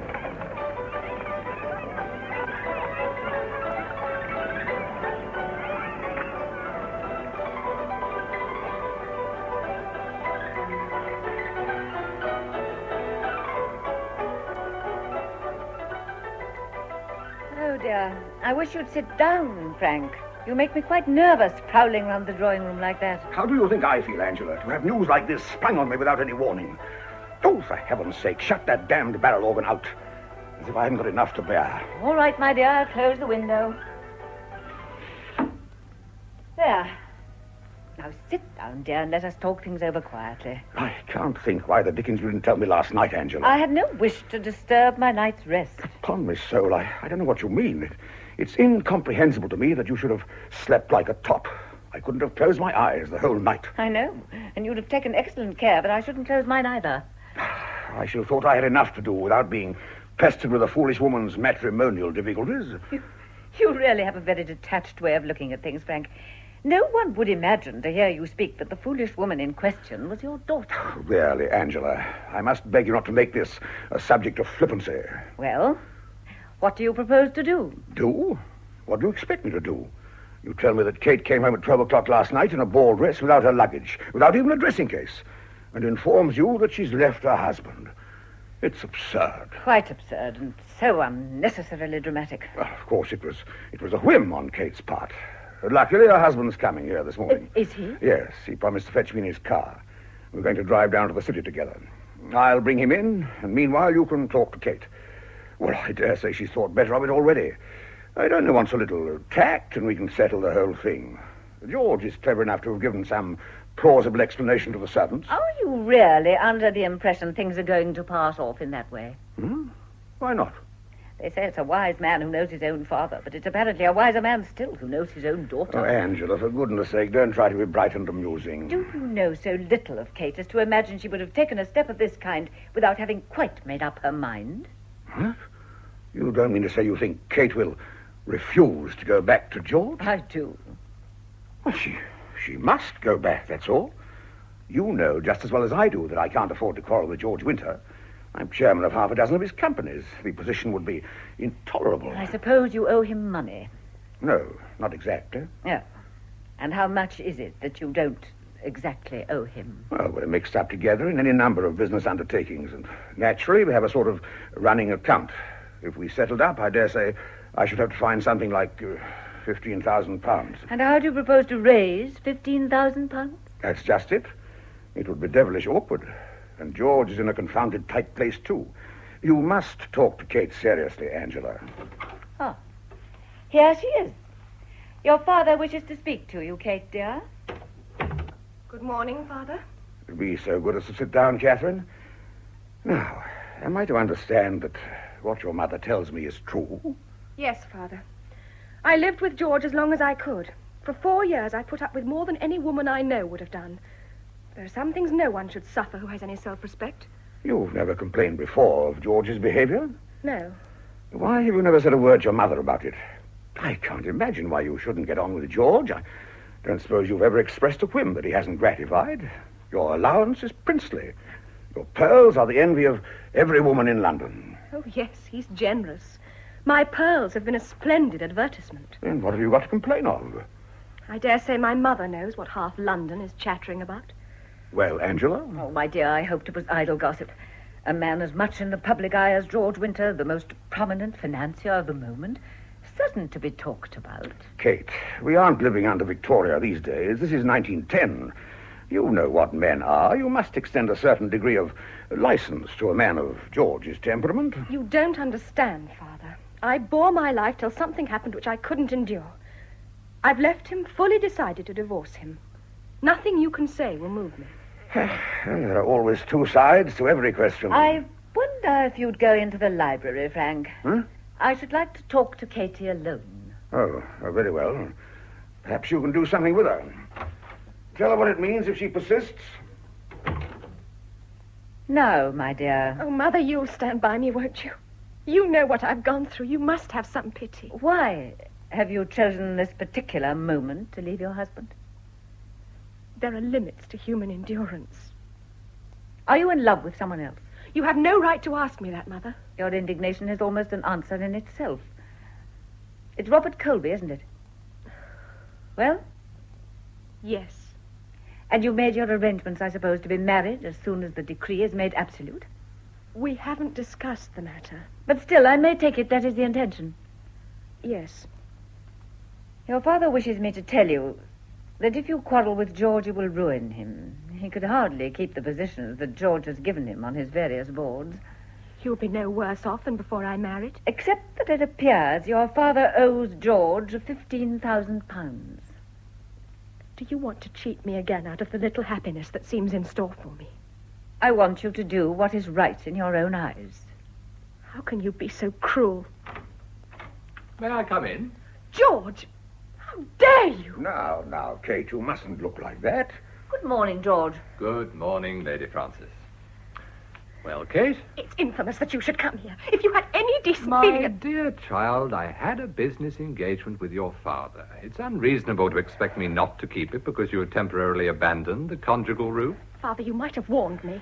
My dear, I was hoping that after a talk with your mother... What can I do to show you that I've made up my mind for good? Even after one's made up one's mind, it's not too late to listen to reason. I think for all our sakes you should listen to anything that George has to say, Kate. Do you understand what my mother means, George? I dimly suspect. My father owes you a lot of money. He thinks that if I divorce you, he'll have to pay that money. I'm sure his sense of delicacy would prevent him from remaining in my debt. And you'll make him resign his directorships of your companies? I know him well enough to feel certain that he would never wish to retain them. It's vile. Or is it common sense? Now, look here, Kate, listen to me carefully. You know that all our interests are in Central America. The Lewishams had it all their own way out there till I came along. They owned the railways and the mines and the trams, everything that was worth having. I've been fighting them tooth and nail for 10 years. They've done all they could to smash me, but they haven't succeeded. And now I can force them to come to terms. All this is nothing to me. The Lewishams got onto a big thing, a mine called the Campo del Oro. But that earthquake the other day queered their pitch, and they offered bills when hard cash was the only thing to do the trick.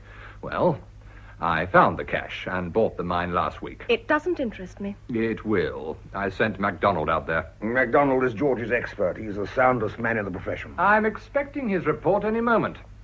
Then I shall get to work.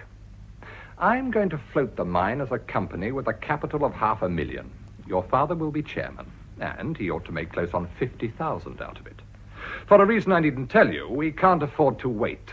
We must have ready money, and that means floating the company at once. My only chance is in Middlepool, where 3 parts of my backing have come from before. We shall soon be in the middle of a general election, and you know how uncertain my seat in Middlepool is. I keep it only by my personal popularity. I'm at the mercy of the nonconformists, and if there's talk of a divorce, it's all over with me. They'll make me retire before the election, and if that happens, the new company won't stand a dog's chance. I'm afraid you'll think it very selfish, but I haven't any more power of self-sacrifice in me. If the mine is a failure, it'll knock down all the other companies I'm connected with. It'll mean your father's ruin and mine. I dare say you don't mind that. But it'll also mean the ruin of thousands of investors all over the country. 3/4 of the population of Middlepool will lose their savings. You've lied to me so often, George. I can show you by plain figures that every word I say is true. I haven't much sympathy with gamblers who want to make money without working for it. If they lose, it's their own lookout. Oh, don't be a damn fool. It's a matter of life and death to me, and do you think I'm going... Please, Lady Frances, I would like to talk to Kate alone. Come along, Frank. We'll go into the library. Well, I hope you're able to knock some sense into her, that's all. I don't think your elopement receives the unqualified approval of your parents, Kate. Surely we said all that we had to say to one another last night. You know, I wouldn't have fooled about with other women if you hadn't shown me very clearly that you didn't want to have anything to do with me. I'd rather not discuss that. Well, after all, it isn't as if I cared a tinker's cuss for the whole lot of them. And you think that makes it any better? I think I could have forgiven you if you'd had any love for them. You exposed me to all that humiliation merely to gratify your vanity. If you like, I'll give you my solemn word of honor that you shall have no cause to complain in future. It's too late. You've given me my chance of freedom, and I mean to take it. You're not keeping your part of the bargain. What do you mean? You didn't marry me because you were in love with me. That's not true. Think. A year ago, I'd have said again that it wasn't true. I didn't know what love was. You married me because I was rich. No, I was dazzled by your success. I mistook it for love. And I married you because I wanted a wife. You happen to have an uncle who's a duke, and aristocratic connections are devilish useful in England to a radical politician. Yes, I found out soon enough why you married me. It was a business arrangement on both sides, and you've had your full share of the profits. Oh, how can you? Oh, you'd always lived in a poky way, and I gave you magnificence. If you bought an article and it hasn't turned out worth the money you gave for it, that's your lookout. You see, you've taught me something after all. And now surely you have nothing more to say to me. My dear, knowing how important it is to me that you should return to the conjugal roof, you don't imagine I've come without some means to persuade you. I assure you, you're wasting your time. You seem to be under the delusion it rests with you to make conditions. I have here a copy of a letter which you may remember. The original was so crumpled that I can't help thinking you were romantic enough to sleep with it under your pillow.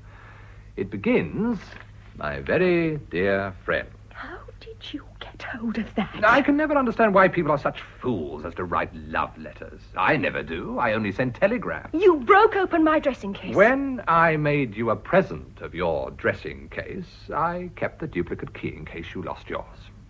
How like you. Well, there's nothing in any of my letters that I'm ashamed of. I wonder what a clever counsel would make of this letter. I can imagine it read in such a manner that those vague words should gather form and substance. What do you mean?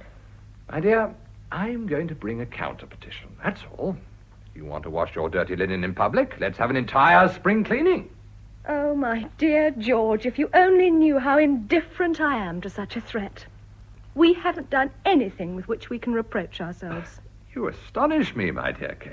Surely it can't have slipped your memory that Robert Colby, snatching a brief and well-earned holiday from affairs of state, made a tour of North Italy last Easter, and you accompanied him. That's not true. You know it's not true. I went with Barbara Herbert. And a maid. It's always a little unsafe to trust maids. I went to Italy with your consent. I wrote and told you that I'd met Robert. Chance threw us together in Venice. We found we were making practically the same tour, and we joined forces. We had nothing to be ashamed of, therefore we had nothing to fear. And do you think you will be able to persuade a British jury that you and Robert Colby travelled through Italy together merely to look at churches and pictures? George, I promise you on my word of honour that I've never been unfaithful to you. My dear, it's not a question of convincing me. I am the most trusting, the most credulous of mortals. But of convincing the 12 good men and true who form a British jury, well, I give you your choice. If you bring an action against me, I bring a counter-petition. My choice was made long ago. I'm innocent. You'll ruin me and your father. But you'll ruin Colby as well. What do you mean? You're surely not so simple-minded as to imagine he can do anything but resign his seat if he were made co-respondent in a divorce case. They say if we get in again, he's to be given the Ministry of War. Robert and I have nothing to reproach ourselves with. Nothing. You sent a note to him last night. What did you say? I asked him to come here at 12 o'clock. It's nearly 12 now. I'll wait. And you shall talk to him. Hello, Kate. Anne. Good morning, George, dear. How are you today? Oh, in my usual rude health, thank you, Anne. This is Teddy O'Donnell. I want to introduce him to you. How do you do? How do you do? My brother-in-law is the Napoleon of finance, Teddy. He owns 17 companies, 5 gold mines, 2 railways, a house in Portman Square, 2 places in the country, a yacht, 5 motor cars, the family of Atchison.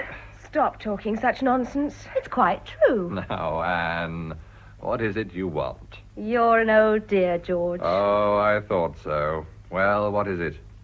I want you to give Teddy a job. Anne. Oh, I say, you needn't put it so bluntly, Anne. It's no good beating about the bush with George, is it? Not much. Now sit down and let me talk sensibly to you. Anne, I'd rather you didn't just now.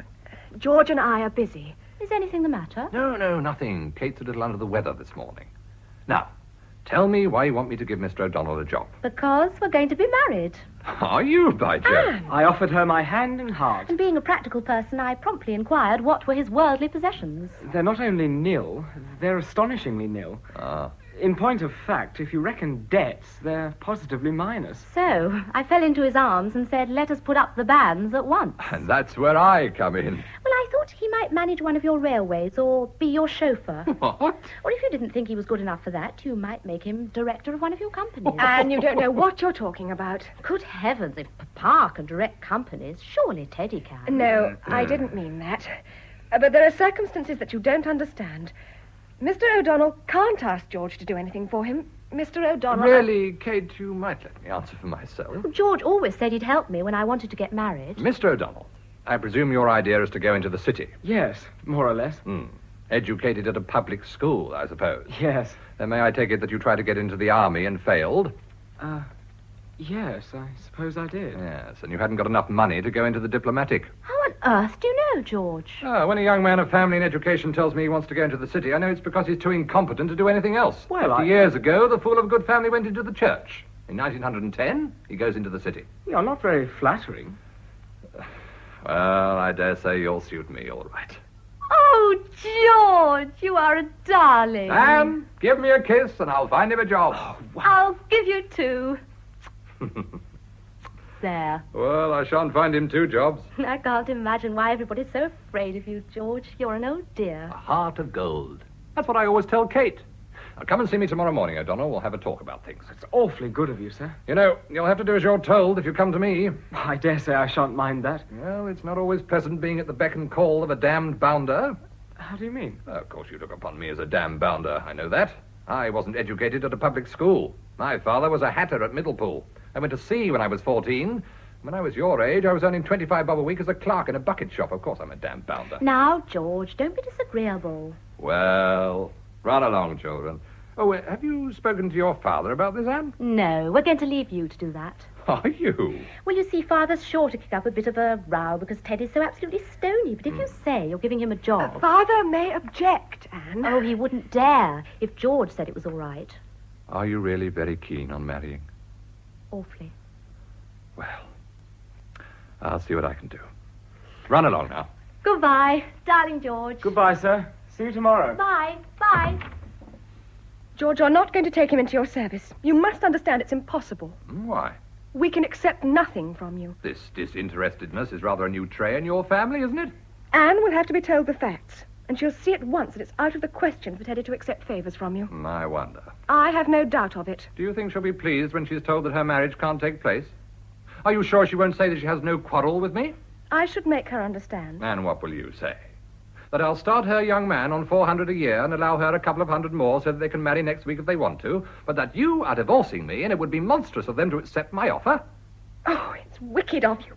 Each way I turn, you bar my way. In the agitation of the moment, you seem to be mixing your metaphors, my dear. Mr. Robert Colby has come, madam. Oh.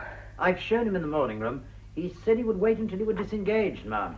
Ask him to come in, Thompson. Very good, sir. I'll go through to the library and discuss the weather and the crops with your excellent father, and you shall discuss the situation with Colby. For goodness sake, leave me alone. Suggest a counter-petition and see how he takes it. My own impression is that he'll run like a rabbit. And if he does, you know whose arms are open to receive you. As the library adjoins the drawing room, I shan't be far away if you want me. Mr. Robert Colby. Robert, how good of you to come. My dear, you look as if you were surprised to see me. You must be frantically busy. I thought you might not be able to manage it. Ah, Do you know what I've done? I suspected what your note meant. I'm seeing my solicitor today, and the petition will be filed as soon as ever it's possible. I'm so glad. You had no right to go on with that degrading life. Robert, tell me again that I'm right. You'll know how much I love you. Yes, I do know. You've shown me in everything you've done how much you cared. You realize that I've never even kissed your hand, Kate. I'm very grateful to you. Now more than ever, I want to feel quite sure that we have nothing to reproach ourselves with. Were you angry with me when I wrote that letter to you? I read it till I knew every word by heart. Sometimes I wonder how I could have borne my life at all except for the knowledge that you cared for me. You've never once told me that you love me, Kate. I love you with all my heart and soul. And after it's all over? It shall be as you wish. You've meant so much to me, Kate. I owe all my success to you. It makes me so proud to hear you say that, Bob. Did you read the speech I made yesterday? No, I'm afraid I haven't yet. Tell me all about it. I suppose it was the army debate. Yes, I burnt my ships behind me. I said I thought some form of compulsory service was essential. Oh. The Prime Minister's going to the country at once. I think we shall get in. And if we do... Oh, I wish to goodness they'd give me the War Office. Of course, after 6 years in office, we can only hope for a small majority, and every seat will count. I wonder what will happen at Middlepool. George is very popular. Yes, that's just it. As long as he was there, the seat was safe. I wonder if anyone else will be able to hold it. Do you think it will be impossible for him to stand again? Oh, quite. And rightly. No man's obliged to go into Parliament. If he does, it's his duty to keep clear of scandal. I wonder what you'd do if you were beaten at the general election. Oh, I don't think my constituents will throw me out as long as I behave myself. And if they did? It would just about finish me. Politics are my whole life. Yes. Now you must go. I've got so much to do, and I'm sure you must have. Goodbye, then. And God bless you. I shall think of you all day long. Goodbye.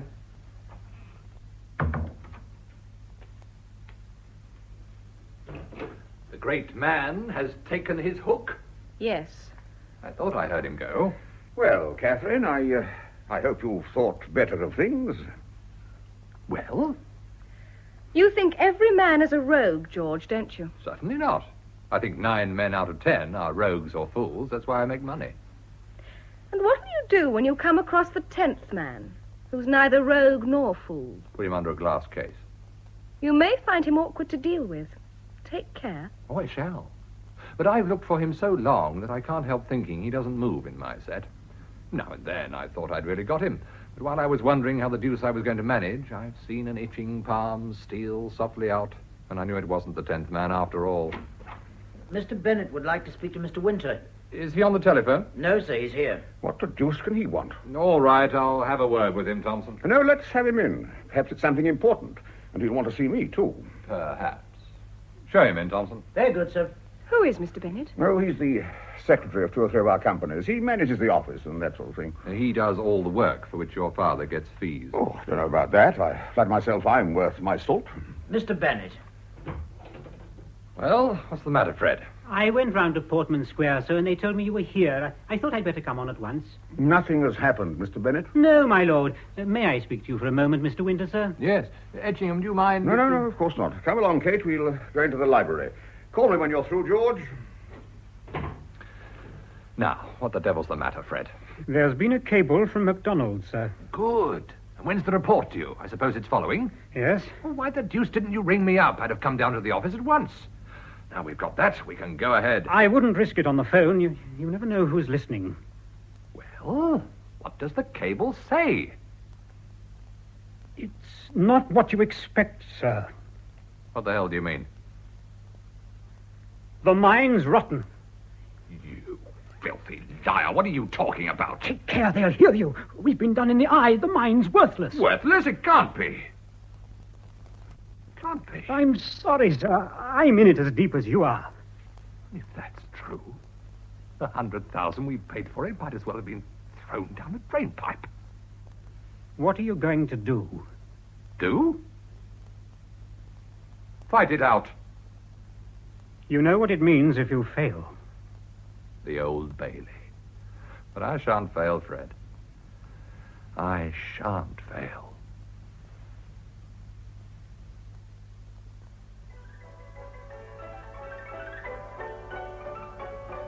The doctor says your father will be well enough to come downstairs tomorrow, Kate. Oh, I'm glad of that, Mother.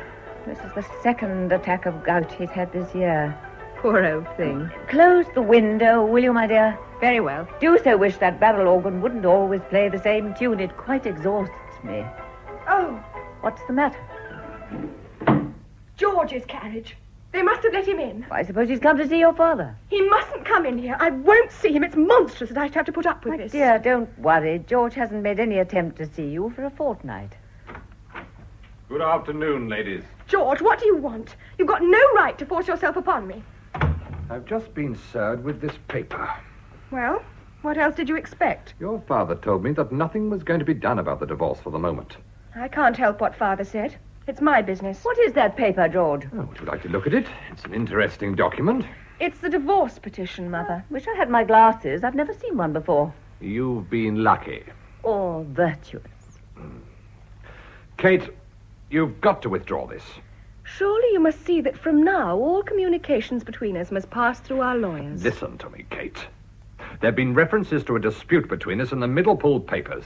And the Herald, the conservative rag, has stated in the current issue that you are divorcing me. The Middlepool papers are singularly well informed. That's where you're mistaken. The Argus is printing a special edition with a complete and authoritative denial of the whole story. I've issued a writ for libel against the Herald. One lie, more or less, on your conscience can make no great difference to you. But that's not enough. The Middlepool people are nervous about the whole thing. You know Swalecliffe? He's the nonconformist minister. He's on my committee. He and Ford control the dissenting interest between them. They've got it into their heads that they want the truth from you. Me? Who is Ford? The richest man in Middlepool. He's one of my directors on the Middlepool Investment Trust. Shrewd as they make them. But I don't understand. What do these men want Kate to do? They're coming here at 5 o'clock to ask Kate if there's any truth in the rumors. But it's outrageous. Of course it's outrageous. What do you expect Kate to say? She's going to say it's the first she's heard of it. Then they're going to ask her if she's divorcing me, and she's going to repudiate the suggestion. I refuse to see these people. Do you? Or do you want me to tell them before your face that every word they've heard is true? Yes, I'll see them. I'll settle the whole thing, and then I shall be rid of this persecution. But I shall tell them the exact truth. We'll see. It's not 5 o'clock yet. Mr. Pettigle. My dear Bob, this is kind of you. How do you do, Angela? Kate? You never come and see us now you're Prime Minister. It's a delusion of the public, Kate, that the Prime Minister has nothing to do but pay afternoon calls. I'm very glad to see you here, Winter. On the best possible terms with my mother-in-law. Of course. Well, when are you going to dissolve Parliament, Bob? Do you know, I've been so busy I haven't had time to read the papers for some days. What do they say about it, Angela? Don't be irritating. My dear, a wise Prime Minister looks upon it as a privilege to fulfill the intelligent anticipations of the press. I hope it's not true that you're going to give Emily Lascelles the Home Office. Good heavens, you talk as if your sex were already comfortably installed in the house. You know perfectly what I mean. It doesn't matter about the men, because all the work is done by the permanent officials. But their wives are quite another matter. I tell you frankly, it'll be a great mistake if Emily Lascelles goes to the Home Office. Why? She can't entertain. She doesn't know a word of French. She dresses abominably. That settles it. Emily Lascelles shall not go to the Home Office. That is how history is made. Oh, George, Frank bought a print of Napoleon the other day he wants to show you. Do come up, will you? Of course. George collects things about Napoleon, you know. Ah, the Napoleon of finance. I'm sorry to hear that Frank's laid up. Oh, he's much better today. We shall only be 5 minutes. Come along, George. Right. How naturally your mother did that. It almost took me in. Have you come to see me by arrangement? I'm up to my eyes in work. I'm afraid I could hardly find time for a chat in the middle of the afternoon without a rather special object. I suppose not. But your husband's presence leads me to suppose that your common sense has made my errand unnecessary. Haven't you heard of the life we led together? My dear, I make a point of never believing the disagreeable things that are said about a man who subscribes so handsomely to the party funds as your husband. Then I have you against me, too. My dear child, I've known you all your life. Your mother's my first cousin. We all desire nothing more than your happiness. George was served with the divorce petition this morning. Ah. It appears that two prominent supporters of your husband are coming up from Middlepool this afternoon to get from your own lips a denial of the rumors that have been circulating in the constituency. I can promise you that they're not going to get it. I wish I could persuade you to pause before you take such an irrevocable step. But why should you care? My dear, we've been in office for 6 years. We're dissolving Parliament at once. I don't know if we shall get in again. It'll be a very close shave. We can't afford to risk a couple of seats. A couple? The chief whip tells me that your husband proposes to lodge a counter-petition.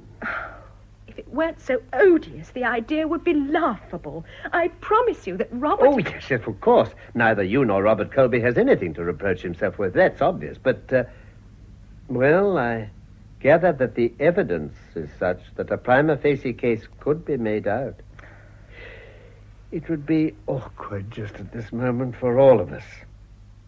I myself could wish that my relationship to your dear mother weren't quite so close. Do you mean that if my husband drags Robert through the divorce court, you'll throw Robert overboard, even if his innocence is proved through and through? My dear, no one is so innocent that there's not occasion for some people to shake their heads and say, one never knows. I don't suppose any Prime Minister would invite a man to enter his cabinet who'd been co-respondent in a divorce suit. He's set his heart on getting the War Office. Well, you have it in your hands to give it to him. Does Robert know that George has made certain threats? No, I think not. responsibility you put upon me. That generally goes with power, and at the moment you have that too. Robert and I have never hidden anything from one another. He wouldn't wish me to decide upon a matter that concerns us both without consulting him. Do you object to my putting the whole thing before him? Oh, not a bit. But I can tell you at once what his answer will be. He'll say he loves you. And if he must choose between you and everything that has seemed to make his life worth living, he chooses you without a moment's hesitation. But while he's in the very act of renouncing the world for your sake, look in his eyes. And perhaps you'll see in them the shadow, the merest shadow of regret. And perhaps in 10 years, when I bring an ill-spent life to a close, you will say to yourself, if I hadn't sacrificed him, he might be standing now in the shoes of that poor, old, incompetent Peregrine. I don't believe Robert is ambitious. You have to be a shrewd observer always to know the difference between ambition and patriotism. I could think the world well lost for love. Ah, yes, but you're a woman. Do you think a man can? Now, may I ring and ask if my carriage has come back? I asked Colby to fetch me in it so that we might run down to the house together. Mr. Colby. Oh, there you are, Colby. I thought I'd come up for one moment, sir, just to say how do you do to Kate. I should have been furious if you hadn't, Robert. Well, I'll just go up and see your father, Kate. Oh, he'll be so pleased. I'll take you up. No. I couldn't hear of it. I can easily find my way. I'll do my best to entertain you, Kate, while the Prime Minister is gone. I jumped for joy when he sent me a note asking me to call for him here. You might have come of your own accord. I'm always afraid that I shall bore you if I come too often. I rack my brains for plausible excuses to present myself at your front door. What's the matter, Kate? Nothing. I thought you seemed worried. Do you know that you haven't shown the least desire to kiss me? My dear, I was obeying your strict commands. If you really wanted to, you wouldn't have cared 2 straws for my commands. My darling. No, stay where you are. If you didn't think of it of your own accord, it's too late. What on earth's the matter with you? If you love me, why don't you say so sometimes? Good heavens, it's on the tip of my tongue every moment of the day. Oh, forgive me. It's just that I want to know that you love me. Come here, Kate. Oh, my darling. Now, do you understand? You're all I have in the world. I don't know what I should do if I lost you. In a very little while now, dearest, we shall belong to one another for good. I wonder how much you love me. With all my heart. Do you love me enough to... What? Nothing. I'm being silly and sentimental. Let's be as well behaved as we generally are. I want to put a purely hypothetical case to you. Supposing you had to choose between me and your career, which would you choose? You, of course. How glibly you say it. Well, fortunately, I shall never be forced to make such a tremendous choice. Of course not. Then why the dickens do you suggest it? Because I'm nervous and restless and rather bored. I wanted to hear you say that you wouldn't hesitate to sacrifice the world for my sake. Oh, you silly girl. Bob, hold me in your arms again. Bob, darling. Why, darling, you're shaking. Something is the matter. Tell me. No, let me go. Someone's coming. Your father insisted on coming downstairs, Kate. I really can't stand my room any longer, and I can walk quite well now. I thought Dr. O'Farrell said you were to stay upstairs till tomorrow, Father. Oh, O'Farrell's an idiot. Oh, it certainly looks as if you're better when you start abusing your doctor. I hope I haven't kept you waiting, Colby. No, sir, not a bit. Lady Frances has been showing me an old photograph. I looked at it blankly, and then she said, "Don't you remember? It's so-and-so." It gave me quite a start. Really? Yes. It was the photograph of a young lady I'd been so madly in love with that I asked her to run away with me. Married woman and all that sort of thing. And would you believe it? 30 years have passed since then, and upon my soul I didn't know her from Adam. Or Eve. You must congratulate yourself, sir. I do. I'm not a high-minded, quixotic fellow like you, and I don't mind telling you that I find it very agreeable to be Secretary for Foreign Affairs and Prime Minister. And yet, at the time, if anyone had given me the choice between my present position and a trip across Europe with the object of my affections, I wouldn't have hesitated. A merciful providence evidently had you under its care. Well, we must be off. We mustn't let even this charming lady interfere too much with the working of the British Empire. Goodbye. You must get your mother to show you that photograph, Kate. 30 years ago, I thought the little hussy more attractive than that. Goodbye, Frank. I hope your foot will be all right in a day or two. Yes. Come along, Colby. Goodbye. Goodbye, Kate. Goodbye, sir. Goodbye, Colby. Yes, I remember that little woman quite well. Not much to look at. I wondered at the time what Perigal saw in her. You don't want me just now, Father, do you? No, dear. Are you going out? I'm only going to my room. I want to be alone for a little bit. Oh, are you not feeling well, my dear? Mr. Bennett. Ah, Mr. Bennett. Forgive me if I don't get up. Very well, Kate. Run along, dear. I'm glad to see you're better, my lord. Is anything the matter? I thought your lordship expected me. You telephoned. I? Perhaps Mr. Winter... Ah, yes, of course. George didn't mention it. I suppose he wants me to sign checks. Well, I can do it just as well here as at the office. I think Mr. Winter is still here. Would you mind ringing? Yes, certainly. Ah, George. We were just going to ring. I've given orders that no one is to be let up until Ford and Swalecliffe arrive from Middlepool. Oh, by Jove, I'd forgotten all about them. I say, George, you made a mistake in letting them come. And I've told Lady Frances that we shall want the room to ourselves and no one's to come in without knocking. Oh. By the way, was it you who sent for Bennett? It was. Your gout has come in very handy. Huh? Sit down, Fred. I think... Make ourselves cozy. Quite comfortable, Ettingham? Yes, quite, thank you. Foot all right? I don't feel it at the moment. I thought you might like to know at once that MacDonald's report on the mine has come. Ah, well, that is good news. Now we can get to work at once. Have you got it with you, Fred? Yes, sir. Well, I'm sure his lordship would like to have a look at it. Yes, indeed. Hand it over, Bennett. Oh, this is really a thrilling moment. I believe I'm going to make me fortune at last. As you justly remark, it's a thrilling moment. Here you are, my lord. Thank you. Impressive document, isn't it? Rather technical.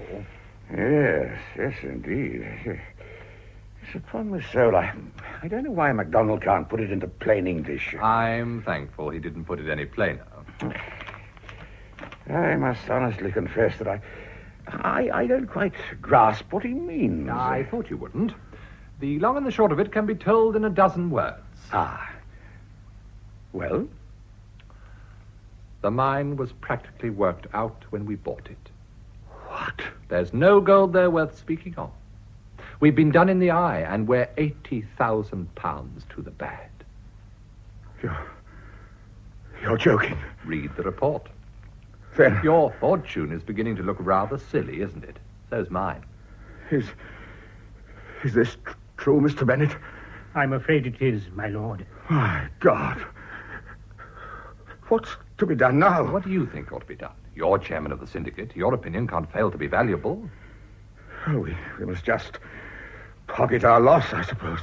With things in their present state, a loss like that is about as much as we can stand. But the slump must come to an end soon. We've been saying that for the last 2 months. Then what the deuce is to be done? That is what we're asking you. We've got the Lewishams to reckon with. Now's their time to make a raid on us.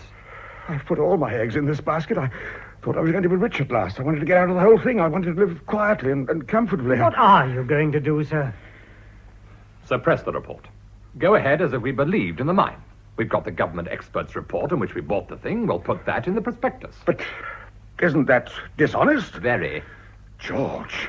It's an axiom in mining circles that when you've got hold of a rotten thing, the proper course is to pass it on to the British public. But the public will find out there's no gold there when you pay no dividends. Oh, we'll pay dividends for a year or two. Oh, By then we shall have turned the corner, and we'll find another carrot for the British public. But you say yourself it's dishonest. There's another point you seem to have forgotten. What is that? We paid for the mine with money that didn't belong to us. What do you mean? Has it escaped your memory that you and I are directors of the Middlepool Investment Trust? Well? We had to plank down £80,000 within 24 hours or lose the mine. It looked like a certainty. At that moment, it was impossible for us to raise anything like that sum. The bank held £100,000 of bearer bonds for the Middlepool Investment Trust. They delivered them on an order, signed by you, me, and Bennett. We borrowed on them and completed the purchase of a worthless mine. But I've never signed anything. Yes, you did, my lord. They wouldn't have delivered the bonds without. Then my signature's been forged. Don't you remember one day, after an excellent luncheon, I asked you to come up into the office and sign some papers? But I never looked at them. I didn't know. I saw you sign them. I added my signature without hesitation. That's your affair. You've tricked me. You're a common swindler. In a month, we may all be in prison. I hear they make you very comfortable there nowadays. Well, I see my duty before me. I didn't know. But now, there can be no excuse for me. I must go to Scotland Yard at once. I shall make a clean breast of the whole thing. No, don't be a fool. Listen to me. If we go under, you go under too. Let there be no doubt in your mind about that. I must do my duty. Your duty is to keep your head and help us out of the mess as best you can. But nothing can be done. The mine's worthless. How are we to raise £80,000? We've got 6 weeks before we need replace the bonds. If we can do it by then, no one will ever know they've left the cellars of the bank. There's no more chance of replacing them in 6 weeks than there is the day after tomorrow. Yes, there is, if we can float the company. That's where you come in. I've got to keep my seat in the House. I want all my prestige. I can't have a divorce.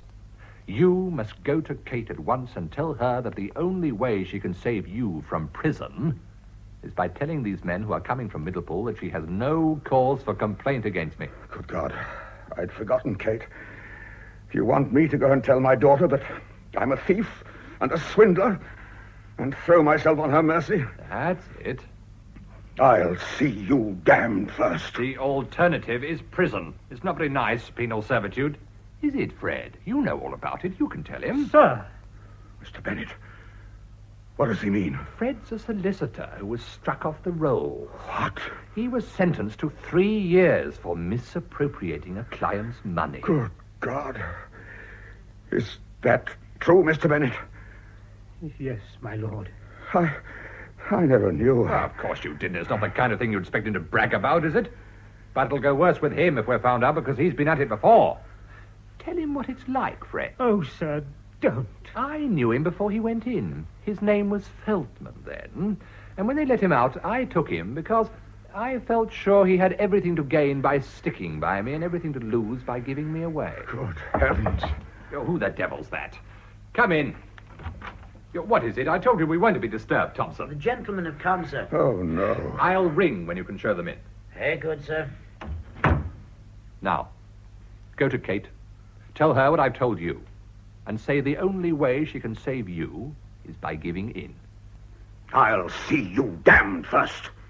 What? I tell you I won't.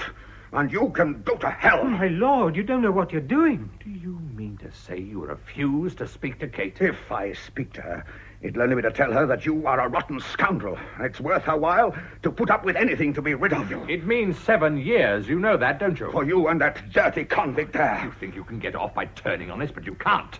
We've got you tight. You miserable fellow. Do you think I shall try to escape my penalty? Tomfoolery. We haven't got time for highfalutin now. Those fellows can't be kept waiting all night. Kate's the only person who can save us. And you. I tell you I won't. You've made a cat's paw of me. And you thought you were only going to say the word and I'd come to heel. You've done it often enough before. Don't expect any mercy from him, my lord. I don't want any mercy. You think you've got me tight. Don't you know that I've got a way of escape whenever I choose to take it? What are you going to do? That is my business. I see. What does he mean, sir? Do you think you'd have the courage to shoot yourself, Edging? What? Good afternoon, gentlemen. Where are you going? Get out of my way, you damned bounder. Ring that bell, Fred. That'll bring those men up. Don't you remember? You Ring told... the bell, damn you. What are you going to do? Oh, hello. I thought you were routing out your pistols by now. You're not going to see those fellows. They'll insist on seeing Mrs. Winter. Then I shall send for her. Oh, you needn't think she'll back you up in your confounded lies. Anyhow, I dare say you'd like to wait and see. Have you got something up your sleeve? My dear fellow, our sex would be at an impossible disadvantage in its dealings with the other if it were not for the most obstinate of all their passions, self-sacrifice. You're counting on that. You've given Kate such a training in it that I can't help thinking it's become a habit.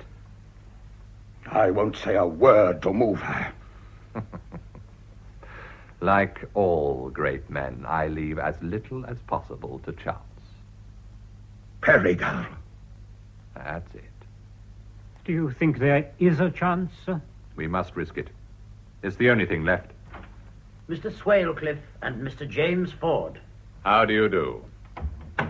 I'm delighted to see you. I hope I haven't kept you waiting. Not a bit. It's of no consequence. Let me introduce you to my father-in-law.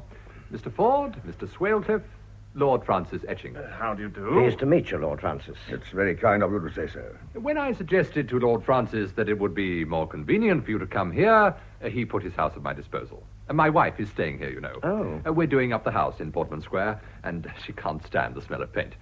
Now, sit down and make yourselves comfortable, won't you? Have you had tea? Yes, thank you. Then we'll get to business at once, shall we?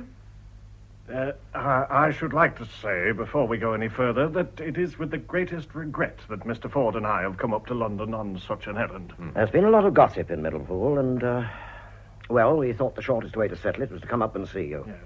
You and I are old friends, George. We've had business dealings together for the past 20 years.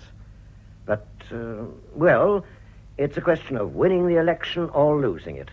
There's never been much in it, one way or another. And 50 votes, more or less, will make all the difference. I want to tell you frankly, Mr. Winter, that I should feel it my duty to vote against you if there were any truth in the reports that have been going about. And I should feel it my duty to advise my congregation to follow my example. Well, that's clear enough in all conscience.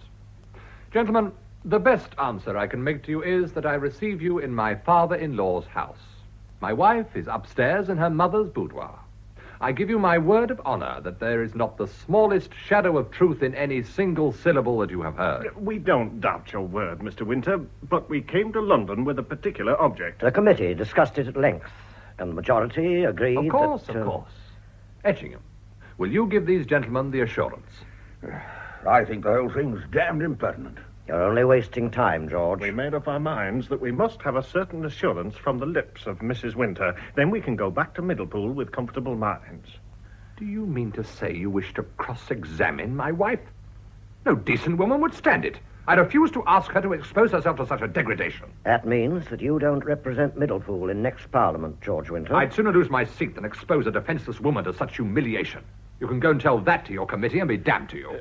But we came up from Middlepool on the understanding that we were to see your wife, Mr. Winter. My wife is in very delicate health, Mr. Swalcliffe. We shan't keep her more than 5 minutes.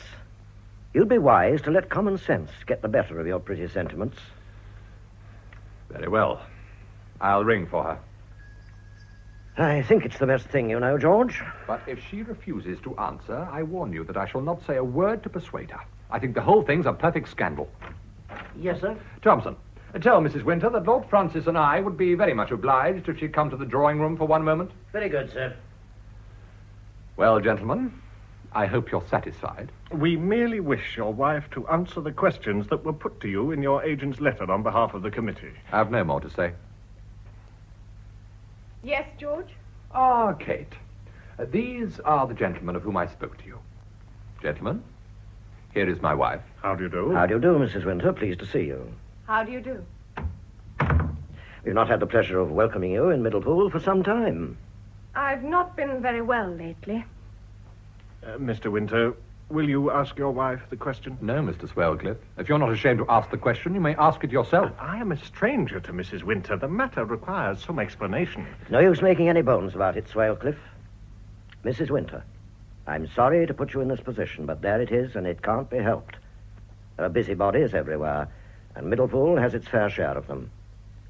There's been a lot of gossip about you and your good man, And if we don't look out, it'll lose him the election. What do you want me to say to you? Well, we want to be able to go back to Middlepool and tell them we've had it from your own lips that there's no truth in these reports. That you may do. The reports are quite untrue. You've no intention of divorcing your husband? None whatever. You've never had any intention? Good Lord, isn't that enough for you? Yes, we won't bother you anymore. Sorry. Thank you, Mrs. Winter. Thank you very much. And I'm glad that you've put our minds at rest. George, shake hands. I'll shake hands with you, James, but I can't help saying that I could have expected more charity, more confidence in me from men who make a practice of belief in the Christian church. That's all right. I can understand your vexation, Mr. Winter, but we were in a very difficult position. Anyhow, we must get along. And if we look sharp, we'll catch the 5:40 back to Middlepool. Oh, yes. Good afternoon to you, Mrs. Winter. Good afternoon. Afternoon, gentlemen. Mr. Bennett will show you out. Goodbye.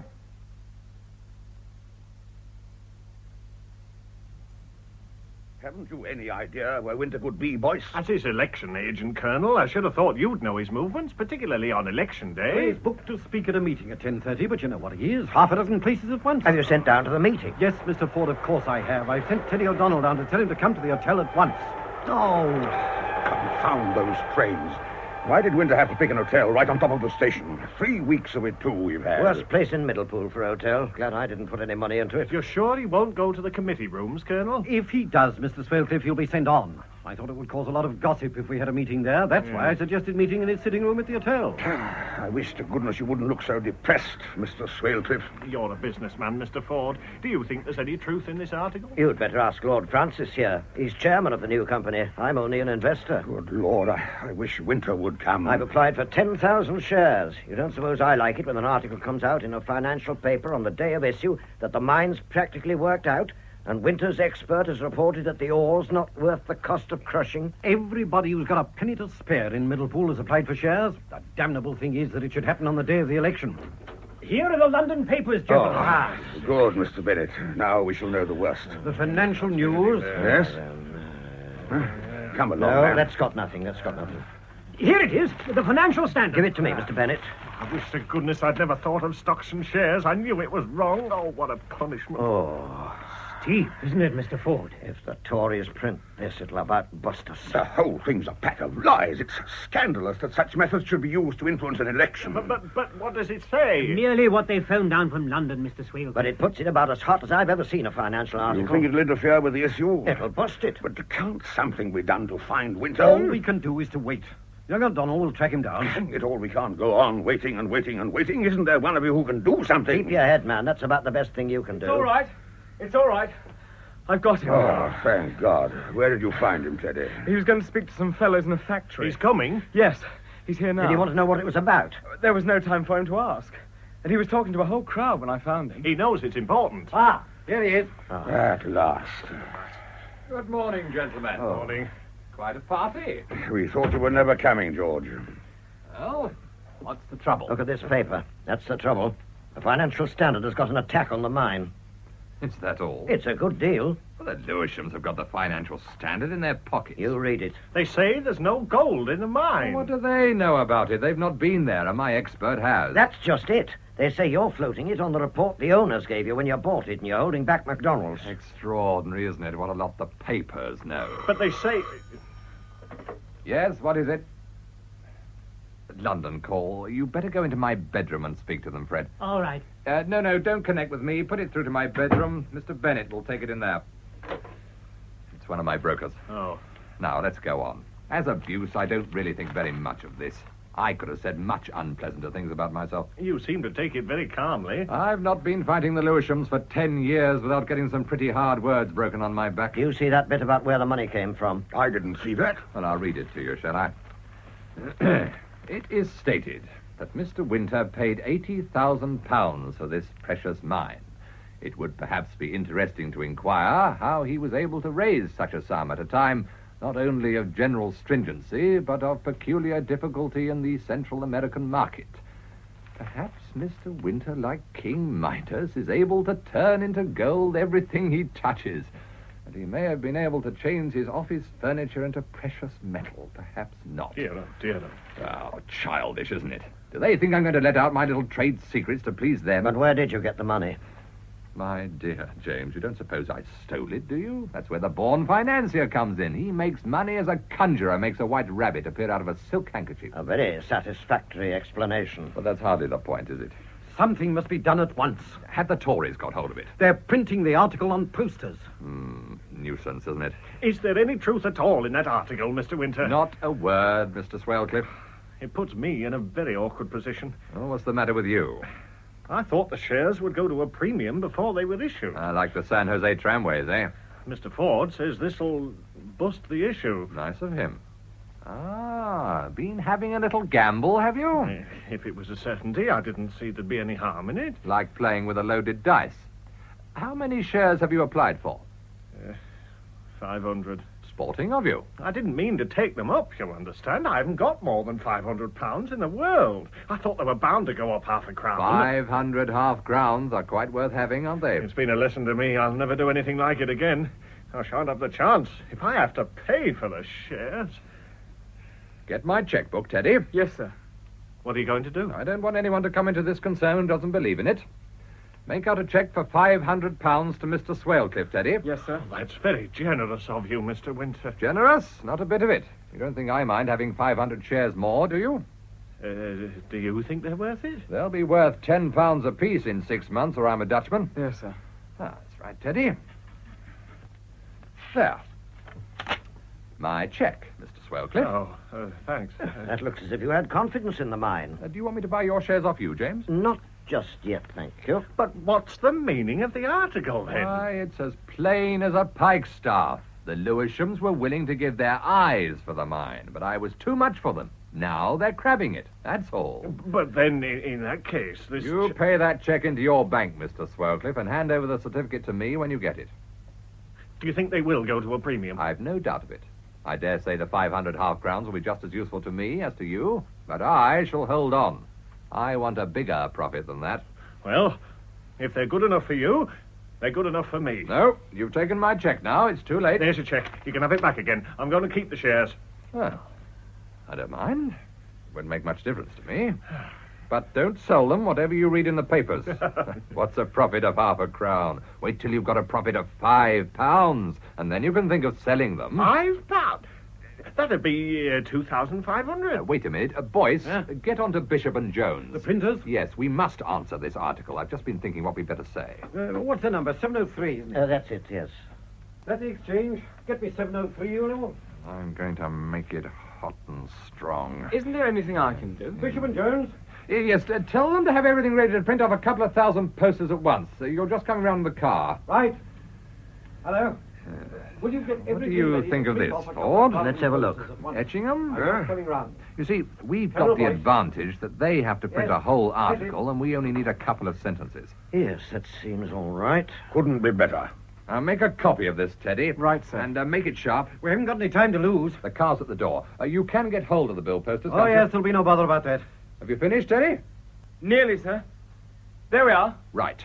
Take it, boys, and hurry up. Trust me. Teddy, Sir. jump into a cab and go round to the newspaper offices and tell them to put that in their next edition. Biggest type they've got. Then go to the committee rooms and wait. I'll ring you up there or come round. Right. And hustle or I'll sack you. You're taking it better than I expected. What do you expect me to do? Bang my head on the floor and tear out my hair? I can't afford it. It takes me all my time to keep my hair on. Here's Bennett. Well? Nothing much has happened, sir. They're a bit excited in the city. No bad drop in anything? Nothing to speak of. Oh, that's a relief. Everything's sound. No one would be such a fool as to do a bear. I'm getting on to McLaren and Hewitt. Oh, that's all right. I wanted them. Are they brokers? Yes. Look here, James. I'm due to speak in the cattle market now. I wish you'd go down there and keep them going till I turn up. I shall only be 10 minutes. You've got the line all right, Fred? Yes. Well, I don't mind if I do that. There's nothing I can do here. No, leave it all to me. Your interests are my interests. So, I'll make tracks then. That's good. Coming, Swellcliffe. Yes, of course. Well, Fred? I thought I'd better not say too much while Ford was there. I saw something was up. That's why I got rid of him. Things are bad. Good Lord. The Lewishams are going for us. I thought they would as soon as I saw the article. Who's given it away, do you think? Oh, how do I know? That doesn't matter. The only thing is to face it. Do you mean our shares are falling, Mr. Bennett? There's a lot of selling, my lord. I wish we could corner them. I'd like to give the bears a lesson. If it goes on, there'll be a panic. You've told the brokers to do all they can to prevent its going too far. I've told them to buy, but carefully. Look, you must go up to London, Fred. There's no one there with a head on his shoulders. I thought that was the best thing myself. I've looked out the trains. I can just catch the express. I shall be there soon after 1. Go at once. I give you a free hand. If the slump can be stopped, I'll stop it. It's not a matter of can, it must be stopped. And wire reassuring messages. We must hang on to the telephone for all we're worth. Come back when the house closes. We must talk over things. All right. Good luck, sir. Is it all up with us, George? Oh, what the dickens are you talking about? Well, they found out the truth. It's there, in black and white, that the wretched mine is worthless. They can't prove anything. Ever since I knew, I've scarcely closed my eyes at night. I wish I'd shot myself when you first told me. The worst of it is, at first I was overcome with the horror of it. But little by little, I've got used to it. Used to your being a thief and a swindler. You put things rather bluntly, don't you, Etchingham? And Bennett, an ex-convict. It all seems quite natural now, and I can talk and laugh with you, and I eat by your side every day. One can't make a fortune without taking risks. There are always those missing bonds. They're in my thoughts day and night. No one can make inquiries for 3 weeks. By that time, we shall have gone to allotment, and the bonds will be safely back in the black box. But will you be able to go to allotment? Of course we shall. This article isn't going to do us any harm. I shall win the seat. That'll give these Middlepool people confidence. George, I believe Ford is uneasy. I don't trust him. Supposing he found out about the bonds. Well, he might be devilish expensive. You'll never buy Ford. I never met the man yet who hadn't his price. Flattery if he's a fool, hard cash if he's a wise man, but a price of some sort. There's always a price. Take care of Ford, George. I'm not frightened. Sometimes I'm afraid. You're so confident. It's impossible a thing like this can end well. Look, I've been in tight corners before now, but I've wriggled out of them. I'm stronger than ever I was. The ball's at my feet, and I've only got to set it rolling. In 10 years, I shall be the richest man in London. In 15, I shall be a peer. I wonder how many ruined lives will be sacrificed to give you all you want. Oh, rubbish. I flutter the will-o'-the-wisp of gain before the covetous, and they follow. They want to make money without working for it. Look, Swalcliffe gambles with his £500. His £500 will find its way into my pocket. It's his own lookout. By George, I've got an idea. What? The Lewishams can't attack my stocks without weakening their own. We're in the same boat, and if one of us shakes it, both will topple out. What do you mean? We'll attack the Lewishams. I'll get onto my brokers at once. Look, go to the post office and wire to Bennett. He's sure to call at the office. Tell him to sell Lewishams. Sell Lewishams? He'll twig. Why didn't I think of it before? We'll make the Lewishams sorry they started this game.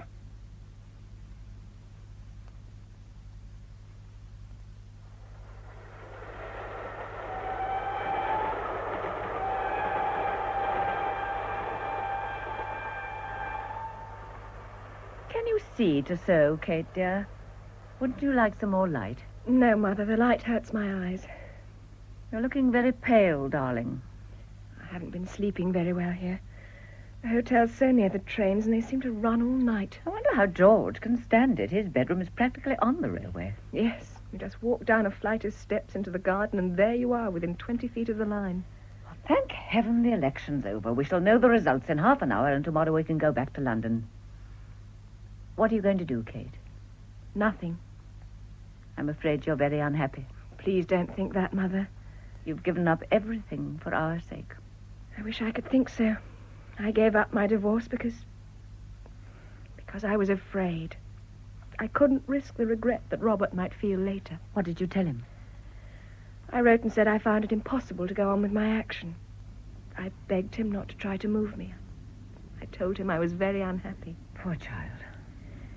He wrote very kindly, made it as easy for me as he could. Now it's all over.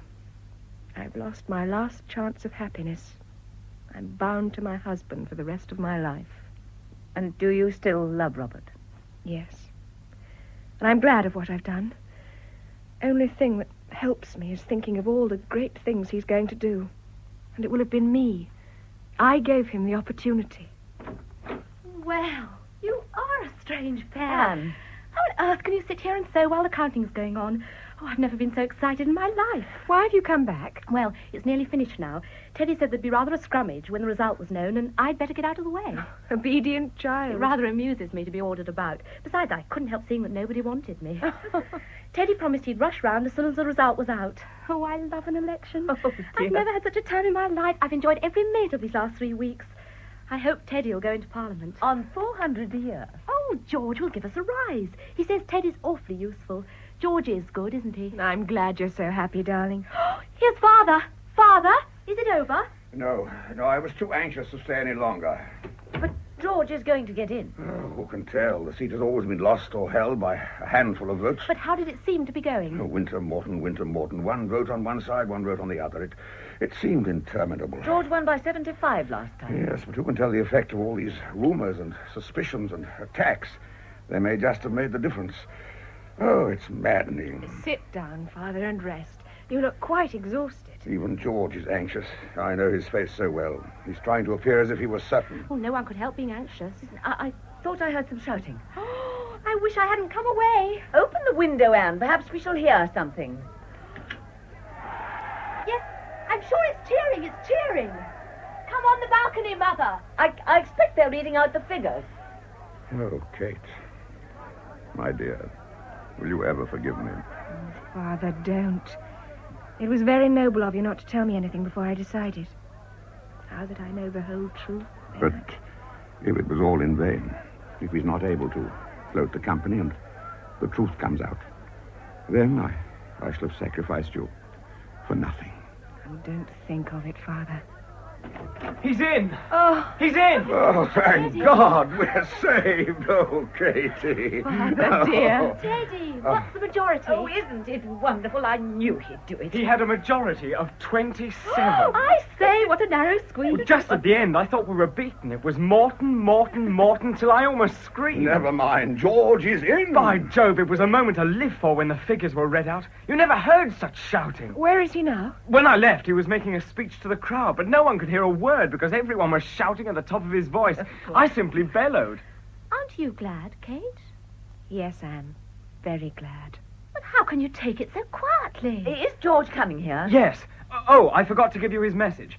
He sent his love to Kate, and he said he'd be here almost at once. Oh, I wish he'd hurry up. Isn't he wonderful?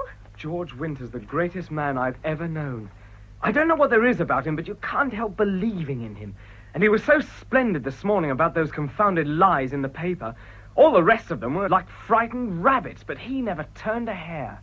Glorious victory! Nice Did you hear the shouting? Oh, George, isn't it splendid? Thank God. Oh, you haven't been worried about it, have you? I knew I'd get in. I never had a moment's doubt about it. Well, no one can say that you don't believe in yourself, George. Oh, well, hang it all, James. If you don't believe in yourself, how can you expect other people to believe in you? The suspense was awful, George. So glad it's all over. Now we can all go to bed and sleep peacefully.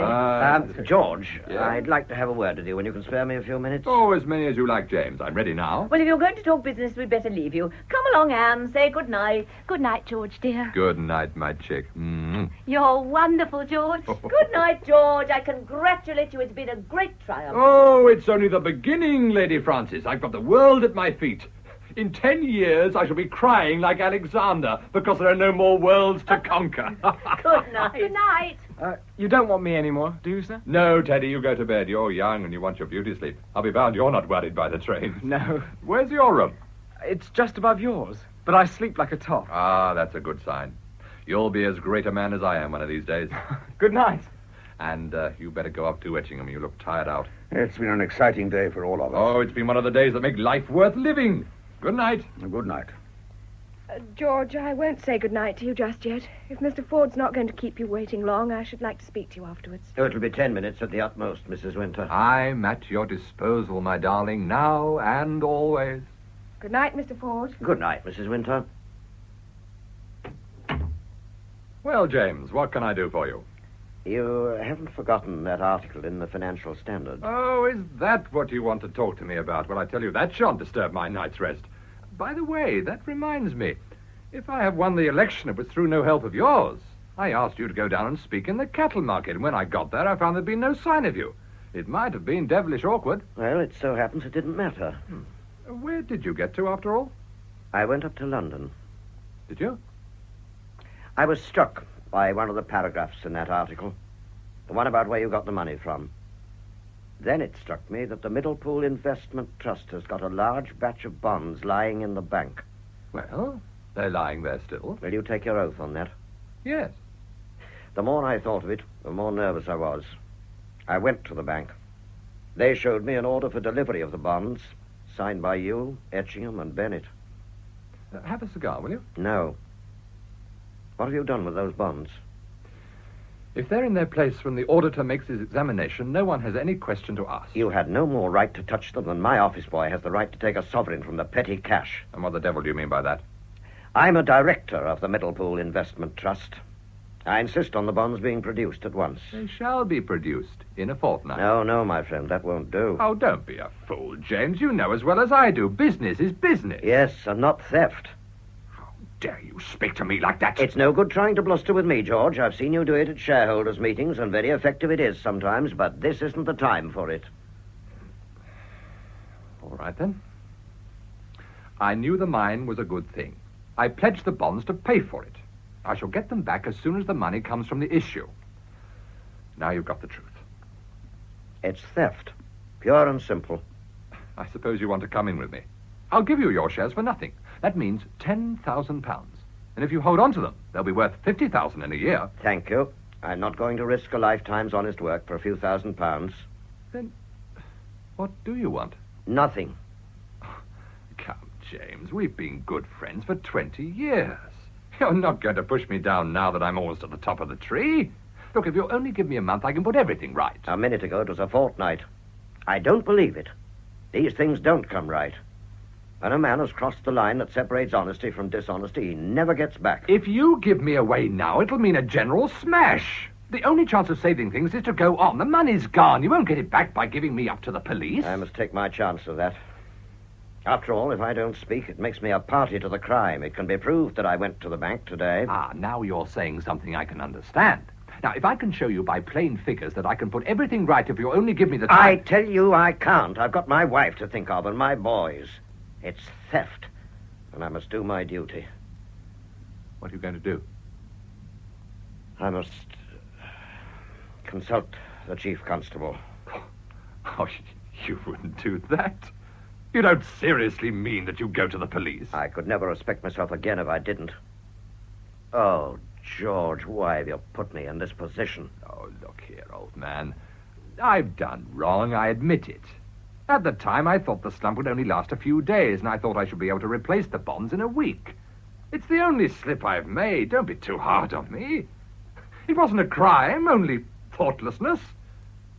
Give me another chance. Look, we've gone through bad times and good together. I've been a good friend to you. You've never had anything to reproach me with till now. I can't risk the money of all these people again. Will it satisfy you if I give up the directorship of the Middlepool Trust? Give me 6 months to save my face and I'll resign. I'll tell you what I'll do. If the bonds are in their place by 4 o'clock tomorrow, I'll say nothing. Tomorrow? That can't be done. It's impossible. That's all I can do for you. But no one can get it. You know it's impossible. Even if you gave me a week, I couldn't do it. I can't. Look, I can't. With the attack on us today, we're tottering. It's as much as we shall be able to do to hold out till the tide turns. That's not giving me a chance. Tomorrow? It's absurd. That's my last word. Now you might as well send for the police at once. If the money is not there by the time the bank closes, I shall apply for a warrant. Do you know what that means? A trial. And then prison. I can't do more for you than I've offered. You damned hypocrite. It's infamous. It's damned hypocrisy. You don't care if I've taken the money or not. You're afraid of your own skin, and you're jealous of me. You with your damn Christianity, your parrot cries of honesty. Damn you! Damn you! Damn you! You see, you've gone too far, George. I shall never make you understand. You can't realize that a man may be honest even if he loses by it, just because he's made straight as some men are made crooked. You've got on in life through knowing that 9 men out of 10 are rascals. You've forgotten that the 10th man must cross your path at last. Who said that to me before? Goodbye, George. My promise holds. It's no good to me. I'm like a rat in a trap. You can get what fun you like out of seeing me fight for my life. I'm sorry, George. The 10th man. He's beaten me. Kate, what the devil do you want? I heard Mr. Ford go. May I speak to you now? Well? Now that the election's over, you can have no further use for me. I've carried out my part of the bargain. I don't know what you're talking about. I understand that I've condoned all your offences towards me, and I'm helpless now to do anything. I've come to you to tell you that now I've done all you exacted, I'm going to leave you. This time for good. I think there's nothing more to be said. I trust you to leave me in peace. I promise you on my side to do nothing that can inconvenience you. Bye.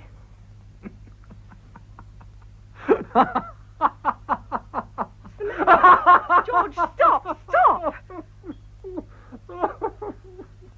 George, what is it? George! Oh, for God's sake, give me a drink. Here you are.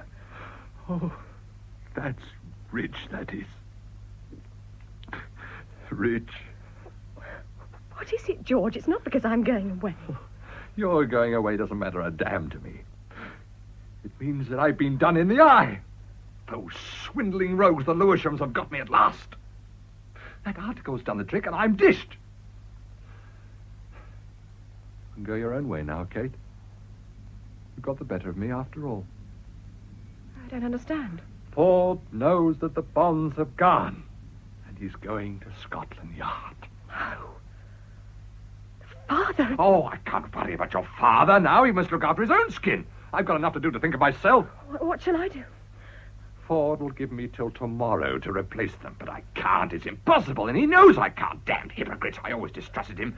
Sanctimonious prig. He's jealous of me. He wants to kick me off my perch so that he can take my place. And I know him. I know him inside out. He'll do what he says. It's his duty. Can't we sell things? There's my jewellery. Oh, a drop in the ocean. How can I get £80,000 in a falling market? Do you mean to say they'll arrest you? No. Think I'm going to stand that, and a trial, and all the rest. Is there no chance that you may get off? Oh, even Bennett would give me a way to save himself. I know him. There's not a man I can trust. The only thing's to have done with it at once. I must get out of it while I have the chance. Do you think there's any hope of your getting away? My way, yes. George, you wouldn't do that. What else do you expect me to do? Do you think I'm going to bolt to America to be brought back in 6 months by a couple of detectives? Wouldn't it be better to stay and face it? They won't have mercy on me. It'll mean 10 years, and when I come out, it'll mean hiding, doing odd jobs like Bennett, dirty work for other men who won't risk their own skins. And what do you suppose a life like that is worth to me? I've aimed too high to be content with anything but the highest. Oh, it's horrible. Oh, come, Kate, honestly. If you loved me, wouldn't you wish me to make an end of it? Oh, don't ask. Don't ask me. Will you do something for me? It's the last thing I'll ever ask you. I'll do anything I can. I want half an hour to myself. You must let no one come to me under any pretext whatever. Not going to do it now. Well, perhaps tomorrow I shouldn't have the nerve. Oh, it's awful. Oh, why? It's your freedom. You'll be ravishing in black, darling. It always suited you. I'm going to my room. Will you promise to prevent anyone from disturbing me? Yes. In half an hour, you can go to bed. I hope you'll sleep as soundly as I shall. What shall I do? What shall I do?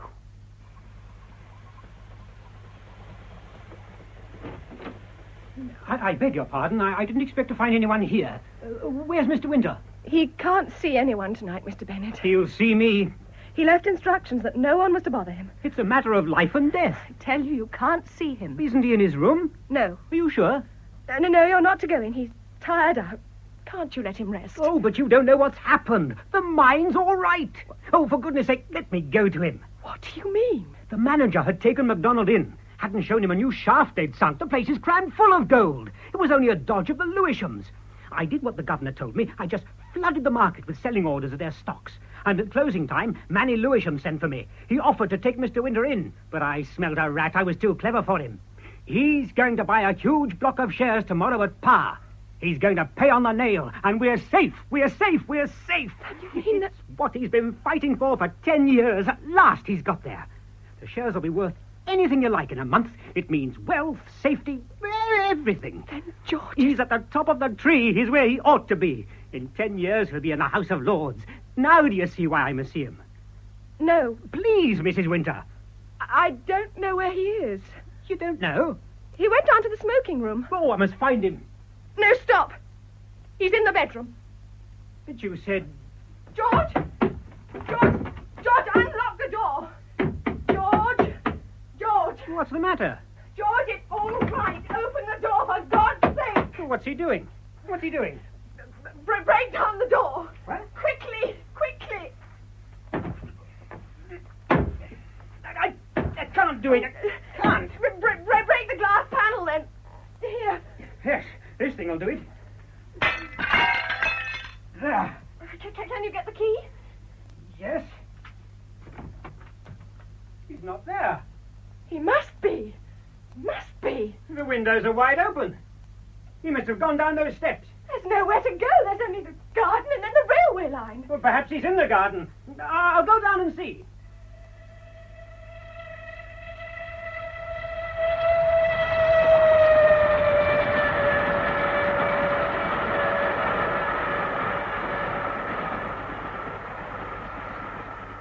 I say, what the devil's all this row? Bad enough to have the trains banging under one's window all night long. Upon me soul, I never heard such a noise. Father, where's George gone to? Where is he? George? How the deuce should I know? I thought we'd all gone to bed. Mr. Bennett wanted to see him urgently. We broke open the door and found him gone. Father, I know something terrible's happened. No, my dear. You mustn't get silly ideas into your head. He's probably gone for a walk. Along the railway line. Kate! Good heavens, Teddy, what's the matter? I've just seen the most awful accident from my window. No. A man's been run over on the line. Oh! No!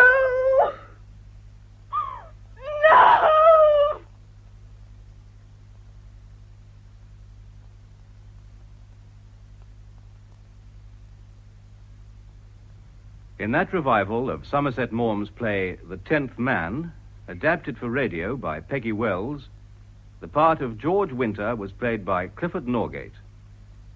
Catherine Winter was played by Patricia Gallimore, Lord Francis Etchingham by Hector Ross, and Lady Francis by Joan Matheson. Martin Friend played Frederick Bennett, Carlton Hobbs, the Prime Minister, Peter Williams, Robert Colby, Gerald Cross, Mr. Ford, Michael Kilgarriff, Mr. Swalecliffe, Charles Simon, Colonel Boyce, Patrick Tull, Thompson, Venetia Maxwell, Anne Etchingham, and David Robb, Edward O'Donnell. The 10th Man was produced by David Geary. My name is George Nathaniel Curzon. I am a most superior person. My cheek is pink, my hair is sleek. I dine at Blenheim once a week. Why can't they let me forget that facetious, that appalling doggerel? George Curzon is the only man I know who could make an impassioned speech in his pajamas without looking ridiculous. Weekend at Montacute by Michael Robson.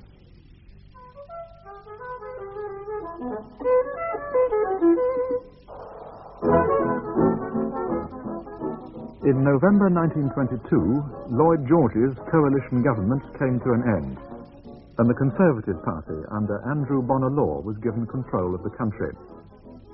6 months later, Bonar Law's ill health obliged him to take a convalescent cruise. By Whitsuntide of 1923, King George and Queen Mary were at Aldershot. Stanley Baldwin, Chancellor of the Exchequer, was looking forward to a country weekend. And George Nathaniel, Lord Curzon, the Foreign Secretary, was at his London home in Carlton House Terrace. Paul Rogers as Lord Curzon, Mary Wimbush as Lady Curzon, and Alan Rowe as Stanley Baldwin in Weekend at Montacute. How ghastly. How absolutely ghastly. What's your address? The dress, the hat, the shoes, the doodle, and so on. Oh, the Vogue and Paris shoes. You do far better at Derry and Tom's, and at half the price. My money, darling. My money paid for the ensemble. Quite immaterial. You know how I abhor extravagance. Oh, I never heard such nonsense. It's these curtains from you, aren't they? Were they absolutely necessary? I had them run up in Fulham and insisted on a discount for cash down. Saved £7, 14 and 6. And what did you do with the old curtains? I sent them to Montacute. They do very well in the study. I didn't very pleased with yourself, George. Is it entirely due to a cash saving on curtains? I'm pleased to have you back again. I miss you, Grace. I do wish your tours of the continent be rather less extensive. Oh, but now it's so much more interesting than London. Everyone's more tuned out that you're young. Paris was so much more interesting. Presumably the focus has shifted. That's why you're back. George, what are your chances? What can you be talking about? Oh, don't be evasive. Not at a time like this. Why did you come back from Paris so abruptly? I can't believe it was merely to hold my hand. George, stop it and tell me what you know. I know that the Prime Minister is presently aboard a Dutch liner, convalescing on the advice of his physician. In his absence, I've been presiding over the cabinet meeting. You can be so disingenuous. I've had 30 years' experience, rather more. The Prime Minister is dying. He's what? Bonalaw is dying, George. They give the poor man 6 months. Are you trying to tell me you didn't know? What have you learned? Rudyard Kipling met the Prime Minister at Aix-les-Bains.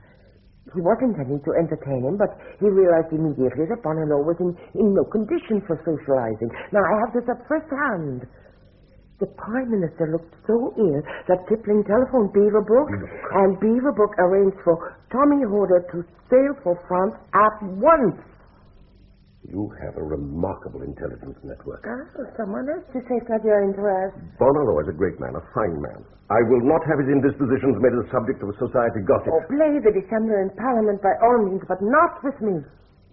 Of course, there have been rumors. Rumors? The lower house has been frantic with gossip for weeks now. Eventually, a moment was reached when I could not sensibly ignore them any longer. I sent a note to the Prime Minister not a fortnight ago requesting a meeting with him at Downing Street. So, George? What is the urgency? The rumors of your imminent resignation are flying thick and fast. I felt it was time to squash them. Rumors? Where are they coming from? From both sides of the House, Bonner. You believe them yourself? My one concern is to impose tranquility upon an excited cabinet. I think a statement should be made. They need to have something to gossip about in the silly season. You aren't prepared to take it seriously. Well, there has to be something more than cabinet discipline at stake. You've always been a realist. What precisely is worrying you? Are you ill? Do you intend to resign? But if conjecture such as you mentioned had any foundation in truth, where would it leave you? Prime Minister, 3 times recently I've publicly repudiated canard such as this. If I'm to go on repudiating it, I should like to do so with your full knowledge and approval. Yes, do sit down, George. Take a glass of Madeira. Is this a propitiation? It's not with a glass of Madeira. Winston gave me a dozen bottles recently, and I rarely touch the stuff. Winston sees himself as the next foreign secretary. You've come with a perfect hamper full of rumors, haven't you? Oh, thank you. I can enjoy this. You are drinking? Later, perhaps. Winston is only one of several who claim to have their ears to the ground. I really don't believe we can dismiss it all with a glass of Malmsey. Yeah, let me ask you this. Now, if the chair were left vacant quite suddenly, what would your attitude be? For you to retire now would be a national calamity. I mean it, Bonner. Yes, I respect your sincerity. Mr. Graham, would you stand? I should like to know. I should be interested in your blueprint for the future. Is it necessary for me at this stage in my career to trot out yet another curriculum by case? George. Sir George, you're a senior and valued servant of the state. The contribution to post-war diplomacy has been incalculable. Why are you so on edge? The king must know. Our colleagues must know. The nation must know. I must be allowed to know. Is there any foundation in these rumors? Or not? Either way, we can no longer appear to be whistling in the dark. It would be, forgive me, but it would be irresponsible to affect that no such gossip is current. I can always trust you to draw the line where on my toes must rest. I hope I have your trust, as you have my loyalty. Was your loyalty ever in doubt? You haven't answered my question. Nor you mine. Very well, then.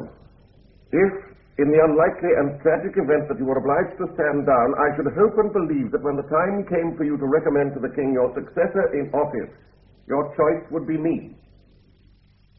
Yes, but would you be willing to serve once more under another leader and give to him the diligence and devotion you've given me? Such claims as I might have to the office of Prime Minister, I could not and would not surrender. Nor should I consent to serve under any of my present colleagues. As to this, I'm quite clear, quite resolved. I'm your senior colleague, Bonner. I'm the only member of the cabinet who has served continuously since 1915. Is it true, then? You are intending to resign? The rumors are no more than that. Oh, as you know, I haven't held up to the mark for a month or so. But a relaxed throat and a weary body are the occupational hazards of any politician. Sir Thomas Horder has advised a short cruise, and in this instance I shall take his advice. And when the time comes for me to sail, Baldwin must lead in the Commons, and I shall expect you to preside cabinet meetings. So God knows you could do with a rest yourself. So, I may repudiate the gossip immediately. Repudiate? Denounce it, George. Denounce it with all the vigor at your disposal. But you didn't believe him. You didn't entirely believe him. It was far from well. That much was evident. But I'd no idea matters were so serious with him. Beaverbrook certainly thought so. He shunted Bonner off to Paris, where Tommy Horder examined him. He told Beaverbrook privately that the trouble in the throat was malignant. He's unlikely to see the year out. This is a terrible thing. Terrible. I have the greatest sympathy for him, but sympathy isn't going to produce his successors. But Beaverbrook, what's he up to now? What candidate can he be lobbying for? It certainly won't be me. I know this much.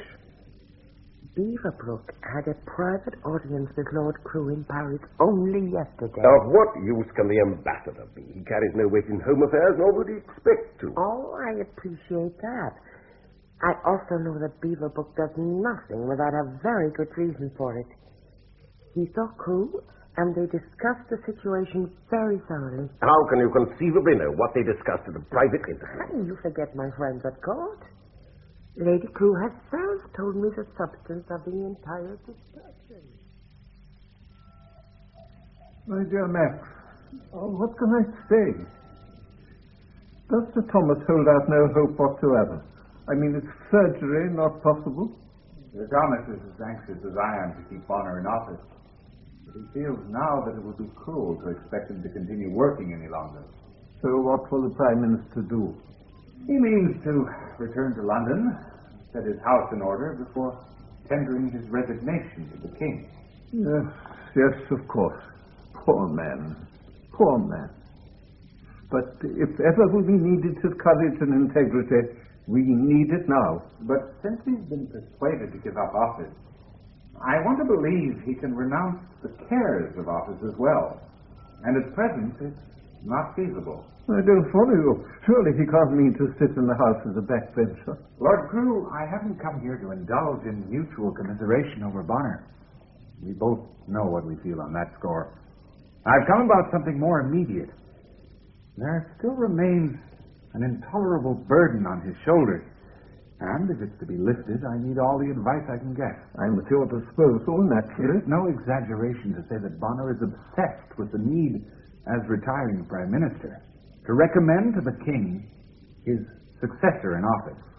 I fail to appreciate his quandary. There's only one possibility, Lord Curzon. And that's the burden on Bonner Law's shoulders.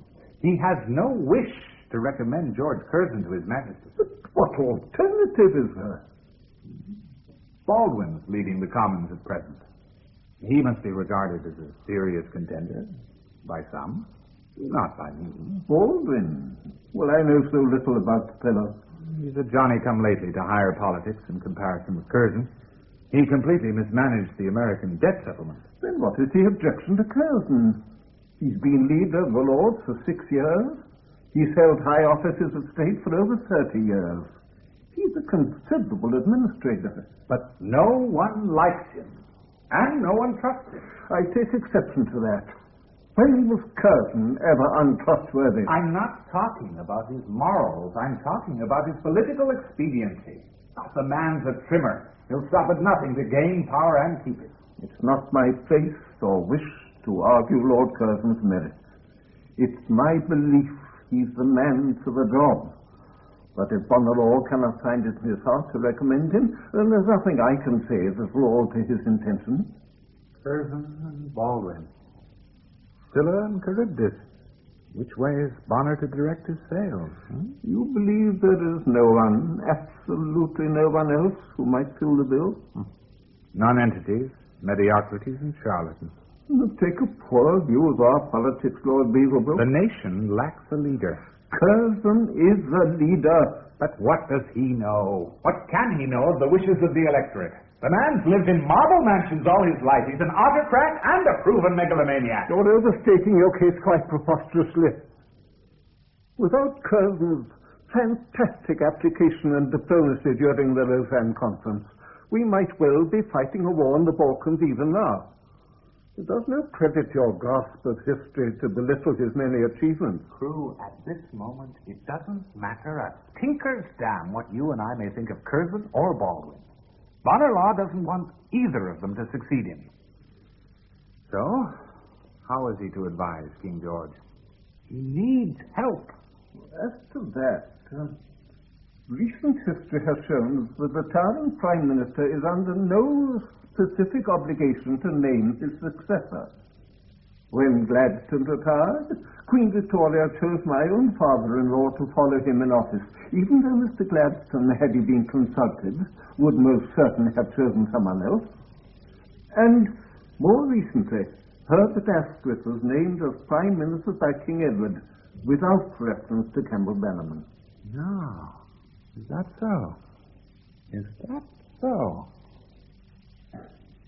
You've reassured me enormously.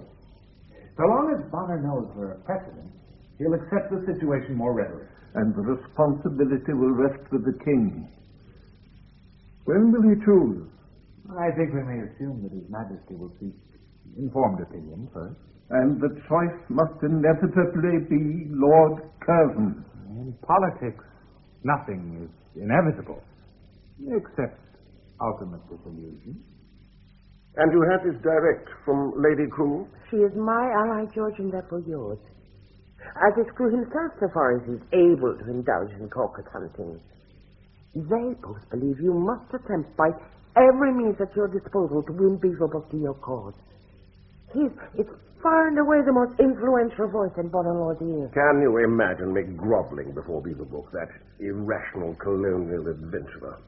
How ghastly, absolutely ghastly. For once we're in total agreement. You don't need Beaverbrook. As far as the diplomatic service is concerned, you are the only contender. Well, and so you come back prepared to play the active wife of a prime minister, if not of a foreign secretary. George, you must never confuse me with the First Lady Curzon, as you're sometimes in danger of doing. True, Mary was American, and so am I. True, Mary was extremely wealthy, and so am I. True, we were both by no means reluctant to marry into the British peerage. True, we both brought impressive dowries to the Curzon exchequer. But there, the resemblance ends. Mary tasted power with you. She was Viceroy of India at 27. I could have settled for Viceroy, but nothing less. And since to be Viceroy is now impossible, I must set my sights higher. Within the next few days, I think it more than likely that you will become Prime Minister of Great Britain. You will be, in effect, the most influential man in the world. And believe me, George, I shall be at your side every step of the way. You've never shrunk from the blatant truth, have you? Your ambition is as naked as mine. Your determination as unyielding. How very vice-regal you can be. Did you know that? Come here, Gracie. Give your poor old husband a kiss.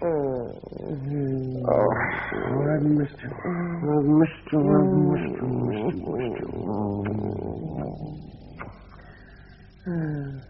And what shall we do for Whitsuntide? Oh, Montacute. I thought Montacute. I have already made the arrangements. Well, I suppose Somerset in May should be quite relaxing. Loveliest time of the year by far. I'm inclined to agree. But couldn't it be dangerous? Well, Somerset isn't renowned for breeding political assassins. Careers can be assassinated as well as lives. London will be the battleground, not Somerset. But what's going to happen? What can happen over Whitsuntide? Every politician I know will be house partying. London will be a wilderness. Even the tradesmen have a day off on Monday. I can hardly imagine that either Beaverbrook or Baldwin will attempt to lobby in an empty citadel. No, I'm not so sure London will be entirely without activity this weekend. I hear, for example, that John Davidson is out and about and building a case for Baldwin. Davidson? That's a smug little backbench pipsqueak. Be careful. I know you despise Davidson, and he knows it too, and that could make him a formidable enemy. Davidson can no more dislodge me from the path to premiership than a mouse can kick an elephant over the Hindu Kush. If anything's to be done, Mr. Baldwin, it must be done this weekend. The King will expect constructive advice within a very few days, and we must be on hand to prepare that advice. What time is the Prime Minister expecting you? At 6. I'll have my man run you round there. No, I'd rather you didn't. It would be more politic if I were to take a cab. I have the highest regard for Bonner-Law. I wouldn't want him to think his party was splitting into factions the moment he laid down office. He knows politics. He knows perfectly well that vultures gather whenever there's a prospect of carrion. We can't allow the party to be seen to be leaderless. I appreciate your concern, Davidson. Nevertheless, I shall take a cab to Onslow Gardens. Very well, as you wish. But promise me one thing. Promise me two things. Tell me what they are. One, that you'll use your best endeavors to discover whom the Prime Minister intends to name as his successor, whether it's embarrassing or not. Two, that you'll join me at the Argentine Club immediately after your meeting with him. Whatever he says, whatever he intends, we have 3 days in which to find an acceptable leader. In any event, Sir Ronald Waterhouse is at Onslow Gardens at the moment, attempting to take some of the strain from Bonner-Law. I should pay close attention to what he has to say. He has the Prime Minister's confidence more than ever during this time of crisis. Mr. Baldwin, come in. Here, let me help you. Glad you arrived so promptly. Prime Minister is waiting to see you. How is he, Sir Ronald? He is under the weather, as you can imagine, but full of courage. He'll be pleased to see you, I know. Yes, we've heard nothing but rumors at the house. It's been unpleasant and, unsettling. And I think you should hear the news from Mr. Bonner-Law himself. I see. He's in the study? I'll take you in directly. But, Mr. Baldwin, if you can spare the time, I should be grateful for a few minutes after your interview. You too? Suddenly, I appear to be in demand. Has Lord Curzon seen the Prime Minister yet? Lord Curzon has not been invited. Is he expected? I think it improbable. Come, let me take you in. Before we go to Montacute, before we do anything, I must talk to you about money. Grace, you're living beyond my means. I lie awake at night worrying myself half to death. Have you any idea what running this house in Hackwood alone cost last year? No, my dear, I haven't, but I'm perfectly certain you'll enlighten me. I have it to hand. I have the exact figure to hand. I spent a wretched weekend casting the accounts, and Grace, they terrify me. £20,389, 15 shillings and threepence. I simply cannot sustain this level of spending. I shall be destitute by summer if we carry on like this. George, has it ever occurred to you that one reason why you see so little of me is that when I am with you, you insist on talking of nothing but money and the state of your health? Because money and the state of my health go hand in glove. Flowers, Grace. Look what you spent on flowers alone. Stevens' bill for the floral arrangements for 3 small luncheon parties was £75. We could buy an interest in Kew Gardens for that kind of money. Well, Stanley, here it is. Not the easiest of situations for any of us. But I must be frank. It would be impertinent and irresolute of me to be anything less. You're determined, then, to make no recommendation as to your successor? I cannot undertake that responsibility. Yet within a few days the Conservative Party must have a new leader, and the country must have a new Prime Minister. Is His Majesty to draw lots? I appreciate your concern. I understand your dilemma. But where is the choice to fall? I mean, we must absolutely know. You're learning aggression, Stanley. And that's not a bad thing for a rising star in the political firmament. Yes, so you forced me against the ropes. All I want is the truth. The simple truth. Very well. There are no rabbits in my hat, no aces up my sleeve, no dark horses in my stable. I admire your fund of metaphors. I'm glad you can smile. I'm glad you can still smile.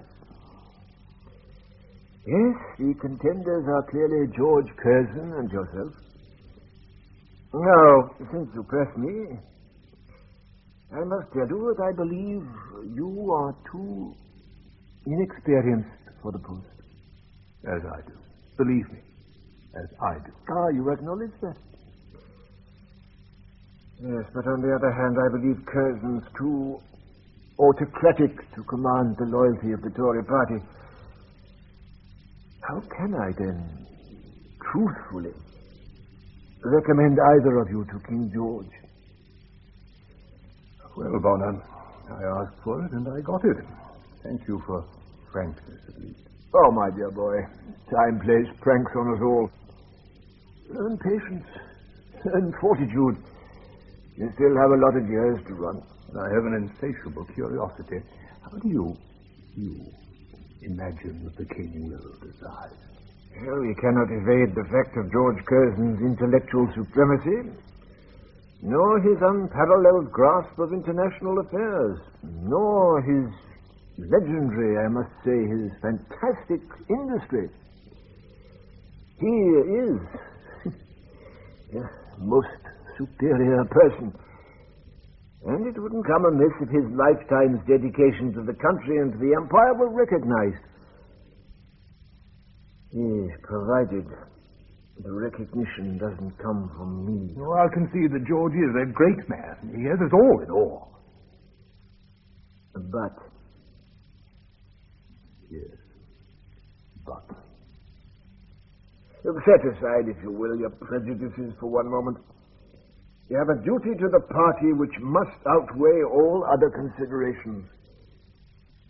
Now, I believe the king will appoint Lord Curzon. Would you be prepared to serve under him? You may rely on me to act correctly. Lavery, sir. Who? Sir John Lavery. How dare he come here after that travesty? I was half expecting him. I want to talk to him alone. I want to talk finance with him alone. Would you please go upstairs and superintend the packing? My man's sure to include all manner of unlikely clothing unless you're there. All right. Just so long as you promise to convey to Sir John in no uncertain terms my unqualified displeasure with that picture. That is the reason for our meeting this evening. But he can cool his heels in the library for 5 minutes. It may give him time to arrive at a more reasonable attitude to his work. I understand from outside sources that my portrait of Lady Curzon does not meet with your approval. In my evidently jejune folly, I had imagined that a prerequisite of a portrait would be that the artist produce a creditable likeness of the subject. There is the portrait, Sir John. Does it in any particular resemble my wife? Resemble? It is Lady Curzon. Strange, then, that the entire household staff and a wide circle of friends should fail to share your discrimination. A portrait such as this was never meant to be the apotheosis of some motion picture heroine in which accuracy is subordinated to glamour and reality to fantasy. It displeases me, sir. It has mortally offended my wife. It cannot be allowed to hang in the staterooms at Chesterton along with more recognizable portraits of the Curzons and their wives. Yet you were willing enough to allow it to appear on display at both the Glasgow and Liverpool art galleries, were you not? Bearing its full description and ownership. Or can it be possible that the likeness was altered in transit? The flippancy is the last reaction I should have expected. And your dissatisfaction is not what I had anticipated when I accepted the commission. The portrait has been in your possession for some time now, Lord Curzon, and I must remind you that you owe me £1,200 for it. The discussion of that fee is the purpose of this interview. Are you intending to revoke an already completed commission? If you do, I shall see you answer for it in a court of law. I have no intention of paying the full fee for a portrait of my wife that I shall never display. I see. How much am I expected to lose as a result of your displeasure? I should find it seemly in you to make some offer yourself. But I am not a seemly man in matters of this nature. I have a living to earn, and it isn't done by taking involuntary cuts in my feet. Sir John, I'm leaving for Somerset directly. I want this matter settled at once. Then tell me what you have in mind. A 50% reduction, since the portrait is of no earthly use to me. £600? That's an affront that I'm not prepared to tolerate. Very well, then. A third. Reduce it by a third, and let's have done. With extreme reluctance. And only because if I stay here a moment longer, I may offer physical injury to you, I shall accept a fee of £800, on condition that you reveal this to no one. No one! And now, good evening to you, sir. Have the portrait sent to my studio next week. Sir John. Yes? I shall want the frame back. I beg your pardon. The frame is mine. I had it made for that specific painting, and it was costly. I shall want it back. Damn your impertinence, Curzon! Is the fish to your liking, Mr. Baldwin? The fish may be a paragon of its kind, Davidson, but to me at the moment everything tastes of oiled spring. It's a mistake, however, to invite me to the club this evening. Nonsense. A good dinner and a few glasses of wine will send you to rights quickly enough. You're on edge, that's all. This is no mere edginess. I'm frankly appalled at the prospect before the party and the lecture. It has no leader. Do try a little sauce with your fish. They prepare it particularly well here. Of course, we have a leader in you. I must make myself irrevocably clear. I am unready for the total responsibility of this kingdom and the empire. I am inexperienced in the overall framing of national and international policy. Within cabinet, within Commons, our party is divided, and I am not the person to act as coalescing force. Not yet. I cannot see the man so reluctant for ultimate office. Curzon must be straining in the slips now for the very prize you have no wish to compete for. The Curzon's no stranger to power, to authority, to dominion. He has no reservation about governing the entire world tomorrow morning, with a position open to him. Oh, to you it's amusing, no doubt. And you believe I'm protesting in order to be further reassured. Well, I'll have some more wine now, waiter, if you please. Sir.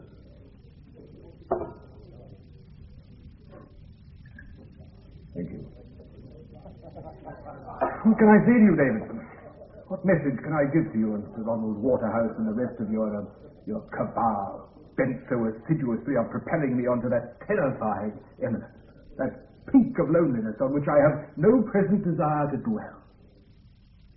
And tell them this, and tell them I mean it with all my heart and soul. I would rather take a single ticket to Siberia than become Prime Minister of Great Britain.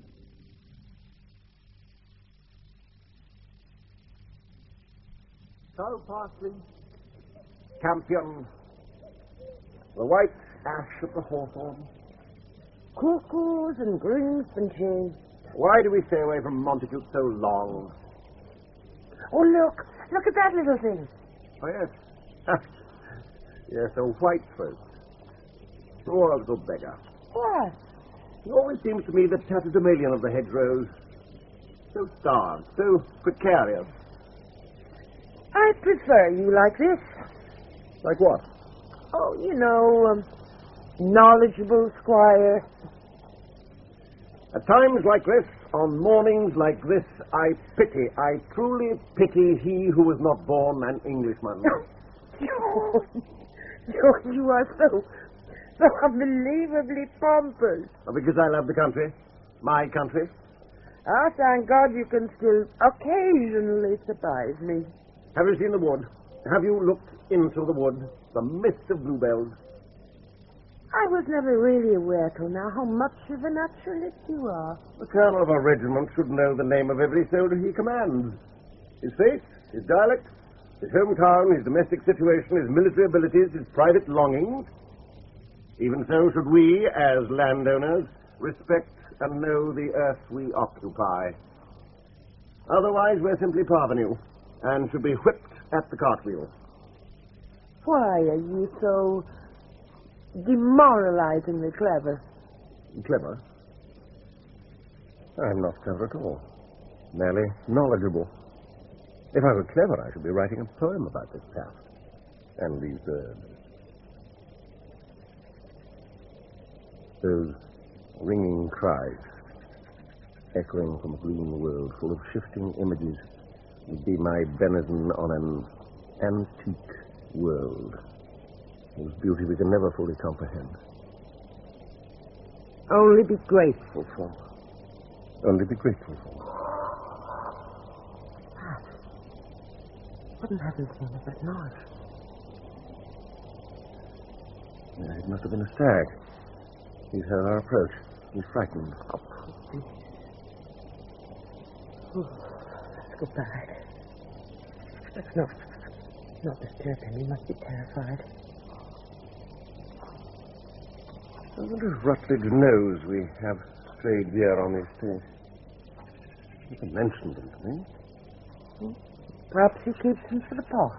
Rutledge has no killer's instinct. Unlike the rest of your acquaintances. What do you want about now?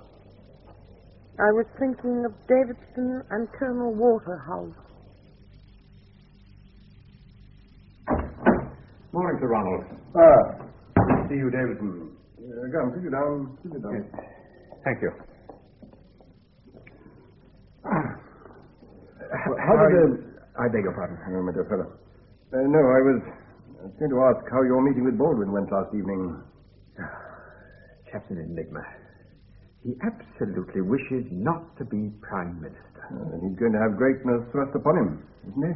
I'm perfectly certain he won't accept any form of dragooning.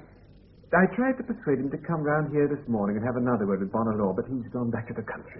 Curzon's at Montacute. Extraordinary, isn't it? The contenders, far from scrapping it out in the ring, refuse even to come near the stadium. Curzon, because he acknowledges no competition at all, and Baldwin, because he has no interest in the trophy. I think it would be extremely dangerous if the king should learn of the full extent of Baldwin's reluctance. It might just tip the scales in favor of Curzon. Now, look, Sir Ronald, however little we care for Curzon, we cannot deliberately hoodwink His Majesty. His private secretary, Lord Stamfordham, has specifically asked me to set down my views, as I suppose a well-informed backbencher. In the circumstances, how can I possibly tell him that Baldwin is willing and eager to succeed Bonelaw when I know it's the last thing he wants to do? But have you thought of the consequences if you fail to push for Baldwin? Where's the Prime Minister now? He's in the study, preparing his letter of resignation to the King. Do you think he might be able to draw up any generalized advice on a number of candidates? Oh, my dear Davidson, the one letter is taxing him sufficiently. We can't add to his anxieties. Well, then I shall have to prepare a memorandum of my own. It can go to Lord Stamfordham along with Bonnel's letter of resignation. Is King George in London today? At Aldershot. Stamfordham's with him and waiting to hear from us. Then I'd better begin at once. You're absolutely clear, aren't you, as to what you're going to say? The unquestionable facts. The resignation of the Prime Minister makes it necessary for the Crown to exercise its prerogative in the choice of Mr. Bonelaw's successor. There appear to be only two possible alternatives, Mr. Stanley Baldwin and Lord Curzon. Well, the case for each is very strong, and for this very reason the King is being presented with an extraordinarily sensitive choice, the resolution of which could radically affect the future of British democracy. Get it done. Draw up the memorandum, and Sykes and I will take it to His Majesty and Lord Stamfordham at Aldershot directly. Your Majesty? This memorandum is the work of Mr. Davidson, I take it? He submitted it at my invitation, perhaps. And it's a very cogently argued document. It was, as I understand, prepared at Mr. Bonelaw's home. Yes, that is good. Solely by Mr. Davidson? Mr. Davidson's signature is appended. Yes, but did he ever consult with the Prime Minister before, or during, or even after the composition of this memorandum? I'm afraid I have no idea, sir. All the information I have was furnished by Colonel Waterhouse this afternoon. He and Sir Frederick Sykes both assured me that the Davidson memorandum practically expressed the views of Mr. Bonelaw. Yes, practically. I should like to have had that assurance from Mr. Bonelaw himself. Well, shall I arrange to see him? I can leave immediately. No, it would be wrong to exert any sort of pressure on the Prime Minister now. He's in great distress. We must shift for ourselves. Can we then abstract the chief points from the memorandum? The case against Lord Curzon is interesting, I think, and a very significant one for the House of Commons.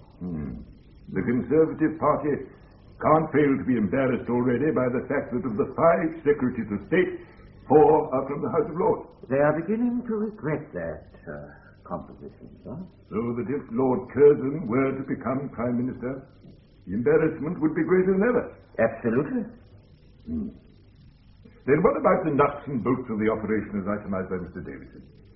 He's suggesting that Lord Curzon would find it difficult to form a government without Mr. Baldwin continuing as Chancellor of the Exchequer. Are we to understand by this that Mr. Baldwin would refuse to serve under Lord Curzon? I think the wording is ambiguous. There's an air of ambiguity about the whole provenance of this memorandum. However, Mr. Davidson sees it as quite feasible for Mr. Baldwin to form a government with or without Lord Curzon. Well, there's clearly no doubt in Mr. Davidson's mind that despite his careful tribute for Lord Curzon's brilliance, that Mr. Baldwin can be the only satisfactory choice. It's an intelligent yet partisan appraisal, and in that context alone is not without its uses. But we can't depend upon this entirely. We must invite further opinion. Arthur, would you mind? Of course not, sir. The electric telephone has never been a favorite device with me. Yes? This is Chesterton. Yes, Colonel Waterhouse, right? Would you thank the Prime Minister on behalf of His Majesty? Good afternoon, Sir Ronald. Apparently the Prime Minister has undertaken to summon Lord Salisbury to London to add an impartial voice in the matter. It's very civil of him to arrange this. I only hope he isn't overtaxing his resources. But Lord Salisbury, impartial? Oh, I think he's aware of the peculiar difficulties of the situation, sir. We can count on good sense from him. Well, that I have no doubts at all. But we can't be unaware that Lord Salisbury's father was a major architect in Lord Curzon's early political career, and that Lord Salisbury himself is, allegedly, a close friend of his. It can't be much longer, surely, before you're here. A day or two at most. I suppose nothing could go wrong now, could it? There's nobody else. There is nobody else. Well, I'm sure you're right. I just keep us waiting, that's all. We might both do worse in the meantime than to occupy our minds with the problem of how we intend to make use of number 10. I've been thinking about that already. How successful the redecorations will be depends entirely on what you're prepared to spend on them. We can't be miserly, Grace. Not in this matter. I'm glad about that. In any event, we could always take some of the furniture from Carlton House Terrace to Downing Street. Anything would be more acceptable than the Gothic horrors cluttering the place at present. I think if we're going to talk seriously about this, then we should get it all down on paper. I want to be certain that you don't conveniently forget however much you're talking of spending now. Lady Curzon, difficult little creature that you are, this is the crowning achievement of our lives. Shall we work together for once, instead of being constantly in opposition? I'm very grateful to you, Lord Salisbury, for interrupting your weekend like this. I hope it hasn't caused too many difficulties. My one concern is to be of assistance, Lord Stamford. I had a long talk with the Prime Minister this morning. Ah, yes. I gather from Colonel Waterhouse that you were at Onslow Gardens by 8 o'clock. I took the milk train. Oh, very uncomfortable for you. How was Mr. Bonalaw? The change since I last saw him is very apparent. This illness of his is catastrophic. I'm afraid it is. I'm afraid it is. May I ask, what was the substance of your conversation? I could understand, and to a considerable extent share in, his misgivings as to a successor. But I pointed out to him that I could see no way in which Lord Curzon could be rejected in favor of Mr. Baldwin. You did? One needs an enormous backlog of experience on which to rely when one becomes Prime Minister. And that experience Mr. Baldwin simply does not possess. And what was Mr. Bonalaw's reply to that? We discussed the matter at length, despite his evident discomfort. Ultimately, he gave me the impression that in this very grave and complex situation, he would, on the whole, be disinclined to pass over Lord Curzon. He gave you the impression? Now, forgive me, but for His Majesty's sake, I need something more reliable. Is that an impression? Did he tell you, in those many words, on what you've just rehearsed to me? I'm in a quandary, Stamford. In all honesty, I must report that Bonalaw felt proud to realize that Curzon was the final choice, be he a pis-aller or not. Equally, I must say that the Prime Minister was in some distress, and his opinions were necessarily those of a very sick man. I should hesitate to have those opinions passed on to the King as Bonalaw's unclouded last word in the matter. I greatly appreciate your candor, thank you. Now, how do you feel about it all?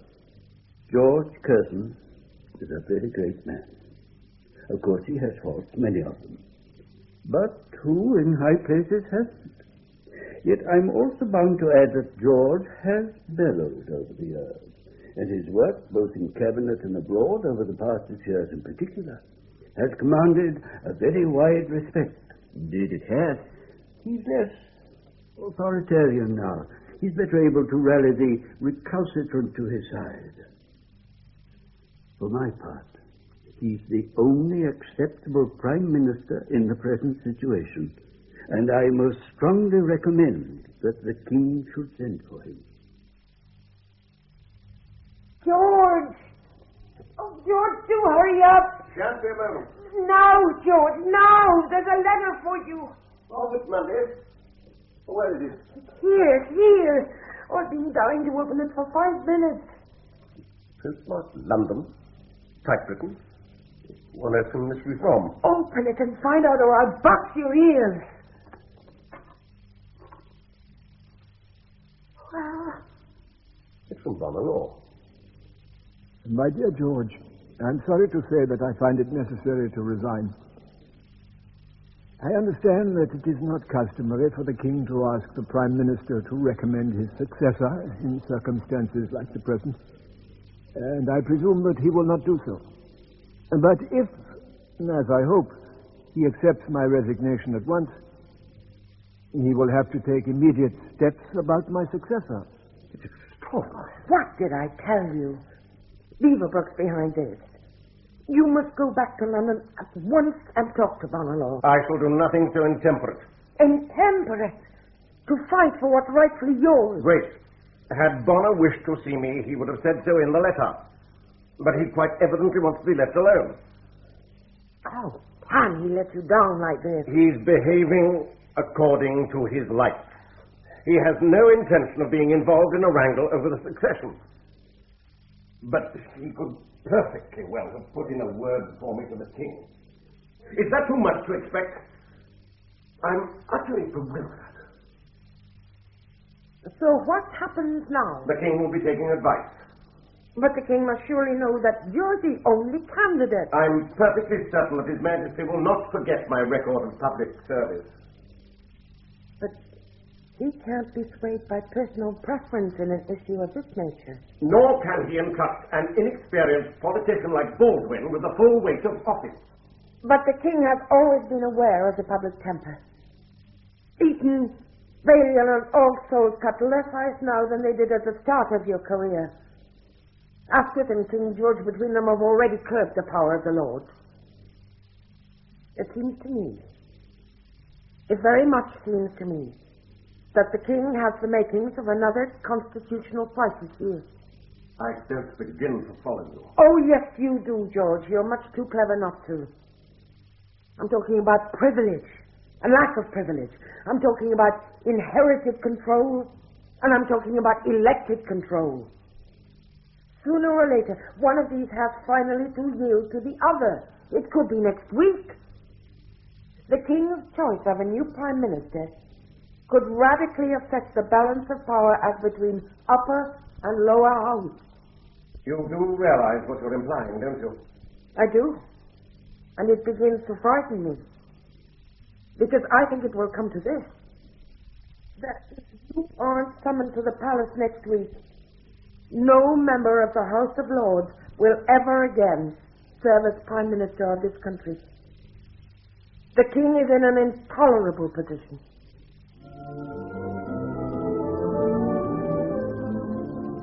Aren't you enjoying the band? Georgie? I'm sorry, Yes, the band's excellent, quite excellent. I shall see our thanks are conveyed to them all. You've been very quiet all day. I'm worried about Mr. Bonner. Mm-hmm. He has the country's press. And ours. I'm afraid that's small compensation for the loss of such a man in such times as these. And in so hideous a manner. Whatever age we live in, we always think the times are bad. But we've lived through worse. We've lived through a world war. Perhaps you don't see what I mean, May. The challenges presented to us now are even greater because they're more insidious. I could only put it like this. The war led us to feed on stimulants. Now we're back to sober diets. And there's no glamour. In economic campaigns, there's no excitement. The very meaning of patriotism is on shifting ground. The people are listening for a definitive voice to give them a sense of unity again. And unity is now in hazard because of the illness of the Prime Minister. Have you made up your mind yet about his successor? I'm afraid I haven't entirely. That's what's concerning me. I imagine Lord Curzon must be waiting to be called. I imagine so. And very reasonably. He's given a lifetime of devotion to the Empire.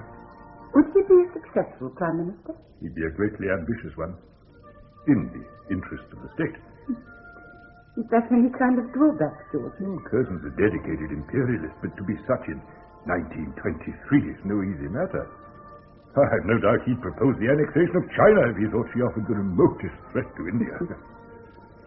I think the people at present are more concerned with setting written to rights than in extending the empire. Do you think Lord Curzon could command their loyalty in the way that Mr. Lloyd George did? Or Mr. Bonner? If I could answer that, May, I should no longer be in this dilemma. I need further opinion, and quickly. We can't admit of any sort of hiatus before a successor is appointed. Oh, Daniel! Your Majesty? Would you see if you can reach Lord Stamford by telephone? I should like to speak to him immediately. Yes, of course. Must be nerve-wracking for Curzon and Baldwin, having to wait it out like this. It must be dreadful, but they chose to enter public life. They're aware of its tensions, I'm sure. In general, yes. That's not entirely appropriate in this case. They aren't competing in an open election. They are waiting to be chosen by a single judge on the results of past performance and future possibilities. That's a very different, very special situation. Sir, I have Lord Stamford for you. No, thank you, Daniel. I shall come at once. Arthur?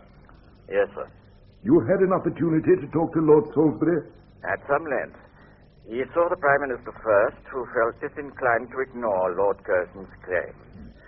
Though Salisbury did insist that Mr. Bonner is a sick man, and that the sentiment must be judged in that context. I understand. And what of Lord Salisbury himself? He goes strong for Curzon, sir. I suppose that was inevitable. He made out a persuasive case for his choice. I'm sure he would. Lord Salisbury is nothing if not persuasive. If it's any help, sir. Yes, Arthur? I'm very much inclined to favor Lord Curzon myself. And as always, your opinion is of the highest value to me. Thank you. Is there anything else I can do, sir? I realize how appallingly difficult the situation is becoming. I'm inclined to think I should talk to one more conservative. Someone with considerable experience of practical government and someone beyond the pale of the present lobbying. Lord Balfour? I think he's our man, don't you? Would you ask him to call on you tomorrow without delay, if his health permits? Otherwise, dear old boy, I'm going to have to ask you to call on him yourself. I'll be in touch with him directly, sir. Thank you. As I see it now, the choice must be made within 48 hours. Lord Balfour must be our last point of reference.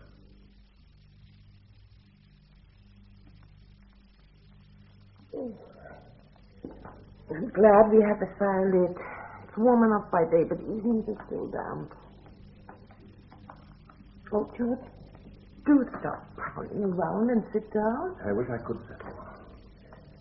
I wish I could enjoy anything at the moment. But you can't be worried, can't you?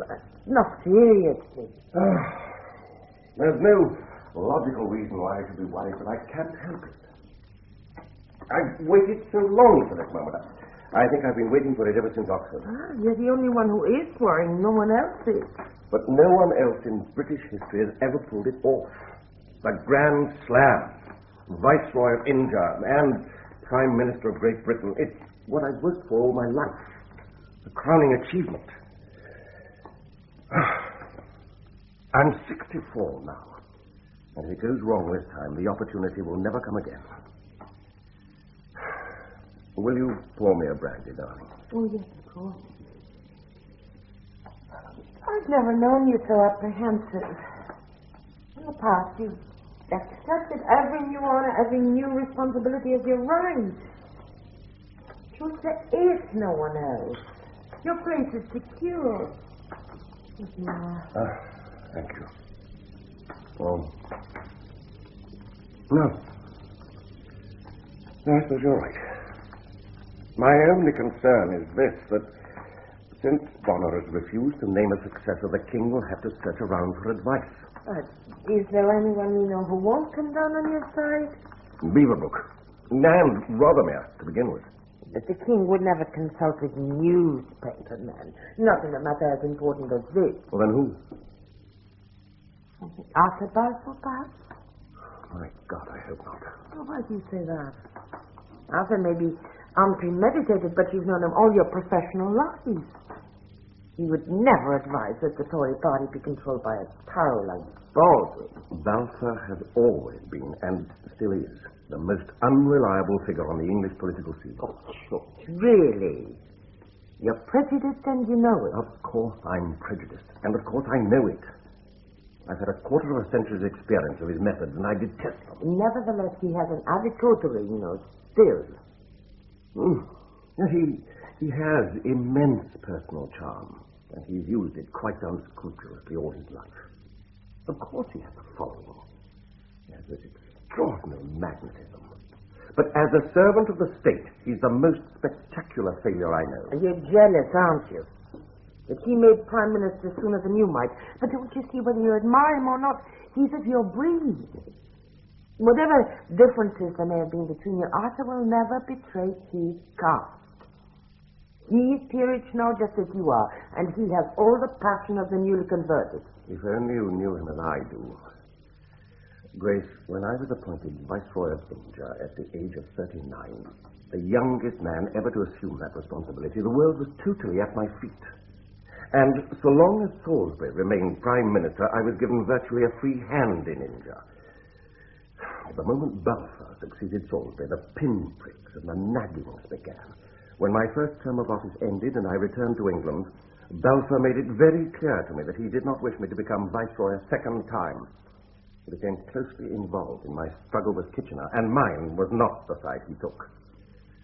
Thereafter, during my second term of office, he lost no opportunity to clash with my policies, to interfere with my appointments, and to widen the rift between the army and myself.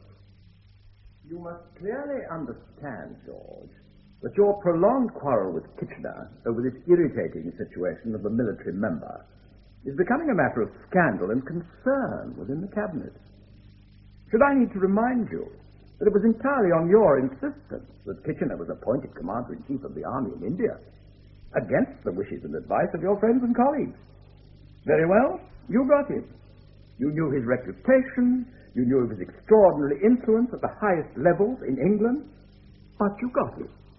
And now you must come to an accommodation with it, before this bickering of yours threatens the entire administrative morale of the Indian Empire. Kitchener appears to believe that his authority in India is as great as mine, if not greater. Would you, as Prime Minister, allow yourself to be bullied into an untenable situation by the Commander-in-Chief of the Army in Great Britain? Arthur, I must make this quite clear to you. Unless you concur with me that the military arm is subservient to the civil arm, we are heading on a direct course for anarchy. He is Kitchener of Khartoum, and you are Curzon of Chesterton.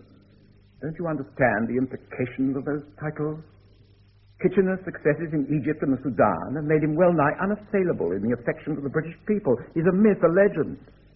And you, George, are a civilian administrator. Don't, I beg you, provoke a final head-on conflict, because Kitchener de facto carries all the guns. For which you provide him with all the ammunition. As Prime Minister, my responsibility is both to Britain and the Empire. India is part of that responsibility.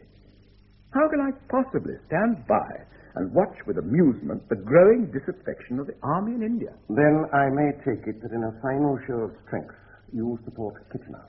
You may take it, George, but I want tranquility in India, not turbulence. Then allow me to observe that your dedication to the quiet life, your passion for laissez-faire, your preoccupation with compromise will threaten the very foundations of civil rule in India.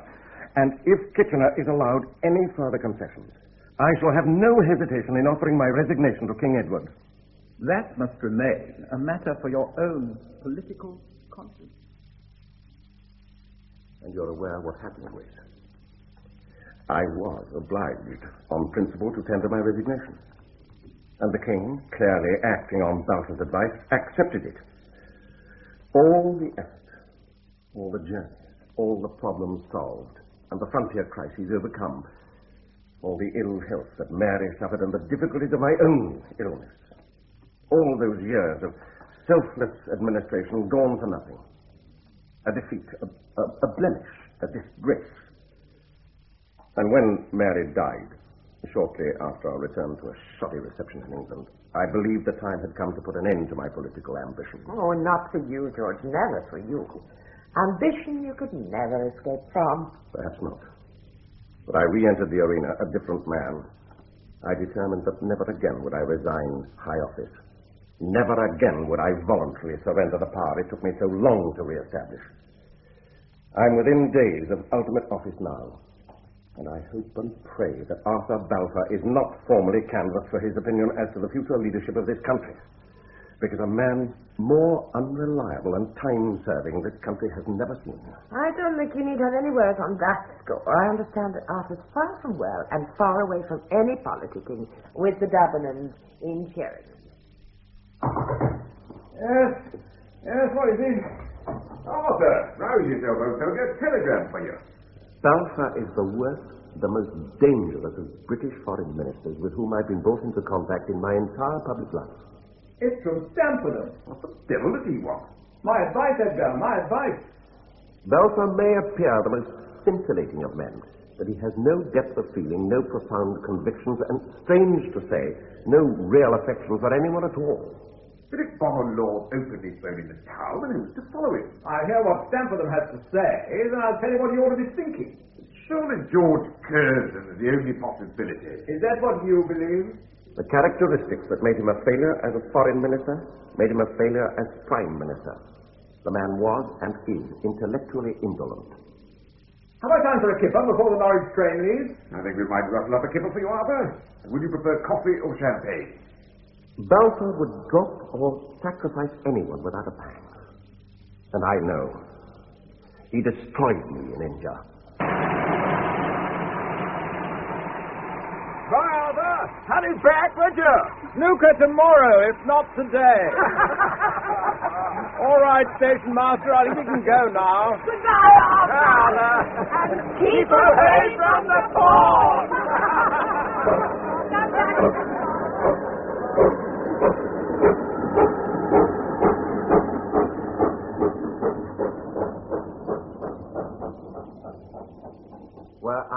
Were any one of his intimates to die suddenly, Arthur Balfour would dine out that night with undisguised complacency, and in the intervals of conversation or bridge, he'd be heard to murmur, "Poor old George."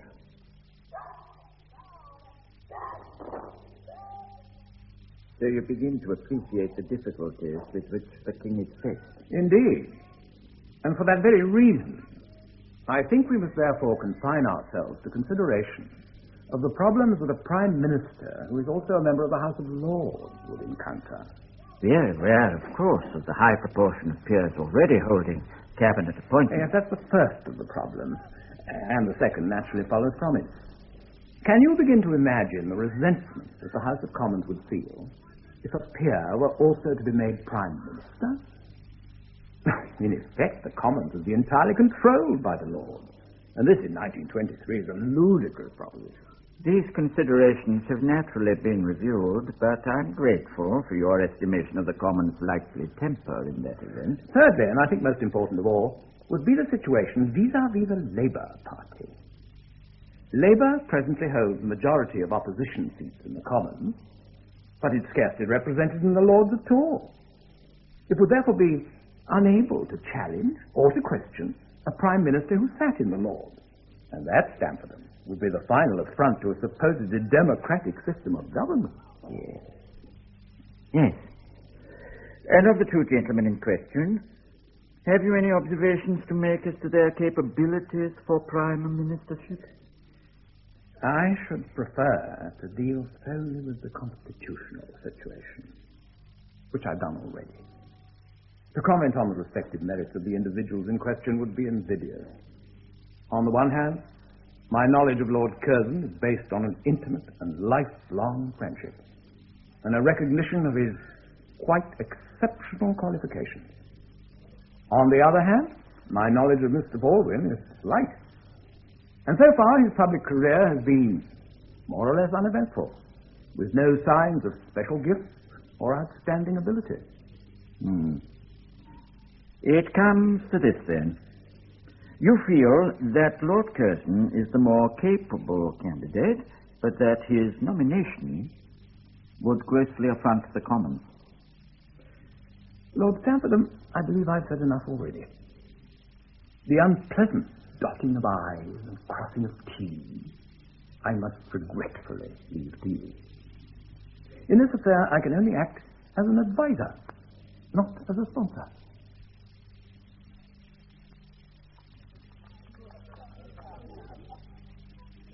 Arthur, you're back! What's the gossip from London?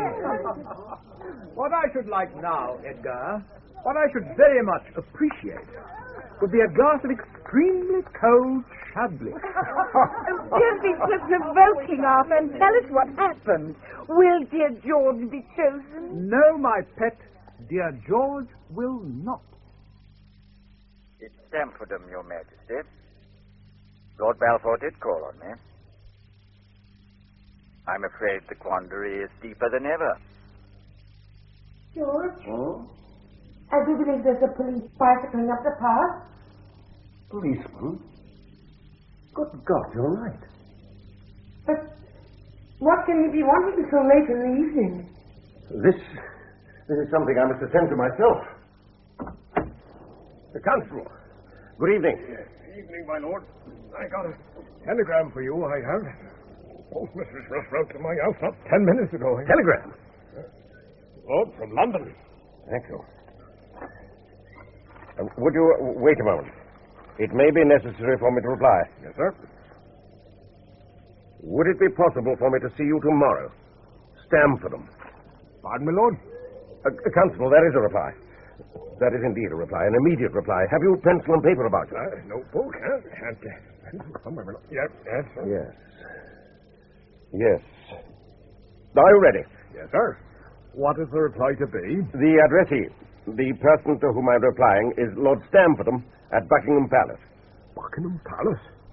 No, sir. And the message? I will be at Carlton House Terrace at 1:20. Signed, Curzon.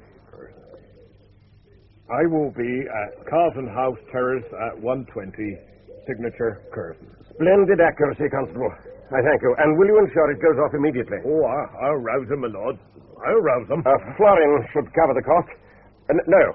Look here, there's half a crown. And I hope you'll drink my health when your duties are completed. What is it, George? What's happened? The summons to London. It's come at last.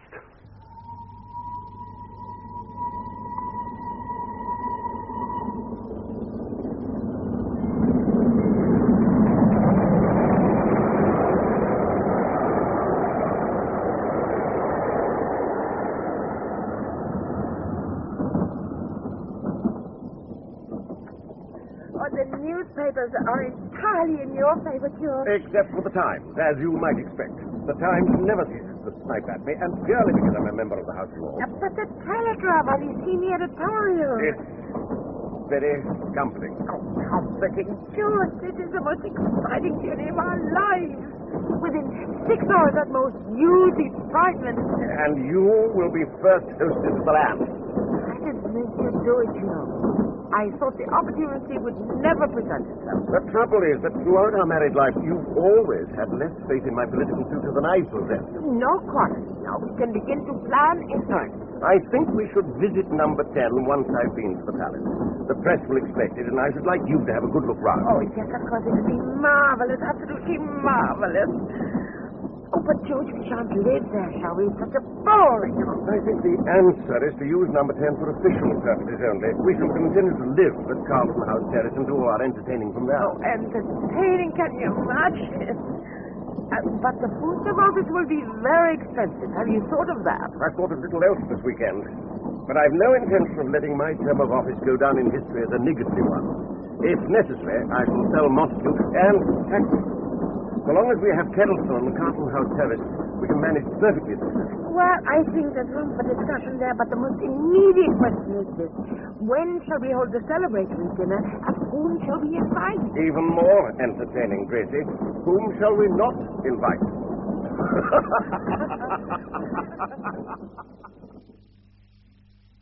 Thank you for coming to town so early, Miss Boyd. Today is going to be enormously difficult. And His Majesty hopes you'll understand the nature of these difficulties and bear with him a little longer. Yes, of course. Now then, all the advice we've so far taken results in 2 points emerging. The first, that to invite a peer to become Prime Minister would impose excessive strain upon the House of Commons. Second, that Lord Curzon's experience and talents most properly fit him for the post. I can't argue with either of those propositions, nor would I wish to. However, I should like us to think hypothetically for a moment or two, and I stress this is hypothesis only.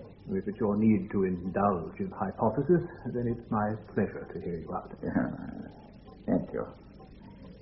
So now, suppose the situation arose in which you were entrusted to carry on the government.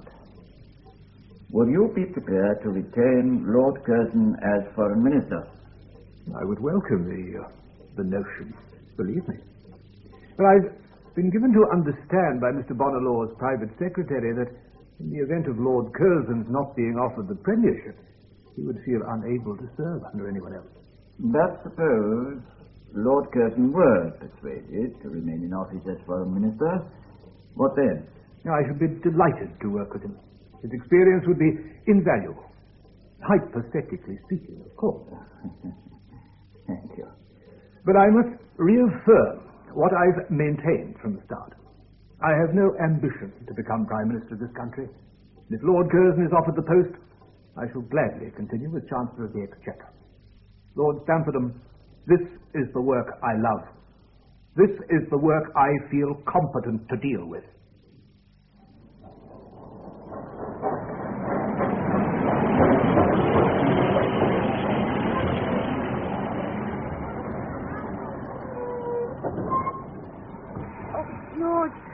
Today, even Paddington looks terrific.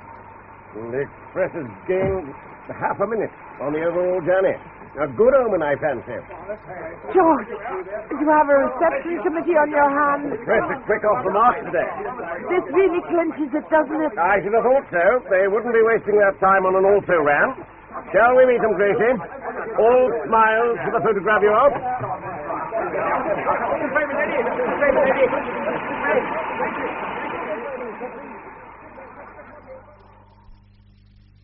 Come in, Lord Stamfordham. You've met my wife, haven't you? Good afternoon, Lady Curzon. Lord Stamfordham, how good to see you again. Very kind. You won't object if Grace remains with us. I'd like her to hear the news along with me. Well, of course, that's entirely up to you, Lord Curzon. Well, then do sit down, please. Thank you so much. I imagine you've had a busy weekend of it. I've known quieter times, certainly. The news is good, isn't it? His Majesty has been faced with a situation of, well, I think I may say a situation of almost unparalleled difficulty. Let me say first that the King was most offended at not being informed of Mr. Bonalaw's hasty return to England, nor of his intention to resign, nor of his resignation itself. I fully sympathize with His Majesty. Shortly before the Prime Minister left for his cruise, he categorically denied that he would resign. I was not made aware of it myself, officially, until yesterday morning when I received his letter at Montacute. The King had no idea whatsoever that anything was amiss, until he read about it in the newspapers at Aldershot. What further exacerbated the situation was Mr. Bonalaw's refusal to give any advice as to his successor, despite a request from His Majesty. The upshot of all this is that I've been in London since yesterday morning seeing Lord Salisbury and other politicians. Amongst them Lord Balfour, perhaps? Lord Salisbury and other politicians. In any event, the King fully recognizes your preeminent claims, immeasurably superior, will it be, to those of any other candidate. These claims are such as to entitle you to expect the succession for which His Majesty regards you as in every way qualified. I'm deeply grateful for His Majesty's kindness. And we both are, Lord Stamfordham. Nevertheless, I beg your pardon. Nevertheless, the largest section of opposition to the present government is the Labour opposition, and as that party is not represented in the House of Lords, it seems judicious to His Majesty that the future leader of the government must be in the House of Commons, where he may answer the Labour leader with full authority. What are you trying to tell me? The situation being what it is, I regret that of necessity His Majesty has decided to appoint Mr. Stanley Baldwin. It can't be true. Wait. I'm sorry, but it can't be true. Lord Stamford, I'm indebted to His Majesty for the honor he has done me in sending me a personal explanation. I presume I may be allowed to comment on it. Of course. Please.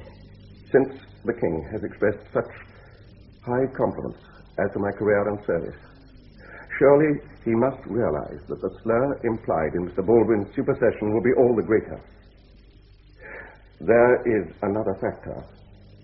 If His Majesty excludes me from this office, he will in effect be laying down the doctrine for the first time in British history that a peer can never again be Prime Minister. I must earnestly protest against this. It involves an additional and a perpetual and a cruel disability on the order of the House to which I belong. Circumstances may change, Lord Curzon. They may alter. There's a further consideration. The King's decision, if it obtains, will render my position in the government difficult, if not impossible. My retirement at this moment will not strengthen the government at home or abroad, where so many critical negotiations are in my hands. That the King must, of course, assume full responsibility, though His Majesty has expressed a desire that your services should be retained. But all these considerations, have they, I wonder, been present in the mind of the King when he made his decision? May I respectfully ask you to bring them to his attention before he finally acts? Oh, I shall see that the King is informed. It is just after 3:15. What time did His Majesty propose to send for Mr. Baldwin? In the course of the afternoon, I imagine, before he returns to Aldershot this evening. So, my views may still carry weight. Your views will never go disregarded. Good afternoon, Lady Curzon. Lord Curzon.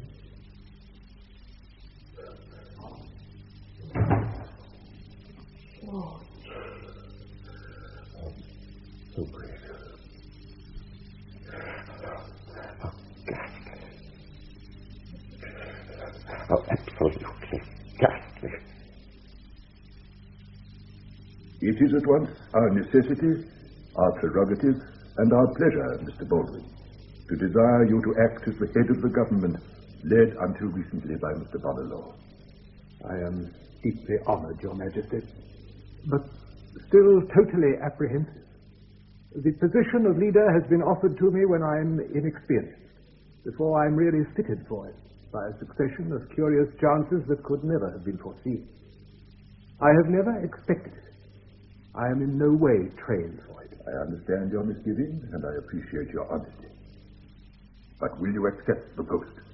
Oh, with respect, sir, Lord Curzon is in every way more qualified to lead them than I am. Lord Curzon is a non-parry. But you must be aware of the problems inherent in our inviting a member of the House of Lords to become Prime Minister. They're immense, sir, it's true, but Lord Curzon is your man. I'm sure of it. The thing is this, Mr. Baldwin. I'm convinced that my responsibility to the country, to my people, makes it imperative that the new Prime Minister should be chosen from the House of Commons. Were Lord Curzon to be appointed and the experiment failed, the Crown would be regarded as being completely out of touch with public feelings. And rightly. I hope you will understand my dilemma, as I understand yours. Then I can only promise Your Majesty that I shall do all in my power to justify the privilege and the responsibility you have so graciously offered me. You have our prayers, as well as our congratulations, Mr. Baldwin. You see, Ray, virtually every newspaper carries the same story. Utter bewilderment that Baldwin should have been chosen. I've seen something else. The King saw Mr. Baldwin at 3:15 yesterday afternoon. But that's impossible. See for yourself.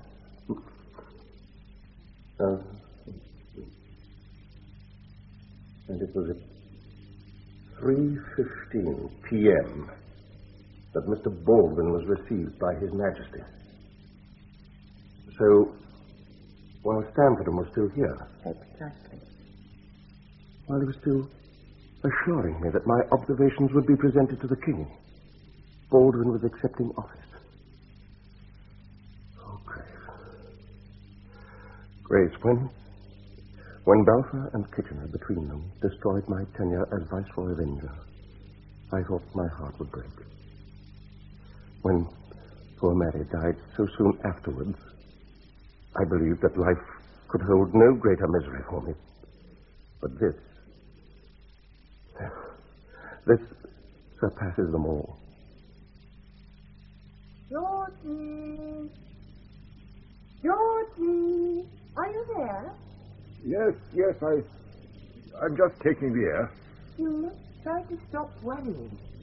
The decision has been made, and I'm sure it was for the best. I hope so. Indeed, I hope so. Come inside. It's quite chilly in the garden now the sun's gone down. In a moment.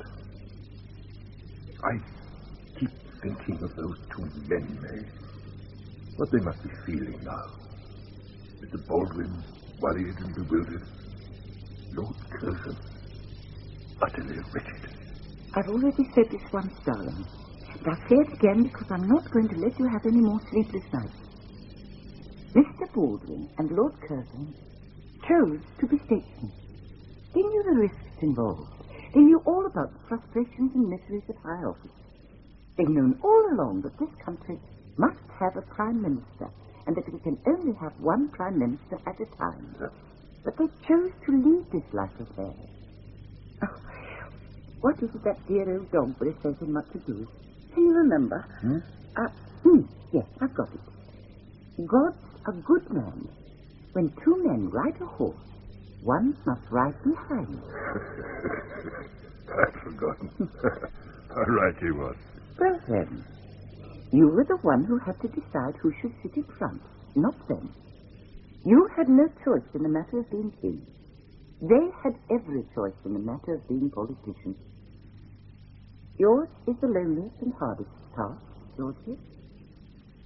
Dear May, you're a great comfort to me. Did you know that? What keeps occurring to me is irony of the situation. I've had to pass over a great man in favor of a reluctant, if capable man. And what the loss could be to the nation, I can only begin to imagine. There's a letter from Stanley Baldwin. Oh, what can that man possibly have to say to you? He wants me to take luncheon with him tomorrow. Oh, you'll refuse, of course. No, you will, won't you? I'm intrigued to know what he has to say. Well, it's quite obvious what he'll have to say, and it's equally obvious what you will have to reply. Well, there's nothing to be lost by meeting him. Oh, there's everything that your self-respect. You made it clear to Bonner that you could not accept office under a prime minister other than himself. That prime minister has been appointed, and he can only wish to see you to beg you to continue as foreign minister under him. The problem is that so many negotiations are in progress under my direction that it would be dangerous to discontinue my control now. You see what I mean? Already you're preparing to act as a subordinate again. No use our wasting time, George. His Majesty wishes you to continue as foreign minister. And it's my wish also. We need your experience and diplomacy more than ever before. I have every desire to stand down. I feel my work is done. It's scarcely started in international affairs at any rate. We both know you should have become prime minister. We both know why I was chosen instead.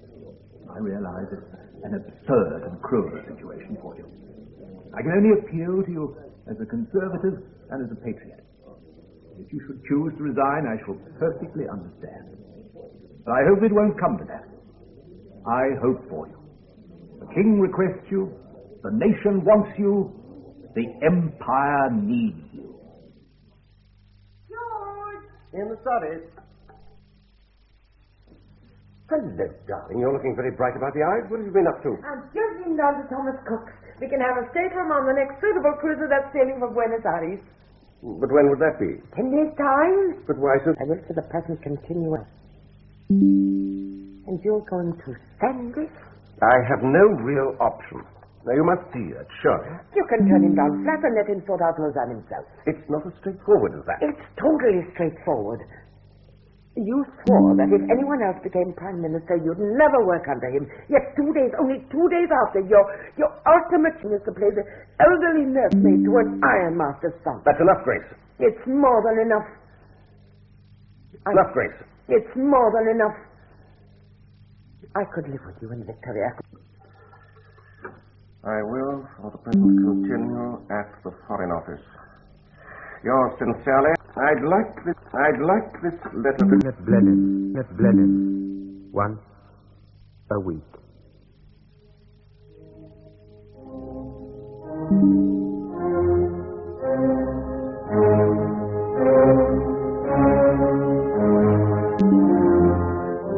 In Weekend at Montacute, by Michael Robson, the part of Lord Curzon was played by Paul Rogers. Grace Curzon, a law, Malcolm Hayes, William Eagle. The play was...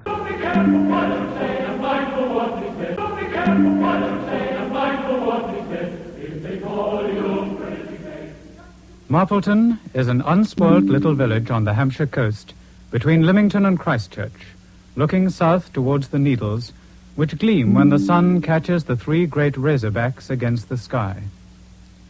In his retirement from the Navy, Lieutenant Commander Peter Wilson, RN, has found a home in this country backwater for himself, his wife Margaret, his daughter Elizabeth, and his factotum, leading able seaman Tego Strip, also ex-RN. Marpleton, as Peter says, is one of those places where the elephants come to die, if they can afford it. A piece of cake.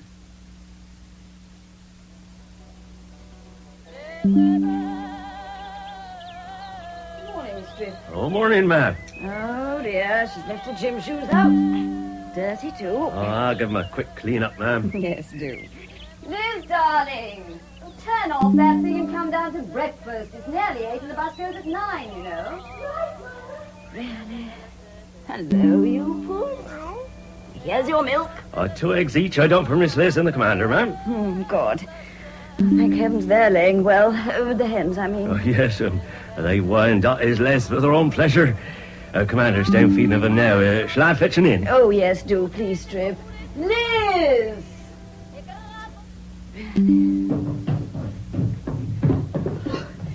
Sorry, Mother. My suitcase wouldn't zip. Oh. Where's Pa? Oh, he'll be in a minute.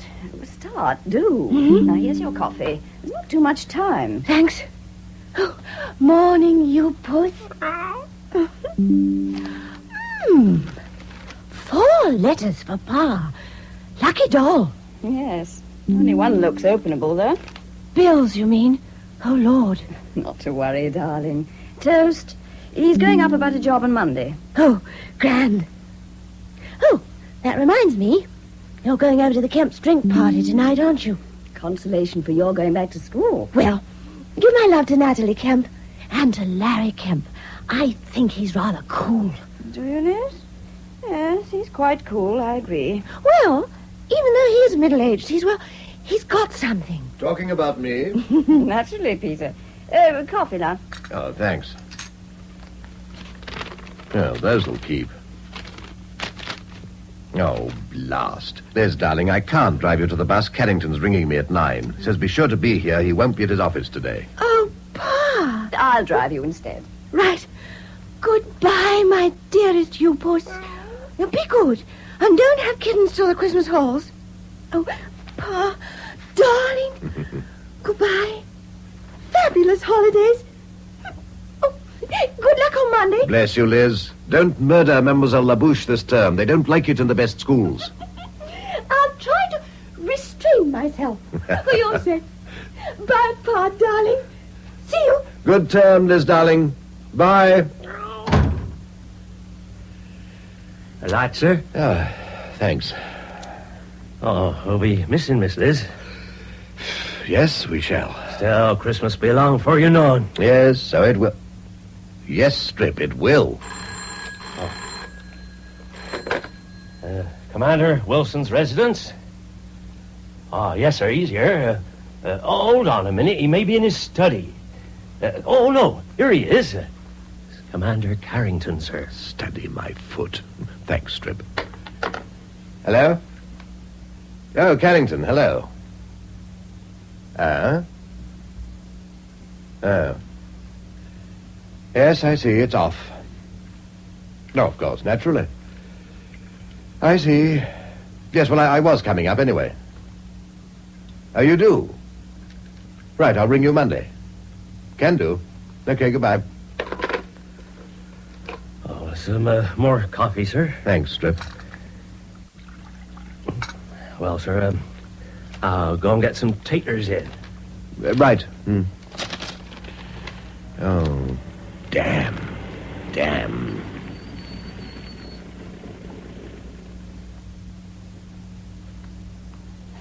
She's off, darling. Just caught it. Oh, dear. I do hate these parties. Know. What about Carrington? Has he run? Yes, but no go, this one. New line. Oh. But I'm seeing him on Monday anyway. Oh, God. And you sent her love. Well, tonight, gins with Larry and Natalie, yes? It'll help. I can wear my little black number with the cultured pearls. Yes, rather, darling. Keeping up with the Kemps. Oh, Dad is showing us over the yacht on Sunday, don't forget, at Hurst.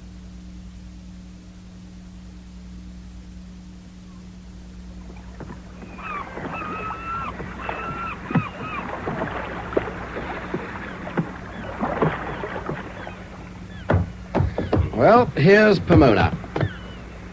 By Jove, you've got something here, Rocky fella.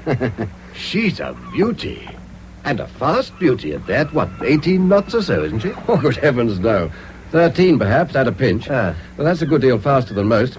She's diesel, of course. Come and have a look around. I do envy you both, Natalie. You won't have to for long, we hope. Well, this way, ladies and gents, and mind your heads, please. She steers easily, and she'll turn on her heel if you want her to. Very tidy job, sir. Very tidy. Glad you approve, Strip. You and the commander are the experts. Come on, Margaret, I want you to see the saloon.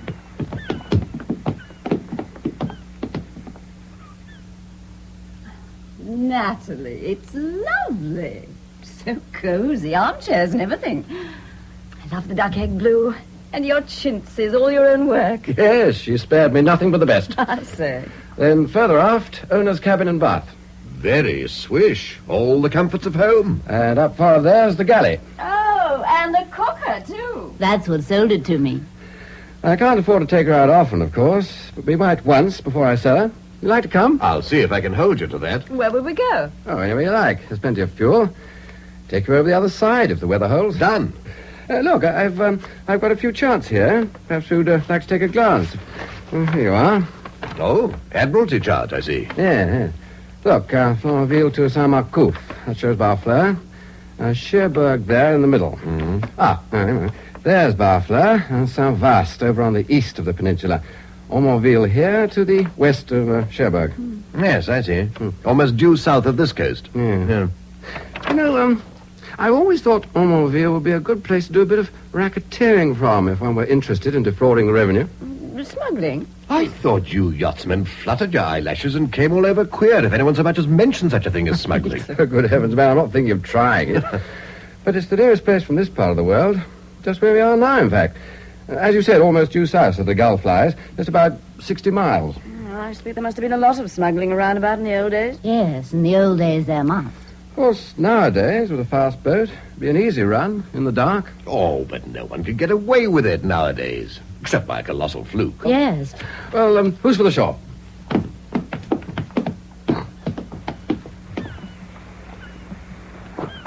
Well, the wind's getting up a bit. Oh, yes, it is getting a bit chilly. Poor old Pomona. It's a shame to have to keep her here. Well, we'll take her on one last little farewell trip. How about tomorrow? Sorry, got to go to London. Hello, Peter. What are you doing in these parts? Going for a drink at my club. Join me? Fine. As a matter of fact, you're just the fellow I wanted to see. Oh? Well, come in, do.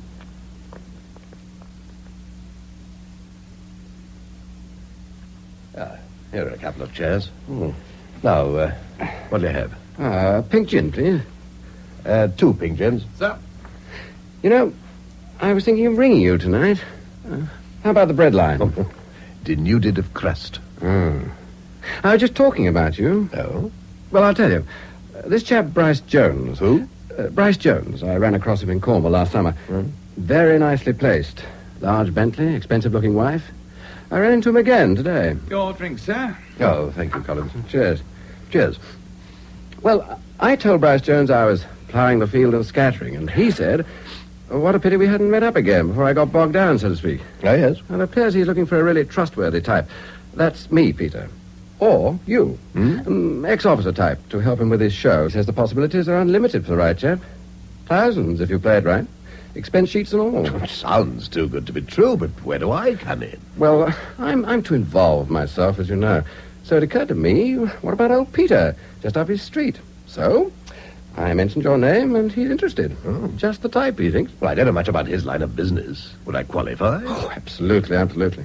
He just wants a few details of your life and loves to date. That is, if you like the idea. My dear Larry, I'd take anything on at this moment. Doorman at a nightclub, if necessary. Can I see him today?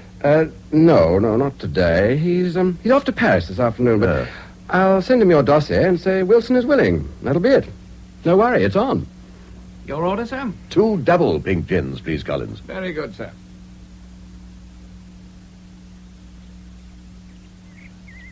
More coffee, ma'am? Oh, yes, please, Drew. A letter from Liz, Peter. She says Mademoiselle Labouche has grown a beard and will we send 2 rolling stones. Here, you read it. Thanks. Dear Liz. Coffee, sir, and the other post. Oh, thanks. Put it there, will you? Now, Peter, this Bryce Jones, it sounds a bit fishy to me. Bentleys and whatnot, expensive-looking wife. I shouldn't set too much store on it, darling. I'm sure Larry has any number of slick friends. No, but, Still, you never know. It's high time your luck turned. Oh, true. This is just the sort of way things do bob up. Would we have to move, do you think? No, that's the great beauty of it. I'd be able to do it all from here. Oh, not a car, probably, but that's expenses. That's the way to live nowadays, on an expense sheet. So Larry says. Couldn't put me on it, I suppose. Well, of course, darling. From now on, you're an overhead, and a highly presentable one, too. Very overhead. So long as I'm not an overdraft. Commander Wilson here. Oh, Mr. Bryce Jones, yes. Oh, would you not like to... Oh, I see. Of course. Certainly, of course I can. You'll send them before you go to the States. Fine, then I'll work them over. Of course. For Paris and Brussels. Right, I'll work on them. See you when you get back. I'll expect that, then. Yes. Fine. Goodbye. Oh, Peter. Perhaps this is it at last, do you think? I think so. Oh, come in, Peter. Thank you. Good to see you again. Larry's up in town on some mysterious business of his. I ought to have told you, but perhaps then you wouldn't have come. Why not? Oh, yes, why not? Larry's worried about Pomona. The buyer's fallen through, probably. Oh, I'm sorry. Well, since you're here, what about a drink? You must have something. You know I never can resist a drink. Pig. Here you are. Thank you. Cheers. Cheers. As a matter of fact, I did really want to have a word with you on your own, Peter. Well, that's nice. What word? I'm serious. To start with, how goes it with Bryce Jones? Oh, on the whole, fine. He's in the States for a week or so, but I've got stuff to do for him already. No salary yet, but that's due any day now. Oh, good. Because I just wanted to warn you. Don't go getting mixed up with any of Larry's wildcat schemes, Peter. I mean it. But he has... If Larry's burnt himself badly once or twice, I should know. Leave us to our gardening and you stick to your advertising. We'll all be happier then. Has Larry got something brewing then? I don't know. But then even I never know with him. And I'm too fond of you not to say this just in case. You know I am, don't you, Peter? It's decent of you, Natalie. I don't know about that. Does the gypsy's warning rate a reward? Like this? Natalie. Larry! What fun. I suppose I should chuck you out, Peter. But I'm not risking any damage. Just go, will you? And don't bother to come back. Larry. Natalie. For God's sake, Larry, take that silly green hat off and explain what you mean by pouncing in like this. You must have seen Peter's car. I don't like being spied on. You'd better go, Peter. It wouldn't take me half a minute to turn you into a jam omelette. One of these days I will, when it suits me. Now go away, and keep away. I'm extremely sorry, Larry. It's inadequate, but that's all I can say. Good night, Natalie. Don't go. Let's try and be sensible about this. There's no need for all this drama. No. Get out! Goodbye, Natalie. I beg your pardon, Larry. Both of you.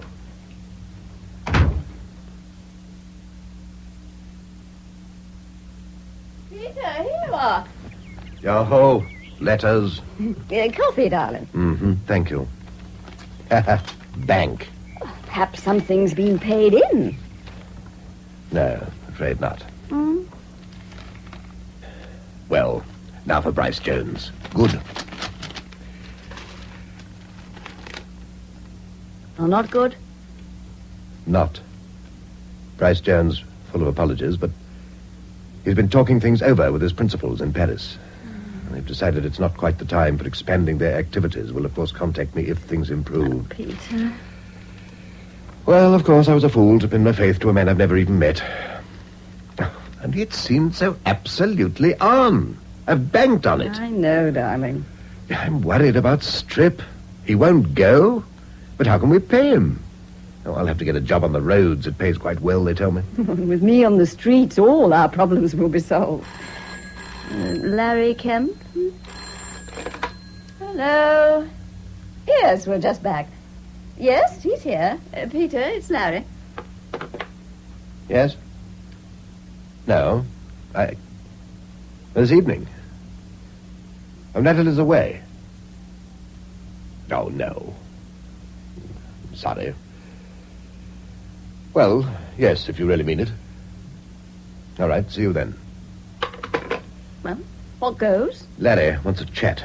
His buyers finally let him down about Pomona. Natalie's away. I'd better go over, I suppose. It seems to be the mutual let-down day.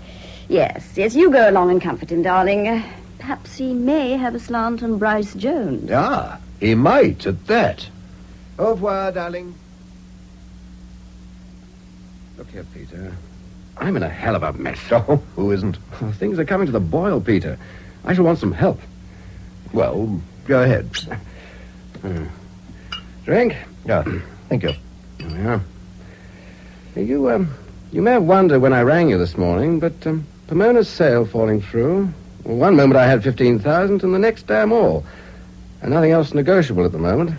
Now, I've got to have some cash to tide me over, so I'm thinking of using her for a little free trade. Oh, smuggling, in other words. Yes. Cheers. Cheers. How do you propose to go about it? Well, I shall run Pomona over to France and back here in the dark. We shan't get nabbed. She'll be back in her moorings before dawn. Now, before you go on, Larry, I am not playing at smugglers. I'm still supposed to be a naval officer.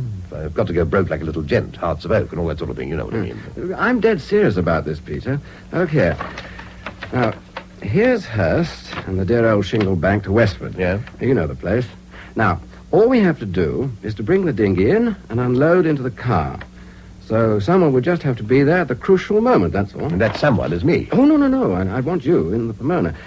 No, there'll be someone to load us the goods at Ormonville, which is the perfect spot for the job. It's a nice, secluded little cove. Deep water right up to the rocks at high tide. Well, what is it you're thinking of bringing over? If it's booze, it's going to be damn bulky and heavy to handle. You've got booze on the brain. Oh, no. Now, the cargo I'm interested in is nice and handy. What's more, it should bring in a cool 20,000 or so profit. 20,000? What's it all about? Uranium or drugs? Watches, dear boy. Lovely gold watches. 1,000 in each suitcase. 200 to a tray. Good Lord. Well, who's big brother in this? The bird who's going to provide the goods and dispose of them. Well, let's call him the chief, shall we? Not in Chicago, Larry, yet. What name would you prefer? Oh, I don't give a brass farthing. Call him Snodgrass if he's so coy. I once knew a parson of that name. Very upright character. This chap is perfectly normal, like you and me. He's a bit unorthodox, perhaps, but in the money. Well, here's to Snodgrass, then. It's sheer madness, Larry. Look, wait a minute. After all, playing hide-and-seek with the customs has always been a comparatively gentlemanly kind of game on a small scale. Tiny chip off the revenue, a tiny piece of cake for us. Or have you got cold feet? Too cold to think of home comforts? Oh, of course not. No. I'm on, laddie. I've got to be. That's what I thought, good man. But Margaret must not know she'd have kittens. Well, you could resurrect Bryce Jones. He telephoned me and you were here. Could be. Yes. He wants to see you in Paris for a few days. Simple. Piece of... As you said, laddie, a piece of cake. Seed cake, as far as I'm concerned.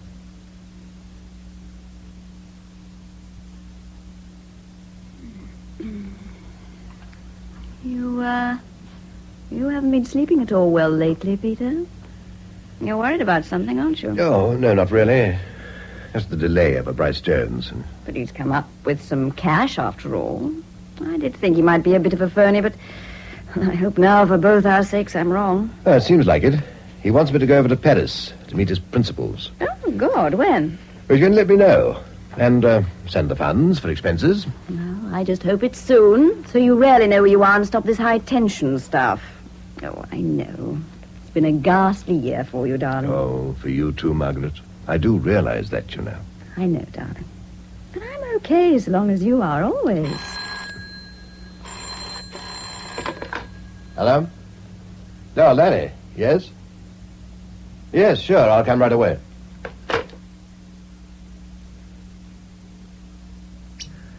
Have a drink. Thank you.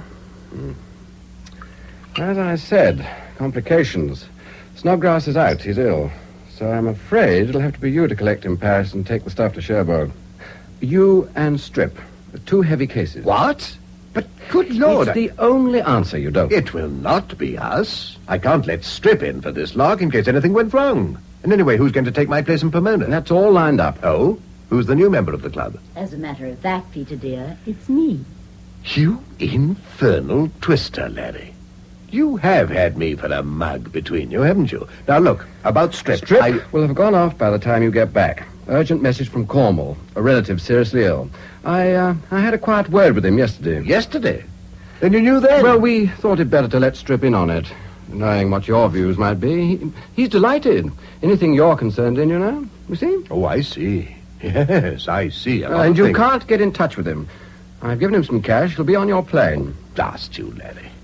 But, Margaret... Oh, Mrs. Pum will go over and stay with her while Strip's away. You have got me nicely ditched, haven't you? Well, I'm glad you see sense. Now, cash. Snodgrass has sent it. 100 should see you safely through, I think. And, here's your plane reservation. Now, you pick up the bags in Paris. Here's the left luggage ticket. Very valuable document. Gare de Lyon. Might cause a lot of trouble in the wrong hands. Now, you'll have to go tomorrow. Can't let the cases be left in the left luggage a minute longer than necessary. And get to Cherbourg as soon as you can, will you? I've booked a room at the De La Mer Hotel. Oh, you couple of crooks. We'll come over the following night. ETA, 11 o'clock. I'll have to switch Bryce Jones to Cherbourg for Margaret's benefit, damn you. Fortunately, she thinks him a bit funny in his ways already. Well, that's that. Jolly good luck to us all. Here's to crime. Yes. I shall now return and tell me lies to Margaret. And I wish both of you a thoroughly sleepless night.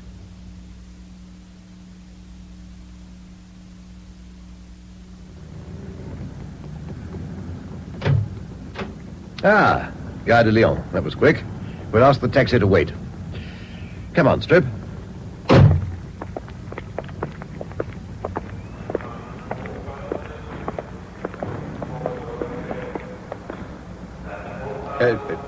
Two cases.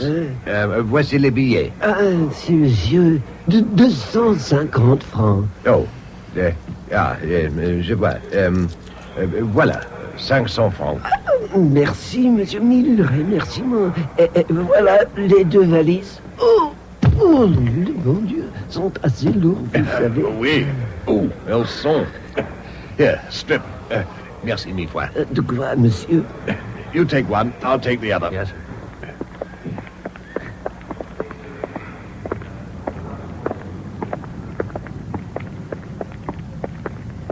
Saint-Lazare, et vite. Saint-Lazare, et vite. Oui, monsieur.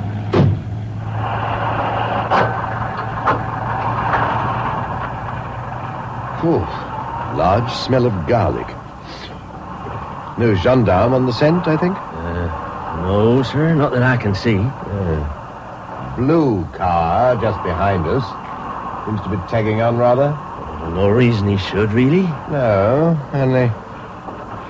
Oh, I think we'll make it with a few minutes in hand.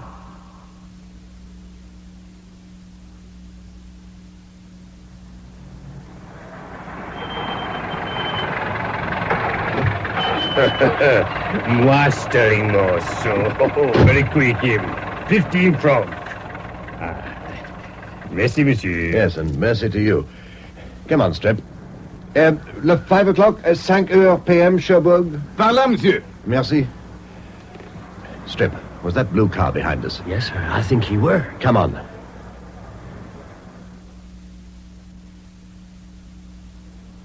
That's it. Thanks, Strip.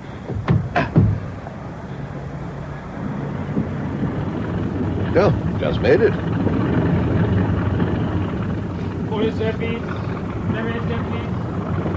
We'll stick here, Strip, and have our consommation à l'anglais. Yes, sir. Well, here we are. Sherry, sandwiches and boiled eggs, coffee and thermos. Oh, and a half of rum. Thought that might come in helpful. Mm-hmm. Good man, Strip. Let's have it.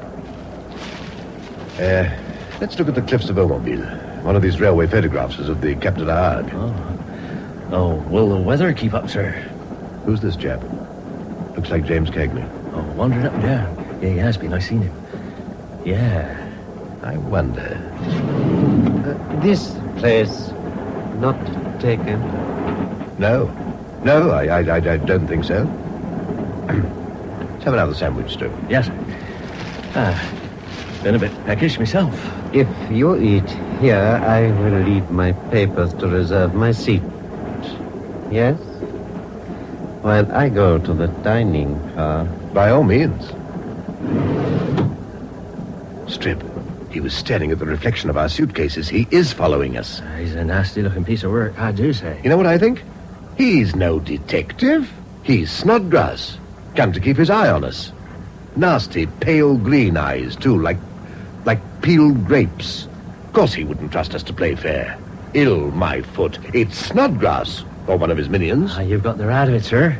This way he gets his job done for him. No risk to himself, but sees to it we're playing the game with him. Well, exactly. Rather ingenious. I'll give Mr. Kemp a piece of my mind when I see him next. He must have known.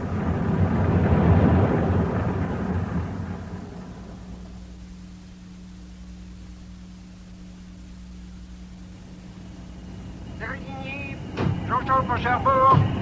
Arrête prochain camp, Séville, 45 pour Caen et Cherbourg. Vous me permettez, monsieur? Ah, mademoiselle, permettez-moi vos bagages. Merci bien, monsieur. Merci bien. Quite a lolly. I prefer to Snodgrass. Shh, she got that. Si, monsieur. I speak English. Vous êtes anglais, hein? Yes. Nous allons passer quelques jours à Cherbourg. Nous avons... We're on a business visit, mademoiselle. Madame. Oh, business, eh? I hope you will be very successful and have good weather. Yes. Merci. Bit cold at present. You stay in an hotel in Cherbourg, monsieur? Yes, Hotel de Casino. Ah, oui, le casino. C'est bon. Oh, bon. I hope you will like Cherbourg. Myself, I am from Perpignan. I find the people up here not so sympathetic. Oh, well, why do you come here, then? Is your husband perhaps in the Navy? You're very nearly right. He is a radio operator in the merchant marine. His ship has been at Le Havre. So now I pay a visit to my parents at Cherbourg. My father is Capitaine de Douane there, Captain of Customs. Sorry, sir. Rum went down the wrong way. Perhaps I alarmed your friend. Oh, no, ma'am, no. Just a rum go, that's all it were. My papa will not be on duty when he meets the train. He will not search your cases.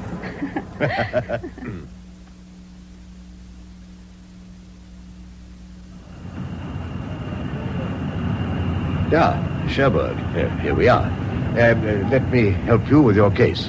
Thank you. Merci mille fois. Oh, my parapluie. It is caught under your case. Your arm. Thank you so much. Yours looks heavy to move. Books, you know, books. Mm-hmm. Traveling in Bibles and religious works, solid weight. Ah, yes, bien sûr. Ah, the good books. Ah, there is Papa. Papa, par ici. Au revoir, monsieur. Perhaps we can give you a lift to the casino. No. No. Very kind of you. We have to meet a chap. I mean, he's meeting us. I mean, mustn't keep you. Do hope to see you again. Au revoir, madame. À tout à l'heure, alors. She would have to be the daughter of the customs man. And as you said, Strip, quite a lolly. But I hope we don't see her again. Oh, no porters. Well, let's hump these and find a taxi.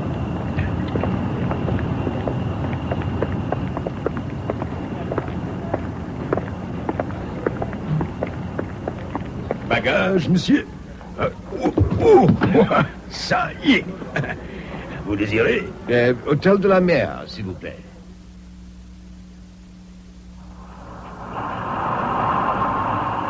Snodgrass, or wherever he is, didn't come back? No, sir. Oh, maybe he isn't Snodgrass. Saw him pass, though. Look this way, then he dodged off to the car park after the French lady. Did he now? Car behind us. That's him, I think.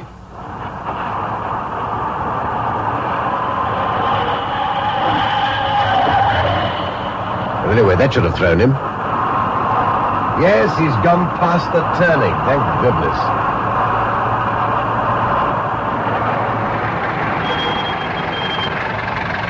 It's a gully little pub, I must say, as gay as a morgue.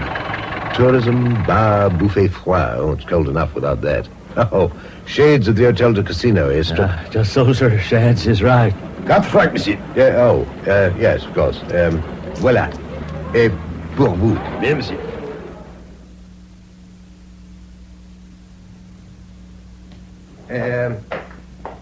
Oui, monsieur. Reservations pour Wilson? Ah, Monsieur Wilson. Je vais donner les fiches. Fill in these cards, please, monsieur, and bring them back, will you, please. Merci. Les clés. Oh, bien It is sûr. here. It is this door here. Garçon, numéro 28. Portez le bagage. Oui, monsieur.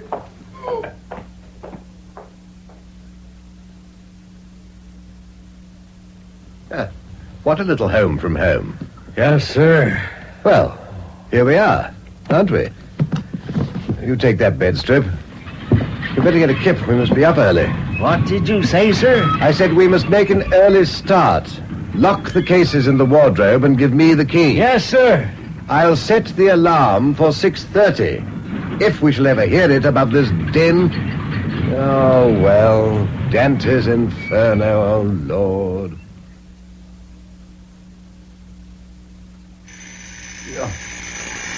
Oh. Strip. Show a leg. Huh? We've got to get to Omonville and get the lay of the land. Tonight's the night. Or tomorrow. Or should be. Weather's not too bad. Suitcases all right. The ones, I mean. All safely stowed, sir. In the wardrobe. And locked. Right, I'll take the key. Now get the fodder. We may need some time to recce at Omonville. Yes, sir. Strip. There's a gendarme. KP, blue overcoat, pistol and all. Wait. Ah, bonjour, Monsieur Wilson. Nothing for it. Come on. The copper's going. J'espère. I hope you have slept well, you and your friend. Oh, comme si, comme ça, as you say. Have you some trouble? The gendarme. He collects these, les fiches. Registration form. Mm-hmm. They have nothing else to do at the sous-prefecture. It is out of season, you see. Yes, I see. Yeah, come on, Strip.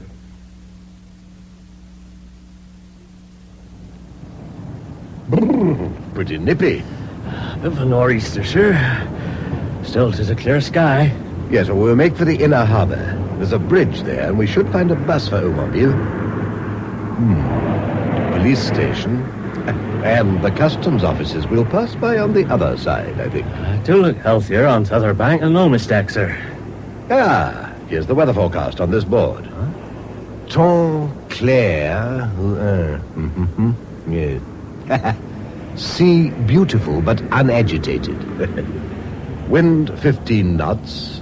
Yes, but weather slowly worsening. Oh, that ain't so good. High tide 13:55 hours. Must try to get Larry, Mr. Kemp, over tonight.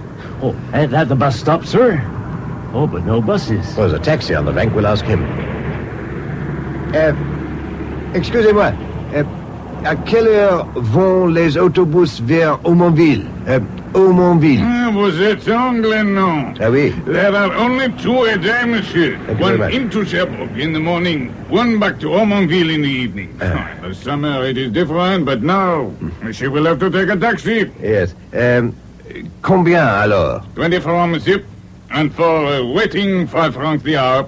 Right, must do.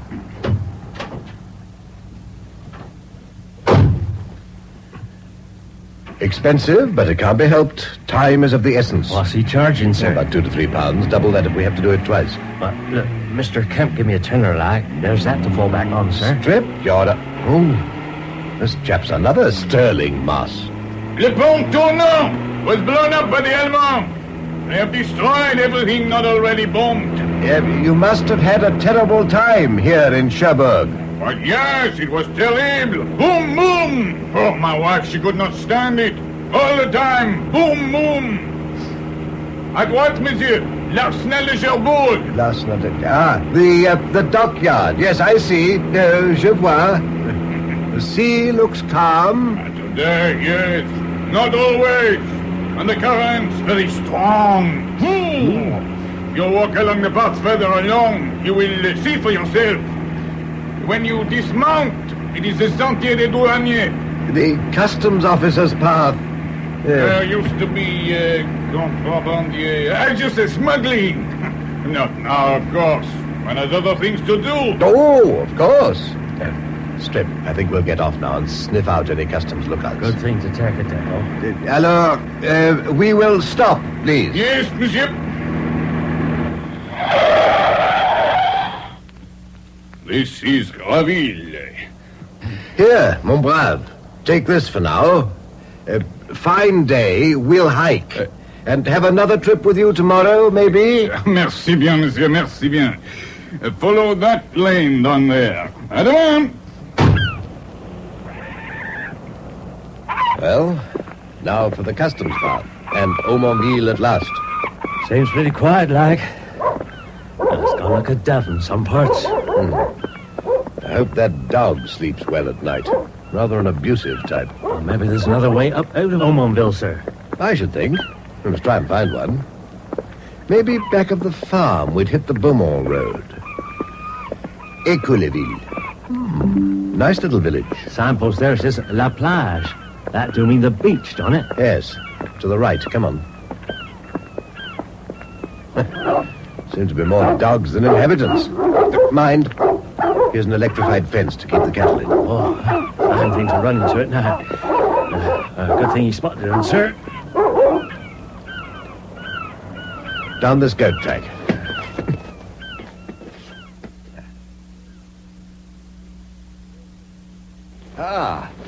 Here's Mr. Kemp's cove.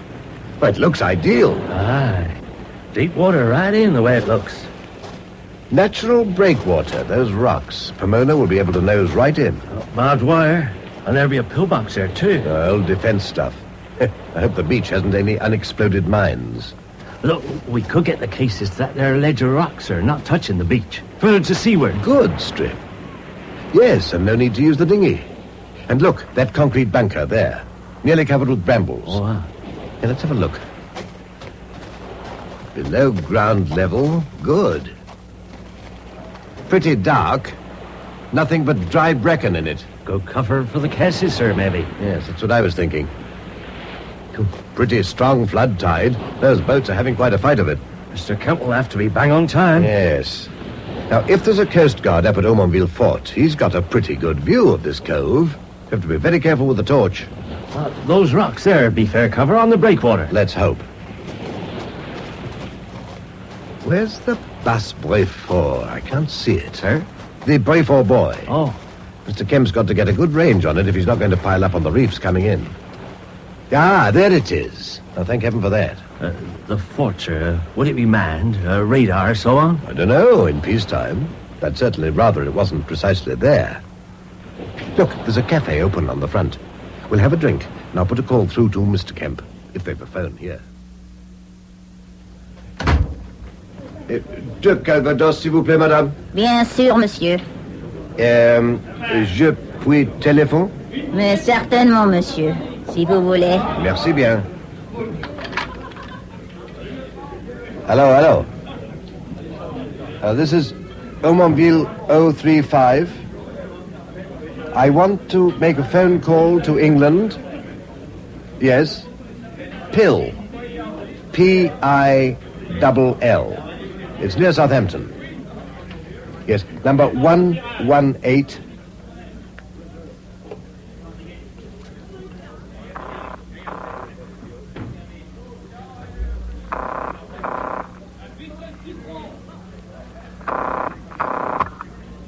Hello? Bill 118? Larry, Peter. What's up, Peter? You're early on it? Look, can't you make it any sooner? Tonight, lovely this end. What's the panic? There are other reasons. Well, can't we stick to the original arrangement? Forecast's good enough. Not this end. You'd be a damn fool, I mean it. Right, if you insist. I have to get cracking. That all? No change. Not to bother with the pram, though. We can handle the baby without it. Get me? Goodbye. Okay, goodbye. Sir, think we ought to be getting back. What? Oh, yes, I see. Well, I must pay for our drinks. Monsieur, but of course, we have met somewhere on the train, was it? Not from Paris. This is my friend Marcel. Oh, enchanté, monsieur. Oh, delighted. Yes, I remember. But didn't you get out on the way? Just to take a little walk. That was all. Oh, I see. Yes. Here in the summer, you know, there are many English yachts, but in winter, no one comes. Perhaps monsieur is on holiday. Perhaps here is a warmer climate than England. My friend and I have some business in Cherbourg, but not until tomorrow, I think. So we are taking a little look at the country. The weather is so good, Marcel. It seems to have improved. Ça fait 5 francs, monsieur. Avec le Calvados. 8 francs, 20 centimes, monsieur. Voilà, 100, 100. I've just been telephoning my wife. She's, ill. Oh, too bad. But she will be coming over here, I think I heard you say on the phone. Oh, yes, I hope so. To Paris, if the weather keeps fine. The, baby is not a good sailor. Ah, pauvre bébé. Yes, well, we must be off. Strip? Yes, sir. Goodbye. They are on our track, damn it. Looks flipping like it, sir. See, there's the same blue car. They've been on to us from the moment we left the Gare de Lyon. James Kegney kept the eye on us while Marcel drove to Cherbourg. Cripes, they've stowed their car right alongside the door. Yes, but they certainly don't seem like customs men. We've got to dodge them anyway. No panic, but PDQ. Thank heaven, here's a lorry. They can't see us from the cafe. Monsieur, vous allez à Cherbourg? Oui, monsieur. Pouvez-vous nous prendre dans votre voiture? Oh, volontiers. Pas d'autre place. Ça ne fait rien. Nous sommes pressés. Entrez, si vous aimez tant des poissons.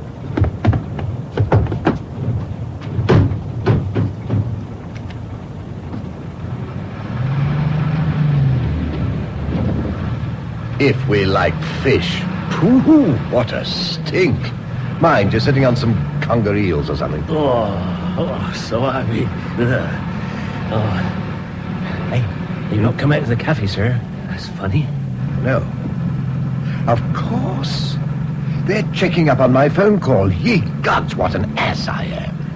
Now, they've got Larry's address in England. They'll have got mine from the police, our registration cards from the hotel. Fred, it looks like it, sir. They must be customs men. Now what are we going to do? Oh, maybe they're bound, sir. Look more like spivs to me. That way they mayn't have tracked us to the hotel yet. Maybe not. I must phone Mr. Kemp again the minute we arrive and put him wise. We may have to chuck the whole thing.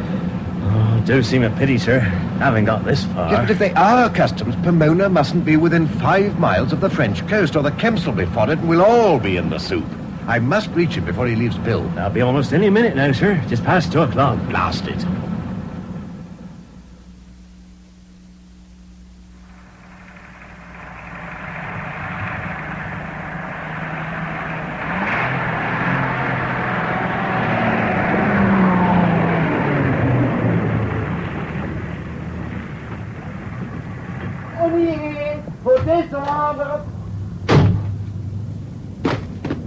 Merci bien.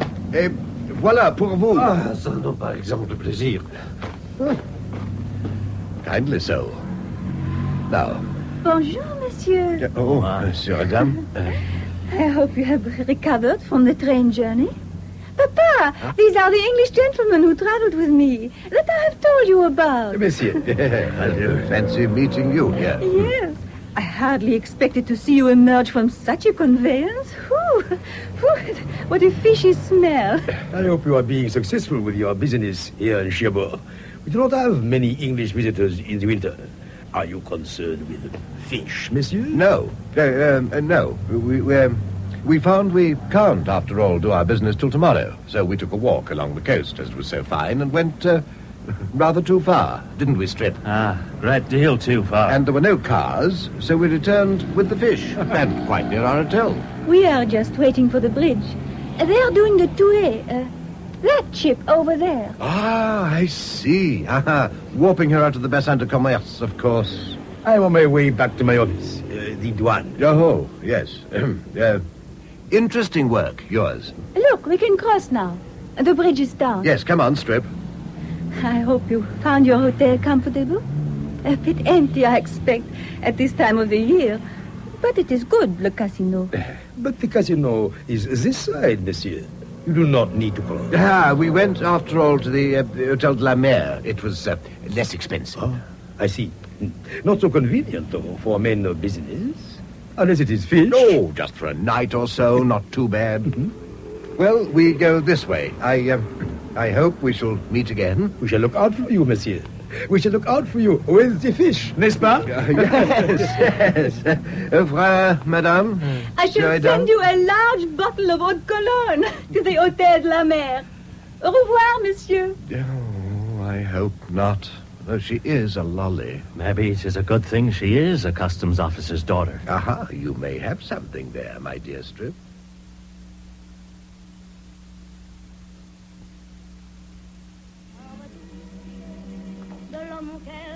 Monsieur, there were 2 gentlemen here this morning after Monsieur had left. Oh? Did they want me? They told me some friends of theirs, Englishmen, had arrived in Cherbourg last night, but they did not know at which hotel they were staying. They thought it might be here. They asked to see the register. Oh, yes? I did not like their manner, so I did not show it to them. I asked them the name of their friends. Did they tell you? No, monsieur, they did not. They became angry. And I was forced to ask them to leave and to go to the police if they wanted information. And I thought it best to tell you. Oh, thank you. Yes, very strange. I can't think who they can have been. Perhaps if they call again, you will be equally discreet. They will not call again, monsieur. You may depend on that. Ah, you are evidently most efficient. Monsieur. I find we shall have to leave this evening. May I have the bill? Do you wish to catch the train for Paris? It goes about 5. No. We shall not be leaving till later. Would you be good enough to send up some cold food for us and some beer while we pack? We have a business call to make en route. But certainly, monsieur. Voila your bill. To include this buffet foie. Merci. Voila. And this for yourself. This for yourself. Merci infiniment, monsieur. We've got to get a smart move on. I've paid the bill. Food coming up. Suitcases intact? Oh, yes, sir, I think so. Use the key. Yes. All correct. Plus smell of mothballs. What may be your plan, sir? Well, no answer from Pill. They've started. So? We go full steam ahead. Well, must, I think. So we're moving to the Hotel Casino. Cagney and Marcel have been inquiring here. The clerk turfed them out. Oh, nosy frogs. Yeah, somehow they know quite a lot. They want those cases. Well, murder has been done for less. £30,000, Bennett? Possibly more. No, they don't love the customs either. They've got on to Operation Snodgrass somehow. Maybe. That's why he's ill, sir. Good heavens, Strip, you may be right. Although, no. Then Snodgrass would have signaled Mr. Kemp to that effect when they made the change of plan. Good Lord, I wonder. Getting dark, sir. Pomone will be setting out. Ah, pretty near. Though there's an hour's difference in time, of course. As soon as it is dark, we'll get a cab, dump our own stuff at the Casino Hotel, and take the cases on down to Aumonville. Entrez. Your tray, sir. I bring it myself. Merci. I wish to tell you, I observe one of those not-so-nice gentlemen outside in the street just now. I hope there will be no trouble. Well, if there is, I shall certainly call the police. This I have already done, monsieur. That is to say, I have informed them of the existence of these types. The hotel does not wish any trouble, you understand. Ah, yes, that was very wise. Now, will you please order a taxi? We shall be right down. Bien, monsieur, in a few minutes. Merci, monsieur. Oh, blast. Cagney is outside, but we've got to make it. They've got the car, I expect. Turn off the light strip and have a look. There's a car parked just down the street, sir. About 50 yards. Looks like it. Yes, it be, sure enough. Here, unpack my razor blades. And, here's a nice thick tumbler. That'll do. Sorry, Hotel de la Mer, but it's a nice slicing weapon, and more than paid for. Now, wrap the food in this paper. We'll take it with us. They're tires, sir. You're going get to... in the taxi with our cases. I'll try and dodge past their car, do the back tires, and then join you. Then, Hotel Casino. Right, sir. Okay, sir. Got both his back tires through to the bone, I think. No, sir. He's following us. Oh, damn. Plus vite, je suis en retard.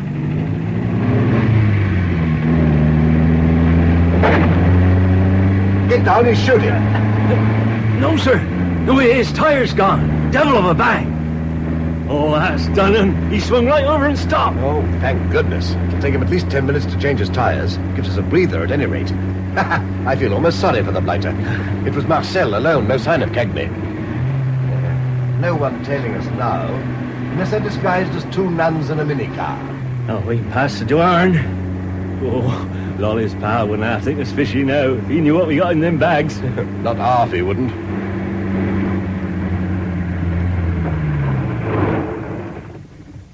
Attendez quelques minutes, puis nous allons vers Aumonville.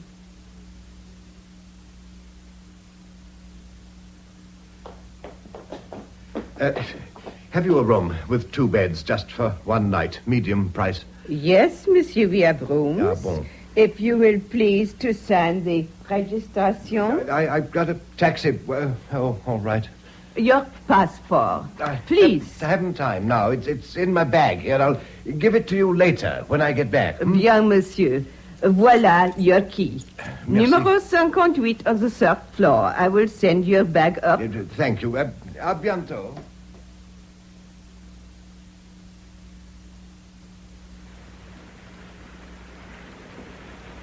Keep still a minute.